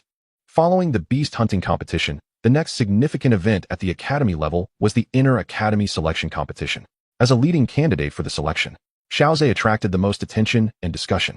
However, the external discourse was of little concern to Xiaozhe. Ever since Xiao Suner consumed the body-shaping flame pill, he had come to a profound realization. His use of elixirs was of minimal utility, but when Suner used them, the benefits were substantial. Therefore, he exchanged all 6 elixirs awarded from the beast hunting competition for those suited to Xiao Suner's attributes. Simultaneously, he utilized his elixir quota to exchange for a substantial amount of elixirs from the alchemy department that would aid Xiao Suner's cultivation. Gazing at his crystal card, which had once again returned to a balance of 0, Xiaozhe couldn't help but sigh. Even with doubled elixir quotas, they vanished quickly. Elixirs truly are a costly endeavor. Alchemists are indeed among the elite. Third brother, hurry and become an alchemist. I too wish to rise among the elite. As Xiao Zhe and his companions diligently practiced in preparation for the inner court selection competition, far away in Wutan City, the Xiao family was embroiled in its own affairs. At this moment, Xiao Yin had calmed his anger and, gazing at the ethereal figure before him, inquired, "Can you truly enable me to catch up to my fourth brother?" The translucent figure chuckled, replying, "In the few days since my awakening, I have often heard you mention your fourth brother. Pray, enlighten me about his specifics." Upon hearing this, Xiao Yin rolled his eyes in exasperation at the old man's words. "So, you have no knowledge of my fourth brother's situation. Yet you boast that you can help me catch up to him." Feeling somewhat disheartened, Xiao Yin resolved to disregard the old man. Noticing Xiao Yan's silence, the old man remained unfazed and continued, "Indeed, under normal circumstances, it would be impossible for you to match your fourth brother's cultivation pace. I can make you a master alchemist. You will possess those precious medicinal pills that countless individuals in the Duki continent yearn for yet cannot obtain. You may even concoct them yourself." The old man spoke with unwavering confidence, a remnant of his past glory as a revered alchemist. "An alchemist?" Xiao Yin exclaimed in astonishment, rising to his feet, his heart aflame with excitement. He was well aware of the immense value of an alchemist, who was revered by many in the Duki continent. The elixirs produced had boundless uses. Xiao Yan's throat felt parched. He had not anticipated that this old man also held the identity of an alchemist. He couldn't help but ask, "What rank of alchemist are you?" "Ah well, that is something I shall keep to myself for now. Just know that I am several hundred times more formidable than the most powerful alchemist in this empire." The old man replied, leaving Xiao Yin speechless at such an audacious claim. Nevertheless, the old man's tone, imbued with immense confidence, instilled a flicker of hope within Xiao Yin, who pondered to himself, could it truly be that exaggerated? The most skilled alchemist in the Gamma Empire is the Pill King, a sixth-tier alchemist. The old man rolled his eyes, realizing that this young lad was attempting to pry information from him. With a casual tone, he remarked, "The Pill King? In my presence? He is nothing. Now, pray tell, what is the situation with your fourth brother?" Xiao Yin fixed his gaze on the translucent figure and, gritting his teeth, declared, "I hope you can genuinely assist me. My fourth brother just broke through to the Great Dome Master stage at the tender age of 12. Before heading to the Jianan Academy." The old man gasped in disbelief. "What? Your fourth brother is a 12-year-old Great Dome Master?" Xiao Yan's heart swelled with pride and a hint of bittersweetness as he confirmed, "Indeed, he told me personally." He recounted Xiao Zhe's journey, from demonstrating the prowess of a 9-star Do warrior to departing the Xiao family for the Jianan Academy as a Great Dome Master. The time he took to transition from a 9-star Do warrior to a Great Dome Master was astonishingly brief. Even the erudite old man found himself momentarily stunned. Murmuring in disbelief, the room fell into a profound silence. After a while, the old pharmacist shook his head, a bitter smile reminiscent of Xiao Yan's gracing his lips. "You little rascal have truly presented this old man with a formidable conundrum. Your fourth brother's talent is indeed a rarity, even across the vast expanse of the Do Chi continent." Xiao Yan, somewhat taken aback, lifted his gaze toward the old pharmacist. He had endeavored to elevate Xiao Zhe's talent in his mind to the highest echelons. Yet, Xiao Yin understood more profoundly that the Do Chi continent was teeming with extraordinary individuals. One must recognize that there are always those beyond oneself, and realms beyond realms. His own perspective was still limited, rendering him incapable of accurately gauging where Xiao Zhe's talent stood among the myriad of talents on the continent. However, this mysterious elder, who claimed to be a high-level alchemist, had unambiguously conveyed that Xiao Zhe's aptitude could be classified as exceptionally rare, even on the grand stage of the Do Chi continent. A flicker of despair welled within Xiao Yan's heart, from the moment his own talent waned, through Xiao Zhe's encouragement, to the revelation of Xiao Zhe's prowess as a 9-star Do fighter. Xiao Yin had silently regarded Xiao Zhe as a figure to aspire to, a target to pursue. Until the final revelation of Xiao Zhe's mastery as a Do master at the Jianan Academy, the widening chasm between them transformed Xiao Yan's pursuit into an obsession. He harbored his own pride, unwilling to remain in the shadow of his younger brother, merely existing under his wings. Xiao Yin yearned to break through the myriad constraints, soaring through the skies, safeguarding those he cherished, his family and friends. Observing the desolation etched on Xiao Yan's visage, the old pharmacist sighed inwardly. "Do not be disheartened, little one. Though your fourth brother's talent is indeed among the elite of the Do Chi continent, the possibility of surpassing him is not beyond reach. The continent is replete with examples of late bloomers. If you lack confidence from the outset, it would be wiser to abandon your pursuits altogether." The Elder's words struck a profound chord within Xiao Yan. Indeed, while he might currently be unable to match his fourth brother's talent, the future brimmed with infinite possibilities. Perhaps he could truly become the late bloomer that the old pharmacist spoke of. I understand now. I will not yield. No matter how arduous the journey may be, I shall strive to catch up with my fourth brother. A glimmer of confidence illuminated Xiao Yan's eyes. The old pharmacist nodded approvingly. Very well, enough with idle talk. It is time to commence your training. The gap between the two of you is unlikely to be bridged in the foreseeable future. What you can do is to diligently work on narrowing that distance. Xiao Yan nodded vigorously, settling onto his bed to begin his meditative practice. Upon completing a week of Do Qi cultivation and feeling the tangible growth within him, he could not help but feel a sheen of moisture welling in his eyes. He instinctively touched his wrist guard, sensing the Do Qi converging upon it, and a flicker of curiosity prompted him to inquire with the ring. Old pharmacist, was what my fourth brother said about this wrist guard aiding in alleviating my plight truly accurate? The old pharmacist's form reappeared, nodding earnestly in affirmation. To his astonishment, this item was indeed a gift from your fourth brother. He seemed to have an inkling regarding the reason for the depletion of your Do Qi, which prompted him to bestow upon you this remarkable present. Within it lies a treasure capable of autonomously absorbing Do Qi. It is from this extraordinary artifact that I have drawn my energy, hastening my awakening. Upon hearing the explanation from the esteemed Elder Yao, a flicker of surprise crossed Xiao Yan's face. He had not anticipated the truth of it. His gratitude towards Xiao Zhe deepened. Suddenly, Xiao Yan glanced at the wristband upon his arm. Elder Yao, you mentioned this is a treasure that can absorb Do Qi, but... Elder Yao rolled his eyes, fully aware of the latter half of Xiao Yan's inquiry. Do not harbor such thoughts. While this treasure can indeed absorb Do Qi, the difficulty for a cultivator to draw from it is immense. Were it not for my formidable soul power, extracting Do Qi from this artifact would also pose considerable challenges. After contemplating Elder Yao's explanation, Xiao Yan relinquished his hopes. You should hasten your training. Once you reach the dosher stage, you will be able to cultivate fire attribute techniques, at which point you can genuinely embark on alchemical endeavors. Moreover, in pursuit of your aspirations, be mentally prepared. If you wish to match your fourth brother's innate talent, you must engage in arduous training far beyond the ordinary, lest you indulge in futile dreams. Xiao Yan nodded. His determination was not merely a fleeting thought, but a profound conviction rooted deeply within his heart, a desire to exert every effort to achieve his goals. Fourth brother, wait for me. I shall certainly catch up. With this resolve in mind, Xiao Yan closed his eyes and commenced his training. Elder Yao observed Xiao Yan as he practiced the absorption technique, his expression tinged with seriousness. Even with his mastery of alchemy, he could not guarantee that Xiao Yan would be able to catch up to Xiao Zhe. After all, Xiao Zhe's innate talent was such that it would command respect even among the myriad prodigies of the Central Plains. Perhaps Xiao Zhe is already preparing to break through to the Doling stage? Yet, this too presents an opportunity. I wish to challenge myself and see if I can cultivate a genius that surpasses Xiao Zhe. As Elder Yao gazed at Xiao Yan, the young man's aspirations stirred a long-dormant ambition within him. Persevere, young one.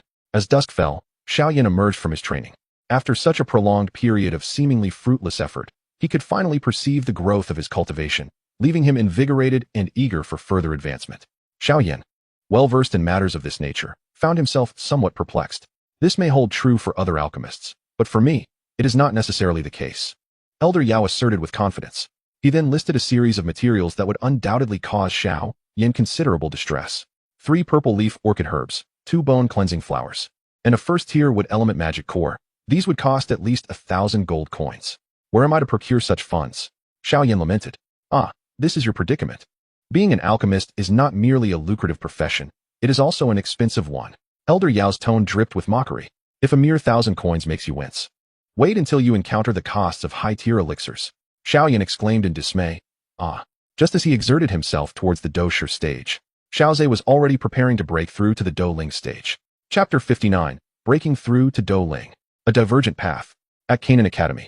By the waterfall on the back mountain, Xiao Zhe introspected within himself, feeling the surging fighting energy akin to a mighty river, continuously flowing into the vortex of fighting spirit through his meridians, as if the ocean embraced countless rivers. He had lingered at the 9th-star Great Fighter level for quite some time, several months, perhaps. The breakthrough to Doling was a formidable challenge. Many required years of accumulation to even contemplate such a leap. In the original tale, Xiao Yan forcibly shattered the barrier of Doling thanks to the formidable energy contained within the earth-heart-body refining liquid. According to the elder medic, A single drop of that liquid held an energy equivalent to what an ordinary person could scarcely gather in 6 months of arduous training. After accounting for the energy consumed in refining his body, Xiao Yan had essentially expended the energy of 5 drops of the earth heart-body refining liquid, effectively erasing 2.5 years of his accumulation. This left Xiao Zhe yearning for the earth heart-body refining liquid, a rare heavenly treasure. However, the Inner Academy selection competition was still distant, and he needed to focus on his training. A month prior, Xiao Zhe had harnessed the potent toxicity of the little medic fairy, combined with his own cultivation. Nevertheless, he continued to fervently accumulate energy. Only deciding to attempt the breakthrough today, he sensed that transcending to doling could very well be the pivotal moment that would redirect his cultivation path. The round dojing within him was typically possessed only by those at the pinnacle of doling in a conventional cultivation system. The Do Wang realm marked a watershed in traditional cultivation, as it signified the cultivator's ability to harness the energies of the surrounding world. Thus, a saying circulated among practitioners, without becoming a Do Wang, one remains an ant. This was exemplified by the elders of the Inner Academy, all of whom possessed a minimum strength of Do Wang. Xiao Zhe's situation, however, was distinct. Should he advance further, would he, like in the original narrative, integrate his fighting energy throughout his being, transforming into a Do Wang, or would he merely forge a sea urchin dojing, remaining a doling? To ensure prudence, Xiao Zhe lingered at this level for over a month. Sensing that his accumulation had reached an unshakable foundation, he finally chose to break through. With a steadying breath, he slowly opened his eyes to find Xiao Suner and the little medic fairy waiting beside him. "I am ready to transcend to doling," Xiao Suner exclaimed, her sweet smile radiant as she raised her small fist and waved it energetically. "Brother Xiao Zhe, I believe you will succeed." The little medic fairy nodded earnestly, adding, "Xiao Zhe, I have faith that no challenge will be insurmountable before you." Stepping closer, Xiao Zhe gently patted the heads of the two ladies, encouraged by their support. With renewed determination, he leaped into the center of the water pool beneath the waterfall. Here lay a stone, the top of which he had sculpted away to create a platform. The water's rich affinity for the water attribute was conducive to his training. Sitting cross-legged on the stone, Xiao Zhe calmed his mind and regulated his breathing. Under normal circumstances, he should have been able to attempt the breakthrough to doling at this moment. As his internal accumulation had reached a point of no further advancement, any further would lead him to doling. Yet, for Xiao Zhe, this was still insufficient.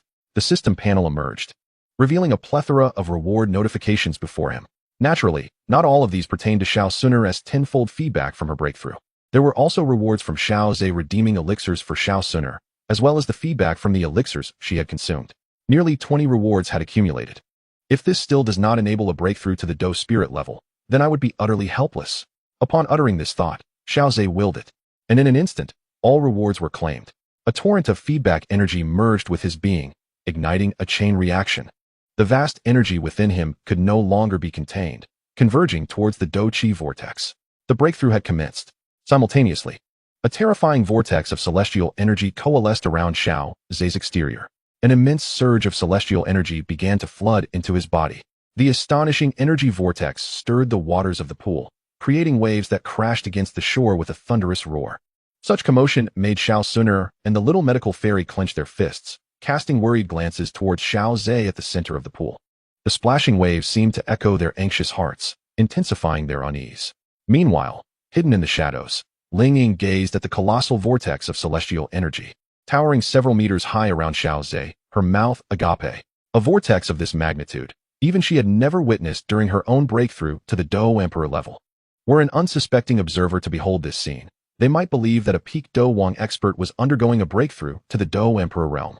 Contemplating this, Ling Ying felt tears welling up in her eyes. She could not compare, truly could not compare. In contrast to the external tumult, the commotion within Xiao Zhe felt even more monumental.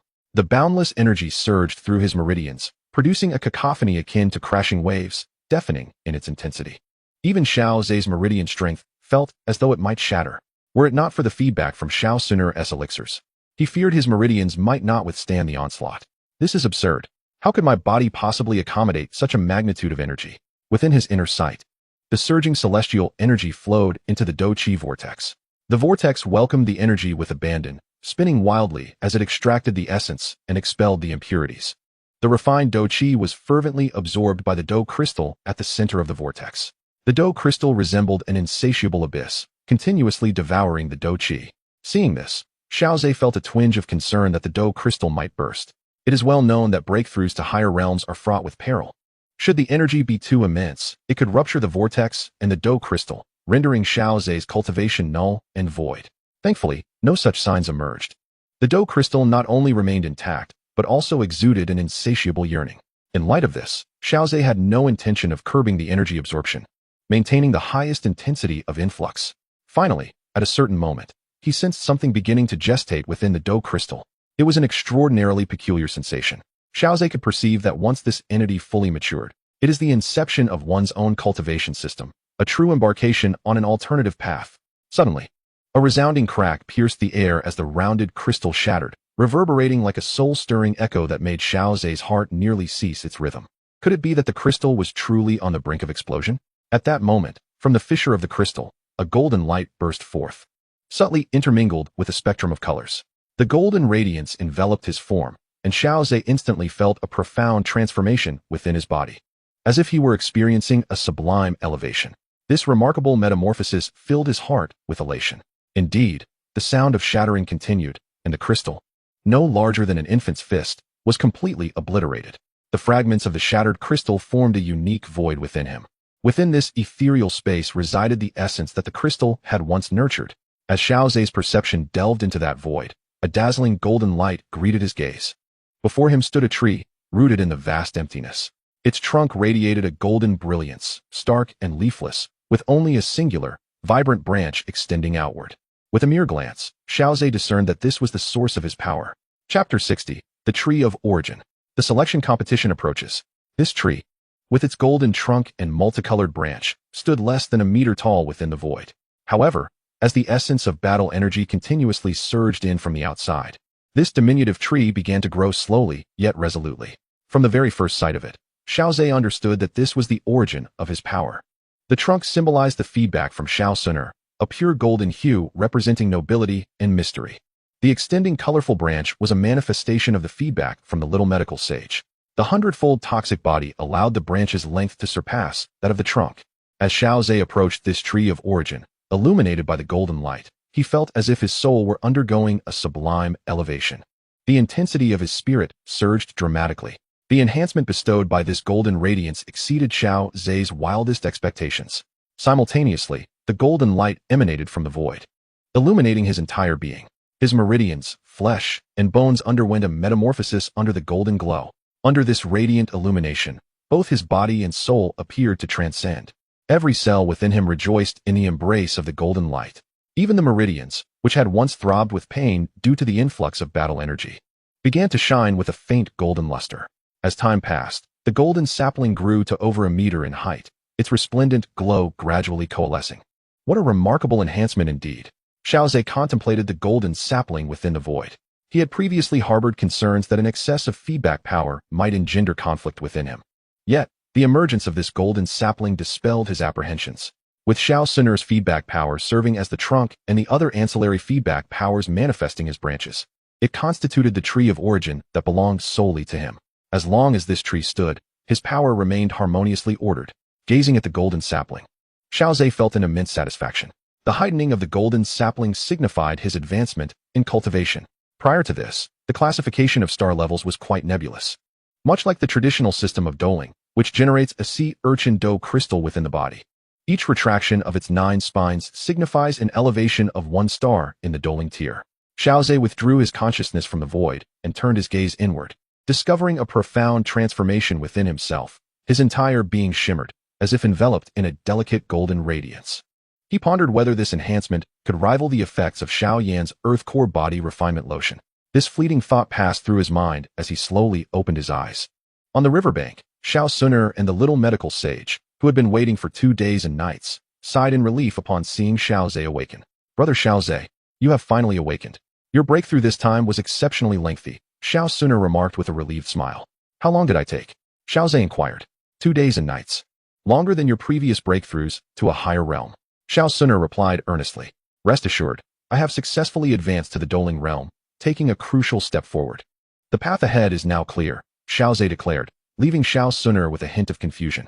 The doling stage hardly seemed a pivotal cultivation juncture. Why did Brother Xiao Zhe regard it with such significance? However, noticing Xiao Zhe's reluctance to elaborate, she refrained from pressing further.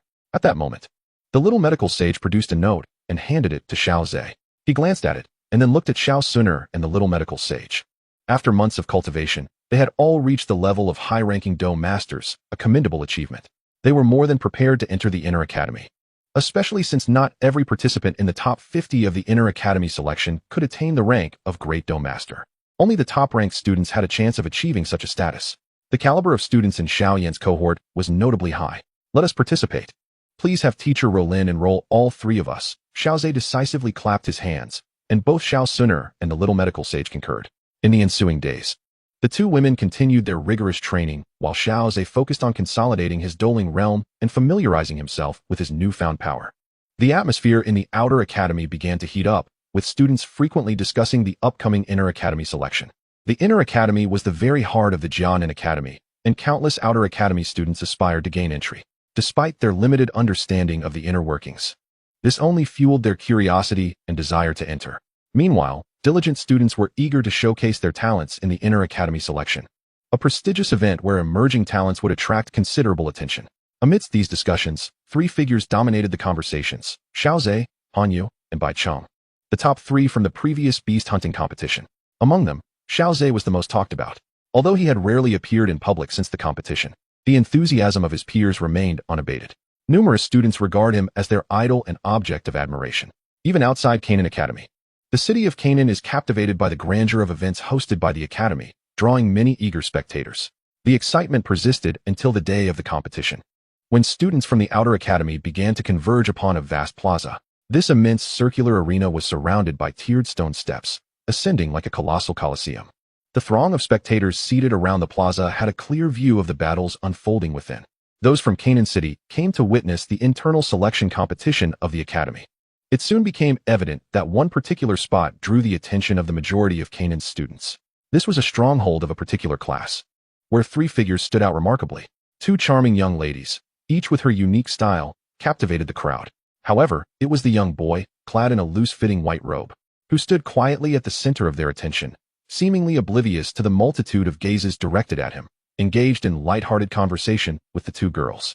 Upon inquiring with the Canaan students, the visitors learned that he was none other than the Academy's prominent figure, Xiao Zhe, an individual of formidable prowess, regarded by many as the sole contender for the top position. This revelation ignited a profound interest among the onlookers, who resolved to observe Xiao Zhe's performance closely, eager to witness the extraordinary talents of the Academy's celebrated genius. The trio remained unperturbed, confident that by vanquishing all obstacles, they could secure a place among the top 50. With a melodious chime, the commencement of the internal selection competition was heralded. Chapter 61, No Match for Opponents. The competition officially commenced, with judges calling the participants to the stage. Those confident enough to enroll in the internal selection competition were predominantly ranked above the 7-star Do Master level. Otherwise, they risked public humiliation. Thus, the battles were exceptionally gripping, particularly when evenly matched opponents clashed in fierce combat. Brilliant displays of Do Chi illuminated the arena. At the Yellow Class 2 stronghold, Xiao Zhe stood alongside Xiao Suner and Xiao Yixian, analyzing the ongoing contests. Meanwhile, Xiao Yu observed from the sidelines with her fellow classmates. Although she appeared engrossed in the matches, she discreetly tuned her ears to the insightful commentary emanating from Xiao Zhe and his companions. Listening to their analysis of the combat dynamics left her feeling a twinge of sadness. In comparison, her own cultivation talent seemed almost non-existent. Noticing Xiao Yu's demeanor, Xiao Zhe waved her over. "Cousin Xiao Yu, if you wish to listen, come a little closer," he said with a warm smile. Upon hearing his familiar tone, any lingering sense of distance in Xiao Yu's heart dissipated. She strode over with her long legs, prompting her friends to follow suit. In an instant, Xiao Zhe was surrounded by girls, eliciting envy from those students who had been observing him, while his male classmates hesitated to approach, intimidated by the throng of girls.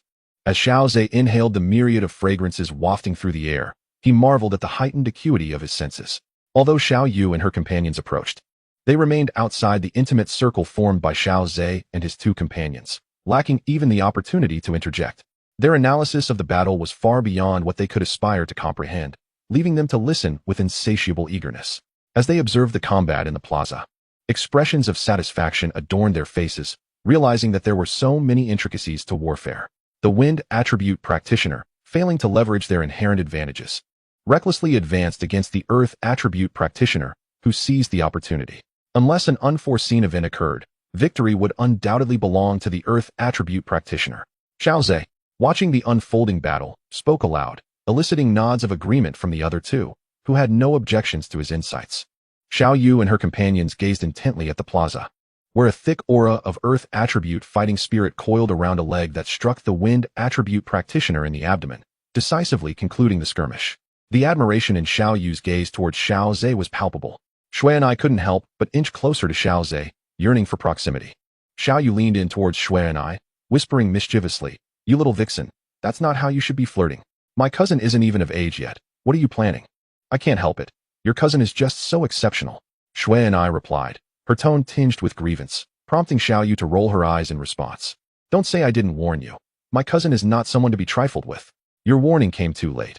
I have already witnessed her prowess," Shui and I said, a hint of trepidation in her voice. Upon overhearing the whispered exchange, Xiao Zhe and his companions couldn't suppress a light chuckle. Xiao Sun Air and the little medicine fairy smiled at Xiao Zhe, casting him a playful glare. Xiao Zhe shrugged lightly, signaling that he bore no responsibility for the matter. "The battle between Lin Kai of Class Xian and Xiao Zhe of Class Huang is about to commence," announced the referee. Xiao Sun Air, exasperated, remarked, "Now it concerns you." As Xiao Zhe approached the arena, he affectionately ruffled Xiao Sun Air's hair. His opponent had already taken the stage, wielding a deep blue spear embedded with a magical core. "Xiao Zhe, even if you are the Academy's illustrious figure, do not expect me to concede without a fight," Lin Kai declared, brimming with fighting spirit. Xiao Zhe nodded with a smile, responding, "I look forward to your performance."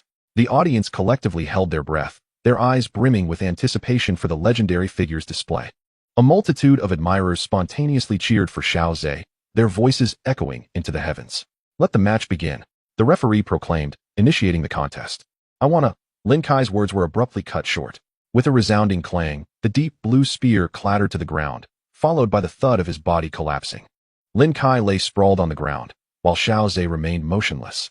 The plaza was engulfed in a profound silence, the onlookers gazing in astonishment, utterly bewildered by the turn of events. At that moment, those who were bewildered shared a common perplexity. What had transpired? Why had Xiao Zhe not yet made a move? Yet she had already collapsed? Xiao Zhe turned his gaze towards the referee, who, quick on his feet, hastened to Lin Kai's side. Upon examining Lin Kai's condition, he discovered that Lin Kai had succumbed to unconsciousness. The referee promptly raised his right hand to declare the outcome. In this match, Lin Kai had fainted, and the victor was Xiao Zhe. This briefest of battles sparked fervent discussions among all present. They certainly did not believe Lin Kai had fainted of his own accord. It was undoubtedly the doing of Xiao Zhe. Although the audience was somewhat disappointed by the lack of an exhilarating display of combat, their curiosity was piqued. Meanwhile, the participants of the Inner Academy selection were each wearing grave expressions. If they remained oblivious to their opponent's condition, how could they stand a chance when faced with him? However, the current Xiao Zhe exhibited a level of control far superior to before. The effects of the calamity poison were simply beyond what these students could withstand. Nonetheless, as this was a competition between academies, Xiao Zhe had significantly amplified the effects of the fainting spell without rendering it lethal. On the high platform opposite the square, the old man beside Hu Qian wore a stiff expression. "This little fellow has advanced further in strength. Such mastery over battle aura is something even the Do Ling has never possessed," Hu Qian remarked with a smile. The old man, Elder Hua of the alchemy department, renowned for his alchemical prowess, gazed intently at Xiao Zhe, suggesting that his peculiar battle aura was indeed extraordinary, seemingly unmatched even within the Academy's records. "This is his own fortuity. Let us refrain from delving too deeply," Hu Qian suggested discreetly, and Elder Hua merely acknowledged with a casual mention, not pursuing the matter further. Should he continue down this path, the selection match would likely lose its appeal. Hearing Elder Hua's words, Hu Qian's lips twitched. "Elder Hua, do not revel in the mischief. Perhaps you might assist me in devising a plan? This is your affair." After speaking, Elder Hua leisurely leaned back in his chair, appearing quite content. Hu Qian felt somewhat helpless. The alchemy department operated independently of both the inner and outer academies, leaving him unable to manage Elder Hua. "Very well. I shall contemplate this alone." As Hu Qian observed the battle between the two students, a thought quietly took root in his mind. Perhaps a free-for-all could be arranged? Chapter 62, Advancing in Succession. The second to take the stage from Xiao Zhe's trio was Xiao Suner. Her opponent was also a young maiden of striking beauty. From the audience, Xiao Zhe gazed at her face and felt a hint of familiarity. However, he soon shook his head. If he could not recall her, she was likely not of significant importance. As the referee declared the match to commence, a golden light enveloped Xiao Suner, transforming into a nimble butterfly with fluttering wings. In the blink of an eye, she had already reached her opponent, with her palm shimmering with golden brilliance before the maiden could react. She had already been sent flying out of the arena. The resplendent golden light indeed treated the spectators to a visual feast. Moreover, the spectacle of two beautiful young maidens engaging in battle, though brief, is exceptionally captivating. Following Xiao Suner, the next contestant is the little medical sage. Her opponent is a robust man, whose rugged visage belies his status as a student, resembling more a seasoned veteran from the ranks of an adventurous guild. I strongly advise you to surrender swiftly, or else, should the fight ensue, it may result in unforeseen consequences, the burly man implores the little medical sage. Yet, within his gaze lies not benevolence, but a flicker of trepidation, an apprehension directed towards the formidable figure standing behind her. Having grown up within an adventurous guild, he unexpectedly gained admission to Canaan Academy. He is acutely aware of the intricacies of human relationships. Eliminating this girl could very well provoke the ire of Xiao Zhe. The little medical sage, perceptive to the implications in the man's eyes, chuckles softly and shakes her head. You ought to be more concerned about yourself, my dear fellow. Once I engage, the distinction between light and heavy strikes may easily blur.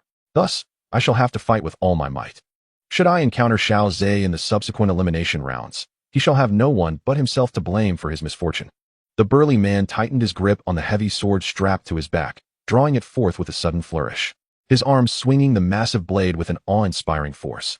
His form is enveloped by a thick layer of earthy-hued battle armor, though he is adept in worldly matters.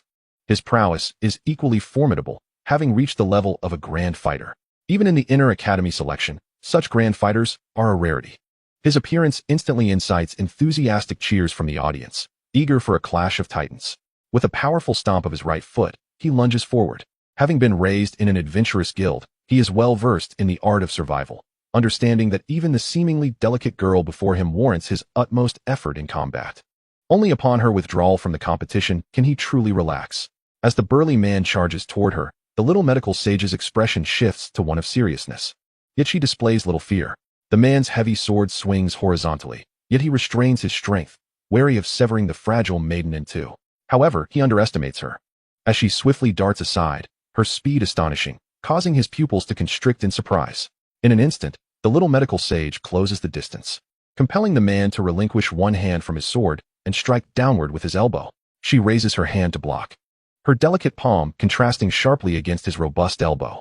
Yet, instead of meeting his strength head-on, she deftly evades, redirecting the force to her advantage, and strikes at the armored ribs of the man. A chilling, corrosive sound echoes as a deep imprint emerges upon the protective armor, leaving the audience in awe. This is the battle armor of a defender renowned for its resilience, yet it was so easily breached. The burly man, sensing an unsettling shift, prepares to distance himself from her. Regrettably, he found himself ensnared by the enchanting figure of the young healer, making escape exceedingly difficult. The relentless sound of corrosion echoed, and the once formidable aura armor adorning the burly man now appeared riddled with countless wounds. With a clang, he relinquished his heavy sword, acutely aware that this delicate maiden possessed the lethal capability to end his life from the very first strike. The damaged armor could not withstand a second assault from her. Thus, the next encounter with her terrifyingly corrosive hand would undoubtedly be his own body. I concede. Thank you for your mercy, spare my life. The young healer waved her hand, wiping the cold sweat from her brow. In such close combat, a single lapse could lead to grievous injury. Her recent maneuvers were indeed akin to dancing upon the edge of a blade. The audience erupted into cheers, genuinely praising the splendid duel between the two. The burly man, with a wry smile, dispelled his aura armor, retrieved his fallen sword, and descended from the stage. Though he possessed the prowess of a grand fighter, fate had dealt him a cruel hand, mirroring the misfortune of Senior Hanyu, as he faced such a formidable opponent in the elimination rounds and was harshly ousted. Upon the high platform, Vice Dean Hu Qian exchanged glances with the aged alchemist, Old Fire, both expressing surprise. They had not anticipated the presence of that entity. Indeed, anyone capable of lingering beside that little fellow was undoubtedly a being of extraordinary prowess. Should that entity unleash its full power, controlling it within the academy would prove exceedingly challenging. Furrowing his brow in concern, Hu Qian remarked, that entity indeed poses a significant threat. Historical records indicate that its bearers have invariably met with dire fates, some even leading to widespread devastation. Casting a glance at Xiao Zhe and the two young women, he tightened his furrowed brow, sighing inwardly. Little one, you have entangled me in a considerable predicament. After several days of intense competition, The top 50 were officially determined. All three of Xiao Zhe's companions secured their places within this elite group. None of the opponents Xiao Zhe faced could withstand his prowess, collapsing immediately once the competition commenced. Xiao Suner, similarly, sought to swiftly dispatch her adversaries. As for the young healer, her battles were marked by ferocity due to her cursed physique, with every movement threatening to inflict corrosion, instilling a sense of dread. The trio exhibited distinctly different combat styles. Xiao Zhe was enigmatic, Xiao Suner was decisive, and the young healer was ruthless. Vice Dean Hu Qian stepped forward to announce the rules for the top 50 competition. You must be weary of the previous one-on-one eliminations. This year, the rules for the top 50 in the Inner Academy selection have been altered. It shall be known as survivor takes all. All 50 contenders will stand upon the plaza. The last one standing shall emerge as the ultimate victor. The remaining rankings will be determined based on the order of those who fall from the plaza or lose their fighting capability. The many students present exchanged bewildered glances at the Vice Dean's sudden rule change. However, the audience erupted in cheers, for they were mere spectators. Certainly, the more intense and lively the battle, the more exhilarating it is for the spectators. Cheers erupted, their excitement soaring to the heavens. Now, let the top 50 competitors enter the arena. Chapter 63, One Against Many, determining the top 5. The 50 participants entered the square, exchanging glances filled with uncertainty. Even Han Yu, who had previously participated in an internal selection competition, felt a twinge of hesitation in the current atmosphere. However, she quickly realized that the rules announced by the Vice Dean imposed no restrictions on forming teams. This meant that collaboration would confer a significant advantage in the chaotic brawl. Meanwhile, Bai Cheng's voice resonated throughout the venue. Ladies and gentlemen, as you have witnessed in the earlier matches, the combined prowess of Xiao Zhe and his two companions reigns supreme. If we do not eliminate them early, they will undoubtedly claim 3 of the most coveted top 5 positions in the internal selection competition. If we can send them off first, I, Bai Cheng, will secure 1 spot, leaving the rest for you all to contest. Bai Cheng's words were highly persuasive. It was evident to the discerning that the trio's collective strength far surpassed that of the others. Should they not be dealt with promptly, they would occupy 2 of the coveted 5 slots. Even if others were inclined to ally with Xiao Zhe, they would merely be vying for the remaining 2 positions. It would be wiser to align with Bai Cheng or Han Yu, who had fewer spots to claim. In a corner of the square, Xiao Zhe listened to Bai Cheng's declaration with a faint smile, refraining from retorting. He was well aware that with his stature, a mere call would rally the majority of the students around him, excluding the others. Yet, this did not alter the situation. The remaining participants would still contend for those 2 positions. The wavering students in the square glanced toward Xiao Zhe's group, eager to hear his response. To their disappointment, Xiao Zhe remained silent. Clearly, as Bai Cheng had asserted, the trio would seize 3 slots. Thus, it would be wiser to eliminate them first. Though their capabilities were indeed remarkable, the sheer number of opponents instilled a different sense of confidence among the other students. Soon, the majority rallied under Bai Cheng's banner, while a portion chose to follow Han Yu. Meanwhile, Xiao Zhe and his companions withdrew to a corner of the square, with a few proud individuals opting not to join any side. 8 stood at the intersection of the 3 factions, for Han Yu and Bai Cheng to confront Xiao Zhe. They would first need to contend with these 8. Additionally, they aimed to swiftly address the indecisive participants to prevent others from reaping the rewards. Thus, the 8 who remained unaligned were quickly eliminated, falling to the bottom ranks. Xiao Zhe observed the bruised competitors with a tinge of sympathy. Without sufficient strength, one should refrain from being too independent. Yet, once the mindset of a cultivator is set, it becomes challenging to alter. Xiao Zhe chose not to persuade them, quietly watching the unfolding events.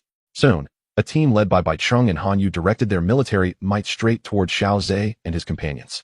Xiao Zhe, shall we escort you down, or will you relinquish yourself? Bai Cheng confidently declared, clutching a pale yellow spear. The students following him were the source of his assurance. In battles among lower-tier practitioners, numbers indeed play a significant role. As long as it does not involve crossing tiers, the advantage of many over few often leads to victory. Although Xiao Zhe and his companions displayed formidable combat prowess, this was merely an internal selection competition. It was unlikely that formidable spirit warriors would emerge. Han Yu remained silent, merely presenting her weapon. In the current situation, eliminating Xiao Zhe first would yield the greatest benefit for her team. Most of her followers were female students, resulting in a smaller number. Notably, each of them was clad in faintly glowing battle attire, while the greater fighters donned heavy battle armor. They approached Xiao Zhe only after ensuring comprehensive protection. Their heightened vigilance evoked a smirk within Xiao Zhe. If the battle attire and armor could withstand his capabilities, would that not render his meticulously honed abilities rather futile? Observing the 2 advancing factions, Xiaozhe disregarded Bai Cheng's previous remarks and retorted, "Why don't you see how long you can endure?" As his words fell, the sound of weapons clattering to the ground echoed. The students following Han Yu and Bai Cheng collapsed one by one, unconscious. According to the competition rules, this meant they had lost their combat effectiveness and automatically forfeited their qualifications. Impossible. Bai Cheng, one of the strongest on the battlefield, felt a wave of dizziness wash over him. The intense disorientation blurred his vision, and he barely managed to lean on his spear to remain standing. Han Yu was similarly affected. Through her battle armor, her eyes were filled with shock. Despite having taken every precaution, how could they still be harmed? As the cacophony of clattering ceased, only Bai Cheng, Han Yu, and Xiaozhe's trio remained among the standing participants. Even the vice dean had not anticipated that the battle would culminate in such a manner. He looked at the old fire expert with a wry smile and said, "It seems we've somewhat outsmarted ourselves. This young one's abilities are truly unpredictable. The competition rules you devised have inadvertently provided Xiaozhe with a tremendous advantage, leading to the most anticlimactic conclusion in history." The old fire expert observed the 5 remaining figures, revealing a grim smile. Hu Qian rolled his eyes. The audience was left astounded by this spectacular scene. One individual had single-handedly defeated numerous top students from the Canaan Academy's external division. This feat would surely stand out in the annals of past internal selection competitions. The spectators became increasingly curious about Xiaozhe's capabilities. They were fortunate to witness this extraordinary moment. Indeed, the internal selection competition had not been in vain. After all, toppling dozens of Canaan Academy's prodigies single-handedly was worthy of being etched into the Academy's history. In the square, Xiaozhe extended his arms, addressing Han Yu and Bai Cheng. "Ladies, shall I escort you down, or will you concede on your own?" Bai Cheng's countenance was exceptionally grim, engulfed by an overwhelming sense of humiliation and profound powerlessness. In the face of such an enigmatic ability, he found himself devoid of the means to compel Xiaozhe to move. Han Yu was the first to shake her head, a bitter smile gracing her lips. "To have secured a place among the top 5 is already a source of great satisfaction for me. There is no need for your intervention, Xiaozhe, I concede." She had not anticipated encountering such a formidable opponent this time around. Even the likes of Lin Xiaoya seemed less monstrous in comparison to Xiaozhe. Bai Cheng, however, fixed his gaze intently on Xiaozhe, gritting his teeth in silence. It appeared that Senior Bai Cheng was determined to fight until the last moment, a commendable trait, but it must be considered within the context of the situation. As Xiaozhe spoke, his figure flickered and suddenly materialized before Bai Cheng, delivering a powerful strike. Affected deeply by the toxic force, Bai Cheng had no time to react before he was sent hurtling away, crashing heavily outside the square. With the Vice Dean's declaration, this year's internal selection competition concluded in an unexpected manner, leaving many in awe. Countless spectators buzzed with speculation about the nature of Xiaozhe's abilities. His emergence was like a radiant moon, casting the other participants into the shadows of mere fireflies.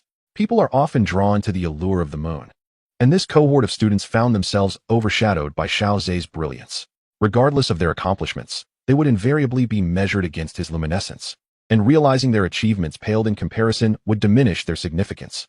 In the foreseeable future, subsequent cohorts would dwell in the shadow of Xiaozhe. As one of the top 5 in the internal selection, he was once again granted access to the Library of Tomes. Xiaozhe succinctly explained the library's regulations to Xiao Suner and the little doctor, as they too were to enter the library, which did not contravene any confidentiality agreements. However, this time, Xiaozhe did not harbor any particular desires. He already possessed the combat techniques he sought, and it was unlikely that the library would yield high-grade elixirs. He approached this visit with a casual demeanor, considering it a bonus if he stumbled upon something valuable. 3 days later, Xiaozhe, accompanied by Xiao Suner and the little doctor, arrived at the library where the vice dean resided. The delay was due to Bai Cheng's injuries inflicted by Xiaozhe. Otherwise, they could have entered the library the very next day. Upon reaching the library's entrance, they fortuitously encountered Han Yu. Xiaozhe greeted her with a friendly nod, to which Han Yu responded with a faint smile. "Xiaozhe, I truly appreciate your mercy that day," Han Yu remarked, her words laden with meaning. Xiaozhe shrugged, a hint of exasperation in his tone. "There was no choice. Senior Bai Cheng is simply tenacious, refusing to concede until the final moment. I had no alternative but to assist him in his concession." As Xiaozhe spoke, Bai Cheng's somewhat somber visage emerged within the view of the gathering. Xiaozhe awkwardly cleared his throat twice, for they were discussing him behind his back. Although they were merely stating facts, being caught in the act was undeniably awkward. Bai Cheng remained silent, seemingly indifferent to their presence, and proceeded directly into the library. Xiaozhe felt little discomfort, considering he had recently injured Bai Cheng just 3 days prior. If Bai Cheng were to smile at him now, it would indeed be a ghostly occurrence. Let us not keep the Vice-Dean waiting, Xiaozhe remarked, prompting Han Yu to follow suit into the building. Along the way, Han Yu engaged in light conversation with Xiao Suner and the little medical sage. Xiaozhe refrained from interjecting, as their topics were primarily those of young women, and his participation would have felt somewhat out of place. However, he had not anticipated that, despite Han Yu's icy demeanor akin to a snow lotus, she was not as difficult to interact with as he had imagined.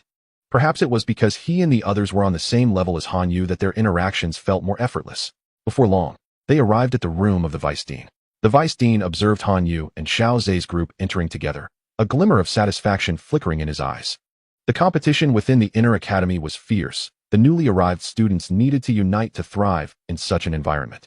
Yet, upon noticing Bai Cheng, who had arrived earlier, the Vice-Dean felt a twinge of helplessness. He was well aware of the commotion outside. It was evident that Bai Cheng was reluctant to join Xiaozhe's group. Otherwise, having encountered them at the library entrance, he would have naturally followed them in, just as Han Yu had. Now that everyone is present, I shall not prolong the matter. Come with me to collect the rewards designated for the top 5, he declared. After some deliberation, the grand and ancient library emerged before them. Xiaozhe, having visited once before, appeared composed, his inner tranquility matching his outward demeanor. In contrast, the little medical sage and Xiao Suner displayed expressions of surprise, astonished by the profound heritage of the Canaan Academy. Although they had heard Xiaozhe's descriptions, the reality of the academy's depth still took them aback. Bai Cheng and Han Yu's reactions were even more pronounced. All right, let us hasten inside. You have but 1 hour and may only retrieve 1 item. Do not be greedy. Otherwise, no matter how much you gather, you will ultimately be left with just 1. Hu Qian's voice resonated, prompting the 5 to enter the library in succession.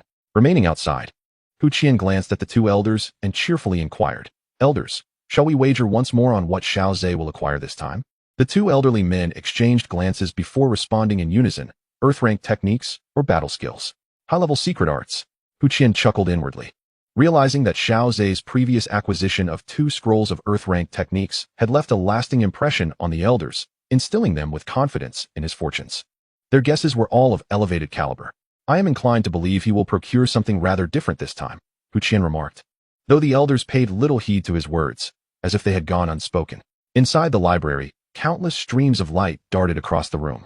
With the astonished gazes of Han Yu and Bai Cheng upon him, Xiaozhe intercepted 5 beams of light. Before Xiao Yixian and Xiao Suner lay a selection of items. As previously mentioned, Xiaozhe approached with the mindset of a treasure seeker.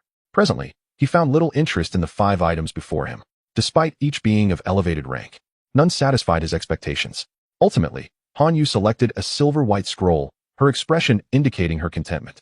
In contrast, Bai Cheng's demeanor darkened as he exchanged his chosen item 3 times before his countenance brightened slightly upon acquiring a blood-red scroll. Xiao Yixian opted for a jade tablet, which contained a vast repository of poison information, serving as a comprehensive compendium of toxins. Xiao Suner chose a terrestrial-level fire attribute technique, intending it as a transitional practice for her future endeavors. Han Yu, clutching the silver-white scroll, gazed enviously at Xiao Yixian and Xiao Suner, feeling fortunate to have Xiaozhe's assistance. Had the scroll not pleased her, she might have reluctantly sought Xiaozhe's aid as well. Meanwhile, Xiaozhe remained undecided. Yet he did not relinquish his current item. If necessary, he could simply choose a high-tier item upon departure. After all, one could not leave empty-handed. Suddenly, a tremor surged through the energy shield, followed by a magnificent stream of light. Witnessing this spectacle, Bai Cheng rushed forward, his eyes ablaze with fervor as he reached out to grasp the radiant flow. However, to his astonishment, before even making contact, he was struck by an overwhelming wave of energy. His body jolted as if struck by lightning, crashing to the ground. Han Yu, who had also contemplated seizing the light, quickly abandoned the thought. The energy emanating from the flow was beyond her capacity to withstand. Xiaozhe, sensing the grandeur of the luminous flow, extended his right hand. The powerful stream of light naturally settled into his palm, eliciting wide-eyed astonishment from the 4 onlookers. Bai Cheng, sprawled on the ground and coughing up blood, was particularly incredulous. He had assumed that the object should only be admired from a distance, yet Xiaozhe had effortlessly summoned it forth. The stark disparity left Bai Cheng seething, causing him further injury. Chapter 65, The Indestructible Pill. Ancient Elixir. Within the library, others regarded the item in Xiaozhe's possession with a mix of emotions. As the surrounding energy gradually dissipated, a spherical crystal emerged. Encased within, through a special technique, was a resplendent golden pill radiating brilliance. Xiaozhe glanced at the information inscribed upon it, and softly intoned, Indestructible pill. Upon hearing the name, Xiao Suner remarked, "What a formidable name." Xiao Yixian, intrigued, inquired, "Xiao Zhe, what grade is this pill?" After reviewing the details, Xiao Zhe's eyes sparkled with fervor as he incredulously replied, "A 7th grade pill." Instantly, the others directed envious and astonished gazes toward him, particularly Bai Cheng, whose eyes burned with jealousy. Clearly, I was the first to step forward. Why then was it Xiao Zhe who was chosen? Han Yu felt a profound envy within her, for the appearance of this elixir was nothing short of extraordinary. Little did she anticipate that it was, in fact, the legendary 7th grade elixir. Xiao Zhe was also elated, realizing that he had truly stumbled upon a treasure during this expedition. Though the library contained various medicinal herbs, preserving elixirs was an arduous task. Xiao Zhe initially held little hope of acquiring high-grade elixirs, as compared to combat skills and techniques, which could be stored in scrolls. Elixirs posed significant preservation challenges. To maintain an elixir for an extended period, one would require a secretive method of sealing.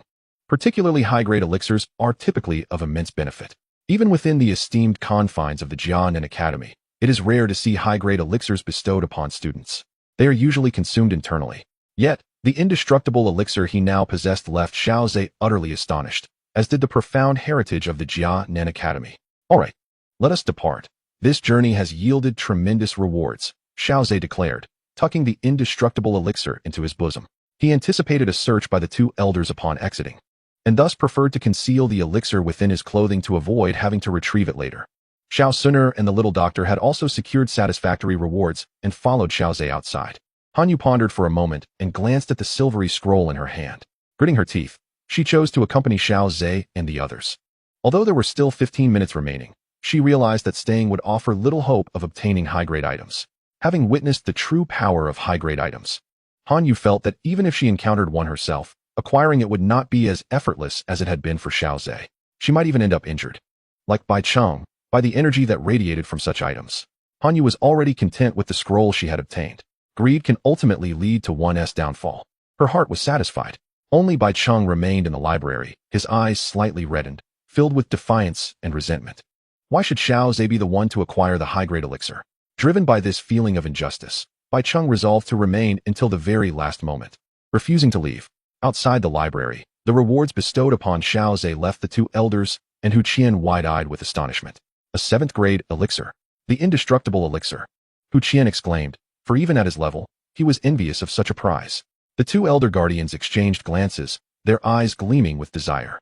A 7th grade elixir is still effective even for those of their stature, representing an opportunity that is both rare and coveted. The fact that this young lad had obtained it was indeed a source of envy among the three of them. However, they were not inclined to seize the opportunities of their students. Years ago, the esteemed Feng Zun had consumed a 7th grade elixir, the Yin Yang Xianlong Dan, which allowed him to undergo a transformation and ultimately attain the title of Zun. Zun. The women present gazed at Xiao Zhe in astonishment, having anticipated the rarity of the legendary 7th grade elixir. Yet, they were taken aback to learn that such an elixir could cultivate a Zun. The little doctor felt genuine happiness for Xiao Zhe. Acquiring such a precious elixir, Xiao Zhe is destined to become a formidable figure renowned across the continent. Xiao Suner wore a gentle smile, feeling elated for Xiao Zhe's fortunate encounter. After all, if her elder brother Xiao Zhe fails to reach the pinnacle of the Duki continent, the obstacles they would face together would be unimaginable. Convincing the ancient clan elders to permit Xiao Suner, the bearer of a divine bloodline for millennia, to marry outside the clan would be as challenging as a mortal attempting to ascend to the heavens. Fortunately, Xiao Zhe's illustrious achievements thus far have instilled immense confidence in Xiao Suner. Even the rapid pace of Xiao Zhe's cultivation has left her feeling somewhat apprehensive. Were it not for her own divine bloodline, she would worry that she might fall behind Xiao Zhe's progress in the future. Meanwhile, Han Yu was filled with envy. The 7th grade elixir could elevate one to the status of a Do Zun, illustrating the exceptional value of this potion. Hu Qian continued, however, the indestructible diamond pill and the Yin Yang profound dragon pill are indeed different. Noticing that Hu Qian had trailed off mid-sentence, Xiao Zhe respectfully bowed and inquired, might I ask the Vice Dean to elaborate? After all, the crystal only detailed the grade and name, and he was unaware of the specific effects of the indestructible diamond pill. Ahem, to be honest, I am not entirely informed either, but the two elders must surely know. Hu Qian coughed awkwardly, not intending to be cryptic, but genuinely lacking knowledge. The two elder guardians exchanged glances with Hu Qian, and, seeing that he had finished his display, they did not withhold further information and began to narrate. The indestructible diamond pill is said to be an ancient elixir crafted by a legendary alchemist who was dissatisfied with the frail physique of humanity. He diligently sought materials to strengthen the body, aspiring to create a pill that would enable human physiques to rival those of magical beasts. Ultimately, through relentless research, this ancient alchemist brought forth the indestructible diamond pill. Upon hearing the elder's explanation, everyone couldn't help but marvel at the incredible creativity of alchemists. The ability to forge a potion that enhances human strength to that of magical beasts is truly astounding. The elder in the gray robe continued. Not only does the indestructible diamond pill allow human bodies to rival those of magical beasts, but it also aids body cultivators in their training, making the process far more efficient. Once consumed, the arduous task of honing one's physique becomes significantly easier. Everyone was filled with astonishment. However, Xiaozhe found himself in a quandary. The efficacy of this elixir was indeed extraordinary, yet the immediate challenge was persuading Sun'er to consume it. Given the rarity of a 7th-grade elixir, Sun'er would undoubtedly refuse Xiaozhe's generous offer. Yet Xiaozhe yearned for the tenfold benefits that the indestructible diamond pill promised. Just as the crowd was captivated by the effects of the indestructible diamond pill, Bai Cheng emerged, his face a picture of despair, for since Xiaozhe's departure, he had not encountered any high-grade items. Seeing the lingering astonishment in the eyes of the crowd, Bai Cheng was puzzled about what had transpired. After the two elders completed their examination of Bai Cheng's condition, Hu Qian waved his hand, directing the 5 to depart without further delay. Bai Cheng dared not defy the vice dean's words and buried his confusion deep within. Upon returning to the library, Hu Qian addressed the group, saying, "You shall now prepare to enter the inner academy." Chapter 66. Kindness and Preparation. Huakan regarded the 5 students before him with a meaningful expression. The competition within the inner academy is far beyond what the outer academy can compare to. As newcomers to the inner academy, if you continue to operate independently, you may easily find yourselves at a disadvantage. You 5, as the top 5 of this year's newcomers, should unite to better survive in the inner academy. After all, due to its unique regulations, the so-called connections you possess will have little impact. After concluding his remarks, Huakan turned his gaze toward Xiaozhe and his companions. Xiaozhe maintained a calm demeanor, while Xiao Yixian and Xiao Sun'er stood beside him, clearly presenting themselves as a cohesive unit. Han Yu nodded in agreement, evidently taking Huakan's words to heart. The final member, Bai Cheng, kept his head down, his expression shadowed with gloom. Observing Bai Cheng's demeanor, Huakan recognized that his words had little effect on him. "Very well, I have said all I can. Ultimately, the choice lies in your hands." Huakan waved his hand, signaling for them to depart. Just as Xiaozhe and his group were about to leave the room, Huakan called out, "Xiaozhe, please stay for a moment." Xiaozhe was momentarily taken aback, but quickly understood it concerned his training plan. He gestured reassuringly to Xiao Sun'er and Xiao Yixian, indicating they need not worry. Han Yu and Bai Cheng exchanged puzzled glances, questioning why the vice dean would wish to speak with Xiaozhe privately. They did not perceive any favoritism from the vice dean, considering his stature as a high-ranking expert who had encountered countless prodigies. "Little fellow, you must be aware of the reason I have kept you here, correct?" Huakan spoke kindly, perhaps unaware of the warmth in his tone, which was even more gentle than when addressing his granddaughter, Hu Jia. After all, Xiaozhe possessed such remarkable talent, yet remained humble and courteous. Who would not admire such a student? "Vice Dean, is this about the training plan?" Xiaozhe inquired. "Indeed, it pertains to the training plan. I previously mentioned the unique regulations of the inner academy. Your training plan is no longer applicable within the inner academy. It was originally designed to span 2 years. But you have impressively secured your entry within just 1 year. While the plan has undergone modifications, you have still enjoyed numerous hidden benefits in the outer academy. However, once you enter the inner academy, those hidden benefits will cease to exist, so you must prepare yourself for that reality." Xiaozhe had anticipated this and was not overly surprised. He understood that adapting to the rules of the inner academy would not be impossible. "Oh, the spirit of youth is truly admirable, filled with ambitious aspirations. Rest assured, one aspect of your training plan remains unchanged," Huakan said, his eyes twinkling as he regarded Xiaozhe. Upon witnessing Xiaozhe's momentary astonishment, followed by a look of realization, Huakan continued without further preamble. "The alchemy division is independent of both the inner and outer academies, and the benefits you fought for earlier will still be extended to you." A glimmer of delight flashed in Xiaozhe's eyes. Before he became an alchemist, the quota for elixirs was indeed quite coveted. Grateful for the vice president's assistance, Xiaozhe understood that the vice president likely exerted some influence behind the scenes. Retaining the alchemical quota must have involved some concessions from the vice president towards the alchemy department. "Little one, strive to grow, to the extent that even Canaan Academy takes pride in you." Hu Qian observed Xiaozhe with keen insight, feeling genuine affection for him. Although they lacked the formal title of master and disciple, Hu Qian regarded Xiao Zhe as his own student, ensuring that he fought for every benefit on his behalf. The vice president's kindness would forever be etched in Xiao Zhe's heart. Xiao Zhe refrained from expressing any desire to repay the vice president. After all, he felt unworthy of such sentiments at this moment. In the future, when he had the capacity, Xiao Zhe would surely repay even the smallest kindness with profound gratitude. After bidding farewell respectfully, Xiao Zhe departed. Hu Qian watched him vanish from the room, sensing 3 young ladies waiting for him outside the library, and couldn't help but chuckle. This young man is quite fortunate in love. However, it is regrettable that my granddaughter cannot forge a bond with such an exceptional individual. Hu Qian recalled his troublesome granddaughter. A slight headache forming. He had heard about the confession made by Qiao Jia to Xiao Suner. Let them sort out their own matters, he resignedly thought. Outside the library, Xiao Zhe was not surprised to see Xiao Suner and the little medical fairy. However, he was taken aback by Han Yu's presence. The atmosphere among the trio was quite pleasant. Senior Han Yu, Xiao Zhe greeted politely. You must have heard about the internal academy matters mentioned by the vice president. The competition within the internal academy is particularly fierce. The initial barrier to enter the internal academy is quite formidable, which leads me to propose a collaboration. Han Yu stated her intentions clearly. Xiao Zhe hesitated for a moment, glancing at the little medical fairy and Xiao Suner, and seeing no objections from them, he smiled. It would be an immense honor to collaborate with Senior Han Yu. Han Yu immediately felt relieved.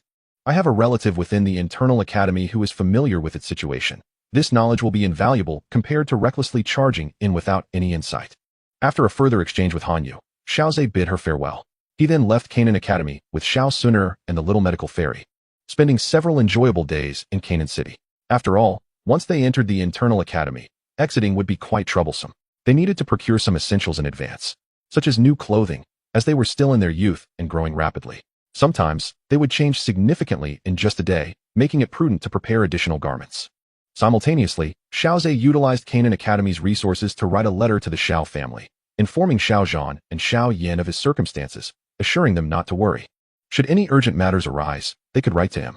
Xiao Suner and the little medical fairy unexpectedly made consecutive breakthroughs, drawing closer to the great fighter rank.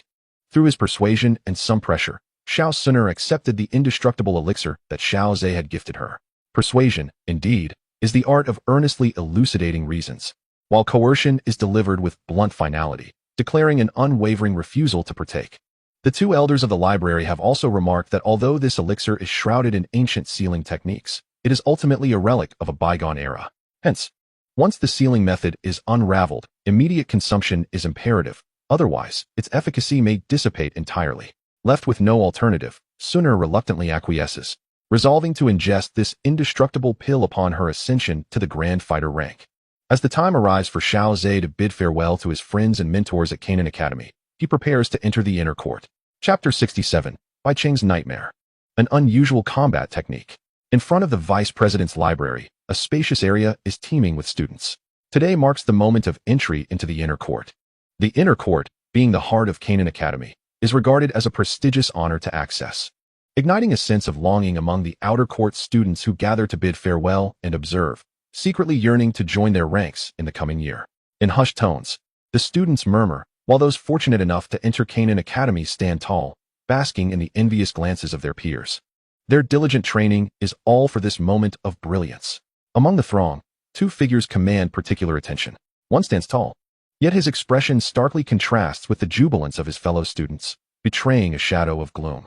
The 7th grade elixir, the indestructible pill, has morphed into a veritable nightmare for him. Over the past few days, its visage has haunted his dreams, and every time he approaches it with fervent anticipation. The indestructible pill emits a surge of energy that sends him reeling. Ultimately, no matter how ardently he strives, the indestructible pill invariably falls into Xiao Zhe's grasp. Each awakening from such dreams leaves Bai Cheng in turmoil. He has become almost obsessively convinced that this indestructible pill is his destined opportunity. Why should he be the one to initiate the pursuit only to see it claimed by Xiao Zhe in the end? A maelstrom of extreme emotions distorts his thoughts, culminating in the belief that Xiao Zhe has stolen his fortune, his rightful 7th grade elixir.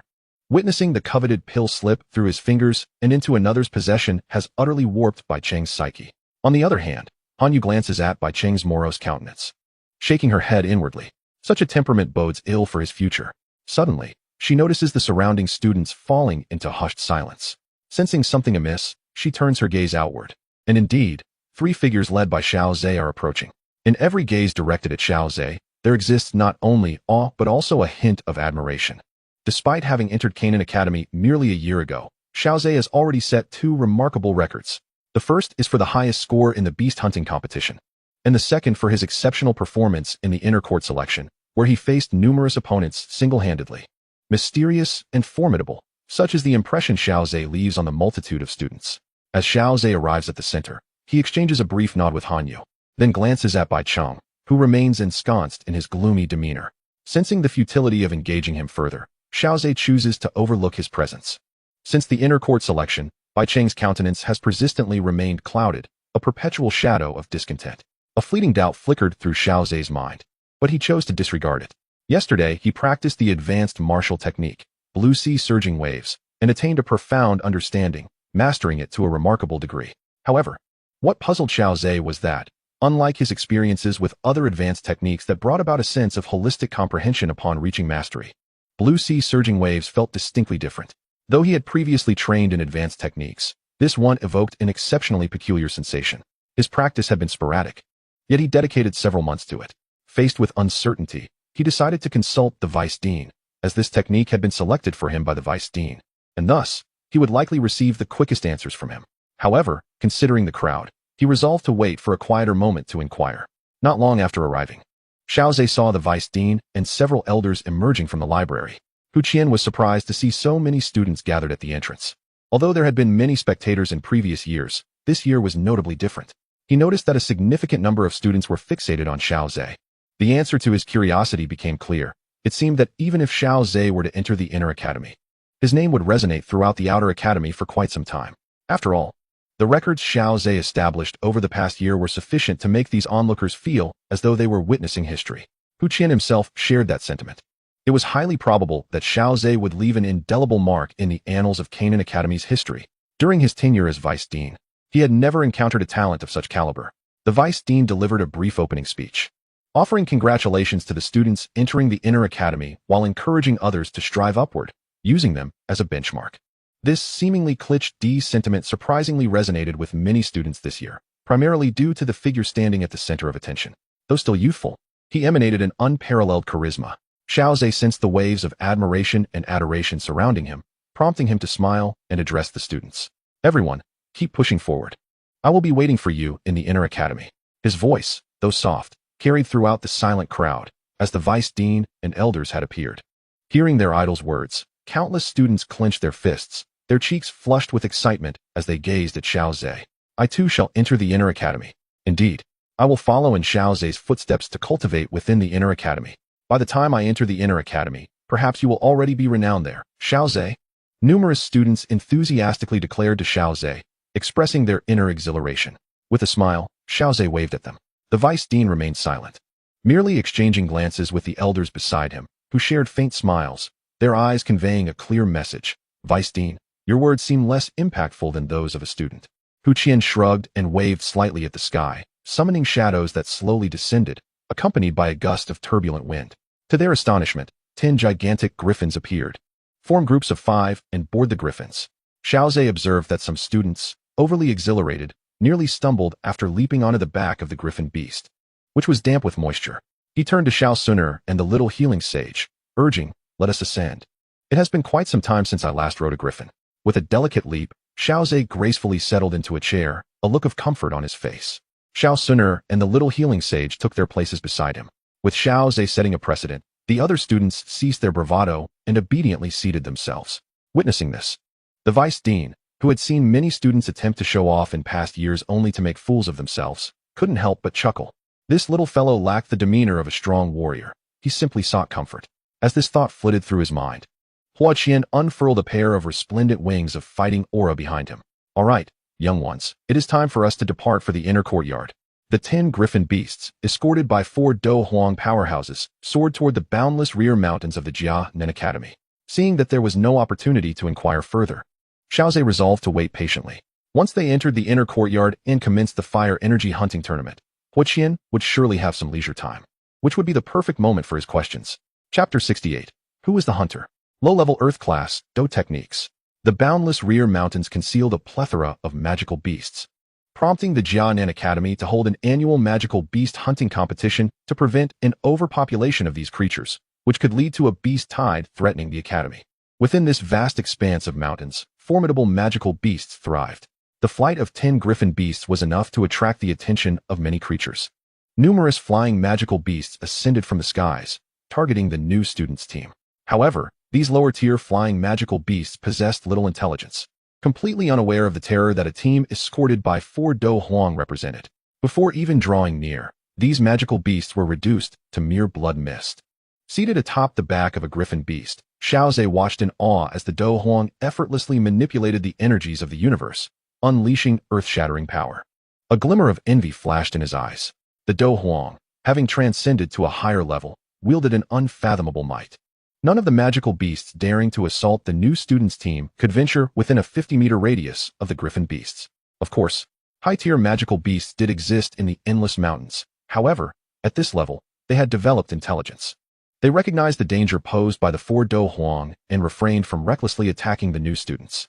After 2 hours of relatively uneventful flight, the griffin beast team gradually descended to a mountain gorge. Amidst the astonished gazes of numerous students, Huqian waved his hand, unleashing a surge of energy that penetrated a section of space, causing it to ripple like the surface of water. To their astonishment, a massive silver-hued door, 7 or 8 meters tall, eerily materialized. Xiaozhe's eyes reflected his surprise. Although he was aware of such entities, his spiritual perception had not detected it. As the silver door slowly opened, the scene revealed a forest within. The griffin beasts streamed in one after another, disappearing without a trace, as if it were merely an illusion. Following the griffin beasts, Xiaozhe stepped through the massive door, and once all had entered, the door gradually closed behind them. Amidst the swirling waves of spatial energy, the resplendent silver gate vanished once more. Beyond the threshold lay a forest, albeit altered. A group of individuals awaited in this locale, led by 2 venerable elders, flanked by a dozen robust middle-aged men and several somewhat younger disciples. Old Yen, Old Lin, it is your turn to oversee duties this cycle, is it not? Huqian initiated the greeting. The 2 elder figures exchanged jovial banter with Huqian, suggesting a camaraderie of long standing. How fares this new cohort of students? I have heard whispers of an extraordinary talent emerging, one that the outer academy cherishes like a precious gem? Huqian rolled his eyes, playfully reproaching, what nonsense is this? Who is hoarding anything? If I were truly concealing someone, would I send them to the inner academy? Upon Huqian's cue, the 2 elders turned their attention to Xiaozhe. Noticing their gaze, Xiaozhe raised a hand in respectful salutation. The elders responded with warm smiles and nods. A fleeting glance exchanged between them revealed a trace of incredulity, as they discerned a hint of Xiaozhe's true potential. Suddenly, an older student standing behind the elders spoke up. This year's newcomers seemed to feature quite a number of young women, including 2 striking beauties. He concluded with a playful whistle. Instantly, Elder Lin pivoted towards the speaker, his expression stern as he admonished, silence. You only serve to bring shame upon us. In contrast to Xiaozhe's modest demeanor, the inner academy students behind him appeared somewhat vexatious. As for the one who spoke earlier, 5 days of fire energy shall be deducted. What? The unfortunate fellow blanched, astonished that a mere casual remark would cost him so dearly. Yet, he dared not contest the decree, for the elders wielded immense power within the academy, easily capable of disciplining a student. Simultaneously, he felt a deep sense of regret for his lack of restraint. Xiaozhe glanced at the student who had whistled, the direction of his whistle unmistakably aimed at him. It had been quite some time since he had engaged in a physical confrontation, and his fists itched with anticipation. Maintaining a facade of calm, his thoughts flickered. The elder's punishment was ultimately enacted through another's hand. His own retribution would require his direct involvement. As Xiaozhe caressed the black card in his hand, a faint warmth radiated from it, revealing a crimson numeral 5. He cast a sidelong glance at the older student, whose eyes now glimmered with avarice. Fixated on the oblivious newcomers as if they were mere quarry. With a subtle flick of his wrist, Xiaozhe stowed the black card within his spatial ring, contemplating. Who is the hunter, and who the prey, remains to be seen. Elder Lin succinctly outlined the rules, prompting the new students to surge into the forest. Xiaosuner, the little medical sage, and Han Yu exchanged glances, their expressions tinged with curiosity as they observed Xiaozhe's lack of intent to depart. Xiaozhe signaled them to remain patient. Approaching Vice Dean Huqian, the latter expressed intrigue at what Xiaozhe might desire. Vice Dean, I seek your counsel regarding a matter. Earlier, you awarded me the advanced Xian-level combat technique, Azure Waves and Raging Tides, and I have some uncertainties about it. Huqian's eyes widened in surprise as Elder Lin turned his gaze towards him. Have you deemed the surging waves of the Azure Sea as a reward for this young lad? Elder Yin waved his hand, instructing the middle-aged men to arrange matters for the senior students. Hu Qian, intrigued, inquired about the specifics from Xiao Zhe. Present were only 3 elders and Xiao Zhe's trio of companions. Observing the vice dean's solemn demeanor, Xiao Zhe pondered and recounted the entire incident. After exerting himself fully, he sensed that there were subsequent transformations yet to be grasped. Hu Qian exchanged glances with the 2 elders, astonished that Xiao Zhe had indeed made the connection. Faced with this revelation, Hu Qian felt compelled to reveal the truth. In fact, the complete surging waves of the Azure Sea was a low-tier Earth-grade combat technique. Xiao Zhe was momentarily taken aback, while Han Yu and the others expressed disbelief. This technique originated from a relic. Initially intended as a reward for elders with notable contributions to the academy, its power was extraordinarily formidable, entirely unlike any water attribute technique. Subsequently, the dean personally intervened, dividing this technique into 2 segments.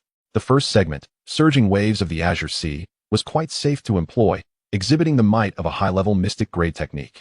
The second segment, however, was fraught with peril. Even an elder could find themselves drained of energy and suffer a regression in their cultivation due to a moment's carelessness.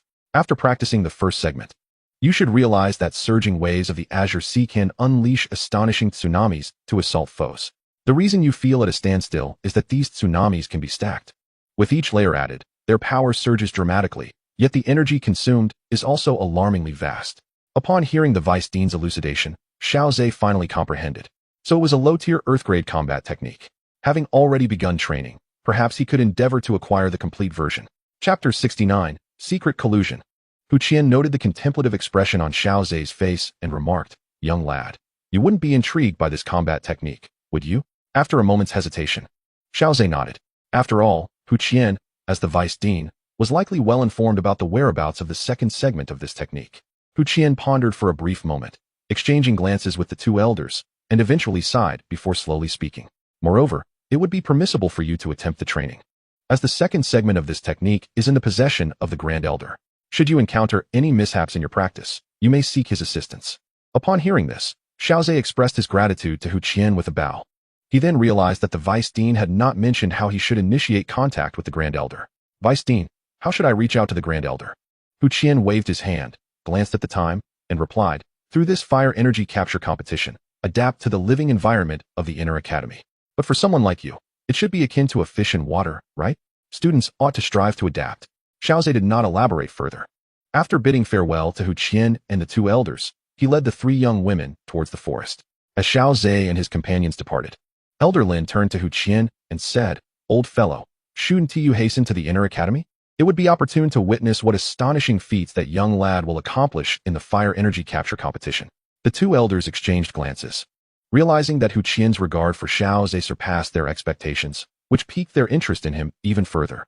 After all, there must be something extraordinary that makes the old fellow, Hu Qian, take such great care.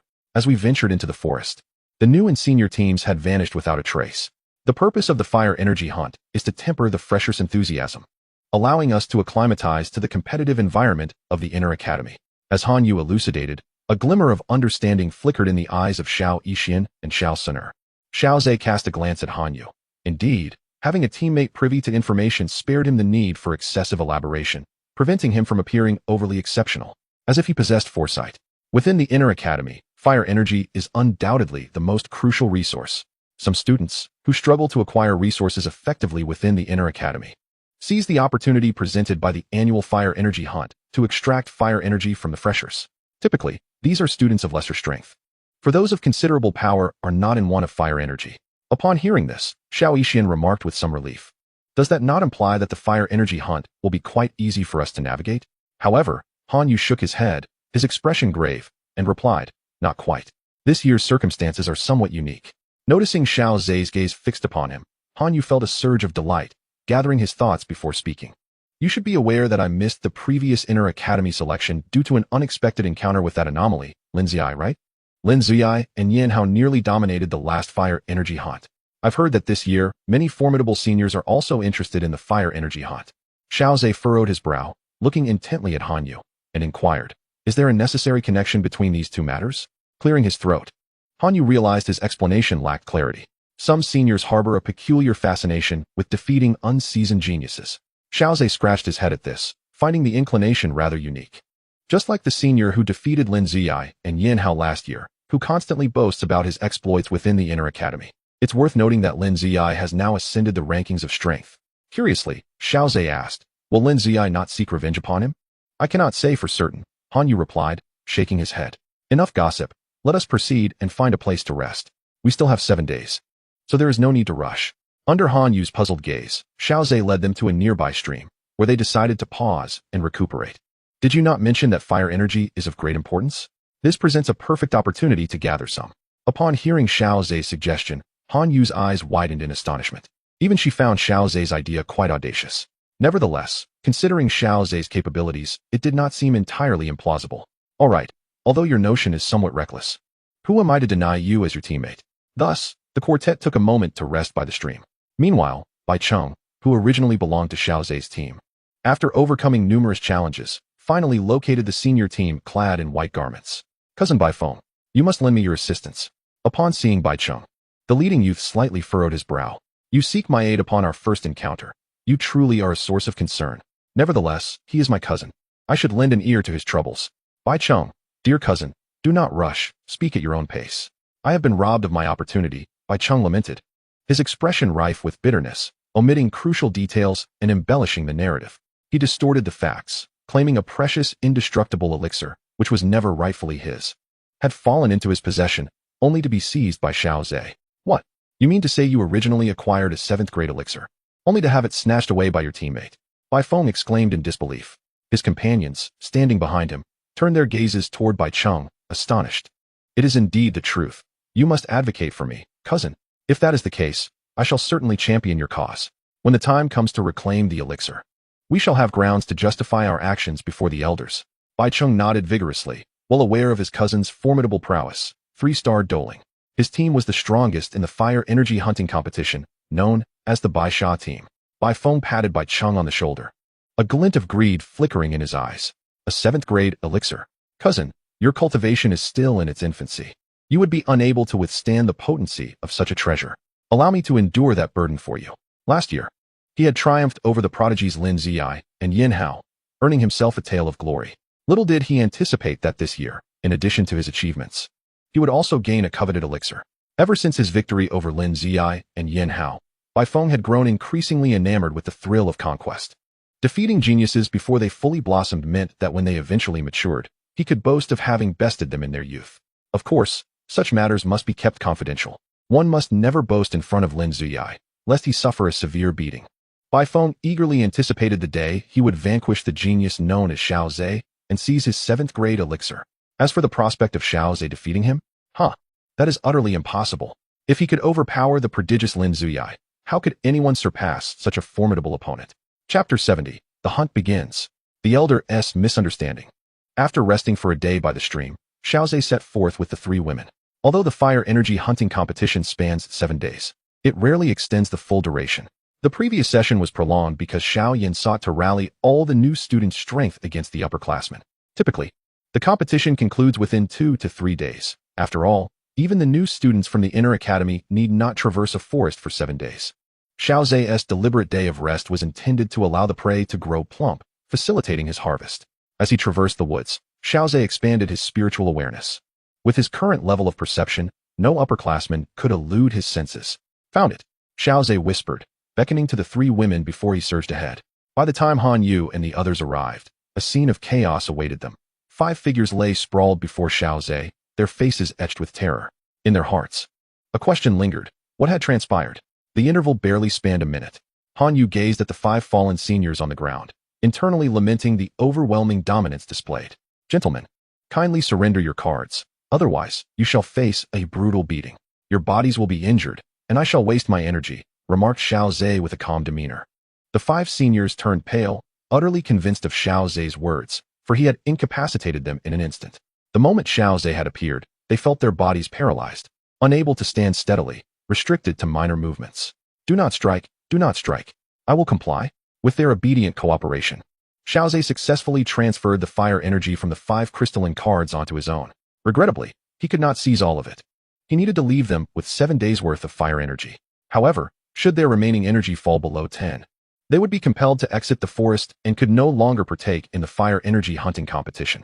The number of seniors participating was equal to that of the newcomers, with 5 teams of 10, yet only 9 teams remained. The 5 individuals sprawled on the ground watched as Xiao Zhe and his companions departed, exhaling a sigh of relief. Thankfully, this monster had finally left. Upon reaching a secluded area, Xiao Zhe produced his black card. Well, we have a total of 120 fire energy. Let us divide it equally among us. Neither Xiao Yixin nor Xiao Suner objected, but Han Yu hesitated before shaking her head. Xiao Zhe, if we divide it equally, am I not taking advantage of you? I have already informed you of the precious nature of this fire energy. Han Yu understood that the information she had provided could have easily been obtained by Xiao Zhe through questioning the seniors. Xiao Zhe glanced at Han Yu, nonchalantly responding, "Since you have joined my team, I must treat you all equally. Even if our time together is brief, we are teammates." Noticing that Han Yu was about to speak again, Xiao Yixin gently grasped her hand and winked at her. "Senior Han Yu, let us adhere to the principle of the majority. All 3 of us have agreed to the equal division, and there is no need for you to feel distant." After contemplating, Han Yu ultimately nodded in agreement. She extracted a crystalline card from her spatial ring, along with a deep blue scroll. "Regardless, I have benefited greatly from you all. This is a treasure map I stumbled upon. Its value remains unknown, but I implore you to accept it." As Xiao Zhe gazed at the deep blue scroll, a sense of ancient mystery enveloped it. "In that case, I extend my gratitude to you, Senior Han Yu. The distribution of fire energy shall be settled thus." Xiao Zhe inscribed some fire energy onto each of their crystalline cards before stowing away the deep blue scroll. Relieved that Xiao Zhe had accepted the scroll, Han Yu exhaled. Despite being a treasure map, its uncertain value harbored too many unknowns. Ultimately, it was Han Yu who had gained the upper hand. Xiao Zhe's willingness to accept the treasure map likely provided her with some solace. Han Yu cast a grateful glance at Xiao Zhe's retreating figure. They then resumed their hunting journey, as senior teams were successively attacked. Soon, the topic of the new recruits hunting the seniors began to circulate throughout the forest. In a certain part of the woods, 3 elders sat cross-legged. "This little fellow has rested for an entire day, evidently to allow his prey to grow plump," chuckled Huqian, finding Xiao's actions inexplicably amusing. "This is the 6th team of seniors. With this little one's strength, even confronting the formidable Baisha team should pose no problem," Elder Lin remarked, somewhat astonished. "Is the training program of the outer courtyard genuinely that remarkable? It has enabled this young one to advance to the doling stage at such a tender age." Elder Yin inquired, his curiosity piqued as he had not previously focused on the training programs while in the inner courtyard. Huqian shook his head helplessly, responding with a hint of annoyance. "If the outer courtyard's training program were truly that effective, I would manage to secure 1 or 2 slots each year. Alas, it is merely this little one who is exceptional, and in reality, he has gained very little from the outer courtyard's program." Both Elder Yin and Elder Lin were taken aback by this assertion. Elder Lin, known for his frankness, elicited a roll of the eyes from Huqian, who jokingly retorted, "Oh please, you are aware of this little one's training program, which includes 2 opportunities at the library and an allotment of medicinal pills. On those 2 occasions, he acquired 2 volumes of earth-tier techniques, one pertaining to water attributes for his personal use, and the other concerning poison attributes for that girl by his side." Upon hearing this, both Elder Lin and Elder Yin were left speechless. The young man's fortune was indeed remarkable, obtaining 2 volumes of earth-tier techniques with a single visit to the library. What was even more astonishing was that he seemed to regard these invaluable techniques as commonplace, so much so that he casually gifted one to the girl beside him.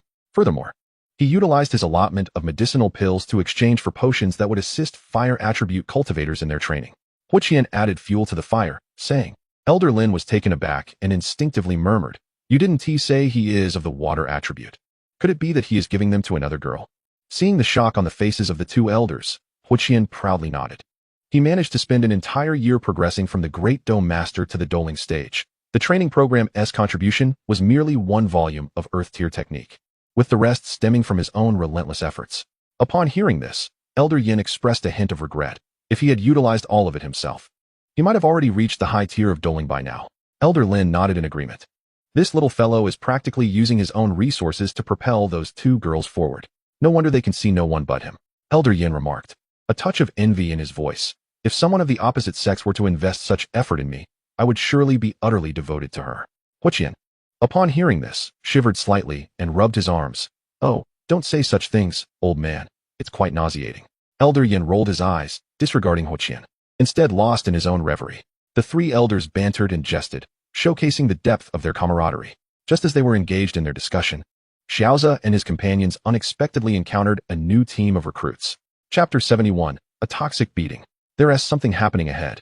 As Xiaoze's voice resonated, the three women immediately became alert. There is no need for concern. It is merely a team of newcomers, Xiaoze clarified, prompting them to relax.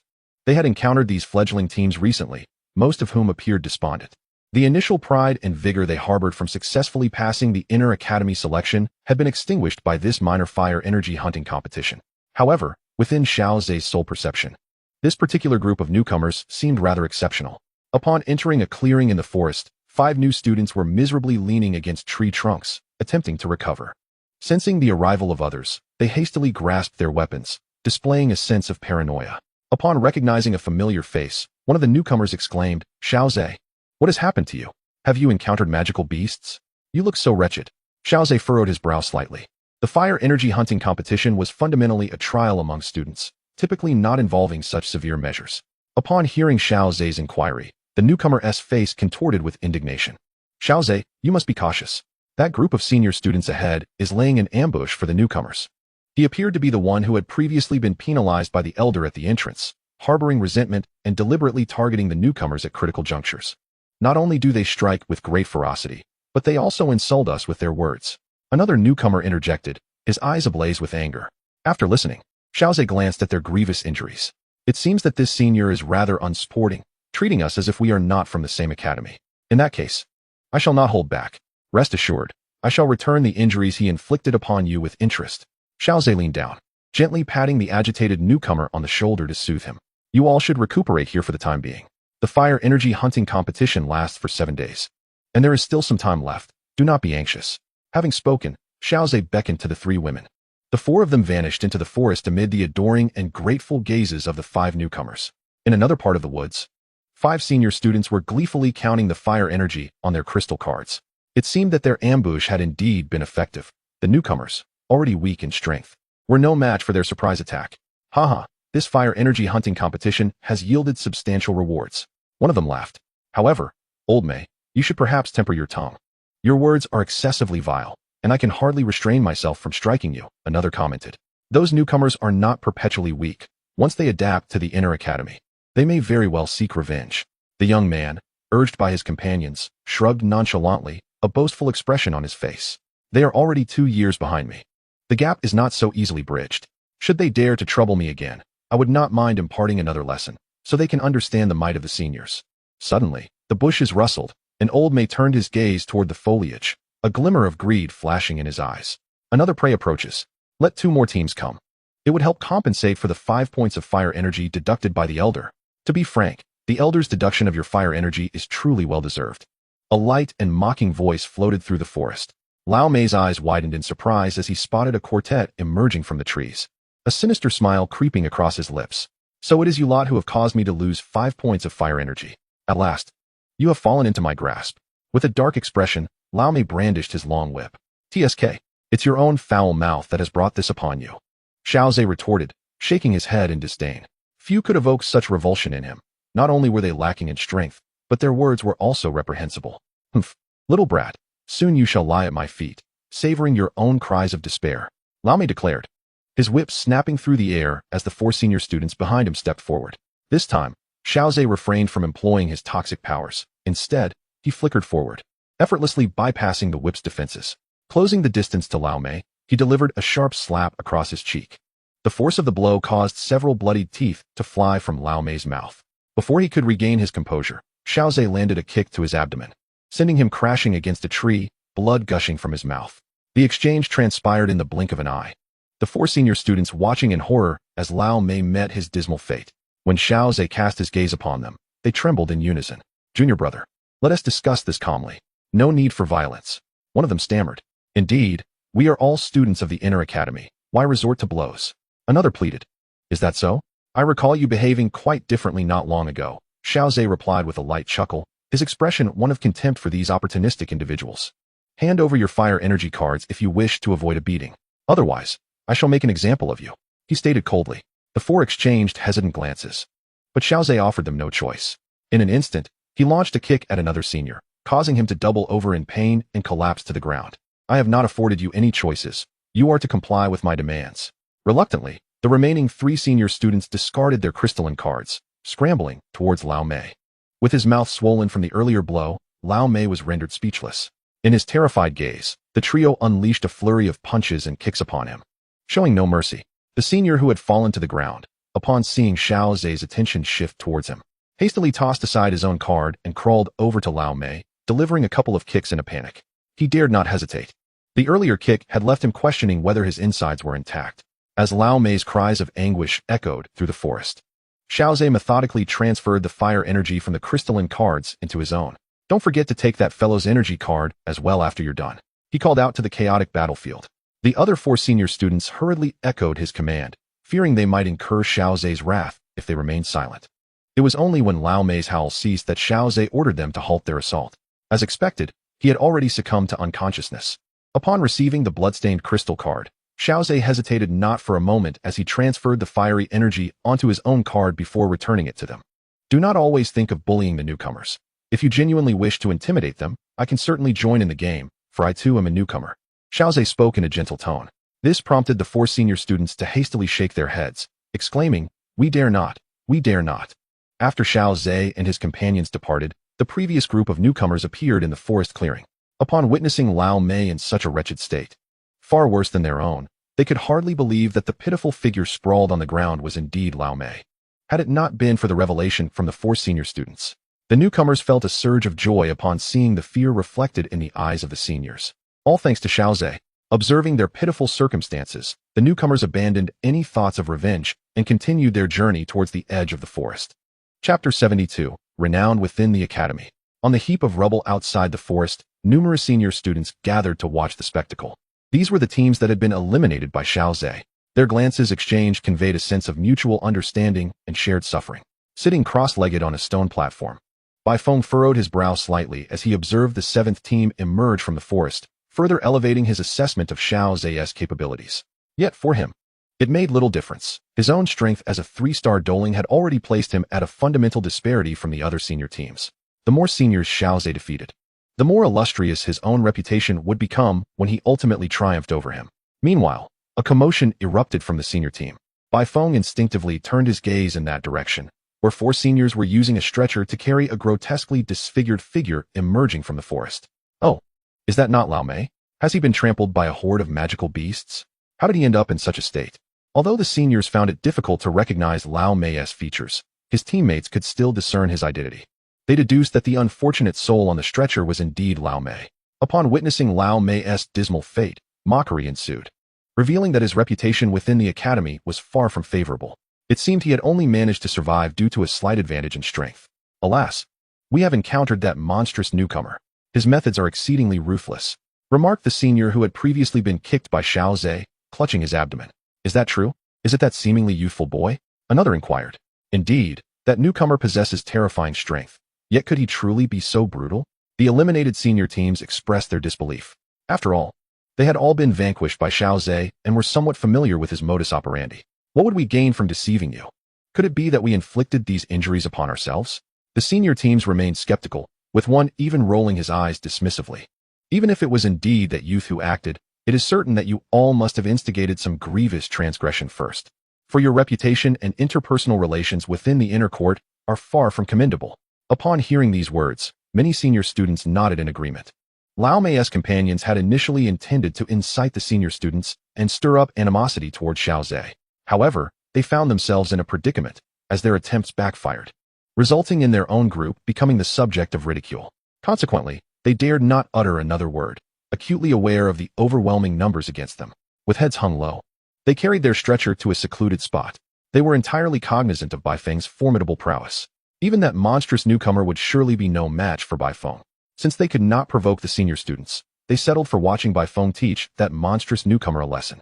Shortly thereafter, a team clad in sleek black attire emerged from the forest, prompting discussions among the senior students.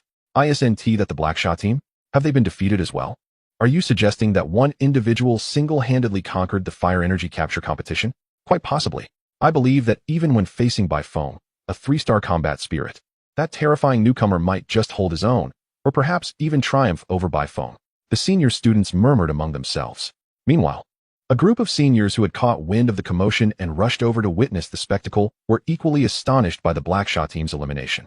After all, the Black Sha and White Sha teams were regarded as the two most powerful factions in the fire energy capture competition. With the Black Sha team vanquished, could the White Sha team possibly defeat that formidable newcomer? News of the enigmatic newcomer had spread throughout the inner court over the past few days, shrouded in mystery. Hearing the seniors' discussions, Bai Feng could not help but smirk inwardly, resolutely deciding to defeat this so-called formidable newcomer in the most decisive manner, shattering all doubts. Xiaozhe glanced at the numbers on his fire energy card, a flicker of satisfaction passing through his mind. Close to 400 units of fire energy.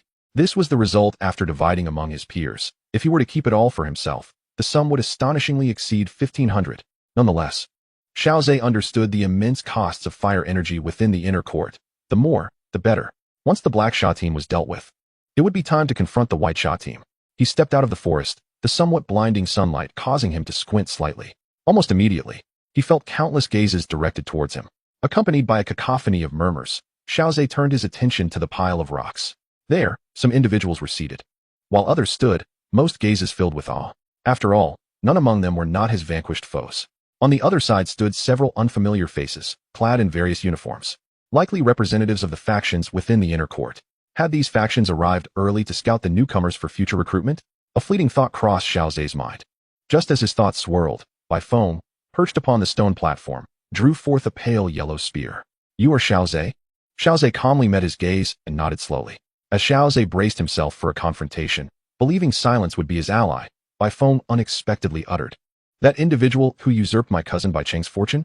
Bai Feng's words sent ripples through the crowd, drawing the attention of both seasoned students and onlookers alike, all intrigued by the mention of fortune and the brewing conflict. I took away Bai Cheng's fortune? What a ridiculous notion. We have no connection, Xiaozhe mused, shaking his head in bewilderment. His gaze swept the area, searching for the focal point of this drama, Bai Cheng. As Bai Feng rushed toward him with remarkable speed, Xiaozhe couldn't help but press his forehead in exasperation. You would be better off remaining silent and simply engaging in combat. You're more cryptic than a riddle. Noticing the faint yellow aura of energy surrounding Bai Feng, it became evident that he was an earth element practitioner, presenting an opportunity to test the advanced technique. Azure waves and raging tides.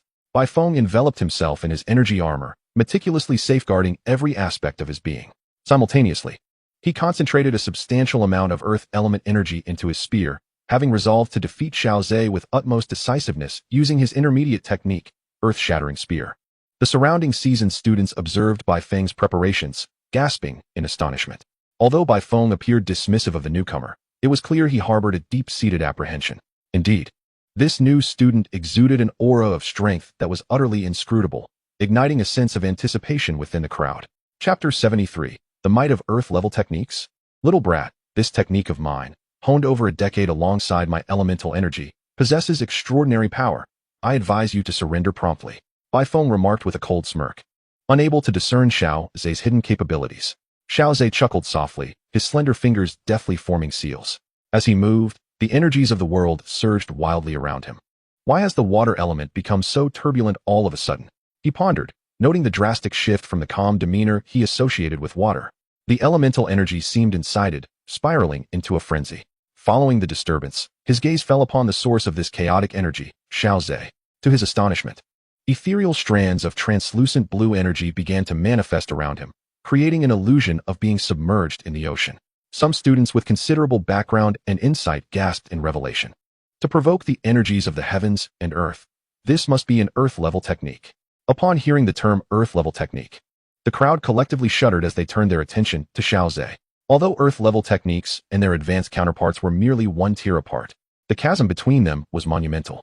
Advanced techniques primarily relied on the practitioner's innate strength, while earth-level techniques harnessed the energies of the cosmos, yielding astonishing power.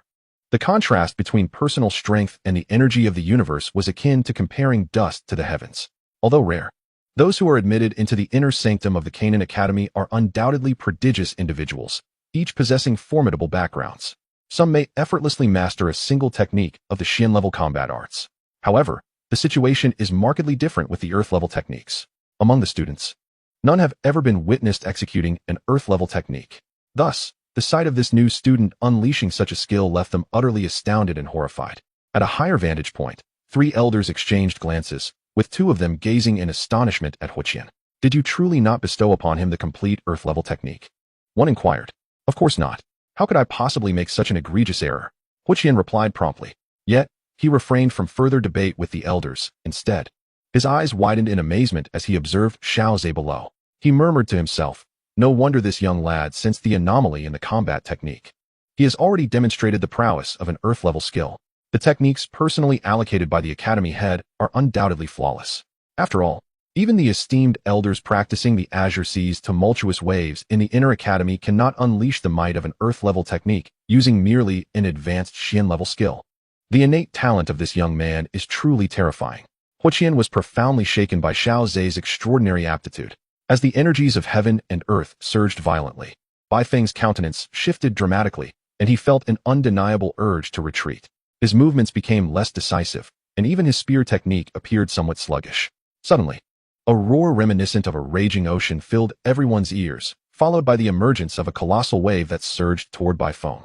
Witnessing this formidable force, Bai Feng found it increasingly difficult to maintain his grip on the spear, his form appearing diminutive in comparison to the approaching tidal wave. Alas, this young one has wielded his power with little restraint. The force of an Earth-level technique, even in its residual impact, is beyond the capacity of these novice combat masters to withstand, Huqian remarked, signaling the two elders to act swiftly. He then unfurled a pair of resplendent wings of combat energy and dove toward the ground. The two elders conjured a barrier of energy to shield the onlooking students, while Huqian swiftly reached Bai Feng's side, grasping the back of his collar and soaring upward just in time to evade the devastating attack. The crashing tidal wave collided with the jagged rocks, which, in the face of such overwhelming force, appeared fragile and were effortlessly shattered. As the wave descended fully, countless students felt the ground tremble beneath their feet, as if a dragon stirred from its slumber. A torrent of water, laden with mud and debris, surged toward the forest below, uprooting trees in its wake. Observing this scene, reminiscent of a natural disaster, the students swallowed hard, casting grateful glances at the two elders who shielded them, while also gazing in awe at Xiaozhe. Is this the true might of an Earth-level technique? Is this the power derived from the energies of heaven and earth? The long spear in Bai Feng's hand slipped from his grasp, crashing onto the pile of rubble below with a crisp sound. His face was awash with shock as he gazed at Xiaozhe, realizing that had he not evaded the strike, he might have been reduced to mere fragments at this moment. Huqian descended slowly, feigning anger as he remarked, "You little rascal, you must learn to temper your strength. What if someone else were to be injured?" Xiaozhe clasped his hands in apology, saying, "I acknowledge my mistake." "Very well, let this be a lesson," Huqian conceded, recognizing that in battle, unforeseen circumstances are inevitable. He gently set Bai Feng down, treating Xiaozhe's actions with leniency. "Bai Feng, do you have any objections?" Huqian inquired, belatedly aware of the situation. Bai Feng's face turned pale as he hastily shook his head. He dared not voice any dissent. Had it not been for the vice principal's intervention today, he would have long met his demise at Xiaozhe's hands. Internally, he cursed Bai Cheng vehemently, questioning why he would provoke such a formidable adversary. "Hold on, Senior Bai Feng. You have yet to enlighten me about the nature of this opportunity," Xiaozhe interjected with a smile, prompting Bai Feng to recount the details. "My cousin Bai Cheng claims that you seized his opportunity, a 7th-grade elixir, the indestructible pill." Xiaozhe was taken aback, pondering when the indestructible pill had become Bai Cheng's fortune. The surrounding students gasped in astonishment. A 7th-grade elixir? Who could have anticipated that attending the fire energy capture competition today would yield such remarkable revelations? They had just witnessed the terrifying prowess of Earth-ranked combat skills, and now heard of an opportunity involving a 7th-grade elixir. Xiaozhe glanced at the vice principal and, seeing a slight nod of approval, began to elucidate. After all, the matters concerning the library pavilion were confidential to the academy. It was utterly ludicrous. Bai Cheng must have lost his senses. The 7th-grade elixir was indeed a treasure from the library pavilion. Bai Cheng had rushed forward upon its emergence, only to be injured by the energy it radiated, and had not encountered it since. If merely catching a glimpse could be regarded as claiming an opportunity, that would be excessively tyrannical, wouldn't it? Bai Feng's complexion oscillated between shades of blue and purple, yet he did not believe Xiaozhe would deceive him. After all, this was a matter of the library pavilion, and in the presence of the vice principal, Xiaozhe would surely be reprimanded for any falsehoods. As he noticed the surrounding students casting mocking glances, Bai Feng felt a surge of indignation. He resolved to teach his foolish cousin a lesson. At that moment, two elders approached Xiaozhe, chuckling as they remarked, "The younger generation is indeed formidable." Chapter 74, Do Not Rush. Retain the fire energy. So this is the method of seizing opportunities? How comical. A mere glance transforms it into Bai Cheng's fortune? His arrogance knows no bounds. They laughed heartily, realizing that although the inner academy often jested about the madness of others, they had not anticipated the arrival of a true lunatic. Yet, as Xiaozhe stated, the treasures within the library pavilion were indeed tantalizing, with even 7th grade elixirs in the mix. Indeed, had I known earlier, I would have exerted every effort to secure a top 5 position. The students around engaged in lively discussions, finding amusement in Bai Cheng's behavior. Simultaneously, one cannot help but be astounded by the profound heritage of Canaan Academy. The library astonishingly houses even 7th grade elixirs. Some former students, upon hearing this, were filled with regret. It seems they were once very close to securing a place among the top 5, but missed this extraordinary opportunity. Countless students turned their gazes toward Xiaozhe. This seemingly youthful freshman possesses both Earth-level combat techniques and 7th grade elixirs. Furthermore, having just entered the inner academy, he already wields such terrifying power, effortlessly defeating Bai Feng, a 3-star combat spirit. If given a year, he is bound to become a prominent figure among the elite. They could already envision the tremendous upheaval Xiaozhe would create upon entering the inner academy. A single phrase surfaced in everyone's minds. Truly, as the elder remarked, the youth are formidable. Elder Lin, chuckling, remarked, even the Bai Sha team has fallen to your hands, young lad. You have set a new record for the inner academy, becoming the first to single-handedly break through the entire fire energy capture competition. Thus, this year's fire energy capture competition came to a close. At that moment, Xiaozhe suddenly clasped his hands and said, please wait a moment. Elder. Youngster, is there something else on your mind? Elder Lin responded kindly. I would like to request that Senior Bai Feng and his team hand over their fire energy cards. Elder Lin was taken aback, glancing at the elder beside him and Hu Qian, unable to suppress a chuckle. Bai Feng, pale and visibly reluctant, along with the other 4 team members, wore expressions of discontent. However, even if their faces were bruised, they dared not utter that they had not lost. After all, the power of that Earth-level combat technique was deeply etched in their minds. Losing means you must acknowledge it. What? Are you only permitted to seize the fire energy cards from the freshmen while they cannot take yours? Elder Lin snorted coldly, clearly displeased with Bai Feng's hesitation. Upon hearing the elder's cold snort, Bai Feng trembled slightly, his fingers trembling as he produced a blue crystal card. The number on it elicited a wave of fervor among the onlooking students, an astonishing 136. With a pained expression, Bai Feng reluctantly handed over the fire energy card, which he had fought hard to acquire in the arena. Xiaozhe cheerfully accepted the fire energy card and vigorously rubbed it against his black card. Instantly, the number on the blue fire energy card transformed into 7. As Bai Feng received the blue fire energy card, his heart bled. Had he known that the fire energy capture competition would encounter such a monster, he would never have hoarded so much fire energy, but would have exchanged it for other elixirs or combat techniques long ago. Now, months of accumulation were entirely wiped out. This was beyond mere heartache. It felt as though his heart was bleeding. Xiaozhe then took the fire energy cards from the other 4, methodically wiping away their fire energy. Observing the sudden addition of over 400 fire energy, Xiaozhe's heart soared with joy. Even if divided among the 4 team members, each would still receive over 100 fire energy, coupled with their earlier accumulation. The 4 of them would likely be free from worries about fire energy for the coming months. You have successfully obtained the fire energy, my little friend. Are you satisfied now? Elder Lin remarked with a smile, to which Xiaozhe responded with a respectful gesture of gratitude. After all, even if Elder Lin chose to disregard him and abruptly declared the end of the fire energy hunting competition, Xiaozhe would have been powerless to object. Very well. Let your teammates come forth and claim their rewards as well. Upon the appearance of Xiao Suner and the enchanting healer Han Yu, a sensation rippled through the crowd. The gaze of numerous students converged upon them, and soon after, upon Xiaozhe. Observing Xiaozhe's figure, one could not help but feel envious. Possessing Earth-grade combat skills, 7th-tier elixirs, and accompanied by 3 extraordinary beauties, what a sight to behold. The quartet of Xiaozhe's team each received a green fire energy card. Elder Lin kindly elucidated the significance of these cards. The fire energy cards are categorized into 5 levels: black, blue, green, red, and purple, each representing the number of tiers one can access in the Celestial Flame Refinement Tower. The black card grants access to the 1st and 2nd tiers, the blue card to the 3rd and 4th, and so forth. Transitioning from a black card to a blue card requires 100 units of fire energy, while ascending from blue to green necessitates 200 units, and so on, effectively saving you 300 units of fire energy. Within the crowd, envy and jealousy flickered in the eyes of the onlookers, as the vast majority had not managed to acquire a green fire energy card. Yet here stood 4 newcomers to the inner academy, possessing what they themselves could not attain. How could this not incite feelings of envy and even resentment? Additionally, each member received 100 days worth of fire energy, and Xiao Zhe was granted an extra 100 days. Elder Lin slowly articulated words that drew gasps of astonishment from all present. Each of you is awarded 100 days of fire energy.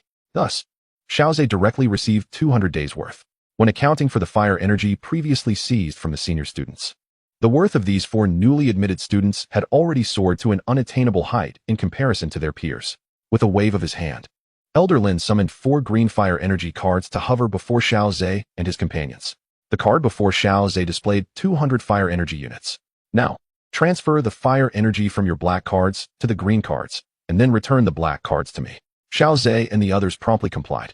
Once the rewards were dispensed, Elder Lin addressed the assembly. The current fire energy hunting competition concludes here. The ultimate victors are Xiao Zhe's team. Come with me, little ones.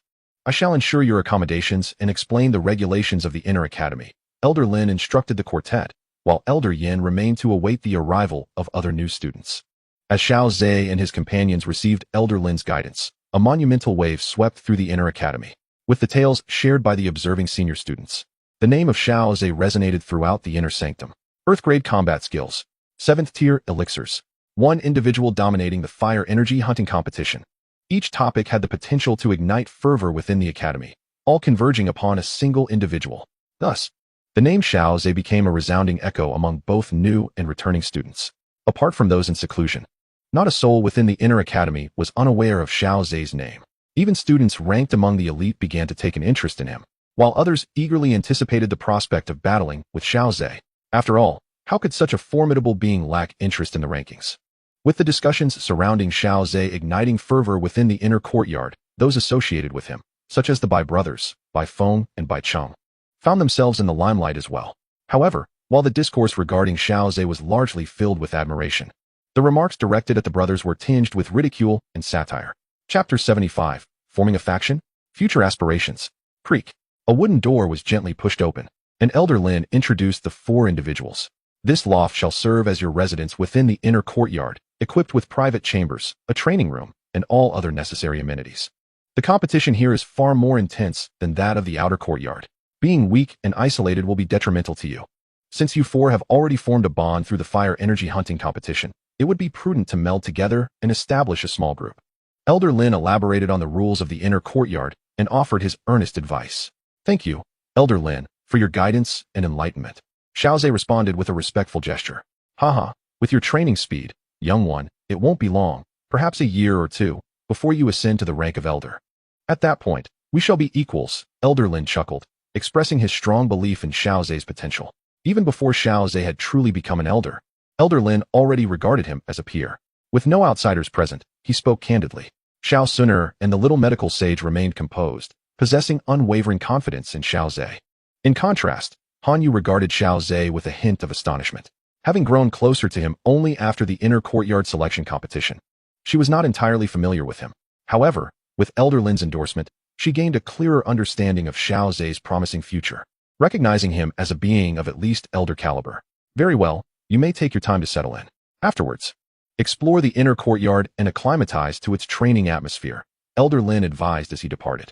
Xiao Zhe and the others bid farewell to Elder Lin, and each chose a room on the 2nd floor. As dusk descended, they reconvened in the hall downstairs. With the insights gained from Elder Lin and senior sister Han Yu, their understanding of the inner courtyard now rivaled that of seasoned students. It was time to make a decision. Xiao Suner smiled and proposed, should we consider establishing a faction? The little medical sage pursed her lips, her brow furrowed. As the bearer of the cursed poison body, she was accustomed to solitude. Had she not encountered Xiao Zhe and become his companion, she would likely still be alone. Thus, she felt a twinge of resistance towards the idea of forming a faction. However, seeing that Xiao Zhe had yet to express his stance, she refrained from voicing her thoughts. Han Yu appeared momentarily taken aback, her expression reflecting inner turmoil. She had benefited greatly from Xiao Zhe during the fire energy hunting competition, acquiring substantial fire energy. If Xiao Zhe intended to form a faction, she certainly could not consider aligning with another group. If that were the case, she would need to inform her clan in advance that she would not be joining the faction established by them. The sudden inquiry from Xiao Suner elicited varied expressions from the 2 individuals present.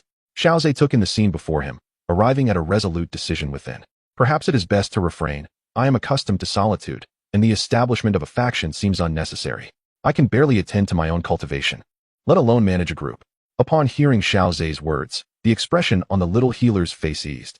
Han Yu also quietly exhaled. Yet an inexplicable sense of loss lingered in her heart. Perhaps it was the realization that she would not be able to see Xiao Zhe as frequently in the future. After all, if she were to join the faction established by her kin, it would be impossible to share the same loft with Xiao Zhe. Coupled with their mutual cultivation, the opportunities for encounters would diminish even further.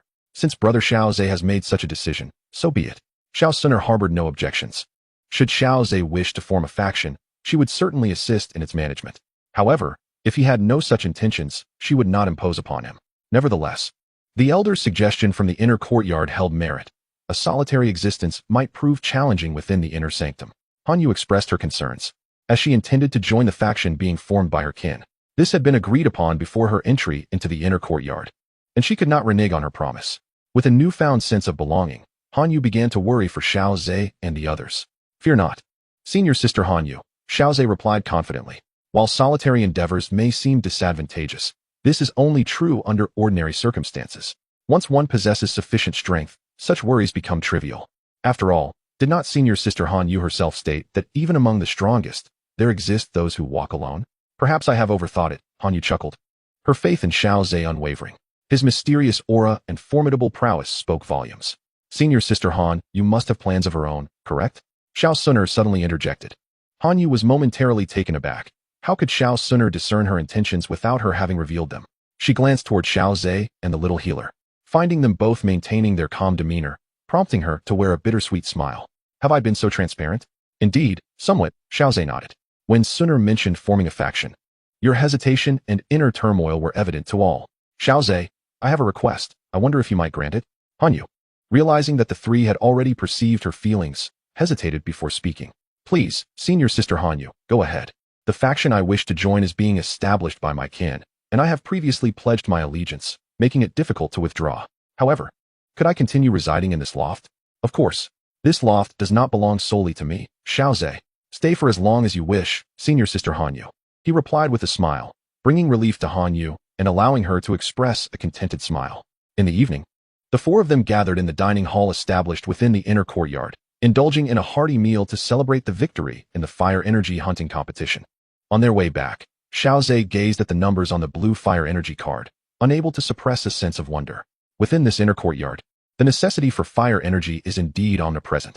Previously, they indulged in a hearty feast, consuming several days' worth of fire energy. The inner courtyard does not lack methods to acquire fire energy. For instance, with your formidable strength, Xiao Zhe, you might consider trying your hand in the arena, suggested Han Yu upon hearing Xiao Zhe's musings. Let us not rush. Tomorrow, we shall first visit the Heavenly Flame Refining Tower.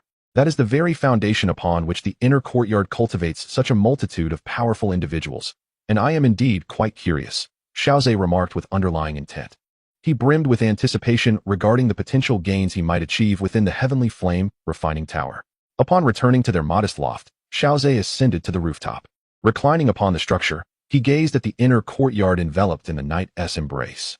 Apart from a few areas still radiating warmth, the rest fell into a tranquil silence. Nestled within a basin, the inner courtyard was surrounded by towering edges of the landscape. As Xiao Zhe observed the scene before him, he realized that the next 1 to 2 years would be spent here. His aspirations within the inner courtyard were few.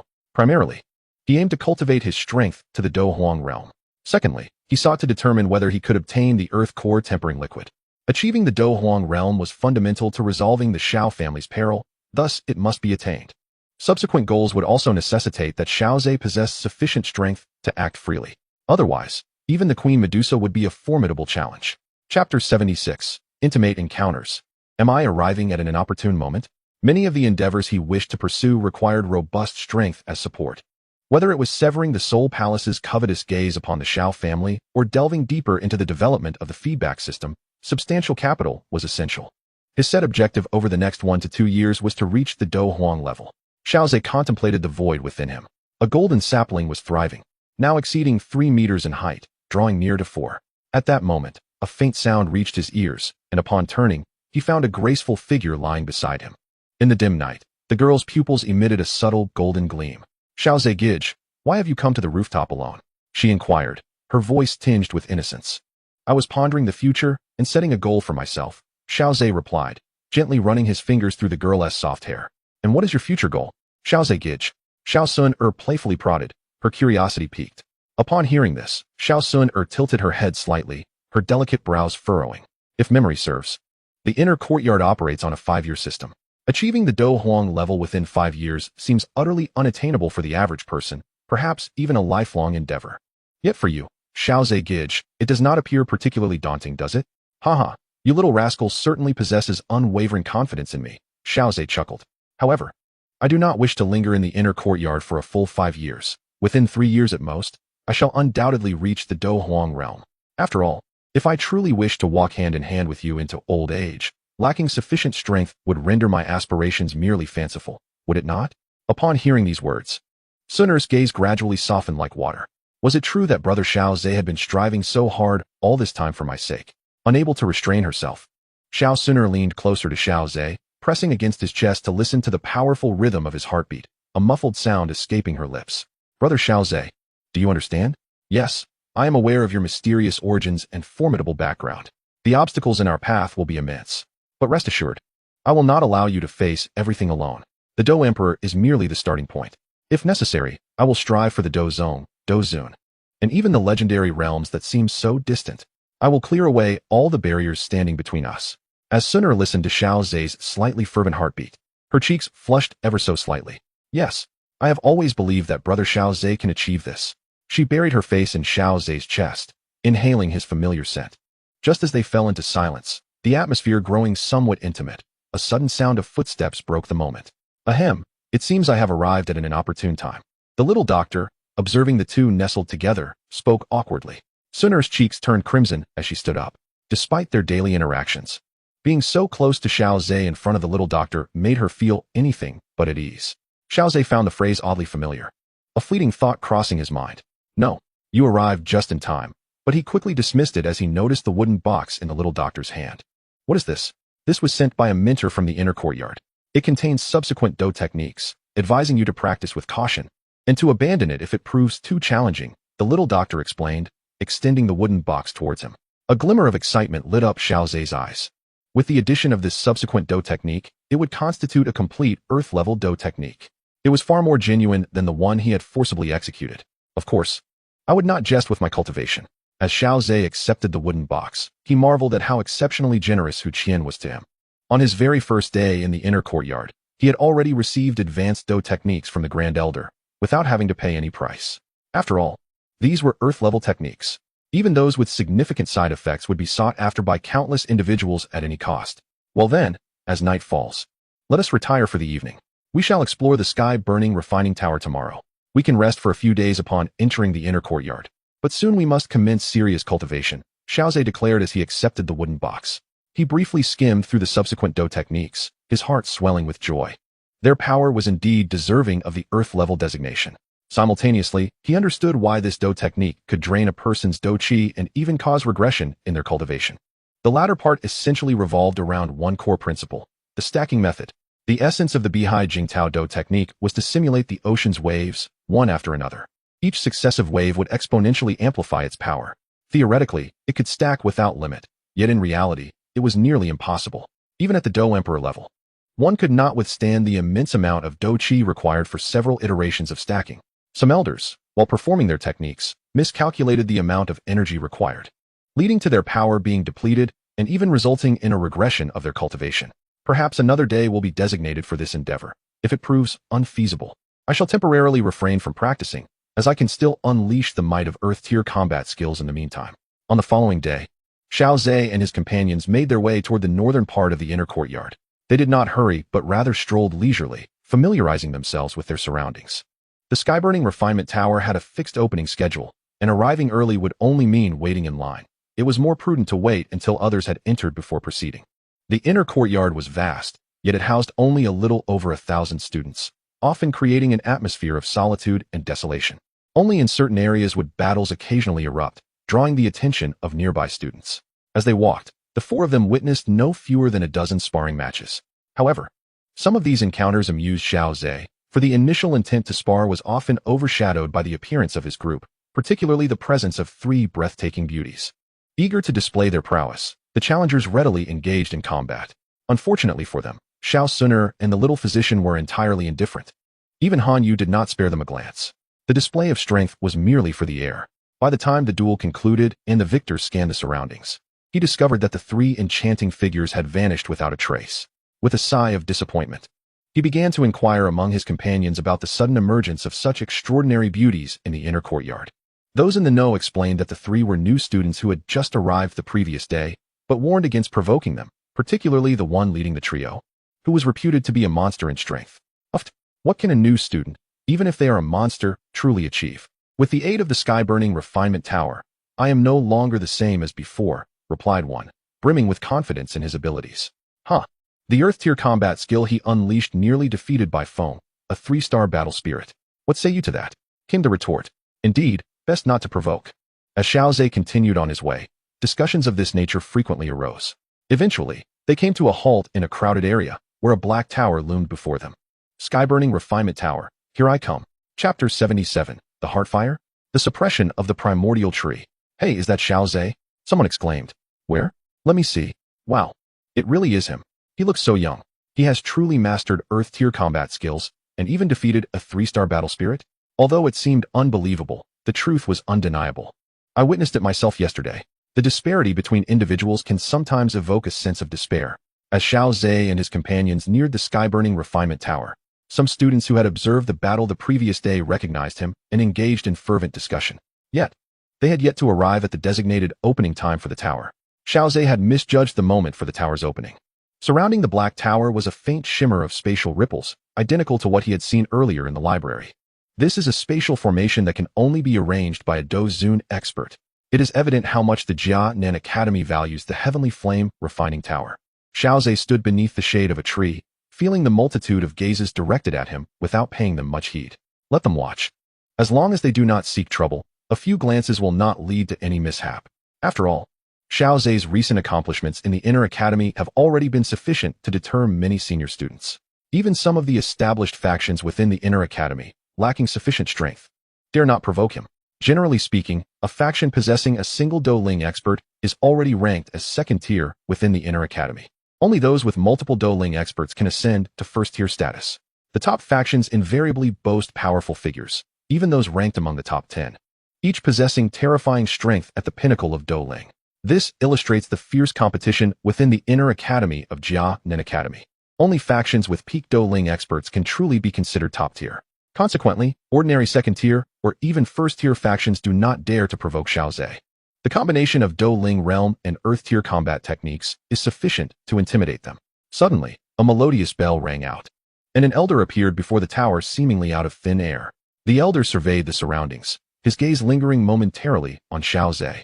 Then, his aged yet resonant voice echoed across the plaza. The tower is now open. Xiaozhe and his companions remained unhurried, not rushing to queue, and continued to converse beneath the shade of the tree. It was only when the crowd thinned significantly that Xiaozhe approached the black tower. Are you the new students who have recently been the talk of the academy? As Xiaozhe drew near, the elder greeted him with a smile. Xiaozhe respectfully clasped his hands in greeting. No need for excessive formalities, young one. Elder Lin mentioned your achievements to us yesterday. Had it not been for his words, I might have found it hard to believe. The elder chuckled, introducing himself. My surname is Lu. You may call me Elder Lu. How well do you understand the heavenly flame refining tower? Somewhat. Xiaozhe pondered briefly before responding. The first time one enters the heavenly flame refining tower, one must endure the torment of the heart fire. Correct.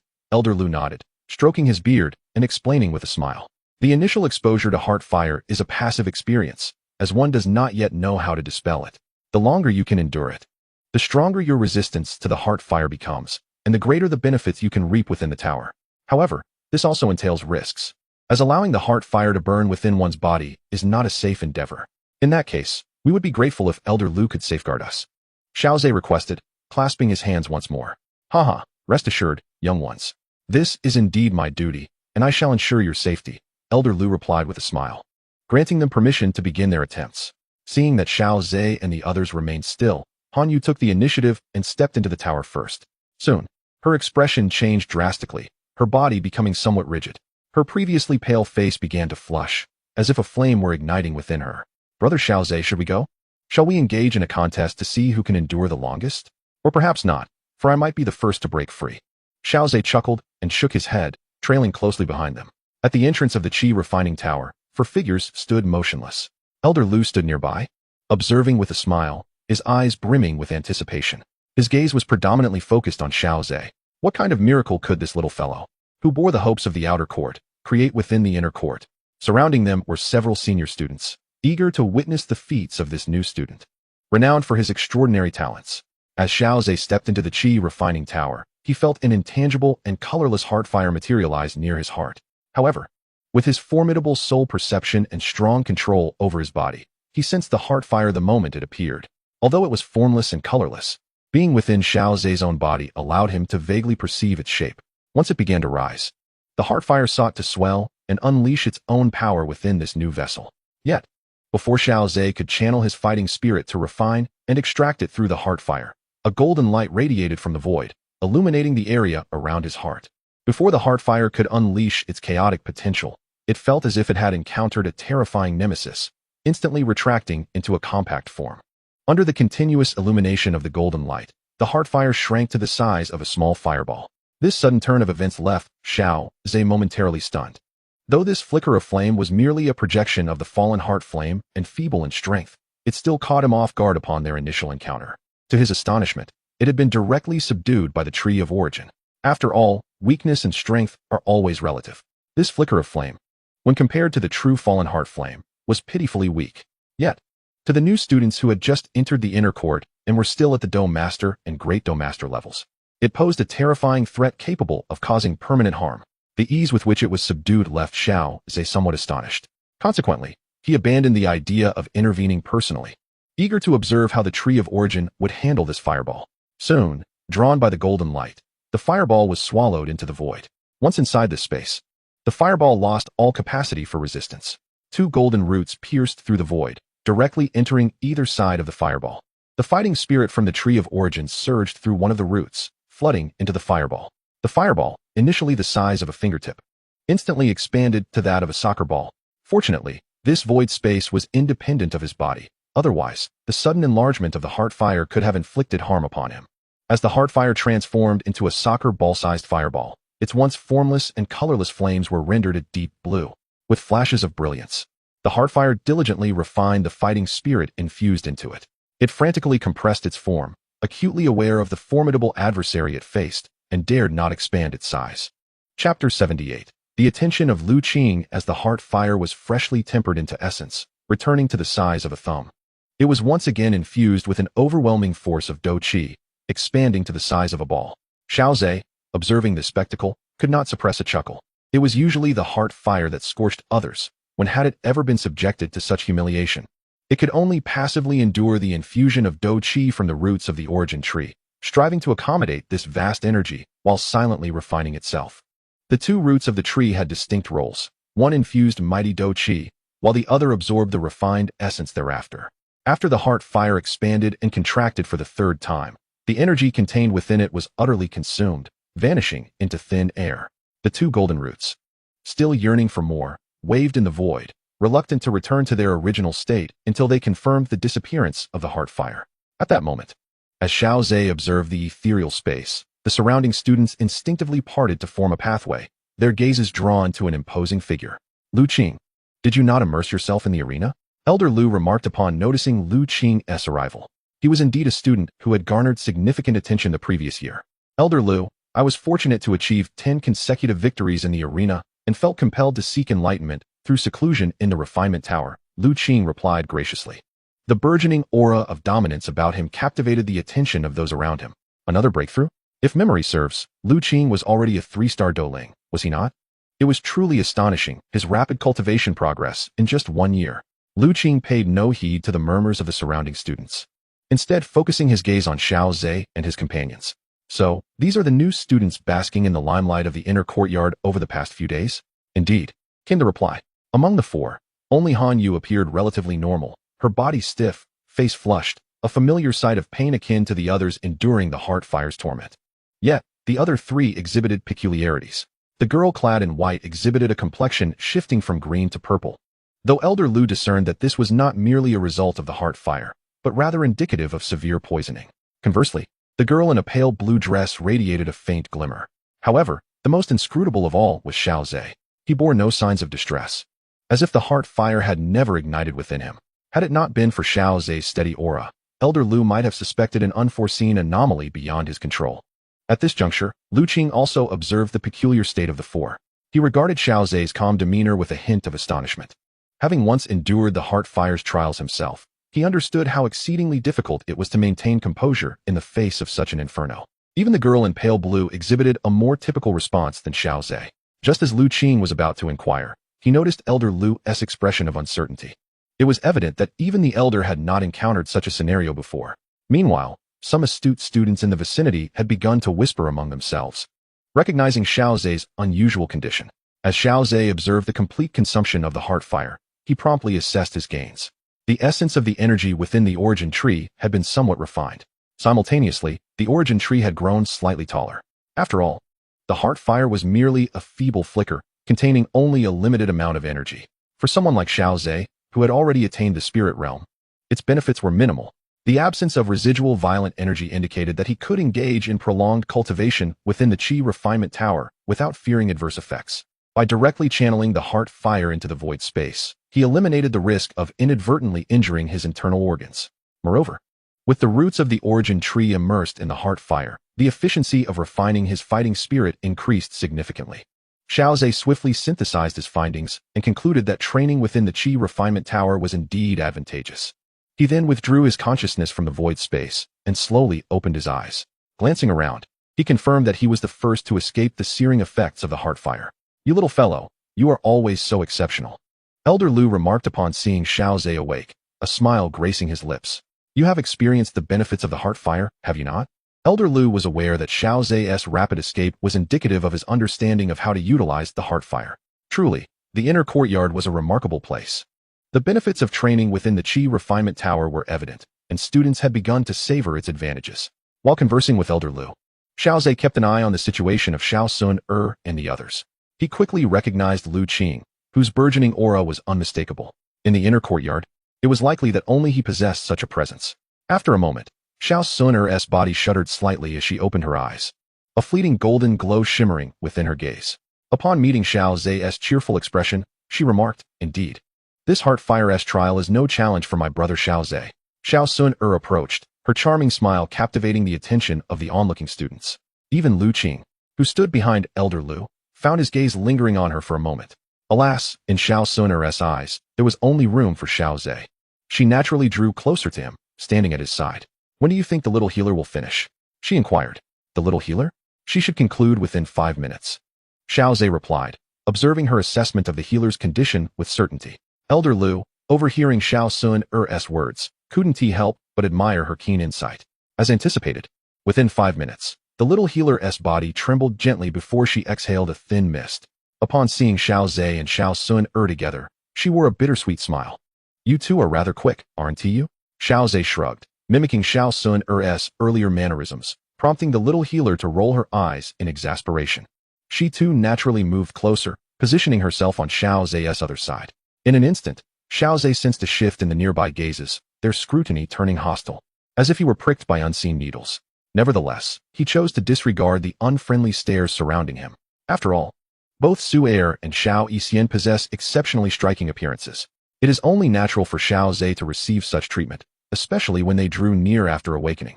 After nearly 10 minutes of waiting, Han Yu finally emerged from the torment of the heart fire with the assistance of Elder Lu. 17 minutes of endurance. "You little girl have adapted quite well to the sky-burning Qi Tower," Elder Lu remarked with a smile. However, he refrained from comparing Han Yu to Xiao Zhe and the others, as it was evident that there was something amiss with the three of them. "Come, I shall introduce you to the conditions within the sky-burning Qi Tower," Elder Lu said, noticing that all four had awakened. The surrounding students dispersed in a flurry. Lu Qing cast a deep glance at Xiao Zhe before descending to the next level. Chapter 79. Dozens of times the cultivation efficiency. Taking pills. Within the same level of the tower, there exist various grades of cultivation rooms. Generally, higher-grade cultivation rooms yield results several times better than those of lower grades. Moreover, The energy consumed in different cultivation rooms remains constant. Elder Lu guided Xiao Zhe and his companions through the first floor of the Qi Tower, explaining its regulations. Upon hearing this, Han Yu could not help but exclaim, "Wouldn't this lead to the strong becoming stronger and the weak becoming weaker?" Haha. Indeed, however, it is often in adversity that individuals unleash remarkable drive and potential. Each year, the Inner Academy witnesses some dark horses rising against the odds, growing stronger through challenges. Furthermore, this aligns with the Academy's cultivation philosophy. It is not about nurturing docile students, but rather about cultivating warriors who dare to fight. Elder Lu elaborated, prompting Han Yu to nod in agreement. Indeed, under the pressure of adversity, one either succumbs to mediocrity or strives upward to become a true powerhouse. Though you little ones are newcomers, your potential is commendable. Begin your training on the first floor to acclimate, should you wish to proceed to the second floor. That decision lies with you. Elder Lu led them to the center of the first floor, where a dark void awaited. Xiao Zhe glanced into the void but noticed nothing unusual, having no affinity for the extraordinary fire of the heavens and earth. This area primarily consists of high-level cultivation rooms. Given your abilities, securing a suitable room should be effortless, Elder Lu assured them. As an elder, he encouraged competition among students. Thank you, Elder Lu, for clarifying our doubts. Xiao Zhe expressed with a respectful gesture, choosing a small cultivation room sufficient for 4 individuals. Let us select this one. Xiao Zhe placed the Qinghua energy card at the entrance to notify those within. Before long, the door to the cultivation room swung open abruptly, revealing a rather displeased individual. Being interrupted during cultivation was understandably disheartening. However, upon seeing Elder Lu, the person's expression quickly transformed into a smile. Elder Lu, what brings you here? It is not I, but they who seek you. Elder Lu gestured, allowing the individual to finally notice Xiao Zhe. You are Xiao Zhe, the monster newcomer? The expressions of the students behind him swiftly shifted. Indeed, Xiao Zhe's remarkable achievements within the Inner Academy are well known to all. A few senior students exchanged glances, and one of them resolutely declared, "Though you are strong, it is utterly impossible for us to relinquish this advanced training room without a fight. Let us engage." "Very well," Xiao Zhe replied calmly. After a moment, he respectfully addressed Elder Lu, saying, "I appreciate your assistance, Elder Lu." "Haha, no problem at all. Please, go ahead and experience the delights of the advanced training room." Elder Lu responded with a smile. With that, Xiao Zhe closed the door behind him, while 4 battered students leaned against the wall, nursing their bruises. Regretting their decision to provoke him, they lamented, "Why did we stir up trouble? We tried to save face, but now our faces are genuinely swollen." Onlookers witnessed this scene and felt a twinge of fear upon seeing the 4's battered appearances. Elder Lu chuckled softly, shaking his head as he walked away.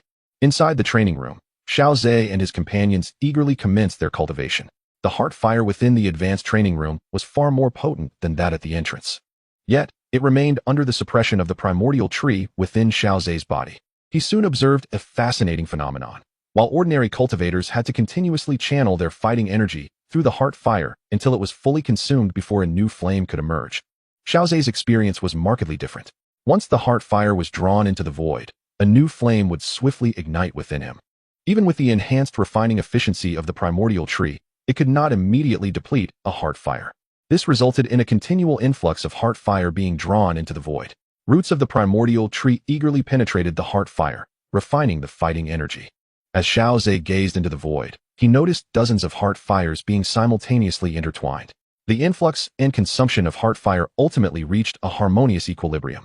Once one heart fire was consumed, another would immediately replenish it. With the aid of the heart fire, Xiao Zhe effortlessly broke through to the 4-star doling stage. What began as a basic training room now yielded the efficiency of a 3 or even 4-star training room. After achieving this breakthrough, Xiao Zhe did not pause in his efforts. Thanks to the suppression of the primordial tree, he remained unaffected by any side effects of fire poison. The first to withdraw from their prolonged cultivation was unexpectedly Han Yu.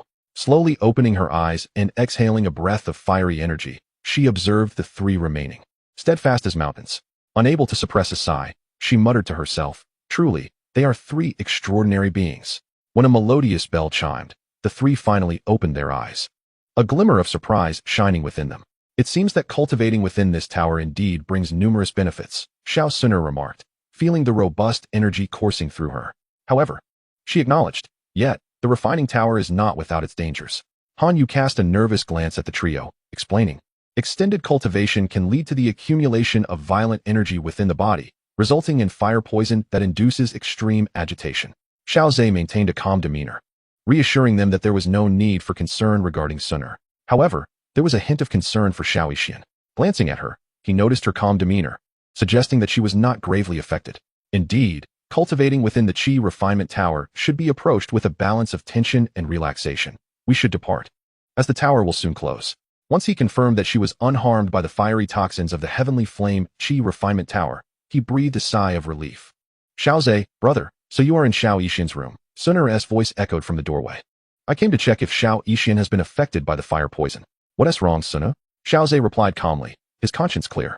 I feel that I am on the verge of breaking through to the Grand Fighter level, she responded. Oh, that is splendid news.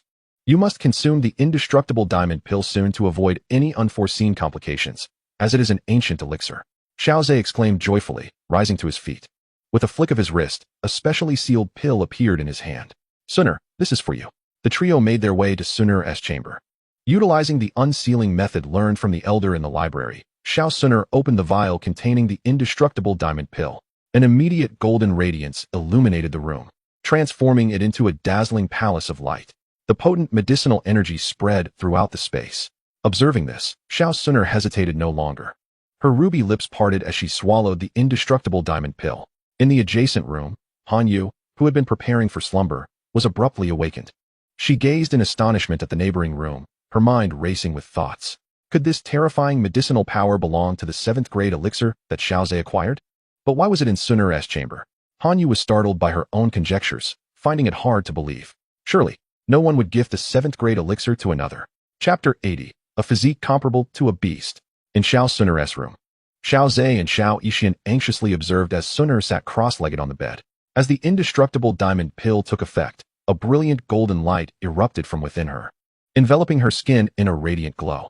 With each breath, streams of golden mist escaped her lips and nostrils, quickly filling the room with this ethereal haze. After inhaling the golden mist, Xiaozhe felt as though his body was aflame. This mist seems capable of enhancing one's physique, Xiao Yixian remarked, a hint of surprise in her voice. Indeed, this golden mist must be the medicinal power exuded by the indestructible diamond pill. Xiaozhe furrowed his brow, his gaze fixed on Suner. It appears her body is momentarily unable to absorb this power, causing it to overflow. Will that pose a problem? Xiao Yixian inquired with concern. There's no need to fret. I trust Suner will manage, Xiaozhe replied, though he harbored some worry. Yet, he keenly observed that the golden mist exhaled by Suner began to radiate heat. Her previously furrowed brows relaxed considerably. The air surrounding Xiao Suner began to shimmer, and even the two in the corner of the room felt waves of warmth enveloping them. It seems that the power within Suner is coming into play, Xiaozhe reassured Xiao Yixian. Her anxious expression softened slightly. Having spent considerable time together, they were well acquainted with each other's states. Even without explicitly stating it, both had their own suspicions lingering in their hearts. After a brief moment of waiting, they suddenly sensed a familiar fluctuation. See, I told you everything would be fine. We are officially about to break through. With Xiaozhe's words, the familiar energy waves of heaven and earth began to coalesce within the room. The golden mist that had filled the space once more surged into Suner's body. The immense potency of the 7th grade elixir, combined with the energies of the cosmos, rendered success in this breakthrough nearly inevitable. Observing the gradually strengthening aura enveloping Suner, Xiaozhe remarked, indeed, however, transcending such a significant realm is no simple feat. We must remain vigilant. The little healer said cautiously, that is true. Judging by this trend, it will likely take a day or two to complete. You should rest for now. I will keep watch, and you can take over in the morning. After contemplating for a moment, Xiaozhe addressed the little healer. Seeing that Suner's situation had stabilized, she nodded in agreement, returning to her own room to rest before coming back to safeguard her. Xiaozhe then took a seat at the table, propping his chin on one hand, his eyes fixed intently on Suner lying on the bed. Under the golden radiance, the girl's already striking features appeared even more divine. The power of the 7th grade elixir was likely instigating a profound transformation within Suner, akin to a rebirth. A fleeting thought crossed Xiaozhe's mind as he continued to quietly observe the girl. The following morning, the little healer arrived to relieve Xiaozhe. Just as he descended the stairs to grab a bite to eat, Han Yu's door creaked open. Watching Xiaozhe's retreating figure, her gaze held a tinge of complexity. He truly bestowed the exceedingly precious 7th grade elixir upon Suner. Han Yu's voice was filled with astonishment. Stealing a glance at Suner's door, envy filled her eyes. If a boy were willing to treat her in such a manner, she would undoubtedly be utterly smitten, she mused with a bittersweet smile. Perhaps it was precisely because Sun's gaze was so filled with Xiao Zhe that he chose to gift her such a rare treasure. To Xiao Zhe's astonishment, this breakthrough and transformation persisted for a full 10 days. After this period, he and the little healer stood anxiously within the room, watching Sun. At this moment, the golden light surrounding her had completely receded. However, Sun now exuded an aura that made the little healer feel as though she were facing a formidable beast. Moreover, it was the kind that possessed immense strength among its peers. Sun slowly opened her eyes, a dazzling light bursting forth from within them. Xiao Zhe could faintly perceive golden flames flickering and dancing in her gaze. Xiao Zhe Gij, it's been so long, Sun exclaimed eagerly, rising to embrace him. Unbeknownst to her, the floor beneath her had cracked underfoot. As he watched Sun rush towards him, Xiao Zhe's pupils constricted slightly, yet he still opened his arms to receive her leap. Bang! Even with Xiao Zhe's current physical prowess, he couldn't help but gasp for breath. The force of her impact was something he had never experienced even in close combat with a third-tier beast. Xiao Zhe Gij, are you alright? Xiao Sun's expression subtly shifted, surprised by the astonishing transformation of her physique. Fortunately, the impact she exerted was unparalleled, even surpassing that of a third-tier magical beast. Xiao Zhe gently lowered Sun to the ground. It was hard to fathom that within her seemingly delicate form lay an extraordinary power that eclipsed that of a third-tier beast. Sun nodded obediently, relieved that her earlier charge had not been directed at the little physician, otherwise it could have led to dire consequences. Thus, specialized training was indeed essential. They decided to venture into the deep mountains, a place teeming with magical beasts, where her strength could be fully unleashed. Soon, the three were prepared to embark on their journey to the mountains. The day after Xiao Sun entered her transformative state, Han Yu joined the faction established by her kin. Not everyone could afford to be a hands-off leader. There were numerous trustworthy individuals to manage. Han Yu was being groomed as the next leader, and there was much to learn. Xiao Zhe left a note to inform Han Yu that the three of them would be training in the mountains. In the depths of the mountains, by a waterfall, Xiao Sun struck a third-tier magical beast, renowned for its strength and physique, with her fair palm, sending it reeling and causing it to spit blood. Xiao Zhe and the little physician, observing the one-sided battle, nodded in satisfaction. Indeed, Xiao Sun's talent was extraordinary. This was only the second day of her training in the mountains. After countless skirmishes with magical beasts, she had begun to master her strength with precision. The indestructible golden elixir truly deserved its reputation as a seventh-tier potion. I still possess a significant amount of its medicinal power within me. As my strength increases, I shall gradually absorb this power, leading to a remarkable enhancement of my physique. With a gentle fist wave, a gust of wind swept across their faces. It was undeniably impressive. Merely the portion of medicinal power she had absorbed had elevated her prowess to that of a 3-star battle master. Xiao Zhe, sensing the force contained within her punch, nodded in agreement. The next step was to diligently enhance their strength and see if they could elevate it to the battle spirit level before the internal academy competition. Securing a place among the top 10 in the internal academy competition would grant them the qualification to refine the original heart flame for body tempering, which would significantly aid in breaking through to the battle king level. Upon hearing Xiao Zhe's words, Xiao Sun and the little physician, brimming with determination, declared, "Then our next objective is the internal academy competition, right, brother Xiao Zhe? With nearly a year to prepare, that should be ample time." Hearing the confidence in the voices of the two young women, Xiao Zhe smiled. Chapter 81. The Recruitment of Top Forces. At that moment, the number of new students in the designated area had dwindled, as most had been recruited by various factions. This was the primary source of fresh blood for those factions within the internal academy. The remaining few either lacked sufficient strength, deterring factions from accepting them, or were strong individuals who, confident in their abilities, were unwilling to submit to weaker forces. However, none of this concerned Xiao Zhe. After all, his reputation, earned through the fire capture competition, deterred any factions interested in recruiting newcomers from approaching him. After all, the formidable strength of Xiao Zhe was such that their factions could hardly accommodate him. Should they dare to recruit him, they would likely have to relinquish their leadership positions. If the leader's prowess is inferior to that of Xiao Zhe, what grounds do they have to maintain their authority? In the inner courtyard, the distinction between strength and weakness is held in the highest regard. Upon returning to their modest loft, they found Han Yu already present, and the four engaged in a lengthy conversation. Han Yu perceived the subtle aura emanating from Xiao Sun and inwardly marveled at the extraordinary effects of the 7th-grade pill. While feeling a sense of envy, her gaze toward Xiao Zhe was tinged with astonishment. Such a precious elixir was so freely given. By the way, a group sought to recruit you yesterday, Han Yu recalled, addressing Xiao Zhe. Even after learning of my achievements, they still dare to approach me? They must possess considerable strength within the inner courtyard, Xiao Zhe remarked with surprise, pondering whether a top-tier faction had taken notice of him. Indeed, this faction was anchored by a formidable presence ranked 5th on the leaderboard, known as the Rising Sun Gang, with a leader named Lin Luyang. Lin Luyang. What a commanding name, Xiao Zhe mused, recognizing from the name alone that the individual likely had a domineering disposition. Indeed, the Rising Sun Gang is known for its tyrannical methods, yet they also possess the strength to back it up, Han Yu explained kindly. The Rising Sun Gang employs an elite management system, recruiting only the most powerful individuals. While their numbers may be few, each member is a spirit fighter. It is worth noting that spirit fighters are not commonly found within the inner courtyard. Upon hearing Han Yu's explanation, Xiao Zhe raised an eyebrow. It appeared that his display of spirit fighter prowess during the fire energy capture competition had drawn the attention of the so-called Rising Sun Gang. What if I do not wish to join this Rising Sun Gang? He inquired. At Xiao Zhe's question, Han Yu offered a light laugh. It is said that many within the Rising Sun Gang were once rebellious spirits, yet they were all eventually subdued by Lin Luyang. Subdued? That sounds rather flattering. More likely, they were forcibly subdued, Xiao Zhe chuckled in response.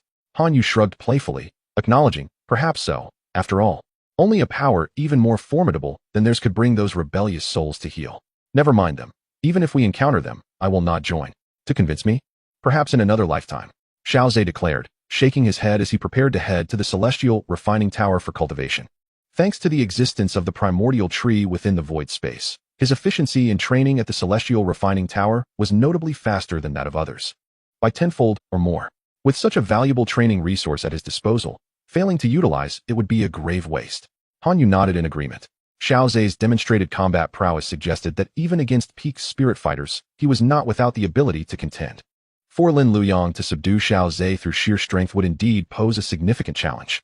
After all, Earth-level combat techniques are decisive even among high-ranking practitioners. In the realm of spirit fighters, they are nothing short of devastating weapons. As she watched the retreating figures of Xiao Zhe and the others, Han Yu couldn't help but reflect on the situation. Although the Earth-level combat techniques possess formidable power, the difficulty of mastering them is commensurate with their might. For an ordinary individual, even upon acquiring such techniques, the path to mastery remains exceedingly arduous. Yet, the anomaly known as Xiao Zhe has managed to grasp these techniques at the Spirit Master level. His presence is sure to render the inner academy remarkably vibrant. Han Yu expressed her eager anticipation. Though she cannot draw near Xiao Zhe, witnessing his journey of growth seems to be a fortune in itself. Shortly thereafter, as Han Yu prepared to head towards her affiliated faction, she encountered 3 individuals whose powerful presence and grave expressions commanded attention. Upon seeing Han Yu, the leader among them revealed a slight smile. She gently shook her head and spoke softly. Xiao Zhe is not in the pavilion. He seldom lingers there. Like a dragon that is seen, but not caught. Han Yu's words caused Lin Hao to furrow his brow slightly. Still no luck finding Xiao Zhe? What a pity. Does Miss Han Yu happen to know where he might be? Han Yu casually offered her speculation. Is that so? I appreciate it, Miss Han Yu. After expressing his gratitude, Lin Hao and his companions made their way directly to the dining hall. Watching the 3 depart, a faint smile graced Han Yu's lips. I apologize. But despite your eagerness to recruit him, Xiao Zhe does not wish to see you. With a light step, she proceeded in another direction, feeling quite pleased to alleviate a minor inconvenience for Xiao Zhe.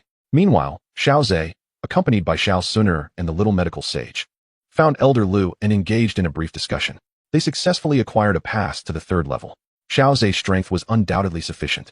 Yet for the little medical sage and Xiao Suner, there was a slight complication. While they were undeterred by heartfire, their raw power fell short of the requirements. To enter the 3rd level, one must possess at least the strength of a 5-star great fighter. To avoid being halted at the entrance by the instructors, it was prudent to seek the Elder's assistance. Before long, armed with the Elder's pass and the Qing Huaneng card, the trio smoothly entered the 3rd level. They located a small, advanced training room, and Xiao Zhe politely requested the current occupants to vacate, allowing the 3 to enter. All right, you 2 practice here for now. I shall attempt the heartfire of the 4th and 5th levels, Xiao Zhe instructed, settling them in before departing the room. As they watched Xiao Zhe's retreating figure, the little medical sage exchanged glances with Xiao Suner. Sister, it seems we've been left quite far behind. Indeed, it is challenging to even train together. Then let us strive to catch up.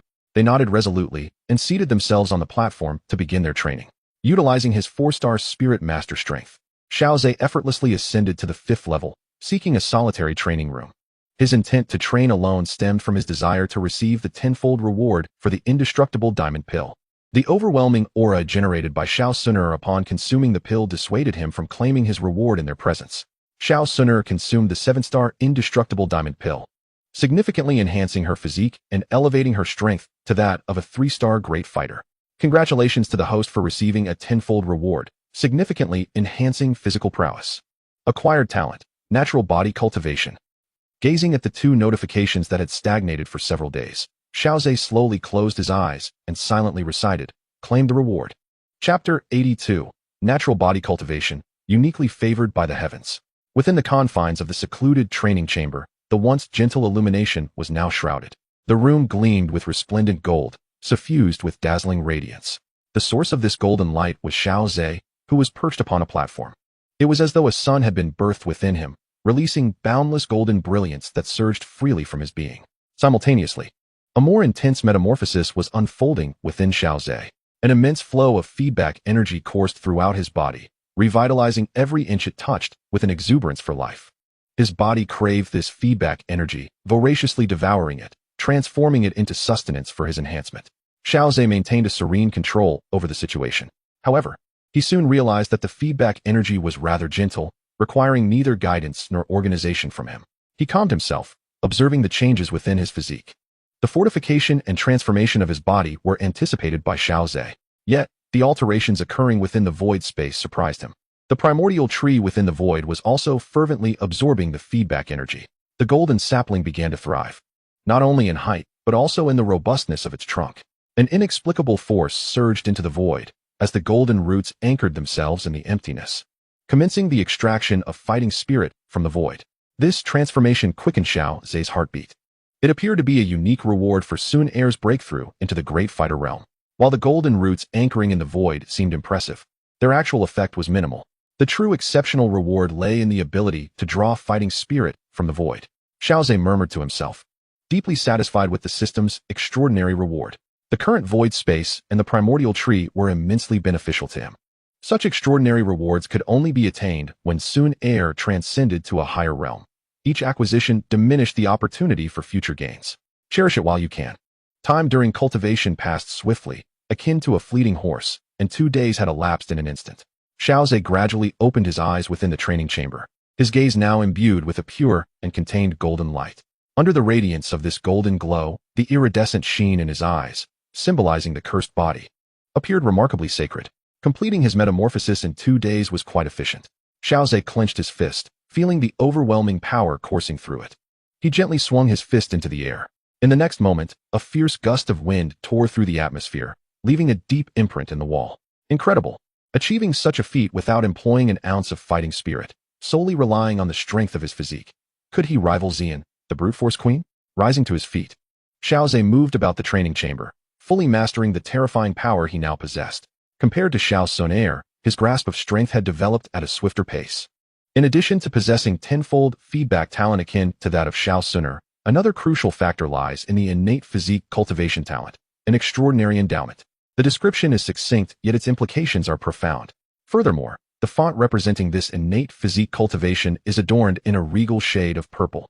Although it pales in comparison to the illustrious golden font of the little medical fairy's cursed toxic body.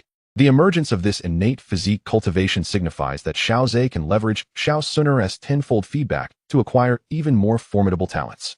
There is no longer a necessity to expend precious and rare binding resources to attain such gifts.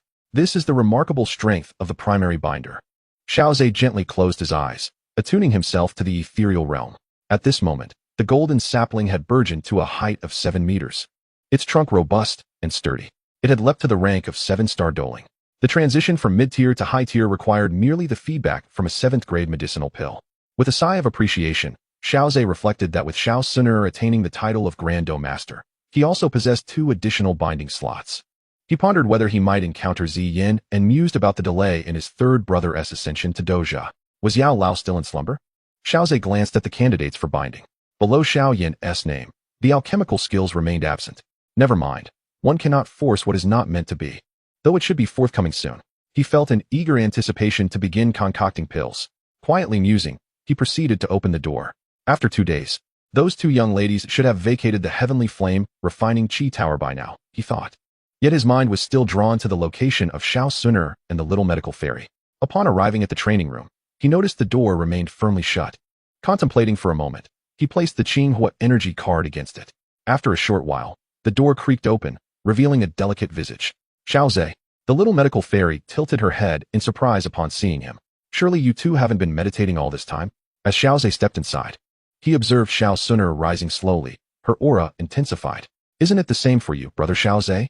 You've only just come to find us after all this time spent in meditation, she replied with a smile, though a trace of subtle stubbornness tinged her tone. Her character was equally resolute. If she were not even qualified to train alongside Xiao Zhe, how could they contemplate moving forward together? Oh, I sought a more potent training chamber to facilitate my breakthrough, Xiao Zhe sighed, moving closer to ruffle Xiao Suner's hair. Let us depart. We have lingered here for 2 days. Prolonged stays in this tower may lead to psychological issues. While cultivation is beneficial, balance is paramount. His tone brooked no argument as he guided the two towards the exit of the heavenly flame refining Qi Tower. Sensing the warmth of Xiao Zhe's hand, both the little medical fairy and Xiao Suner felt their cheeks flush slightly. They exchanged glances, each reflecting a hint of mirth. Xiao Zhe's occasional display of dominance intrigued them. As he led them on a leisurely stroll through the inner courtyard, twilight began to envelop the sky. In the cafeteria, after indulging in a hearty meal, Xiao Zhe gazed at the diminishing energy on his green energy card, his mind becoming increasingly active. Simply consuming resources in isolation was not a sustainable approach. He needed to generate energy income. Was Xiao Zhe, perhaps, concerned about his energy reserves? Xiao Suner dabbed her mouth with a handkerchief, and, noticing Xiao Zhe's fixation on the energy card, understood his unease. Although the academy had numerous expenditures, there were also various means to acquire energy. The small medical sage, with her delicate fingers resting on her chin, appeared contemplative. I am contemplating whether to challenge the strong rankings. A high position could yield several hundred units of energy monthly. She mused. But wouldn't that attract a multitude of troubles? She was aware of Xiao Zhe's temperament. Well, as long as one demonstrates sufficient strength, all troubles can be averted. Just like when I showcased my combat spirit during the energy hunting competition, I encountered none of the difficulties that many freshmen faced. Xiao Zhe. At last, we have found you. A sudden voice interrupted, and 3 individuals approached, their chests emblazoned with the emblem of the Blaze Sun. Xiao Zhe raised an eyebrow. He believed he had heard Hanyu mention this insignia. Was it not associated with the Blaze Sun gang? Was this not an opportunity presenting itself? He turned to his companions, and then stood up, striding toward the newcomers. Before they could make their recruitment pitch, Xiao Zhe declared assertively, "Where is your leader? I wish to challenge him." Chapter 83. Challenge the top 5 of the strong rankings. In the cafeteria, Xiao Zhe's bold proclamation left the 3 individuals before him momentarily stunned. The surrounding students, who had been observing Xiao Zhe, were equally astonished. Even the strong contenders on the rankings, in comparison to the discussions surrounding Xiao Zhe, seemed less noteworthy. After all, many top-ranked fighters were currently engrossed in seclusion, preparing for the upcoming inter-academy competition. The leader, Lin Hao, couldn't help but scrutinize Xiao Zhe closely. However, with Xiao Zhe's aura restrained, even he could not discern the depths of his strength. It was remarkable that he, a 7-star combat spirit, could not perceive the capabilities of a mere newcomer to the inter-academy. This inevitably elevated Lin Hao's assessment of Xiao Zhe. I was just about to offer you a position with the Blaze Sun gang, but you have preemptively expressed your desire to challenge our leader? Is that not permissible? Lin Hao inquired, nodding in acknowledgement of Xiao Zhe's courage. Certainly, it is permissible, but our leader, being among the top 5 of the strong rankings, is not someone who can be challenged casually. Lin Hao, a high-ranking combat spirit and a significant figure within the Blaze Sun, reflected on the situation. If our leader wins, you must join the Blaze Sun gang. What say you? Agreed, Xiao Zhe replied, confident in his own abilities, and perhaps motivated by a desire to join the Blaze Sun gang. Regardless of the outcome, he stood to gain. With a sense of curiosity, Lin Hao gestured for Xiao Zhe to follow him. Let us proceed, for our esteemed leader has recently become engrossed in the arena, and is likely engaged in a quest to break the winning streak record. Xiao Suner and the little medical sage swiftly followed suit, closely trailing behind Xiao Zhe, while a throng of onlookers surrounded them. Though the inner courtyard housed merely 1,000 individuals, it was mealtime, and the dining hall was bustling with students. As this large group made their way to the arena, the students along the path sensed the excitement brewing, prompting them to abandon their own affairs and join the procession, inquiring about the unfolding events.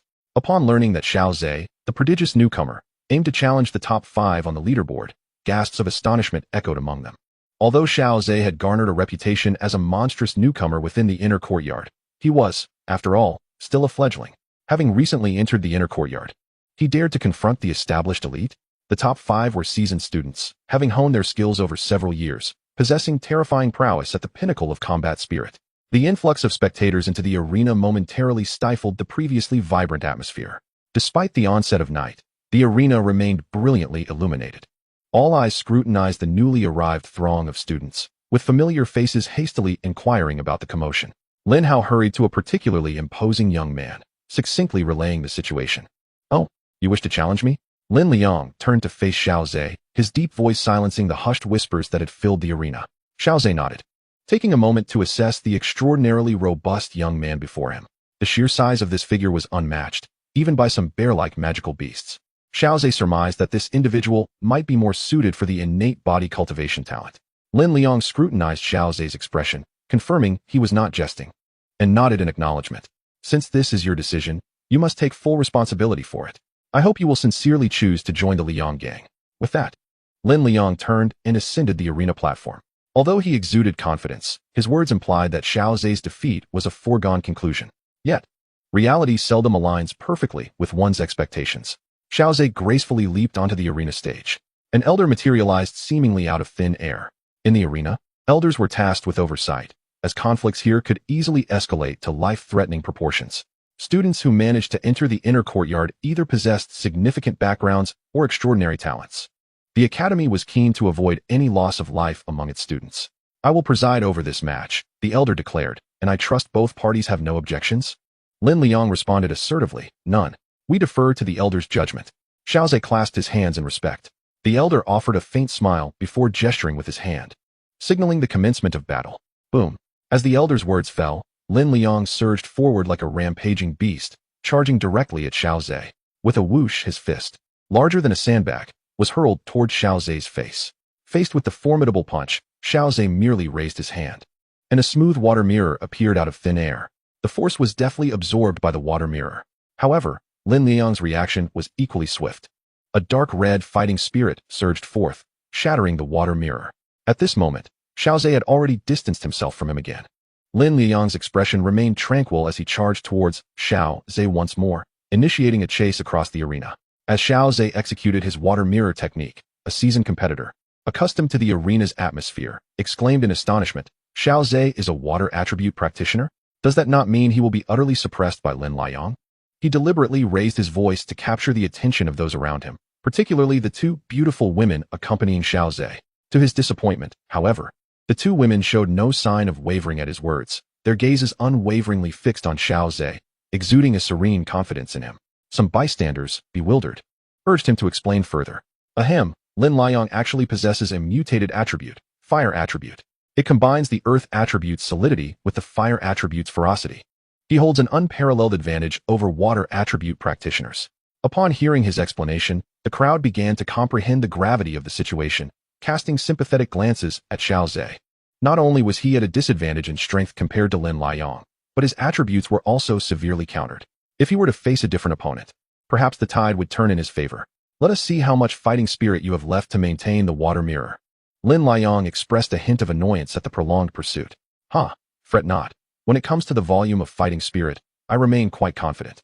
Xiao Zhe halted, and the movements of his hands finally changed. Azure Sea Vortex. Drawing upon the residual water from the previous water mirror, he swiftly conjured a swirling vortex that enveloped Lin Liang. Sensing the hidden peril of the water blades within the vortex, Lin Liang wasted no time in summoning his fighting spirit armor. With a blend of the earth attribute's durability and the fire attribute's ferocity, his defenses were formidable. However, Lin Liang's expression shifted slightly. He had somewhat underestimated the water blade's power. A series of water blade strikes unexpectedly pierced through his armor. The situation took a dramatic turn. Chapter 84. The Inferno Fist versus the Azure Sea's Turmoil. Eagle-eyed competitors below the arena had already noticed the damage to Lin Liang's fighting spirit armor, which genuinely astonished them. As a peak fighting spirit master, Lin Liang had mastered the art of materializing fighting spirit, and the armor he formed was even more resilient than genuine armor. In such circumstances, to be breached by Xiao Zhe's technique was a revelation that heightened the awareness of those in attendance, indicating that Xiao Zhe's prowess was perhaps even more extraordinary than rumored. Lin Liang had not anticipated that confronting a mere freshman would lead to such a rapid downturn in his fortunes.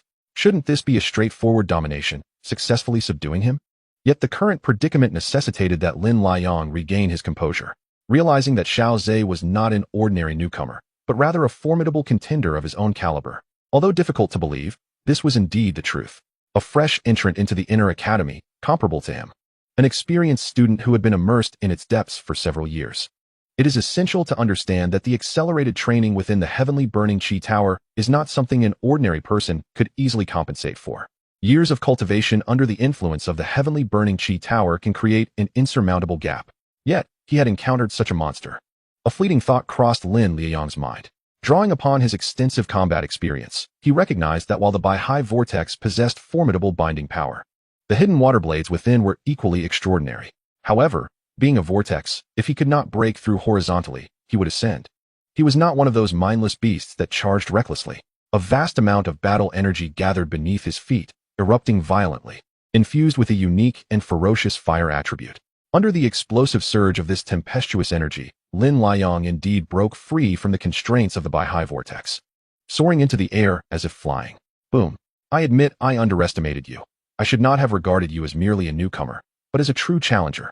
A peer of mine, and I shall give my all, Lin Liang declared solemnly.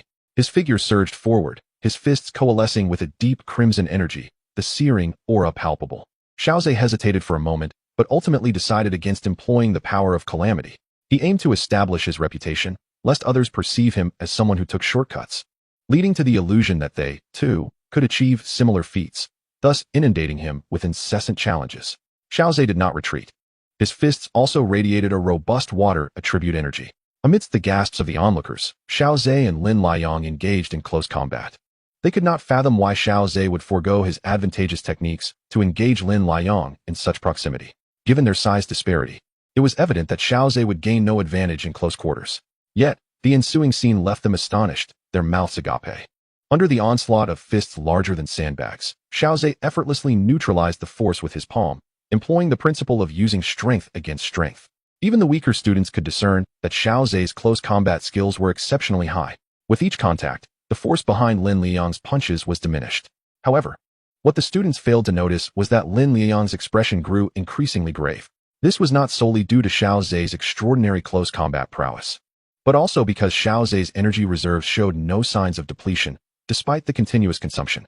It is well known that fire attribute energy holds a significant advantage over water attribute practitioners. Each time Xiao Zhe's fist met Lin Liang's, a considerable portion of energy was consumed. Yet, under the circumstances of such exponential energy expenditure, Xiao Zhe's demeanor remained calm, devoid of any hints of exhaustion. Lin Liang realized that Xiao Zhe's earlier claim of possessing vast energy reserves was likely not an exaggeration. Xiao Zhe perceptively noted that Lin Liang had suddenly lost his focus for reasons unknown. Seizing the fleeting moment of distraction, a soft blue luminescence coalesced in Xiao Zhe's hands. Swallowing the return, with a resounding clash, Lin Liang was propelled several dozen steps backward, trembling as he gazed at Xiao Zhe. He could sense that this was a formidable combat technique, one capable of completely reflecting his own strength. Furthermore, it bore an enhancement of Xiao Zhe's innate energy, causing his arm to tremble slightly. This brief and intense close-quarter struggle concluded with an outcome that none had anticipated.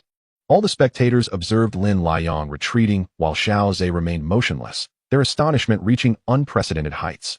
The disparity in their physiques rendered it astonishing that Lin Liang was the one forced to retreat. However, what none present realized was that despite Xiao Zhe's formidable skills, without a robust physique, such abilities could not be fully realized. The extraordinary outcome of this confrontation was significantly attributed to Xiao Zhe's terrifying physical prowess. Yet, under the veil of his exceptional techniques, his formidable physique seemed almost inconsequential, an aspect Xiao Zhe purposely concealed. After all, a sudden surge in physical strength would be difficult to explain in the presence of Xiao Suner and the little medical fairy. The indestructible diamond pill was indeed a singular treasure. Let us determine the victor with the next move, Lin Liang declared, his fists beginning to gather a profound dark red energy. The temperature in the arena began to rise, with even the moisture at Lin Liang's feet evaporating under the intense heat. Just as I wished, Xiao Zhe felt that the battle had dragged on long enough. It was time to strike the decisive blow. His fair fingers rapidly formed seals, their speed blurring the eye. As Xiao Zhe moved, the elemental energies within the arena began to stir violently. Lin Liang's expression turned grave. He had heard of Xiao Zhe's earth-tier combat technique, but witnessing it firsthand was profoundly shocking. Yet, with the moment at hand, retreat was not an option. He concentrated all his energy and launched a powerful punch. A massive dark red energy fist, infused with searing heat, hurtled toward Xiao Zhe. Flame Sun Fist. Raging waves. Accompanied by the simultaneous shouts. The crashing waves collided with the blazing Sun Fist. After a brief stalemate, the overwhelming force of the waves surged forth, overpowering the fiery assault. Even with the protective barrier of his energy armor, Lin Liang was slammed against the wall, unable to suppress a spurt of blood. The elder, having dispersed the students prior to the initiation of the techniques, regarded Xiao Zhe with astonishment. The power of this strike was not to be underestimated, even by himself. The battle concluded with Xiao Zhe's victory. Moreover, he had usurped Lin Liang's position, claiming the 5th place on the strength leaderboard. As the elder announced the outcome, the still shocked students turned their gazes toward Xiao Zhe, the newly established 5th on the strength leaderboard. Their eyes reflected disbelief and a sense of surrealism. It was noteworthy that this was a newcomer who had just entered the inner courtyard, yet had already ascended to the top 5. What significance do the training endeavors of these seasoned students hold? Chapter 85. Ascension to the 5th. Individual cultivation.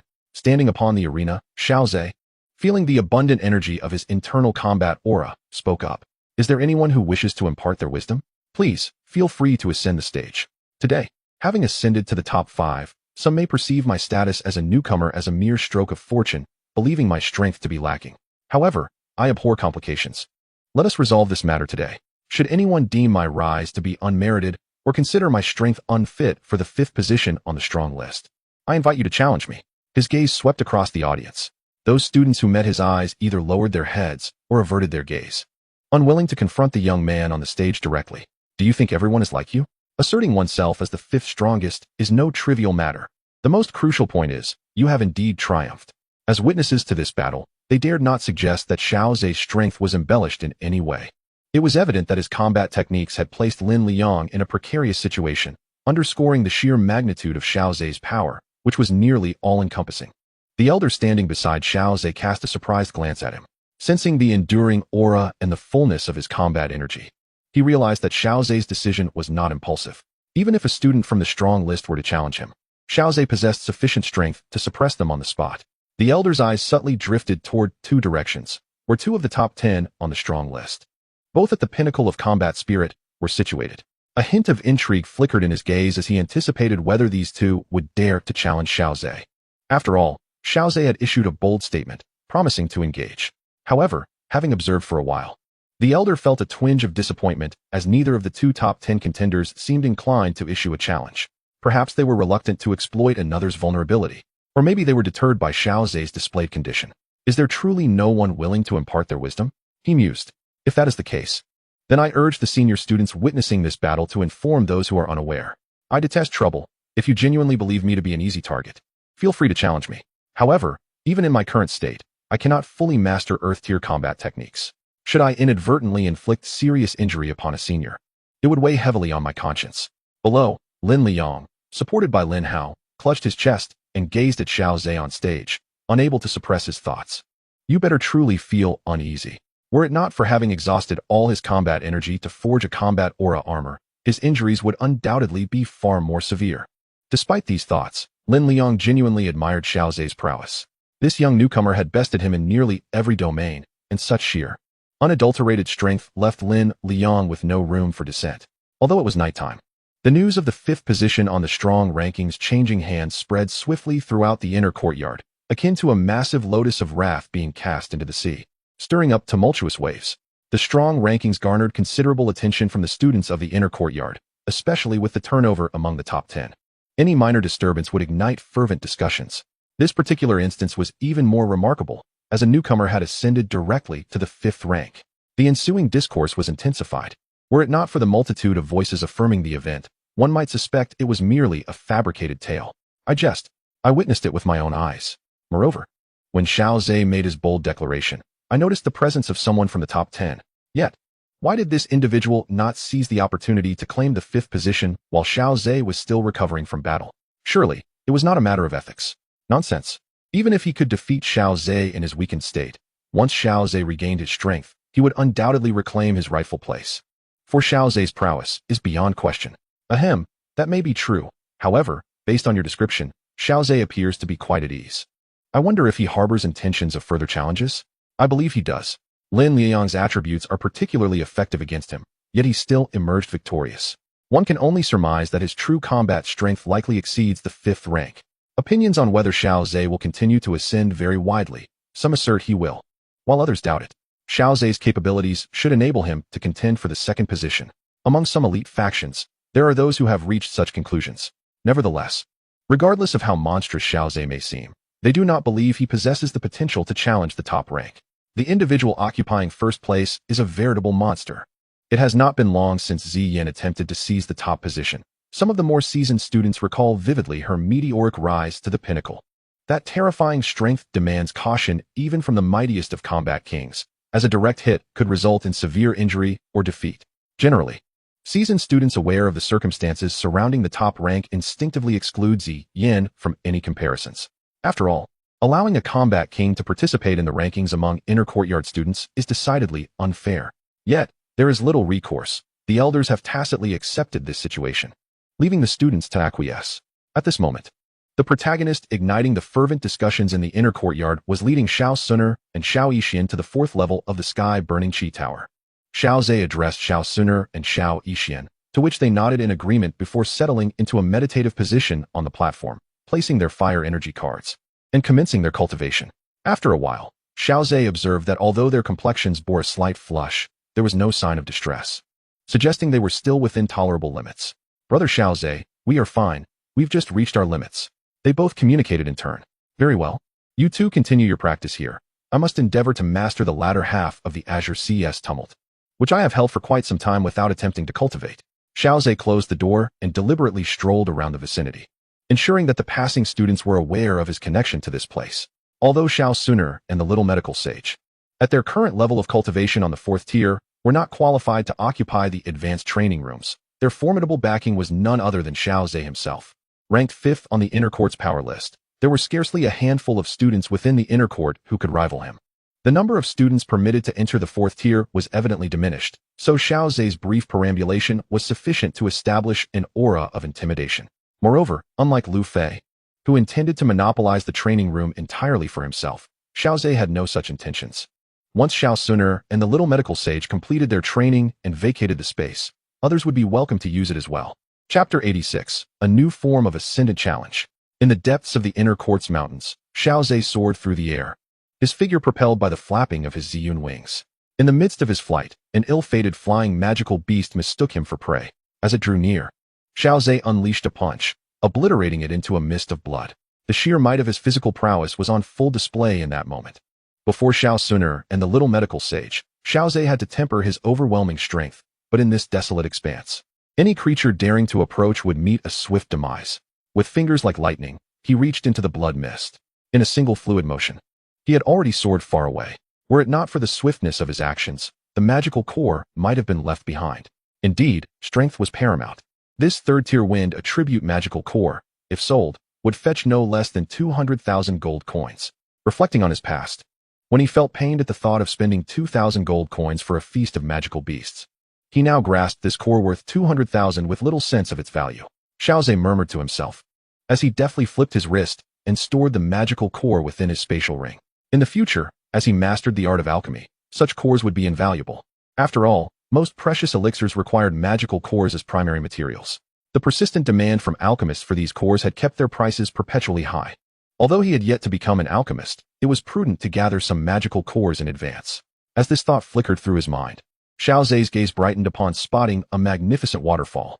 The thunderous roar of the cascading water was audible even amidst the aerial heights. This place was an ideal location for cultivation. Slowly, he descended towards the river flowing above the waterfall. The best site for cultivation amidst the tumultuous azure seas would undoubtedly be the vast ocean itself. However, the ocean lay several thousand miles away, and even flying there would consume many years. Nonetheless, this colossal waterfall served as an excellent training ground. The tumult of azure seas required immense amounts of fighting spirit to conjure crashing waves. Thus, ample water sources and elemental water could significantly reduce energy expenditure. Xiao Zhe gently landed on the river flowing above the waterfall, gathering water attribute energy beneath his feet. Xiao Zhe's exceptional control over this energy allowed him to stand upon the water's surface. The essence of the stacking technique lay in the seamless layering, mimicking the undulating waves of the sea. He meticulously revisited the combat techniques he had long since mastered. With hands moving in a blur, he formed seals at a dizzying speed. The first technique he unleashed was the initial segment of the Azure Sea's Raging Waves, a formidable high-level Xian-class combat skill. A colossal surge erupted upon the river, creating tumultuous waves. With no adversaries in sight, Xiaozhe drew upon the river's might, unleashing the crashing waves upon its surface. The sound of the water's impact reverberated, powerful yet insufficient. Xiaozhe contemplated this, his hands continuing their intricate movements. He had previously perfected the seal formation. Yet this was his first attempt at harmonizing it with his energy flow, so he opted for a cautious approach. The core of the stacking technique involved harnessing the residual power from his last attack and augmenting it with several times the energy, creating a formidable accumulation. Boom! A massive wave surged forth, its power reaching the peak of high-level Xian class, nearly rivaling the might of Earth-class techniques. Such a level of enhancement achieved with just one stacking. Xiaozhe's eyes narrowed as his hands pressed on with the intricate gestures. What followed would undoubtedly be the true prowess of an Earth-class technique. As anticipated, the surrounding elemental energies began to writhe uncontrollably. The Earth-class technique he was forcibly conjuring was merely a diluted version. At this moment, the Azure Sea's Raging Waves possessed the genuine terrifying power of an Earth-class technique. The consecutive stacking of the Azure Sea's Raging Waves left Xiaozhe awestruck. The terrifying surges crashed upon the river's surface, causing the flowing waters to reverse direction. The relentless waves spread outward, exposing a significant portion of the riverbed. Behind him, the waterfall ceased its flow, cut off from its source. Witnessing this, Xiaozhe could not help but continue forming seals. Vast amounts of energy surged through his body. He was preparing for a third stacking, eager to discover the extent of its power. Rumbling, a torrent of debris was swept downward by the rushing waters. A glimmer of surprise flickered in Xiaozhe's eyes. This power could obliterate even a Do Wang-level warrior upon direct confrontation. Just as he contemplated a fourth stacking, the golden sapling within the void trembled slightly, severing the flow of energy. Without the energy to sustain it, a fourth stacking was rendered an impossibility. It seemed that even with his current energy, 3 stackings were his limit. Such a terrifying consumption. It was no wonder that the elder of the inner court had exhausted his energy. He decided against pressing further, resolving to attempt again in the future when his energy reserves were more substantial. According to the technique's principles, as long as his energy allowed, stacking could be limitless. Perhaps one day he could indeed create a colossal wave, a single technique capable of engulfing an empire. Xiaozhe gazed at the waterfall before him, the landscape irrevocably altered by a singular combat technique. The method of superposition can indeed be regarded as the completion of one's training. The subsequent phase involves mastering it to an unparalleled degree, thereby achieving total comprehension. Once this combat skill is refined to perfection, the next step is to strive for a ranking. In the original narrative, Ziyin is elusive, making it quite challenging to encounter her by mere chance. Instead, it would be more prudent to approach her directly as a challenger. Upon entering the Heavenly Flame Refinement Tower, he extracted the 2 girls who were engrossed in their training. He decided to take them to the inner courtyard for a moment of relaxation. After all, under his influence, these 2 young ladies had developed a tendency towards becoming fervent practitioners. For 10 consecutive days, they remained in the Heavenly Flame Refinement Tower, immersed in their cultivation. During a leisurely stroll, Xiaozhe contemplated whether to ascend gradually or to confront Ziyin directly. Just as he was in a state of indecision, a young man clad in a white robe, with striking silver hair, approached him. "I finally found you, Xiaozhe. I wish to challenge you." Xiaozhe, upon observing the young man's aggressive gaze and formidable aura, realized that this individual was likely among the top 10 on the strength rankings, thus possessing the qualifications to challenge him. "Who are you?" he inquired. "My name is Lei Jia, second on the strength rankings." Upon hearing this, Xiaozhe fell into silence. Why did he feel that this year's strength rankings were filled with battle maniacs? The second-ranked Lei Jia challenging the 5th-ranked Xiaozhe seemed illogical. If victorious, Lei Jia would gain nothing. If defeated, he would lose his rank. Xiaozhe found himself perplexed by Lei Jia's motives. Why would you, as the second on the strength rankings, exert yourself in such a thankless endeavor to challenge me? Xiaozhe posed his curiosity. Of course, it is because after you defeated Lin Liang, those in the inner courtyard have been incessantly claiming that you possess the potential to challenge for second place. I, too, am curious about the extent of your abilities, Lei Jia replied, his gaze scrutinizing Xiaozhe. Perceiving the aggression in Lei Jia's eyes, Xiaozhe understood this was a battle maniac. The impetus for his challenge might partly stem from the incessant chatter of the inner courtyard, which had likely annoyed him. However, more significantly, it appeared that he harbored his own desire for combat. Very well, let us set a time and place.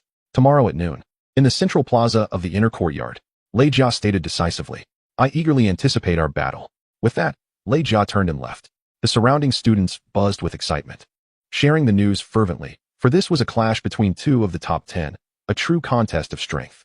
Xiao Zhe turned to Xiao Suner and the little medicinal sage. "The competitive environment in the inner courtyard is indeed intense," he remarked. "Xiao Zhe, brother, you can do it." Xiao Suner encouraged him with a gesture of support. The little medicinal sage mimicked her. "Go, Xiao Zhe. The second on the strength rankings is but a minor hurdle for you." Seeing their adorable expressions of encouragement, Xiao Zhe couldn't help but affectionately ruffle their hair. "With your support, I shall surely triumph in tomorrow's battle." "All right, with matters settled, let us dine," Xiao Zhe declared, leading the two to the dining hall. In contrast to the leisurely demeanor of Xiao Zhe and his companions, the inner courtyard began to stir with anticipation. A battle was imminent between the second and fifth ranked contenders. Although there had been speculations regarding Xiao Zhe's capacity to challenge the second rank, these remained mere conjectures until now. The truth would finally be revealed tomorrow, as they awaited to see whether Xiao Zhe could indeed triumph over the formidable Lei Jia, the second-ranked fighter. On the following day at noon, Xiao Zhe, accompanied by Xiao Suner and the Little Medicine Fairy, arrived at the central square, the venue for the inner courtyard's competition. The expansive area could accommodate all the disciples of the inner courtyard, with ample space to spare. This impending clash had garnered considerable attention from many students. Apart from those engaged in seclusion or training in the deep mountains, the majority of the disciples flocked to the central square. In such a fiercely competitive environment, any mention of combat ignited enthusiasm among the students, whether as participants or spectators. As one of the protagonists of today's battle, Xiao Zhe attracted a significant amount of attention. He was not affiliated with any particular faction, however. His striking appearance and formidable prowess inspired a spontaneous assembly of supporters within the academy, creating a tremendous show of solidarity. "Go Xiao Zhe, ascend to second place," and Xiao Zhe once more conquer the battle of contrasting attributes, echoed through the crowd. Amidst the resounding cheers, Xiao Zhe stepped onto the arena. Lei Jia had long been prepared, embodying the epitome of a battle enthusiast. As a practitioner of lightning attributes, he exuded a striking presence during combat, naturally drawing a considerable number of supporters. "Xiao Zhe, it seems your popularity surpasses even mine. It's hard to fathom how a newcomer can command such admiration," Lei Jia remarked with a hint of envy. His own acclaim was the result of years of hard-fought battles. Xiao Zhe smiled, observing the flickering lightning serpents that danced around Lei Jia, his eyes narrowing slightly. A thought crossed his mind. How curious it felt that, as a water attribute practitioner, he seemed susceptible to anyone who might seek to counter him. At that moment, a familiar figure descended gracefully onto the arena, Elder Lin, who had previously been responsible for accommodating Xiao Zhe and his companions. Battles among the top 10 of the inner courtyard were rarely conducted publicly, as the contenders were often evenly matched and rankings seldom experienced significant shifts. Elder Lin chuckled, "Your duel shall indeed enliven the inner courtyard. It will also serve as an enlightening spectacle for the new students, providing them a glimpse of the might possessed by the top 10. With that, Elder Lin raised his right hand and decisively brought it down, signaling the commencement of the match. In an instant, Lei Jia unsheathed his silver spear from his back. Only an equally matched opponent could compel this battle aficionado to wield his weapon immediately. "Xiao Zhe, you'd best be cautious. I am of the lightning attribute," Lei Jia declared, unleashing a tempest of crackling energy that illuminated the arena in a blinding flash. Seizing the moment of brilliance, he surged forward toward Xiao Zhe with incredible speed. He was not only a battle enthusiast, but also a prodigy in the art of combat. Seizing the moment that caught Xiao Zhe off guard, he sought to close the distance. Unfortunately, Xiao Zhe was equally adept in combat. Although the arena appeared shrouded in a haze, even Lei Jia could not afford to expend his energy recklessly, filling the entirety of the stage. This provided Xiao Zhe with the opportunity to condense the Azure Sea Vortex. With keen soul perception, Xiao Zhe swiftly unleashed the Azure Sea Vortex in the direction of Lei Jia's advance. Regardless of its power, Xiao Zhe aimed merely to momentarily impede him. Simultaneously, Xiao Zhe retreated, his movements shifting to execute the Azure Sea Fury. His previous battle with Lin Liang had already showcased his formidable prowess. There was no need for further delay. He would decisively employ a ground-level combat technique. Moreover, prolonging the encounter would only disadvantage him, given the water attribute's inherent weakness against lightning. Suddenly, the energies of heaven and earth surged violently. Under the onslaught of Lei Jia's lightning attribute energy, his expression shifted as he forcefully swung his spear, obliterating the not yet formed Azure Sea Vortex. However, it was still too late. In the direction of his advance, he would need to shatter another Azure Sea Vortex. Was he truly this ruthless? to employ a ground-level technique right from the outset. A fleeting thought crossed Lei Jia's mind, and he too was unwilling to prolong the confrontation. He unleashed his strongest ability, the Fallen Thunder Spear. Drawing upon the essence of the thunder that descends from the endless firmament, he unleashed the Fallen Thunder Spear. The ferocious lightning attribute energy surged forth, coalescing into a dazzling bolt of lightning that entwined around the spear. Lei Jia grasped the spear firmly, his body poised to throw as he aimed at Xiao Zhe's position. Launching the spear with tremendous force, the spear, imbued with lightning attribute energy, sliced through the air like a thunderous dragon, its overwhelming power causing the spectators below to gasp in trepidation. Had they faced such a strike, they would likely have met a swift demise. Their gazes turned towards Xiao Zhe, as a colossal wave of energy manifested out of thin air, surging with formidable might towards the opposite end of the arena. Xiao Zhe narrowed his eyes slightly. It seemed that Lei Jia was not without preparation. He had discerned the vulnerability of Xiao Zhe's water attribute technique, Azure Sea Fury, that it was particularly susceptible to being countered at its core. Indeed, as the two techniques collided, the spear pierced through the Azure Sea Fury with astonishing speed. Although the lightning attribute energy upon the spear was significantly diminished, it retained considerable potency. The two techniques narrowly missed one another, hurtling towards their respective wielders. Chapter 88. At last, encountering Zi Yan, the bloodline of the ancient dragon monarch. In such a scenario, even Elder Lin was caught off guard. After a moment's hesitation, Elder Lin refrained from overestimating his abilities and swiftly communicated with another elder for assistance, lest he become overwhelmed by the two combatants. The audience erupted in gasps, astonished by the turn of events in the battle, which had unfolded in a manner they had not anticipated. Supporters of both fighters found themselves sweating in anxiety. Xiao Zhe's condition was relatively stable. He had not, as many had envisioned, depleted his energy reserves by resorting to ground-level techniques. In stark contrast to his current state, he could engage in yet another intense battle. As the silvery spear hurtled towards him, Xiao Zhe summoned a deep blue aura armor, unwilling to be struck by the thunderous force. With a sharp crack, he enveloped his hand in the impenetrable armor, swiftly grasping the spear's shaft. Taking several steps back, he dissipated the spear's momentum. Though the thunder raged, leaving numerous scars upon the armor, it could not shatter it entirely.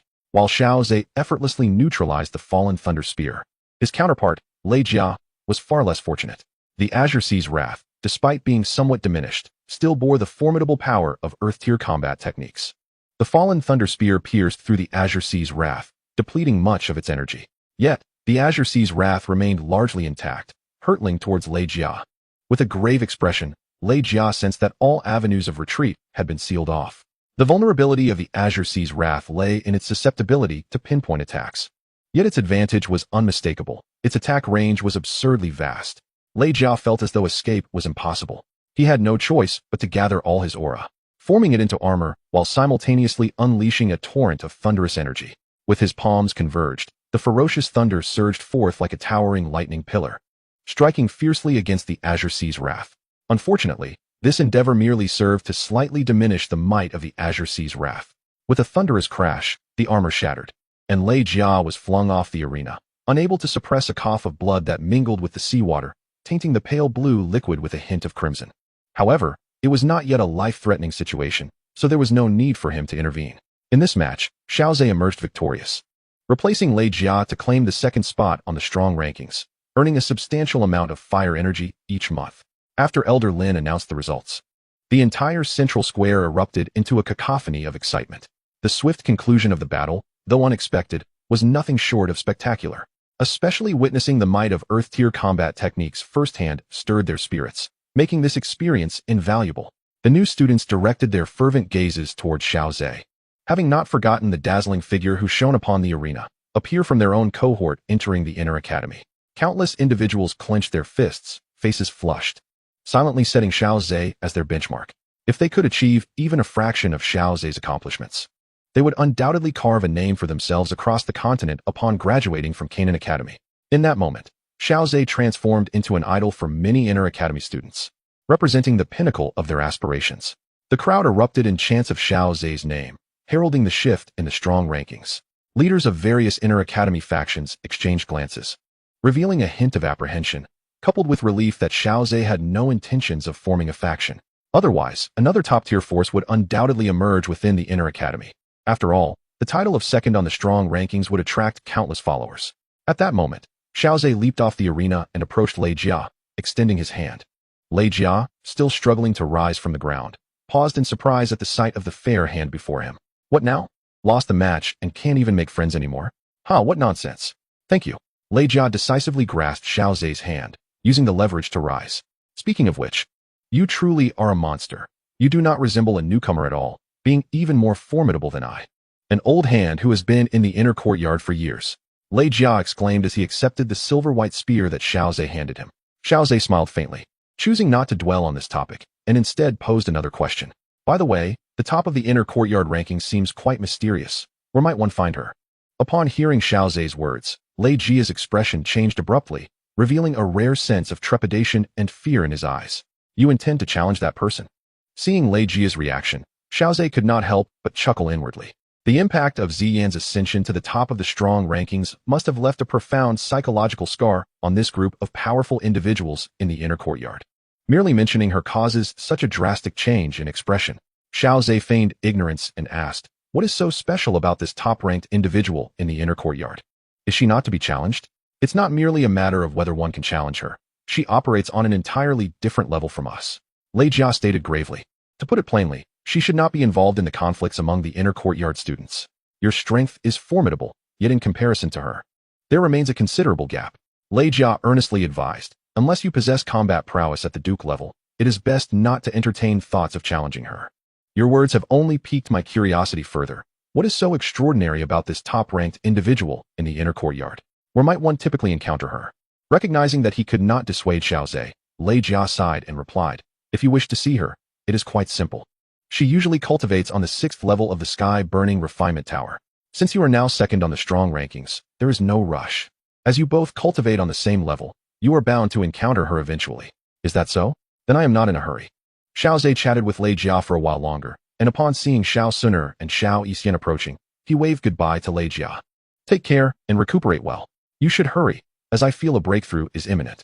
Xiaozhe left behind a statement that left Lei Jia dumbfounded, then departed with Xiao Suner and Xiao Yixian. After a moment, Lei Jia slowly shook his head, exclaiming, truly a monster.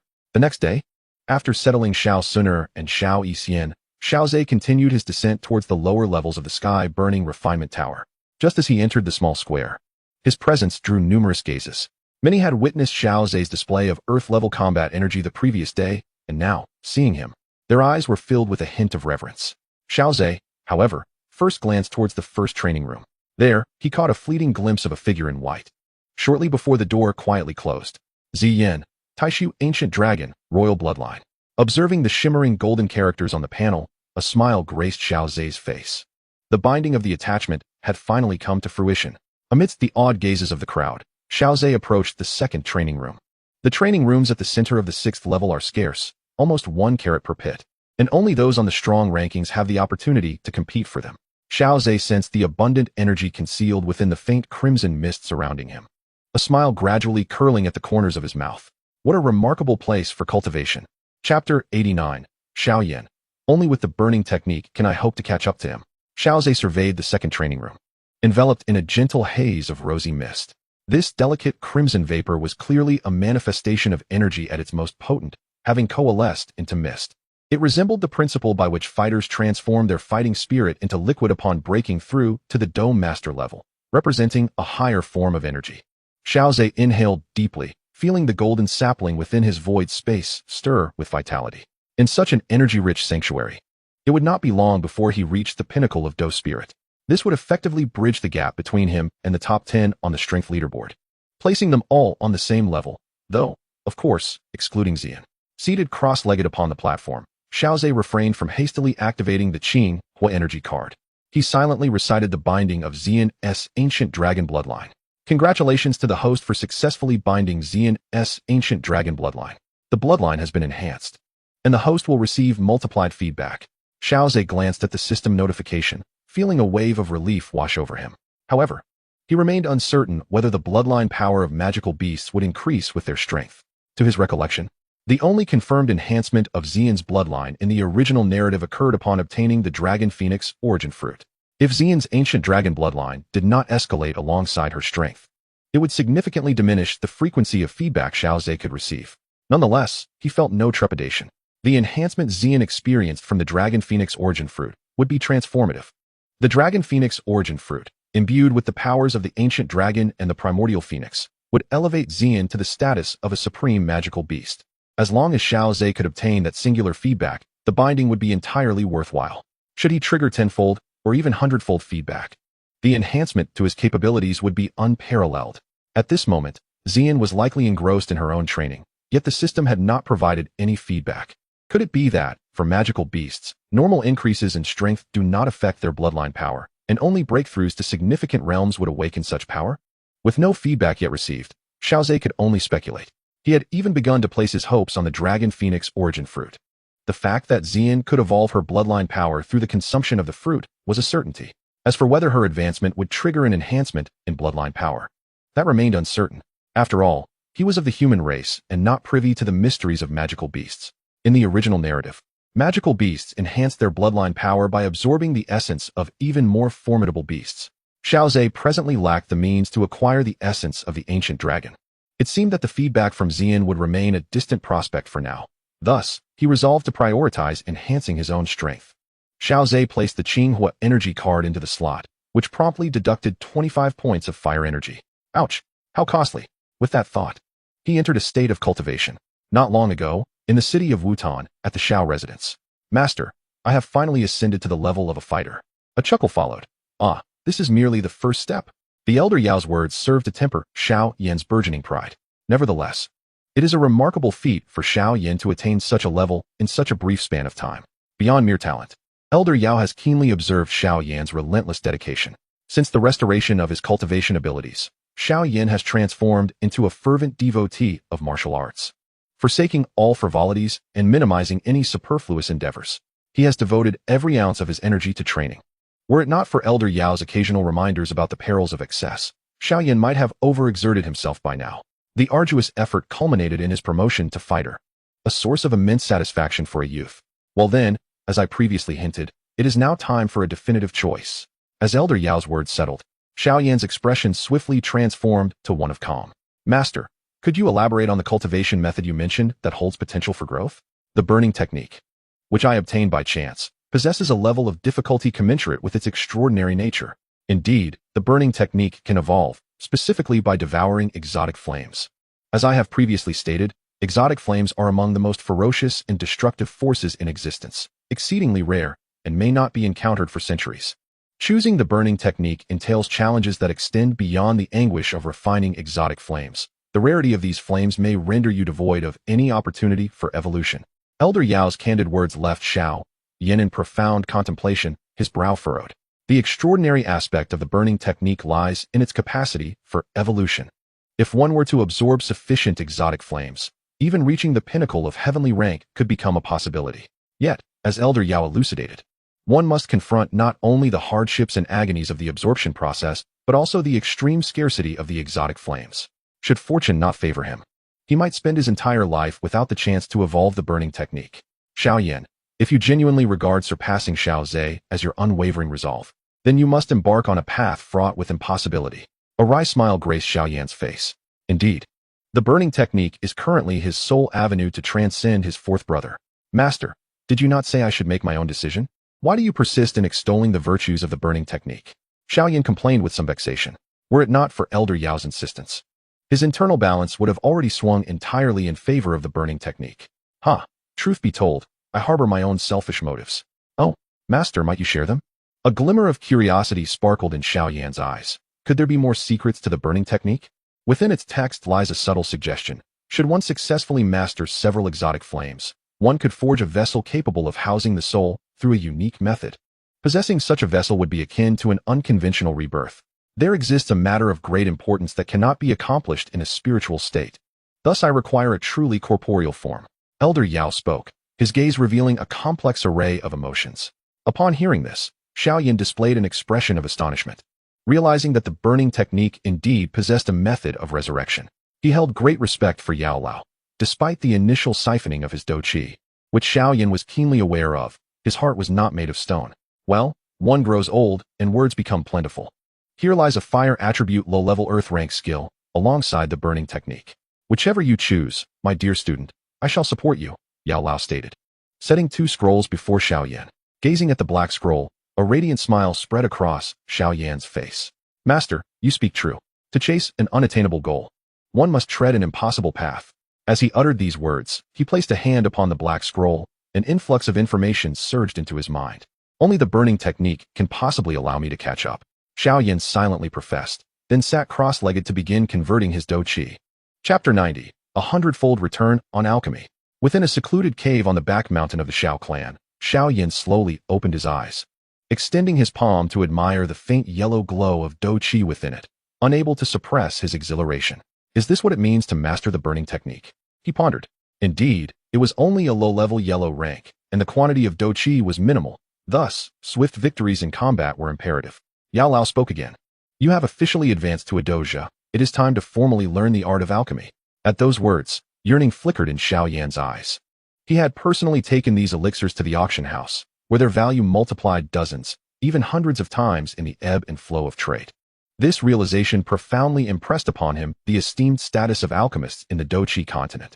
Now that he possessed the aptitude of an alchemist, he was determined not to squander this gift. Rest assured, I have meticulously prepared as per your instructions, Xiaoyan declared, swiping his finger across the spatial ring. Summoning a 2-hued cauldron into the cave, place your palm upon the cauldron's opening and channel your dou qi, following Yao Lao's directives with precision. Xiaoyan observed the flames roaring within the cauldron, his eyes sparkling with excitement. Next, seek the wood attribute within your body and draw it in through the other opening. After several minutes, Xiaoyan gradually opened his eyes, a thread of wood energy entering through the opposing aperture. Yao Lao, witnessing this scene, could not help but nod in approval. It had taken him nearly half an hour to locate that sliver of wood energy in his youth. Only by infusing this essence could one temper the raging flames, rendering them more enduring and manageable. This demonstrated the extraordinary sensitivity of Xiaoyan's soul perception. In every respect, Xiaoyan exhibited remarkable talent as an alchemist. However, to become an exceptional alchemist, mere talent was insufficient. Temperament, diligence, and opportunity were all essential. Yao Lao tapped Xiaoyan's forehead, an influx of knowledge flooding into his mind. This is a healing potion crafted by my own hands. Once familiarized, we can begin the refinement process, and I shall guide you throughout.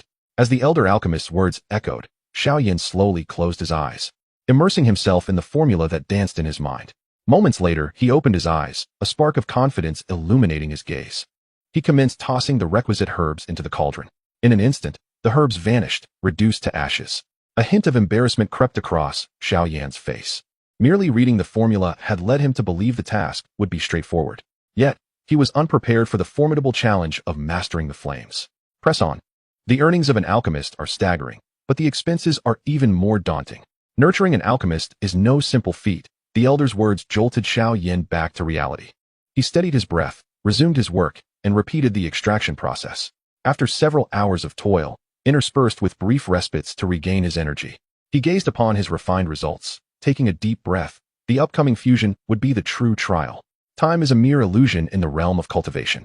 On the 6th level of the sky-burning refinement tower, Xiaozhe gradually opened his eyes, feeling the vibrant energy of dou qi surging within him. Exhaling slowly, he removed the fire energy card from its slot, reflecting inwardly. He glanced at Xiao Suner and Little Medicine Sage, who were seated nearby. Indeed, he had brought both of them into the second training chamber of the 6th level.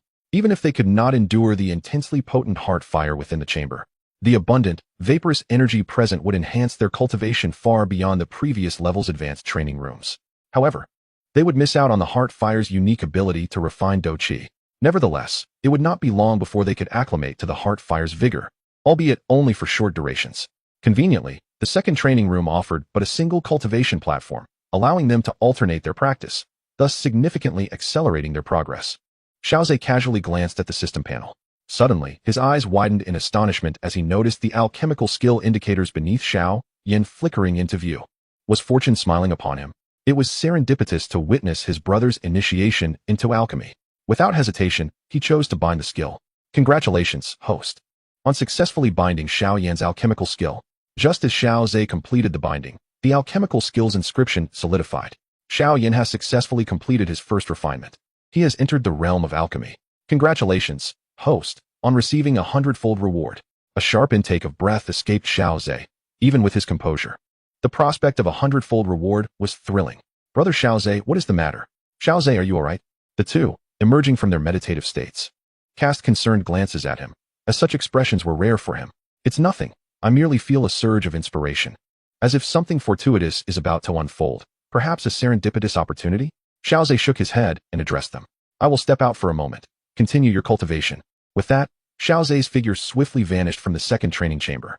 Left with a look of confusion was the petite healer, while Xiao Suner appeared contemplative. Suner, what is the matter with Xiaozhe? The petite healer, filled with bewilderment, could only inquire of Xiao Suner, who was more acquainted with Xiaozhe. Xiao Suner, lost in thought, could not help but scrutinize the petite healer. Why do you gaze at me so? If you have a question, do not hesitate to ask. The last time Xiaozhe spoke in such a manner was in Wu-Tin City, after he had also ventured on a distant journey. Suner's words immediately enlightened the petite healer. According to her understanding, the only time Xiaozhe had embarked on a long journey before arriving at the Canaan Academy was indeed when he encountered her. Unable to restrain herself, the petite healer exclaimed, prompting a chuckle from Xiao Suner. No, I meant that Xiaozhe's premonitions are remarkably accurate, much like your calamity poison body, which serves as a tremendous boon to Xiaozhe.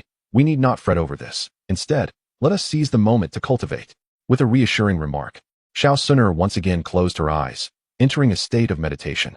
Xiaozhe possessed the calamity poison body, and finding someone else who shared this unique trait was indeed a significant advantage. However, it was not merely beneficial to Xiaozhe, rather, it was advantageous to both parties involved. This implied that Xiaozhe might gain substantial benefits this time, necessitating a fervent dedication to his cultivation. As he was falling further behind, before long, the second cultivation chamber once again fell into silence. Meanwhile, Xiaozhe hastily made his way to a secluded spot in the deep mountains. After ensuring the area was secure, he opted to accept the 100-fold reward for his alchemical skills. Chapter 91, Fire Control Ability. Alchemist Ruins. Boom. This marked Xiaozhe's second acceptance of the 100-fold reward. Much like the previous reward for his calamity poison body, this too transpired in an instant. Xiaozhe felt as though he had transcended years in a mere moment, tirelessly honing his alchemical techniques day and night. A torrent of information surged into his mind, causing a dull ache in his temples. The next moment, Xiaozhe opened his eyes. In stark contrast to the feedback reward from the calamity poison body, the 100-fold alchemical reward was entirely focused on the refinement of skills. Stretching out his hands, which had merely been an instant's work, he felt as though he had concocted countless elixirs. It was a truly wondrous sensation.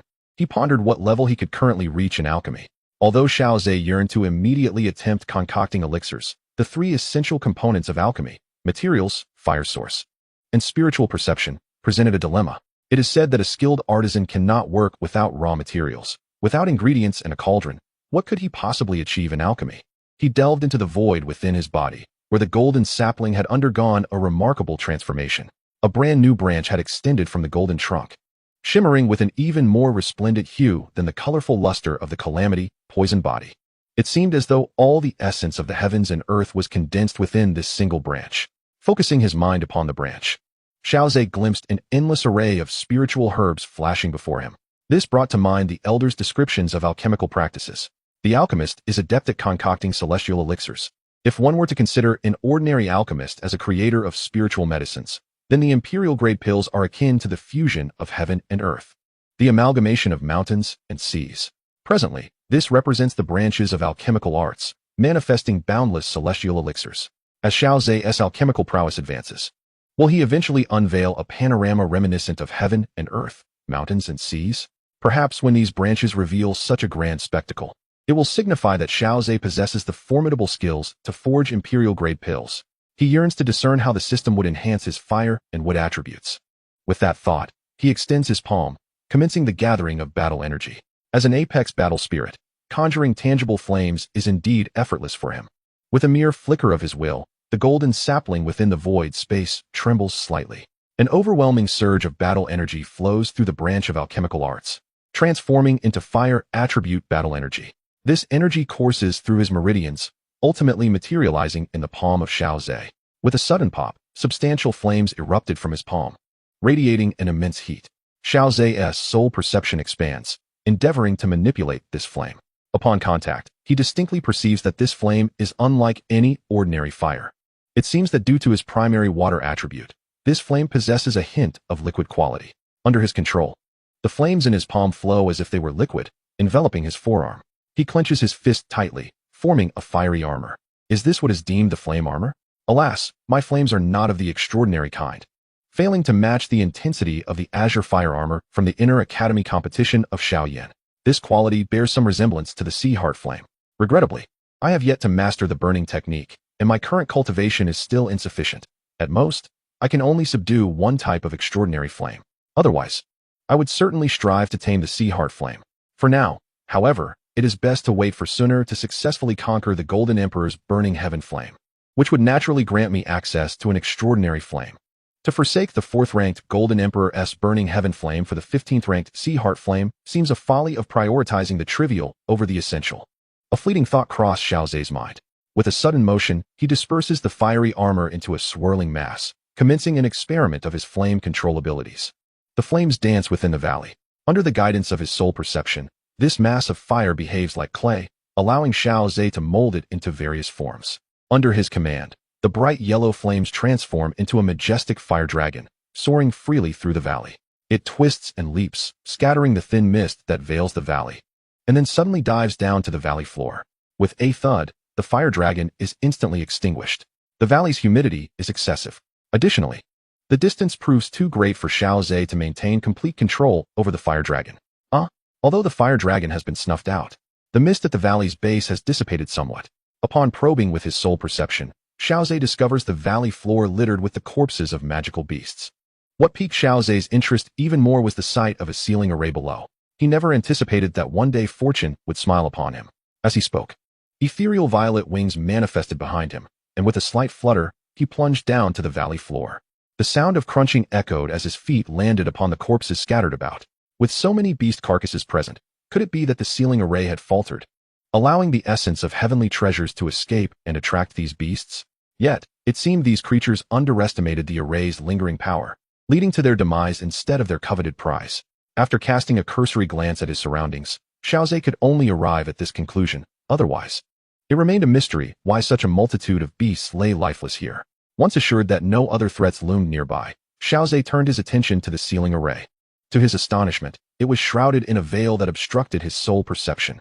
Earlier, while surveying the area from above, he had completely overlooked the existence of this array. Had it not been for the fire dragon fortuitously dispersing the mist, revealing the array to his naked eye, he might have missed this opportunity entirely. This phenomenon of cloaking soul perception surely hinted at the handiwork of an alchemist. For only one well-versed in their craft would possess the foresight to safeguard against potential thievery from kin. Contemplating this, Xiaoze summoned a fireball in the palm of his hand. With a flick of his wrist, the fireball rocketed forth, striking the sealing array with considerable force. Witnessing this, his eyes widened in alarm, and he instinctively shifted his position. The fireball narrowly grazed him, a mere hair's breadth away. Observing the array's damage, it was evident that it had reached its limits, yet it still managed to deflect his fireball, a testament to its formidable strength. Although this fireball was conjured with casual ease, it would have severely wounded even a formidable fighter like a grandmaster had it connected. After all, Xiaoze currently stood at the pinnacle of the spirit fighting realm. This predicament posed a challenge, as the saying goes. Would he inadvertently drown the entire area with his overwhelming torrent? After some deliberation, he resolved to persist with his fiery onslaught. If a single fireball proved ineffective, then he would unleash hundreds, even thousands. He was determined to test the resilience of this waning sealing array against such relentless bombardment. Chapter 92. The Spirit Transformation Pill. A forbidden elixir that touches the soul. Based on the previous reflection of the fireball, it appeared that the sealing array functioned similarly to a mirror reflecting light.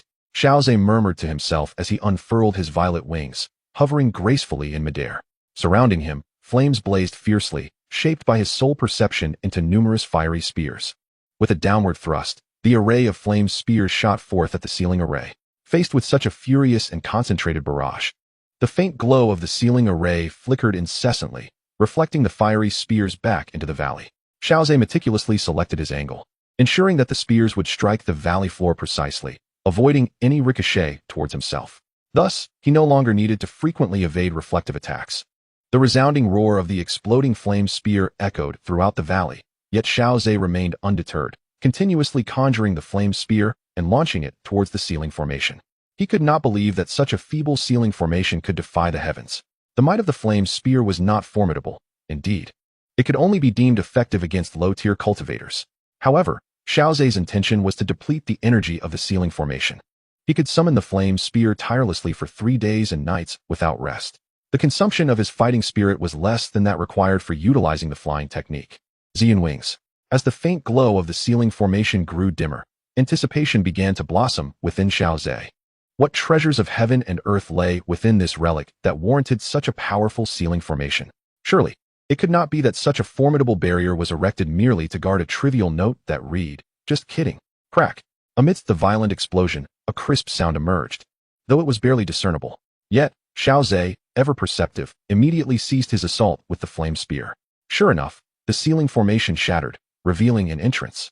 After a moment's contemplation, Xiaozhe disintegrated the flame spear beside him, transforming it into a fire dragon that surged into the opening. He followed closely behind, the fire dragon illuminating the surroundings, allowing a clear view of the relic's interior. After delving 100 or 200 meters into the relic, Xiaozhe finally beheld the main attraction. It was a grand palace, entirely forged from bronze, seamlessly crafted as if directly shaped by a powerful being rather than constructed gradually. This was intriguing. It appeared to be the handiwork of an alchemist. The bronze, as massive as a mountain, was melted and refined by fierce flames, ultimately molded into this bronze palace under the influence of spiritual perception. Upon encountering this bronze palace, Xiaozhe became increasingly convinced that he had indeed discovered the remnants of an alchemist. As he examined the 2 unknown bronze beast heads adorning the doors, he pondered and retrieved 2 third-tier magic cores of the same attribute, placing them into the mouths of the bronze beasts. Instantly, the bronze beasts seemed to awaken, their eyes igniting with brilliance. Could it be that this alchemist also practiced mechanisms? Xiaozhe mused, casually tapping several spots on the door, which then thunderously swung open. Fortunately, he possessed some knowledge of mechanisms as well. Just as the bronze door revealed a narrow gap, a wave of putrid air assailed his senses, compelling him to retreat several dozen meters. Xiaozhe's brows furrowed slightly. In truth, he had already begun to lose hope. The rancid aura indicated that this was likely a relic preserved since ancient times. Even if there were valuable items within, they would probably have succumbed to the ravages of time. It is well known that within the remnants of an alchemist, the most precious treasures are undoubtedly the elixirs. He hoped to uncover a formula amidst the ruins. Xiaozhe commanded the fire dragon to traverse the interior of the bronze door, dissipating some of the decayed aura. As his soul perception penetrated the space, he shook his head after a while, realizing there was little hope to be had. He proceeded directly to the center of the bronze palace. Most items in other areas had succumbed to the ravages of time, but here, some remnants of value still lingered. Scattered among the furniture lay desiccated bones, likely belonging to the palace's former master. Among these scattered remains, Xiaozhe retrieved a scroll and a jade vial. He also discovered a shattered storage ring, irreparably broken and thus unusable. As he unfurled the scroll, his fingers delicately traced its surface, and soul perception began to glean the information inscribed within. Hiss! Halfway through, Xiaozhe withdrew his hand from the scroll, gazing in astonishment at the bones before him. As he had surmised, the former occupant was indeed an alchemist from ancient times. The scroll recounted his life in detail and highlighted an accomplishment of immense pride: the creation of the transformation elixir, a forbidden potion capable of altering innate attributes. This ancient alchemist harbored grand aspirations of mass-producing alchemists. However, the attributes of individuals on the continent of Doqi are determined by their souls. Typically, a person's soul possesses only a single attribute. Yet, exceptions exist. Among billions, a few rare souls undergo mutations, enabling them to possess dual attributes from birth. Thus, one's innate potential largely dictates their ability to become an alchemist. Contrarily, this ancient alchemist refused to accept such limitations. Through arduous and dedicated research, he indeed succeeded in formulating a potion known as the transformation elixir. This elixir could alter a person's soul, thereby transforming their physical attributes. It could bestow the attributes necessary to become an alchemist, specifically, the fire and wood attributes. Xiaozhe could not help but glance at the jade vial, which bore the inscription Transformation Elixir. However, he held little hope, for the vial emitted no signs of the elixir's presence. Opening it revealed only a scent of decay mingled with the remnants of medicinal fragrance, a stroke of luck in itself. Xiaozhe felt no profound disappointment. The mere existence of the transformation elixir allowed him to openly showcase his alchemical prowess before Xiao Suner and the little medicine fairy. Yet, one must ponder why such a potent elixir, capable of altering souls, did not endure through the ages. Had it been widely known, perhaps alchemists would be far more commonplace, accessible to all. Xiaozhe surmised that the answer lay within the latter portion of the scroll. He placed his fingers back upon it, resuming his soul perception to read the remaining contents. Upon completing his reading, Xiaozhe regretfully shook his head, his gaze upon the bones filled with astonishment. And he could not help but exclaim, "What a madman! The transformation elixir indeed exists, and its effects can truly endow an individual with the fire and wood attributes of an alchemist. The crux of the matter lies in the principal ingredient of the transcendent soul pill, namely, the soul of an alchemist." Indeed, this ancient alchemist had descended into madness, utilizing the souls of other alchemists as materials, casting them into the cauldron to concoct pills. It is precisely due to this utterly deranged conduct that he succeeded in creating the forbidden elixir, the transcendent soul pill, capable of altering souls. However, what astonished Xiaozhe was that this alchemist did not perish at the hands of a collective assault by other practitioners. Rather, he succumbed to his own hand. Chapter 93. The Pinnacle Cauldron.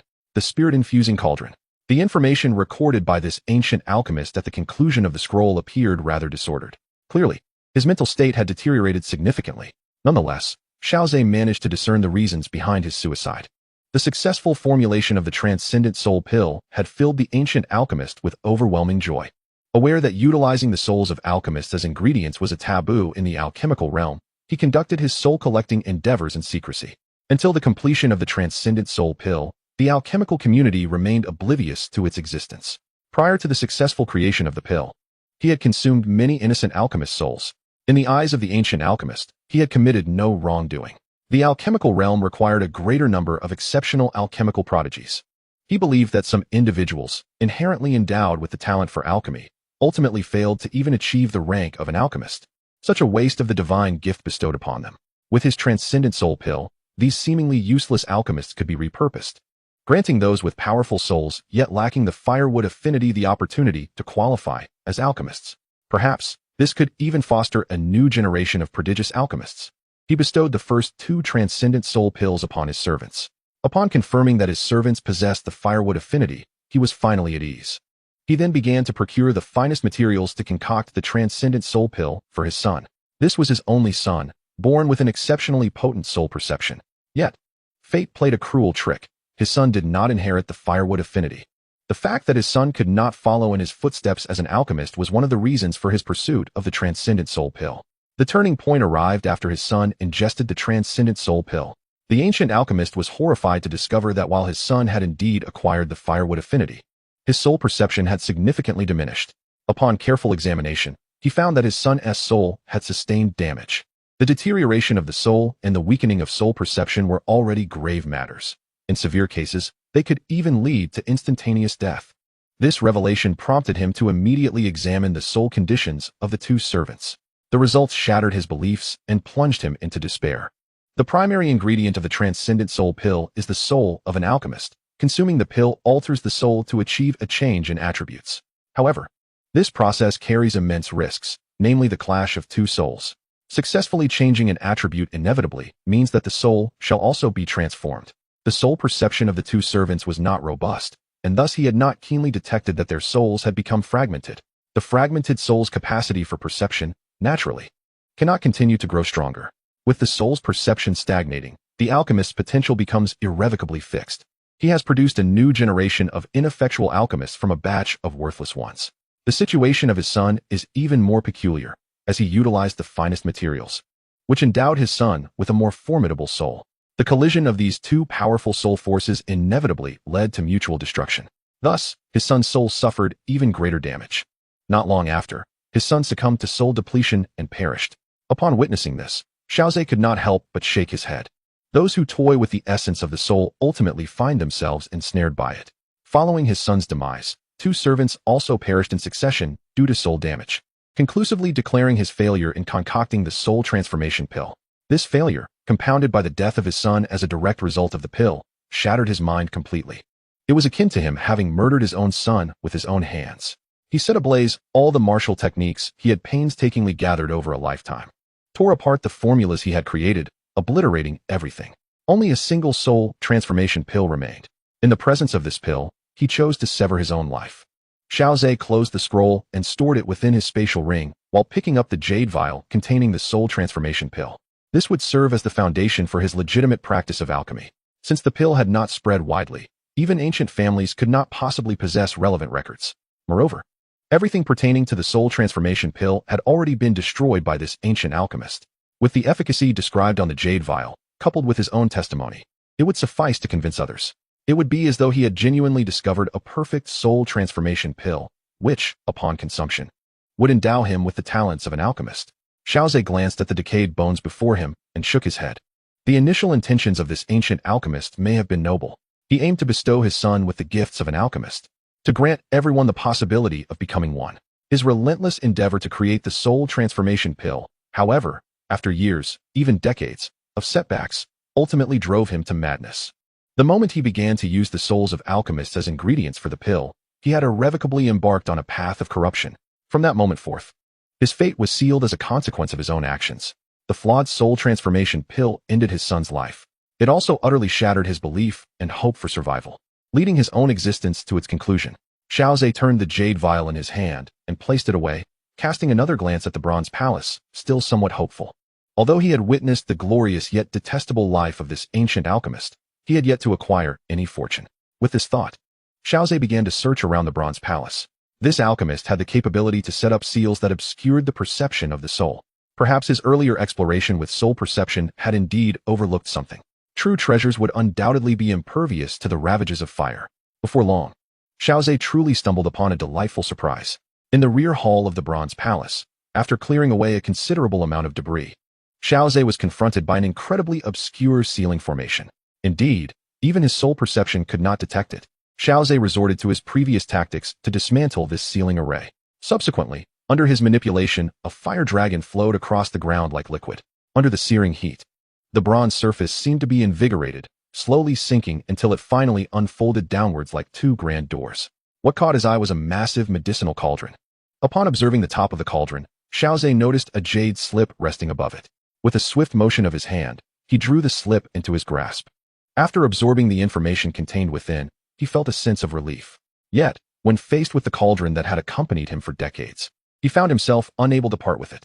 The alchemist's cauldron was not merely a tool, but a steadfast companion, a cherished friend through countless days and nights.